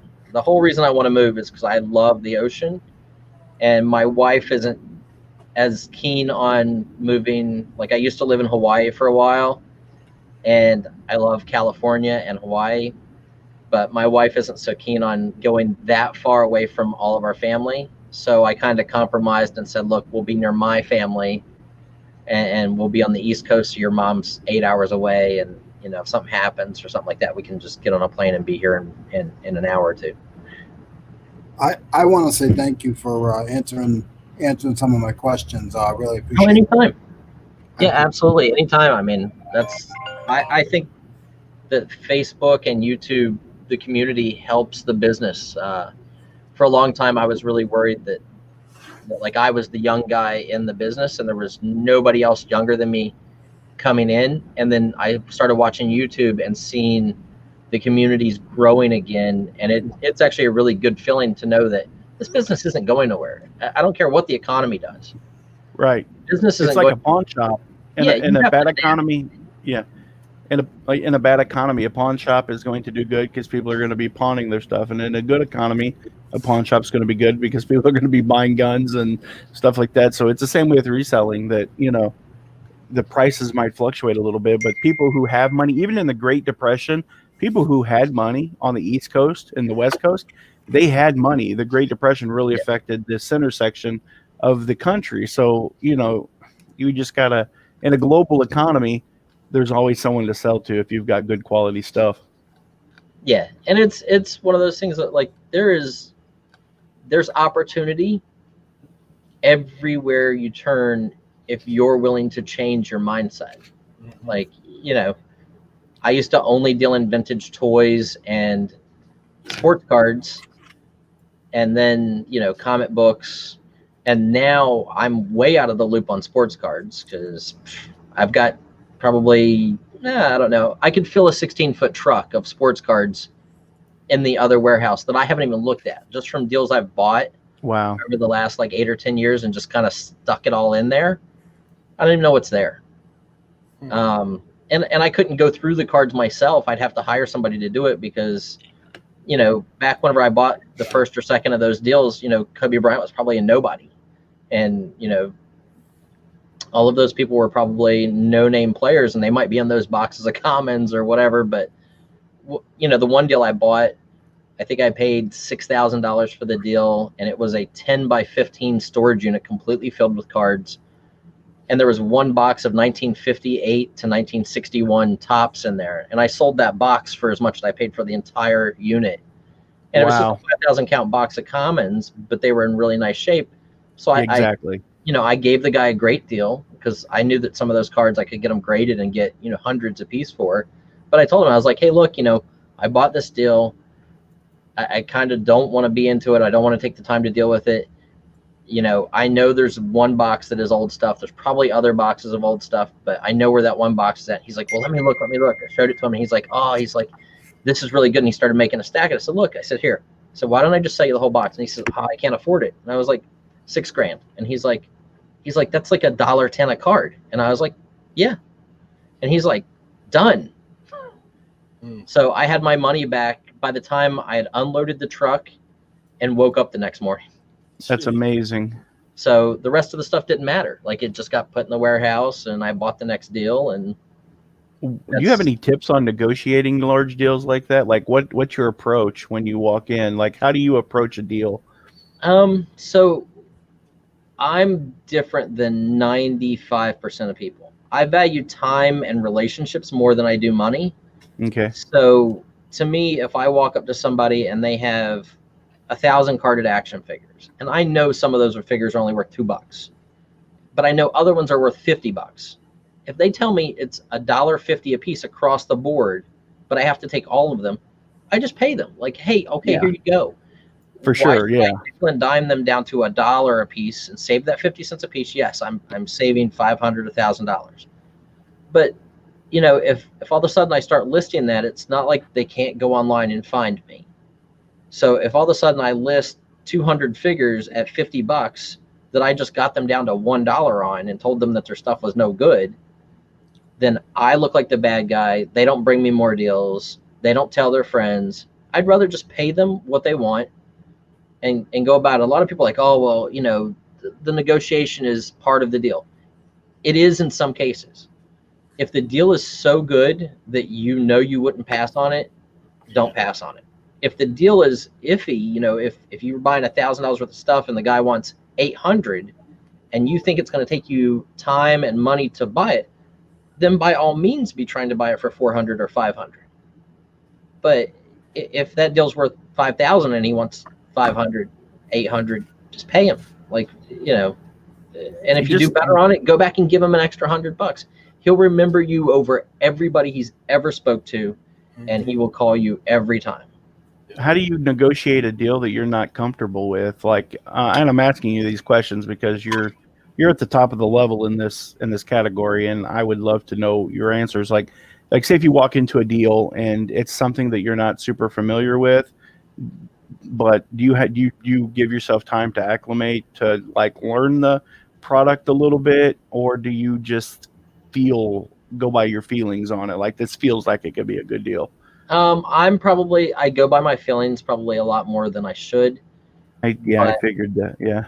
But it's one of those things that, like, you have to have some base knowledge. You cannot just walk into this business and go, hey, I've got $10,000 in the bank, and this guy came up to me and said he's going to sell me 10,000 t-shirts for $1 a piece. I'm going to buy them. Guess what? You're going to be poor. If you have no clue what you're buying, those t-shirts could be pure blanks and worth $1 a piece. And it could take you a long time and a lot of effort to get your money back.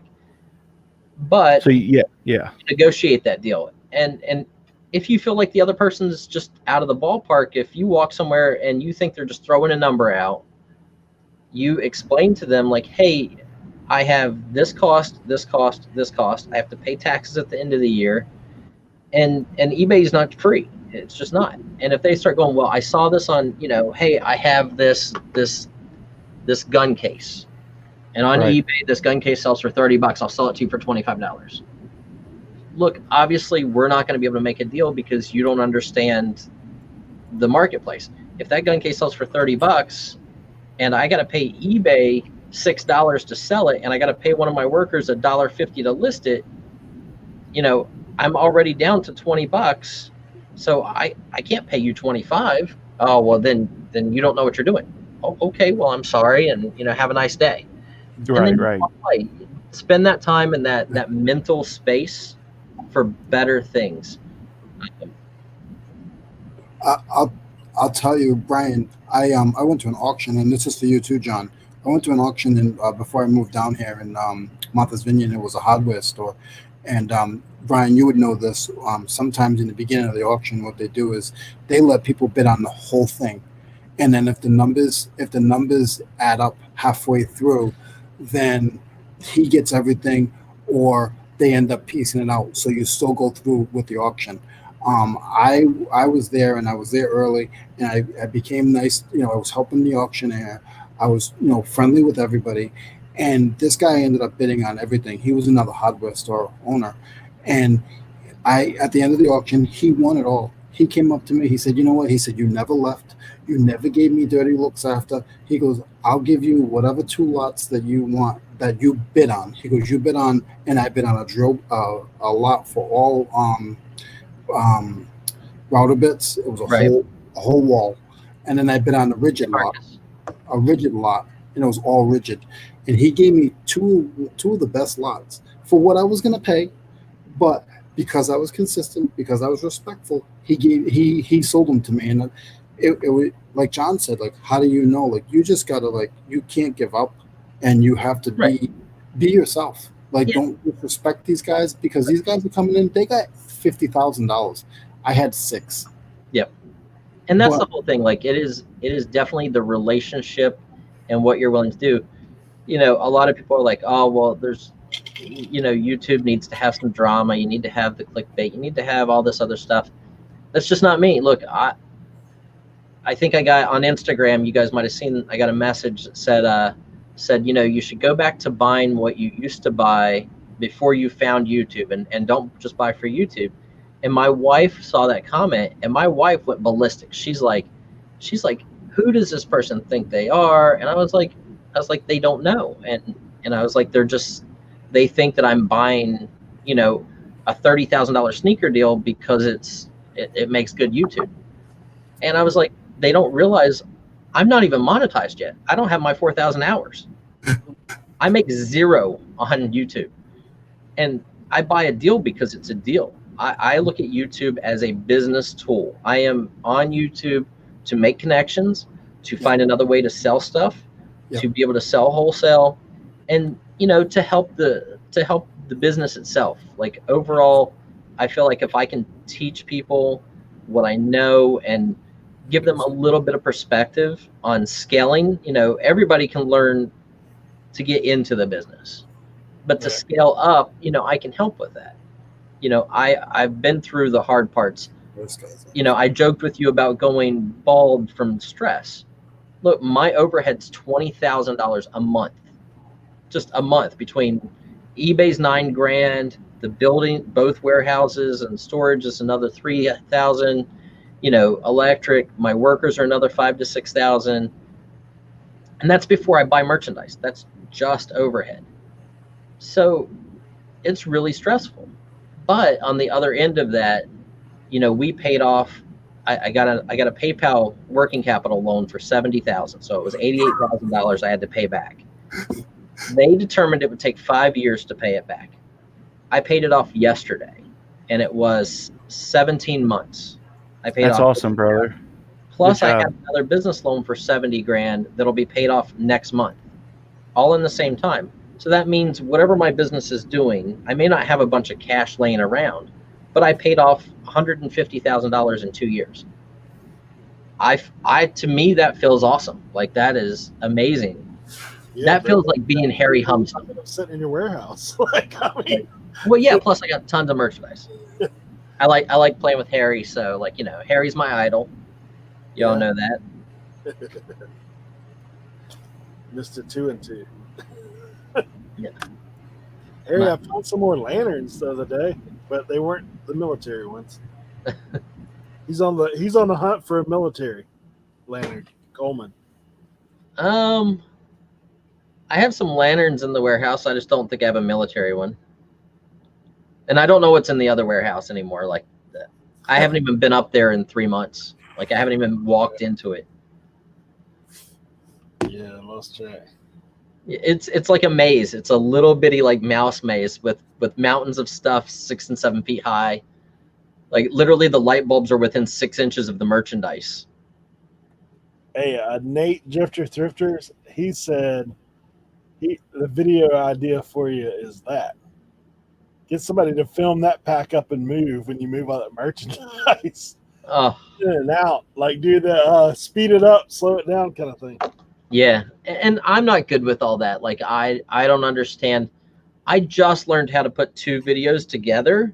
Yeah. And to put words in them. Like, I just learned that, guys. Like, I feel you. I'm still trying to figure out how to put a VCR tape in a DVD player. I used to joke with my parents that they had no clue about technology. And now it's like, I have no clue.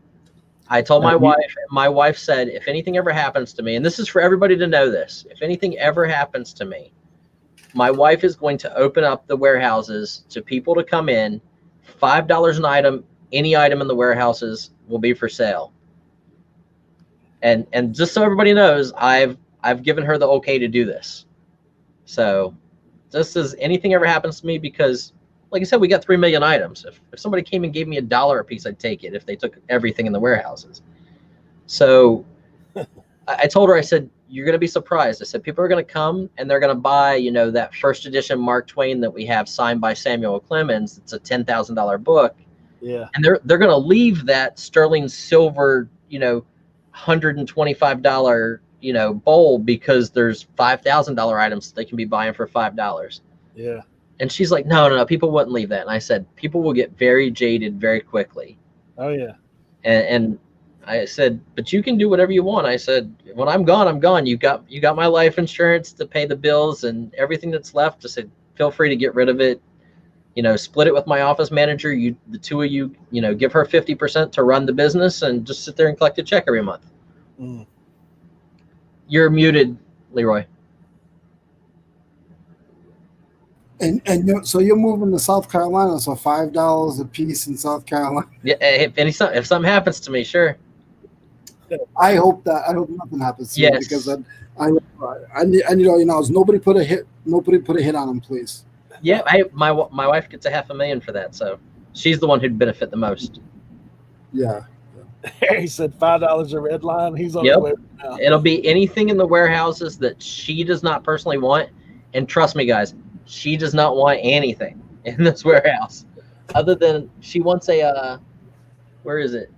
Oh, I don't even know where it's at. she wants a Michael Kors purse that came out of the clothing lot that I bought. Like, you know, it's a $300 or $400 purse.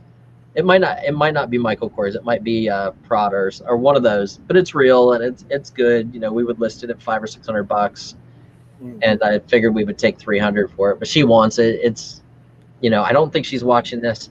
It's at my office manager's house for Christmas, and but she thinks I sold it already. Yeah, we even put up an eBay listing on a friend's account, and I was like, yeah, I sold it to him, and he has it up on eBay right now, and he said he sold it.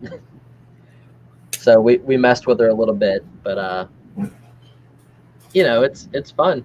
But yes, Harry, $5 on red lines. Yep. I've got $6 on red lines. We're gonna have to be bidding against each other, Harry. Sorry, buddy. There you go, live auction. There you go. It would take 10 auctioneers, 10 days. What is the name of your site that you have your auctions on? I know it's Facebook, but what is it? On Facebook, it is so it's my friend Susan Backer. So it's Backers, Backers, Ephemera, EPHERMRA, Ephemera Group. My spelling's probably off on that. I usually have to type it to really realize how to spell it.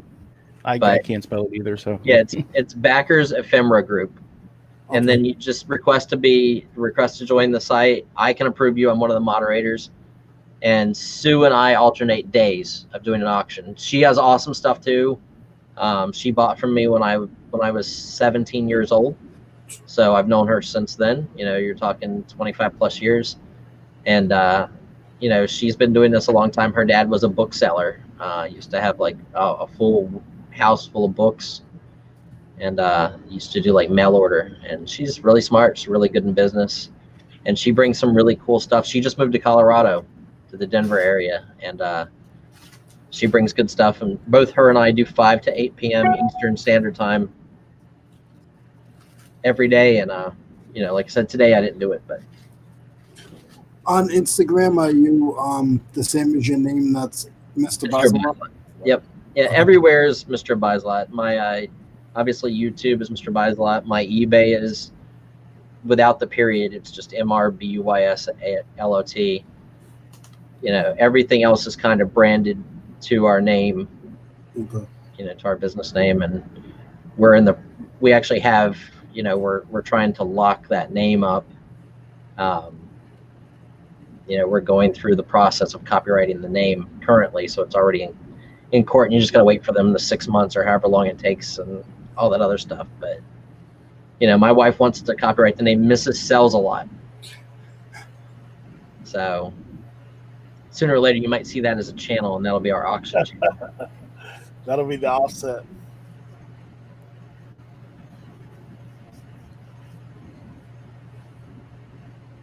Yeah, so if you see a message from me on Instagram, I might message you and ask your question once in a while. I know you're a busy guy. Oh no, anything I can do to help anyone, I am more than happy. It's more fun to me to answer the questions than it is to do listing and go out in the warehouse and try to look. I've got boxes of stuff back there that I haven't even seen, and it's been in my warehouse for a year, 2 years. And what do you mainly sell? Like just everything? Because I hear you say sneakers, I hear you say toys, and I'm not sure what's your niche. I don't think I have a niche anymore. I'll buy anything I can make money on. Yeah. You know, I don't want Eric to get demonetized here, so I make collectibles. Corner worker, we'll say. I'll do anything, but you know, so the sneakers we bought have like Air Jordans and stuff like that, so they're a collectible. It's not like, hey, I'm going to Adidas today and ordering what you can go to Foot Locker today and buy. So I like collectibles in general, but vintage toys are something that I've known and done for a long time, and I primarily sell ephemera, so photographs, paper goods, catalogs, anything paper related, advertising signs that are cardboard paper, trade cards, any of that stuff. I'll do sports cards and toys, but we do new. I mean, my Amazon is probably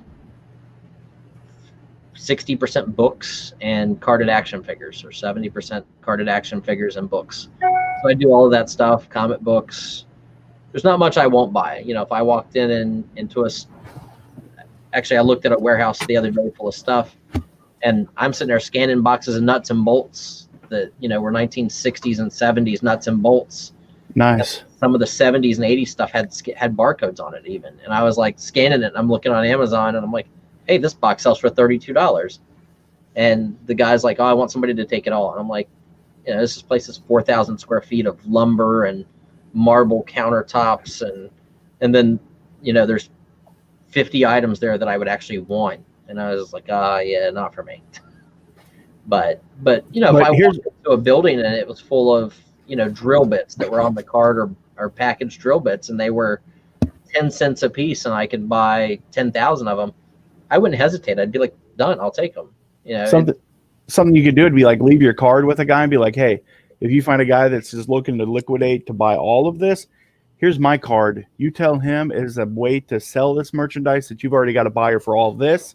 If you buy everything else, somebody comes in, they go, I want the lumber and the marble and everything else, but I don't really want this stuff. Then you can say, hey, look, I've got a guy for you. Well, they brought me in for that reason. They brought me in. Yeah. A friend of mine owns a storage facility there, and this property's on the corner.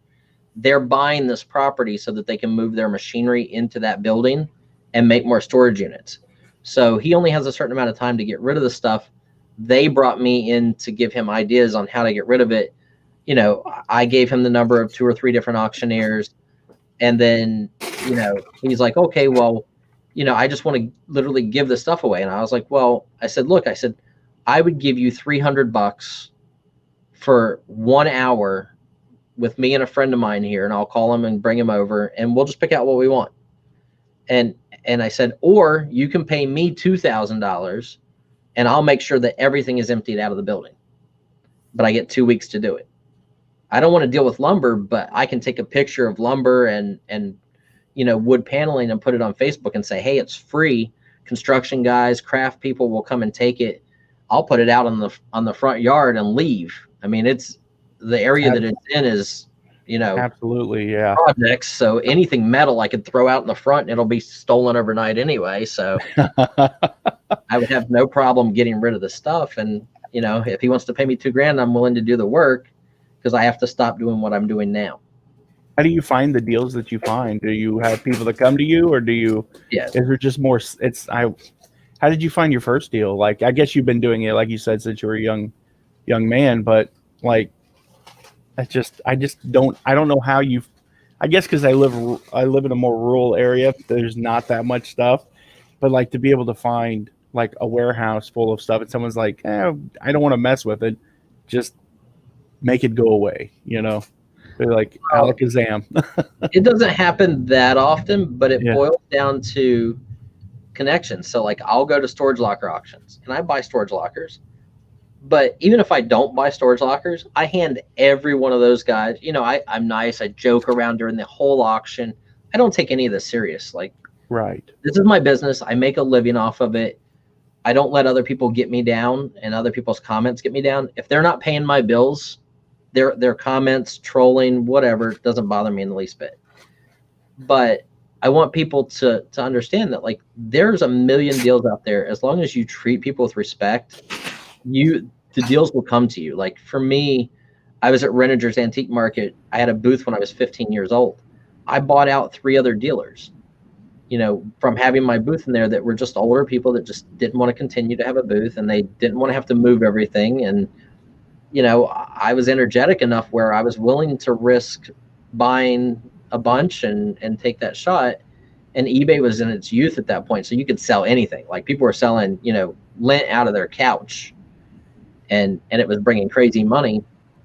But I was buying out booths, and then from there, Brian Block runs Renegers in Adamstown, and he's a good friend of mine. I've known him since I was, 12 or 13. And, he'll call me up and he'll be like, hey, so-and-so's deciding that they're getting out of the business because of COVID. Do you want to look at their entire booth? I told them about you, and, might you be interested in buying all their booth? And then when you go talk to them, they're like, oh, I've got a barn full of the same type of stuff. If you buy out my booth, would you also buy out my barn? Because if I'm getting out of the business, I'm getting out of the business. Sure, I will. Without a hesitation. I'll always find somewhere to put stuff if the deal is right. Hence why we have 2 warehouses and storage units full of stuff. I'm actually going through my next big buy right now. Oh yeah, you looking at pictures of my warehouse too? Nice. That's funny. Yeah, I would definitely. It would definitely be interesting. We were talking on the last time. I think last time we were here with Eric. We were talking about people. Who was? I think it might have been James or somebody was talking about people freighting large furniture pieces that they were selling, buying large pieces of furniture at auction for a couple $100, and like they'd flip the table and chairs for like $3,500. And I'm like, I own a store, but I need I'd like to find an old warehouse somewhere to be able to buy, because we had taken out one of those PPP loans and we had a large amount of money that we're able to buy and invest, but it's just been really difficult to find good quality merchandise that you want to take the chance on. But it's definitely helped. It's definitely helped be able to, for some of the stuff that's came up, the car part buy, and we bought a lot of swimming pools. That was something that was absolutely hot over the summer. And, I would just love to be able to have like a warehouse, but you're always going to want more in this business. It's just the name of the game. I want less. I'm at that point where I am. You got the more you want. He's peaked. I still buy. Like I will still buy.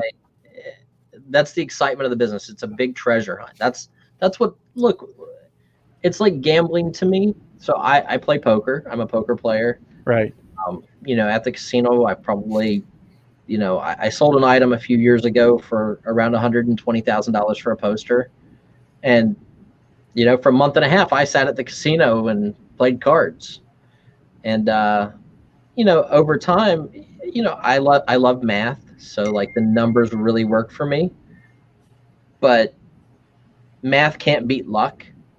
So I decided I'd rather go buy a storage unit for $800 that I know there's $500 worth of stuff in. Because at worst, I'm losing $300. And I got stuff. I got something out of it. I'm not just throwing it down on the table and hoping. But, I still play cards once in a while, cheap, $100, $200 worth in a day. But there's a lot of buys out there that, come to me because my family's been in the business. So, my mom's a textile dealer, so she'll buy clothing and vintage textiles as long as it's pre-1920. She likes the 1800s and earlier stuff. And my dad, they used to own a furniture store in Asheboro, North Carolina, doing antique furniture back when furniture was big. I don't want to deal in any of that stuff. If I can't lift it myself, I don't want to buy it. That's my rule of thumb. If I cannot lift it, I don't want to buy it. Furniture, I stay away from anymore. If the deal's good enough, I'm sure that I could get talked into it. But, I have a buyer for industrial and mid-century modern, and he's a straight shooter with me. I just send him a picture. I'm like, hey, look, I'm at an estate sale. Here's this piece. How much would you pay for it? He goes, oh, it's worth $1,200. I'd give $650. I see it there and it's $400. I just hand him the $400 and I give him the address. He comes and picks it up. That's our deal. I don't have to deal with it. He makes at least double his money, and he's honest with me. I learn a little bit, and he's happy to teach me, and I could set up with him. That's the thing. Have you ever thought about setting up like a high bid auction site or anything to kind of move away from? I actually, it's really funny. I have not watched. I think I've looked at one high bid auction, like one. and I know about it, but I think I've only looked at one high bid auction. If that's my days are, from the time I get in here, there's an employee asking me questions on what they should be doing about this or what they should be doing about that, or somebody calling me wanting me to come to their house and look at this load of stuff that they already had out at their yard sale that they want to sell me all of, and then they're offended when I'm like, well, can you at least send me pictures? If you want me to drive 2 hours, send me pictures on my phone. Like, obviously you have a cell phone, you're calling me from it, just send me pictures. I don't know. I mean, Eric's sitting there showing parts for boats, and I'm looking at him. I'm like, man, I would have that in a box and be like, hey, you guys want to bid on this box for $5? I don't care what's in here, but I sure ain't wasting the time to figure it out. But I know there's money in that stuff. Old car parts. I've got a box somewhere with like 1960s Corvette and Mustang, emblems and moldings and accessories. And I know that $5, but I don't know where it's at. I think I paid $100 for the box. That's amazing. That's a great deal. I just sold one Mustang emblem the other day for $14.95. Yeah, and I have no clue where that box is. Right. Yeah, like I said, I think that would be really interesting to. I mean, I'm going to go back and start doing some binge watching on some of your YouTube content. I don't watch a lot of reselling content. I mean, I've been doing it for like 5-6 years, and but I was subscribed because you're really an interesting person, and you seem to be just really genuine. And I'm nuts. You can say it. Yeah, no. I think that you're just a really cool guy, but I just don't see why. Like I said, you should be at 300,000-400,000 subscribers. I mean, it'll take a while to get there. You haven't been making videos that long, but I don't think that you're going to have a problem growing an audience once you start understanding. I know you don't have a whole lot of time, but like watch some like Roberto Blake or some of those guys on YouTube and learn some of the editing stuff. I use a program called DaVinci Resolve, and it's a free video editor, and it's real easy to use. And if you ever have any questions, feel free to reach out to me on Instagram, show me pictures.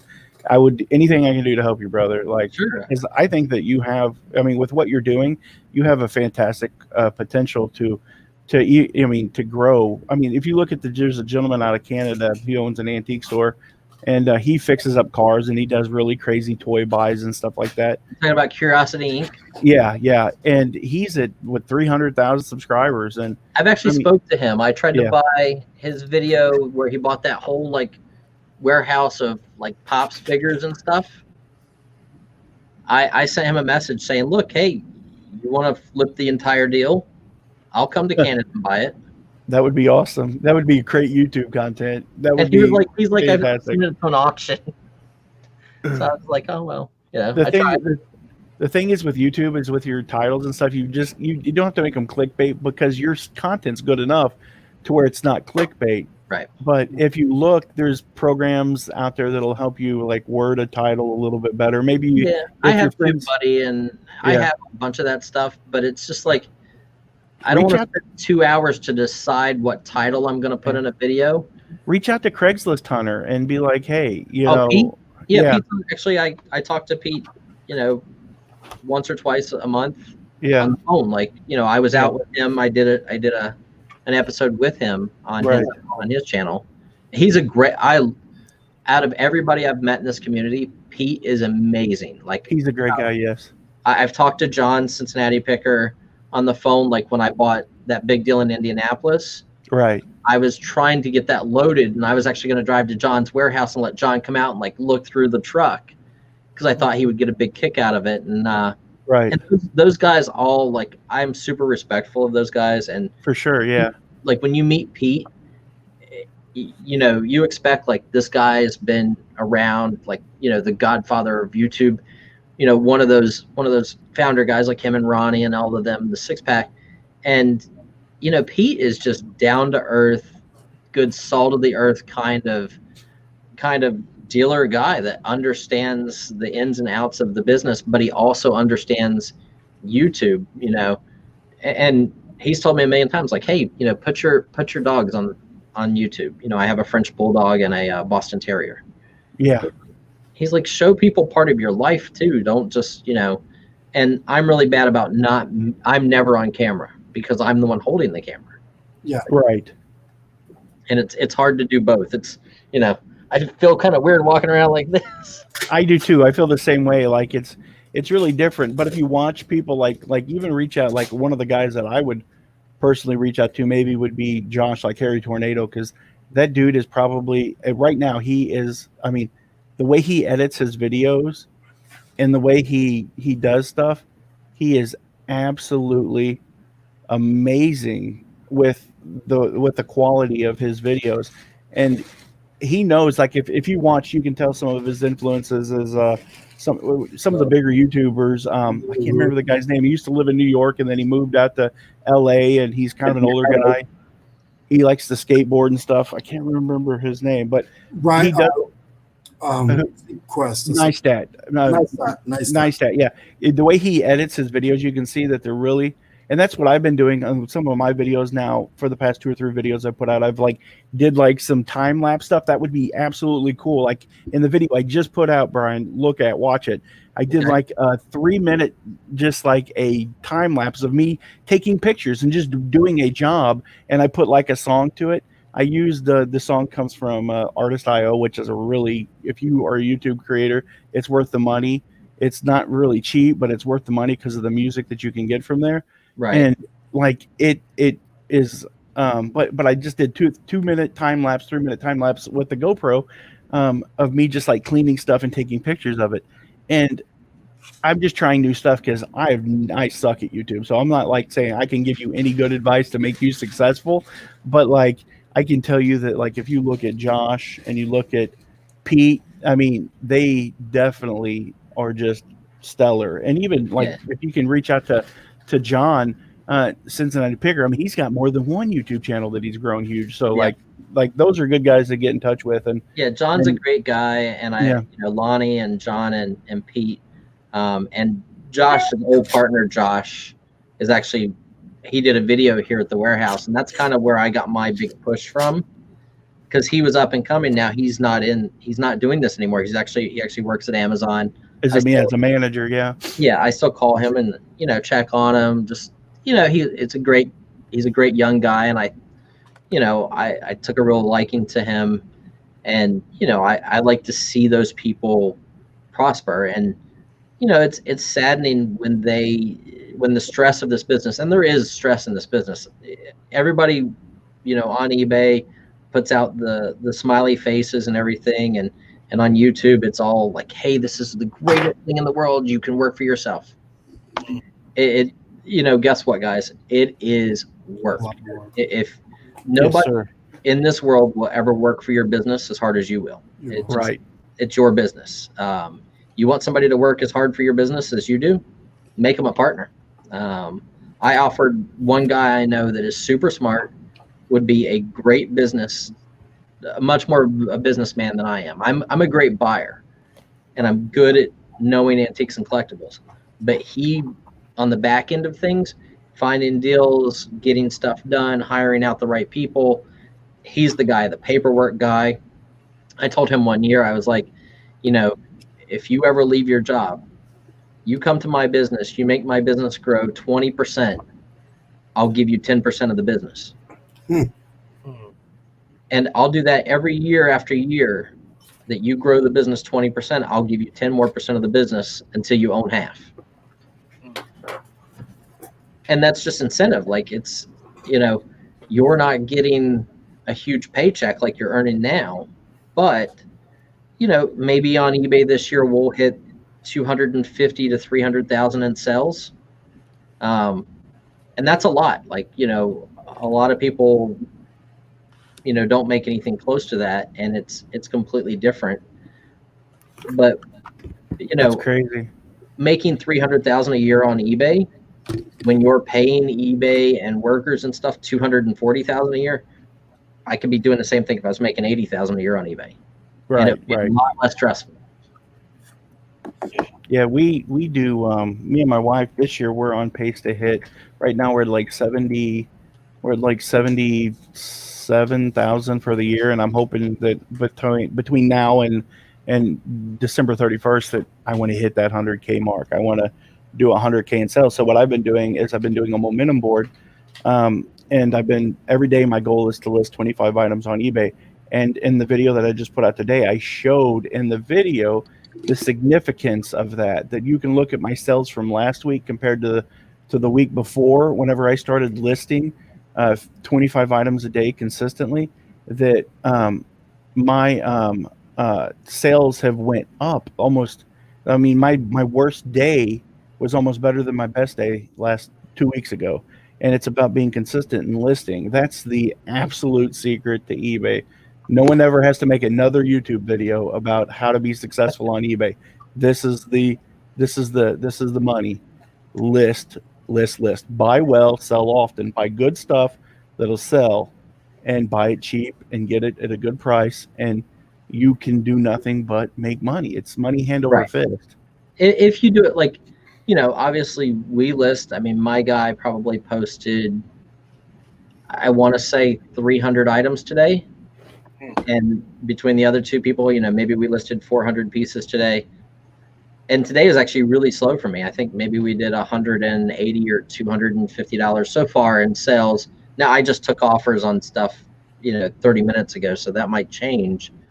But, we average 400 to 600, and then on good days we'll hit, $1,000 to $2,000, just kind of depending on what happens, or if I send out offers to all the eligible people, which I do twice a month, because then I can send out like 150 offers, and we have a bunch to pack and ship. But I always have sales. Sometimes they're slow, sometimes they're not. At the end of the day, as long as I see enough coming in to cover my workers, I'm happy with it, because my inventory just keeps growing. A lot of my stuff sells really slow. And haven't talked about Tommy yet. I haven't even seen Tommy. He was in here earlier for a long time. Oh, was he? Yeah, I haven't seen him. He was supposed to play some COD with me, but he's too good for me now. Guys, I gotta cut out. I gotta get home and make some dinner. But I really appreciate all of you guys on the panel, and especially you, Eric, for letting me come on, and you, Dan, for all of your knowledge, and hopefully I can continue a relationship with you. Sure. It's good to meet you, Leroy. Thank you, guys. Eric, have a good day. Time, you know it. Yep. See you later, John. All right. See you, brother.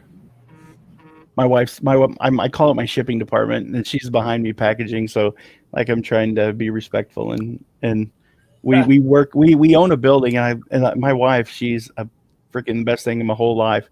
But like we have this building, and like I'm always like, well, why don't we just package stuff there? And she's like, I like bringing it home. So I don't say nothing. But I was like, we have a nice shipping department with all the boxes and tape and box knives and stuff like that. And I'm like, every day we go there and we pick the stuff up and we bring it home, and this is where we list it. Yeah, I found that for me, when I moved my business out of my home, I was 1,000% more productive. I was. And then when I go home, I try not to think about business. So I play video games and, all that other stuff, and do things to get my mind off of business. But then I wind up watching YouTube. I watch all you guys and watch the auctions at night and stuff like that, and different things that are coming out or going on. It's and somebody mentioned Tommy, Tommy's a great guy. He's been here, 5, 6, 7 times, and, very underrated. Like his channel is awesome. I love watching his show. It's so late at night that I found myself like falling asleep in the middle of the show. And, it's great because he gets to keep a viewer, because I have no clue when he quits or how long he's on, and my phone's on over there and I'm sleeping. My wife's like, what are you listening to again? And I'm like, oh, it's Tommy Tracy. And I really like him a lot. He's very knowledgeable on analytics and the back end of YouTube and eBay and everything like that. He's a really good guy too. And there's a lot of good guys that, they may not get along. Like I talked to Mike, Storage Auction Pirate, and obviously I've talked to Jeremy and them from What the Hells. Yeah. and there's so many people that don't like this person, and this person can't like this person. And guess what? The first time somebody tells me that I can't like somebody because they don't like them, I'm sorry. I have no need for that. I'm not in high school anymore. Like, you know, I choose who I want to be friends with. I choose who I want to talk to. Do I think everybody's going to be my best friend in the world? No. I have no false misconceptions, and you know, but there's a lot of people in this business that these guys that don't like each other, they still have some knowledge, and as long as they are willing to share that knowledge, you can't let your personal feelings for them or your somebody else telling you shouldn't like them control if you like them or not. If you like them, you know, don't be afraid to say, hey, I watch them and I'm going to watch them. And, you know, if you don't like it, I'm sorry. Like, you don't want to subscribe to me because I'm subscribed to, you know, What the Hells or Storage Auction Pirate, then don't subscribe to me. It you know, it doesn't hurt me at all. Yeah, there's a lot of lessons you have to learn on YouTube, and that was one of them that I had to learn, is that I got people that were upset at me, and it wasn't because anything that I ever did. I never sold any courses, but I had friends, and I took a side in a situation, and I don't regret taking the side, because, like, if you're my friend, and I want to stick up for you. But I regret some of the things that I had said, and some of the things that I did, and some of the positions that I had taken, because it cost me, not because of the people who might not necessarily like me. You know, those people might not like me no matter what, but because of some of the people that I did associate with that, you know, that don't talk to me now. And I really regret all of that, because I had a lot of really excellent friends, and, you know, it's all just, I try to stay clear of all of it now. We used to do a live show, and we'd go live, and when you go live for a long period of time, sometimes you'll get off and you'll say stupid stuff and you'll make jokes, and I, you know, it's a lot of growing up that I had to do on YouTube, and it was lessons that I learned. And I've multiple times I've apologized to people that, you know, for being a jerk and being a butthole, and there's absolutely no one on YouTube that I'm not angry at anyone. I'm not mad at anyone. I mean, you know, it's no secret that me and Tommy had an issue, and Tommy's a great reseller. Tommy's a good man. He makes great content. He makes good videos, and he's super smart. And like I said, anything that I've ever did to him, I'm even apologetic of it.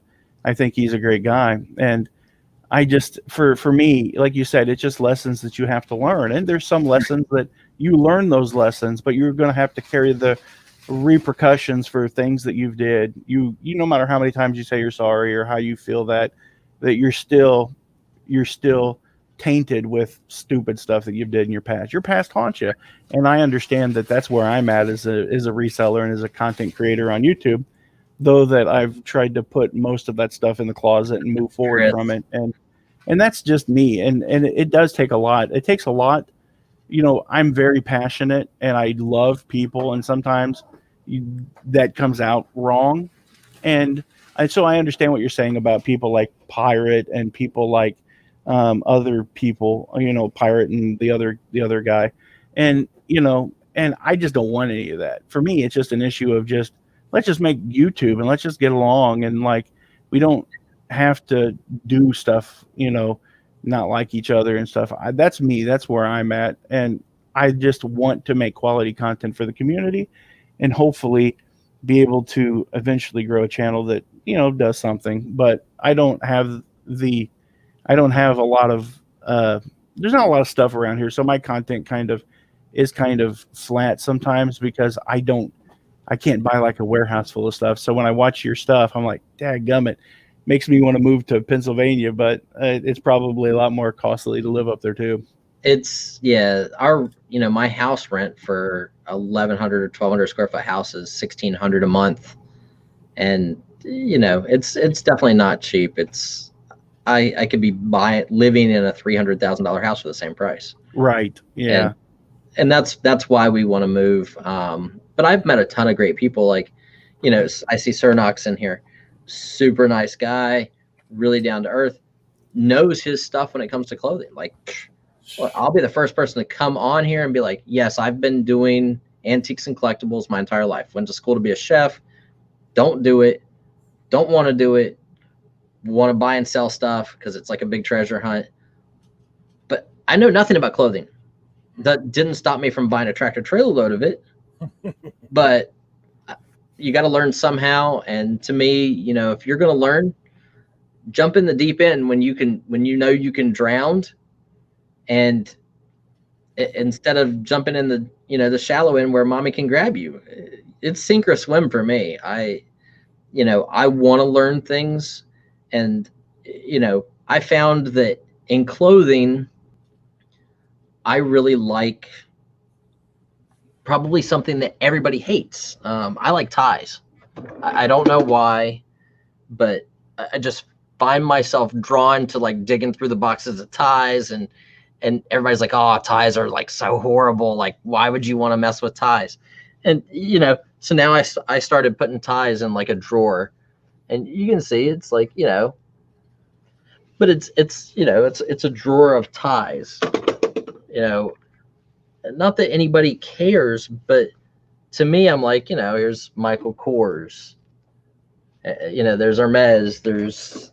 No, ties can make really good money, especially the caricature ties. Like if you find stuff, like sports teams and stuff like that. But it just takes so much freaking time. I don't know how many I had bought, and I'd bought there was a St. Louis Ram that had lost his storage unit. He actually played for the New Orleans Saints, and I got all of his ties and stuff out of there, and I listed them in a lot on eBay, and they were handmade Italian ties. I just couldn't sell them. I probably didn't know what I was doing. That one's real early, Hermes. But yeah, I mean, so I've just started putting, as I find a box full of ties, I throw all the ones that I think are going to be good in a drawer, and I figure sooner or later that drawer is going to be full, and it's going to have 150 or 200 ties in it that are all worth $50 to $100 a piece, and that's a $15,000 drawer in my desk. That's crazy. And I have no clue. So. Yep, and that's the whole thing, Lone Star. It's, some people don't like each other for good reasons, and some people, don't like each other for bad reasons. And, if I'm learning from anybody, Chris. Liquidating my tie inventory. Chris, I'll take all the Hermes, the Fabergé, the Vuitton. I'll even buy the Burberry ones and everything else for 50 cents a piece. $1 a piece. I won't be cheap today. But yeah, I mean, Chris came up, he taught, he bought a bunch of stuff, and I learned a lot from him. And, it was amazing seeing the amount of knowledge that those guys have. Now, I'm sure they were a little disappointed because some of the stuff was rough. It all came from estates. I had no clue what was in it, and, hindsight's 2020, and I probably don't know if I would have bought it knowing what I see now, but I can't say that we're doing bad. Those guys know men's clothing inside and out. Women's clothing, not so much. And there was a lot of women's clothing. So I've got, 400 boxes of clothes sitting here. And Chris has never bought or sold a tie. Oh. But you've bought and sold hats. But yeah, I mean, I've got 400 boxes of clothing here, and I learn new stuff every day. We send a bunch of stuff into Sellhound. I learned I don't look at Sellhound's pricing. I change every bit of it because, I'll look at something and, they see a sweat stain on the collar of a $300 shirt that comps out at $300, and they're like, oh, it's $11.99. I'm like, no. And I'll I think there was a pair of shoes I had that came back at $29.99 the other day. I priced them at $129.99 because I saw another pair sold for $300. They sold in 7 minutes, and I was like, who came up with the $29.99 price? Right. And that's crazy. And it's like, I don't know clothing, but we're doing okay. And I'm just trying to get it where the only stuff we send in, I want it to be at least $25 shipped or more. I don't want to waste the time with all the other stuff. Yeah. But when you don't know, you're spending that $2 on every item to send it into Sellhound to get it looked at. And it gets pricey. I mean, I've bought 2,000 listings from them, and it's not cheap, but I don't know women's clothing, and I really don't know anybody who does. So, if I ever find somebody that knows that stuff inside and out, and I know that they're not going to make mistakes, and they could go through these boxes, and they said, hey, I'll charge you $1,000 to spend a day there and go through those boxes for you, and I'll put everything that's going to come back at above $25 in one pile, I would pay that in a heartbeat. Like, I have no problem paying for education or paying to advance my business. Every penny I make goes back into my business. So, I'm too old for a mistress, and my business doesn't yell at me. Now my wife's texting me like, where are you at? The kids want you to go get food. But my wife just texted me and said dinner's on the table, so I'm fixing to dip myself. So, but yeah, I mean, like, you guys all have access to me on any platform that I'm on. I'd be happy to help anyone in questions, and I'm around. I'm accessible, via email or Instagram or YouTube or wherever you guys want to talk to me at. If anybody has questions on progressing their business or scaling up, I'd be happy to help. There's a ton of other people that I can point you in the right direction. If you have clothing questions for men's clothing, ask Chris, ask Ronnie Hart if it's high-end, suits and ties and stuff like that. Tommy has a wealth of knowledge that, people overlook. You got to get up with Krillin about those high-end suits. Also, where's the best Taco Bells in New Jersey? So yeah. Krillin's a good guy, though. I give him a really hard time. I think I pick on him a lot because it's fun, but he's very intelligent. Yeah, he's definitely knows what he's doing. Right, for sure he does. So, well, I'm gonna bow out so that Eric, you can do what you got to do, and I appreciate you guys for letting me come on. Thank you for talking to me, Brian, and answering my questions.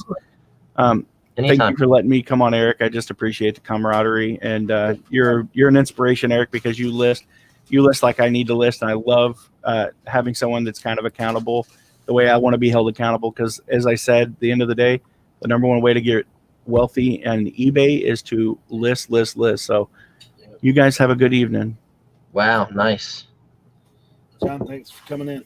Hey, John, it was great to meet you, and like I said, I hope to talk to you again. I'm gonna go watch some of your videos tonight. Okay, appreciate that, man. So, thank you, bro. You guys have a good evening. Enjoy your meal, Eric. Yeah, man. And Eric, I'm gonna let you go get some food. Impromptu interview, man. Yeah, I'm around, and I was at the office, and I was like, I'm letting my phone charge, and I was trying to price the last of the sneakers, but that didn't happen. Yeah. I finish up tomorrow. You see, the title of my thing is listing or loafing. We're loafing. Loafing's more fun. It just is. I think I loafed for a little while. It's good.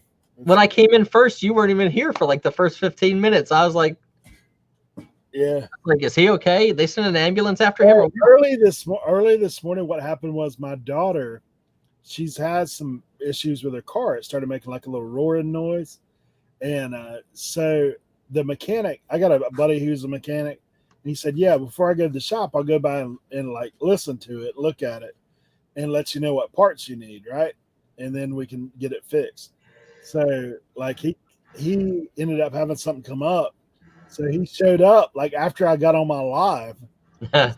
Dude, so then I'm out there messing with him for like probably 10, 15, 20 minutes. And then people were like, where'd you go? Like, I was like, yeah, it's one of those things. So that's life is life, things happen, and you just have to roll with it. And, that's what I meant about earlier. Like, all the beef between people and the drama and stuff like that, guys, it doesn't help your business. Like, it might help your YouTube channel, but as far as business goes, on my end of things, my YouTube channel is not big enough to worry about it. Yeah. And, it doesn't have time in my mind or space in my head. Yeah. With my 3 or 4 marbles that are up there, let's just break that stuff apart and keep on rolling. It's crazy. I mean, it is one of those things. Like, I'm the same way. I just kind of move past it. Drama's drama. I mean, do I rib people occasionally? Yeah, for sure. Like, you got to give people a little bit of grief, but I do that too. Getting too serious and like caught up in all that stuff. I mean, I know like there's been tons of drama recently with auctions and all that kind of crazy stuff. Hi, Nana. And I'm like, I just steer clear of it, man. Just keep moving. It doesn't affect my business one way or another. It just, Lisa said it best right there. The kind of people that drama attracts is really not worth it. Just ignore them. Yeah, YouTube could not. Well, look, obviously, I talked to Taco Stacks on Sunday. I bought a bunch of stuff from him. Yeah. He lives not too far from here, and he's got a huge channel. He's making really good money on YouTube, and I'm sure someday, if it was worth it, YouTube would be great, and I could spend time editing videos and making better content. Yeah. But right now, like, I want to make video blogs of what my day is. Like, hey, here's what we sold. Don't be, everybody's like, oh, selling $10 stuff is not worth it. If you sell 80 $10 items in a day and you got $800 coming in, it's worth it. Yeah. And they're easy to find. I think the first time I ever saw like Kent, I think he was buying something from Donatella. He was buying like stress balls or something. And I didn't know him at all. And, I started busting in on, some guy's buying a pair of balls. He can't get his own and stuff like that. And I do that with everybody. And if it offends people, that's who I am. I'm sorry, but I'm just joking around. It's, not meant in a bad manner. If I have a problem with you, I will tell you openly to your face on this camera that I have a problem with you. And, that's how it is. Like, that's one of the things, man. You kind of just how it is what it is. And I mean, truly, even with that, like, I actually just got monetized today. Like, today was my first day. Oh, congratulations. I don't know anything about it whatsoever. I just clicked the button and it came on, and it's all good, like, whatever's happening. But, for me, like, You made 12 cents today. Yeah, that's what I'm saying. So, like, Tommy and I talking about it. You just joined the 50 cents a month club. And I was like, yeah, I mean, that's fine. Like, for me, it was a goal. I got there. I'm happy with it. Am I going to, like, all of a sudden start selling a Patreon right now? No. Like, am I going to, whatever. But to each their own. There's people, honestly, there's some people I hang out with that I pay some money to be a part of a group. I don't mind doing it if they're providing information that I can get more closer access to, that's fine. But like, the other side of that is, people, if there's not information or they're not really what they say they are, yeah, that's something different. Then you get jaded, and the new people who are coming in the business, yeah, like, that's the one thing, like Patreons and the pay to, I understand some people, like, you have to pay to be part of their auctions and stuff like that now. Like, you have to join their groups. Yeah. I'm conflicted about that because I understand they're doing it because they don't want trolls bidding stuff up and never paying for them. But on the other end of that, like, hey, if you've bought from me in the past, you don't have to pay. Like, look, obviously, somebody like me, I'm not going to pay, I don't care if it's $5 a month to go to your auction. Yeah. If I have to pay just to be part of your auction, yeah, I'm not going to bother. There's other auctions out there I don't have to. And, I may think some of the stuff you got's awesome, and I may think you're a great person. Yeah. But, it doesn't mean that I should, put you to a higher standard and I would never charge somebody to come to my auction. Like, there's no entrance fee to get into my auction. Come and buy something. It's great because you're taking it out of this warehouse. Yeah. That's I mean, all if there's an advantage to it. I mean, like I go, this place I'm going to tomorrow is like an estate sale. It's my guys that I buy all my stuff from. They run an estate sale. So what they've started doing is you can come the night before for 2 hours and go. You pay $5. It goes to charity just to get in and have early access. But that's charity. Like, I don't mind that kind of stuff. I don't even mind like Lisa said, the whole thing with paying support for channels like Cat the Nurse Flipper, like Justin RVA Flips. Like, $1.99. They tell you straight up, hey, you don't get anything with a little icon, but if you want to support the channel, that's fine. I don't have a problem with that stuff. I think there's snake oil salesmen everywhere you go, and like I don't want to be buying snake oil. Like that's basically what I don't want. If someone provides value to me, I don't have a problem like paying money for that. Well, and I think the big thing is like you'll see a lot of people come on the scene and they have 200 or 300 subscribers and they're like, hey, I got into this business 3 weeks ago, for $50 a month, join my Patreon and I'll teach you how to do it too. Dude, you've been doing it 3 weeks. Yeah, we'll see you next year. Yeah, tell me 3 years from now that you have some clue what you're doing. Yeah. And then I'm interested. Like, have some clue. Like, teach me something I don't know, and we'll talk. I'm happy to pay for education. I'm happy to pay for workers, and I think, I joked around one time and said, if I had a bigger building and I had $100,000, the way I envision business is if I pay somebody $10 an hour to list and I have $10,000, I can pay them for 1,000 hours. Yeah. Or I can pay 10 people for 100 hours, the same amount of money, the same $10 an hour, and I got 10 people doing the job of one person, but it's happening a lot faster because now you're doing it 10 times faster. 100 people for 10 hours, you still spend that $10,000, but you get up, if everybody does 10 items an hour, you've listed a ton of stuff in a day. Yeah. Because of the staff. It's just, you got to have the space, you got to have the wherewithal to be able to deal with the workers. And it is it's hard, like, because I like collectibles. People just don't know. I can't give one of my workers that's 25 a 1960s Redline Hot Wheel and say, here, put this on eBay. Yeah. And they're like, oh, okay, red die-cast 57 Chevy Hot Wheels. Yeah. They don't know that it's supposed to be red line. They don't know that the fact that it's hot pink makes it a $600 car versus a $100 car. Yeah, they're going $5. Yeah, they're like, oh, dude, did you see that thing I listed? It sold for $8, and I'm like, oh man, I paid $75 for that. Yeah. No, that's the thing that's tough. I mean, I know, like when we talked before, you're like, if you're going to branch out and hire an employee, hire someone to ship. Like. Yep. Hire someone to ship out of the gate and then go on in it. And I was like, it makes sense because it's a lot easier to teach them that, or even take pictures. Like people can take pictures. Like you can teach somebody to do that. I mean, I watch Chris Daily Refinement. Right. He has basically like a template for his employees. Okay, this is what I want on this. This is what I want on this. This is what I want on this. That's what we do. I create. So like the sneakers, we've created one listing on my friend's account, on my partner's account. And I'll sign in the computers here at the warehouse to his account, and my guy who's doing animation sales right now will go in and look at his listing.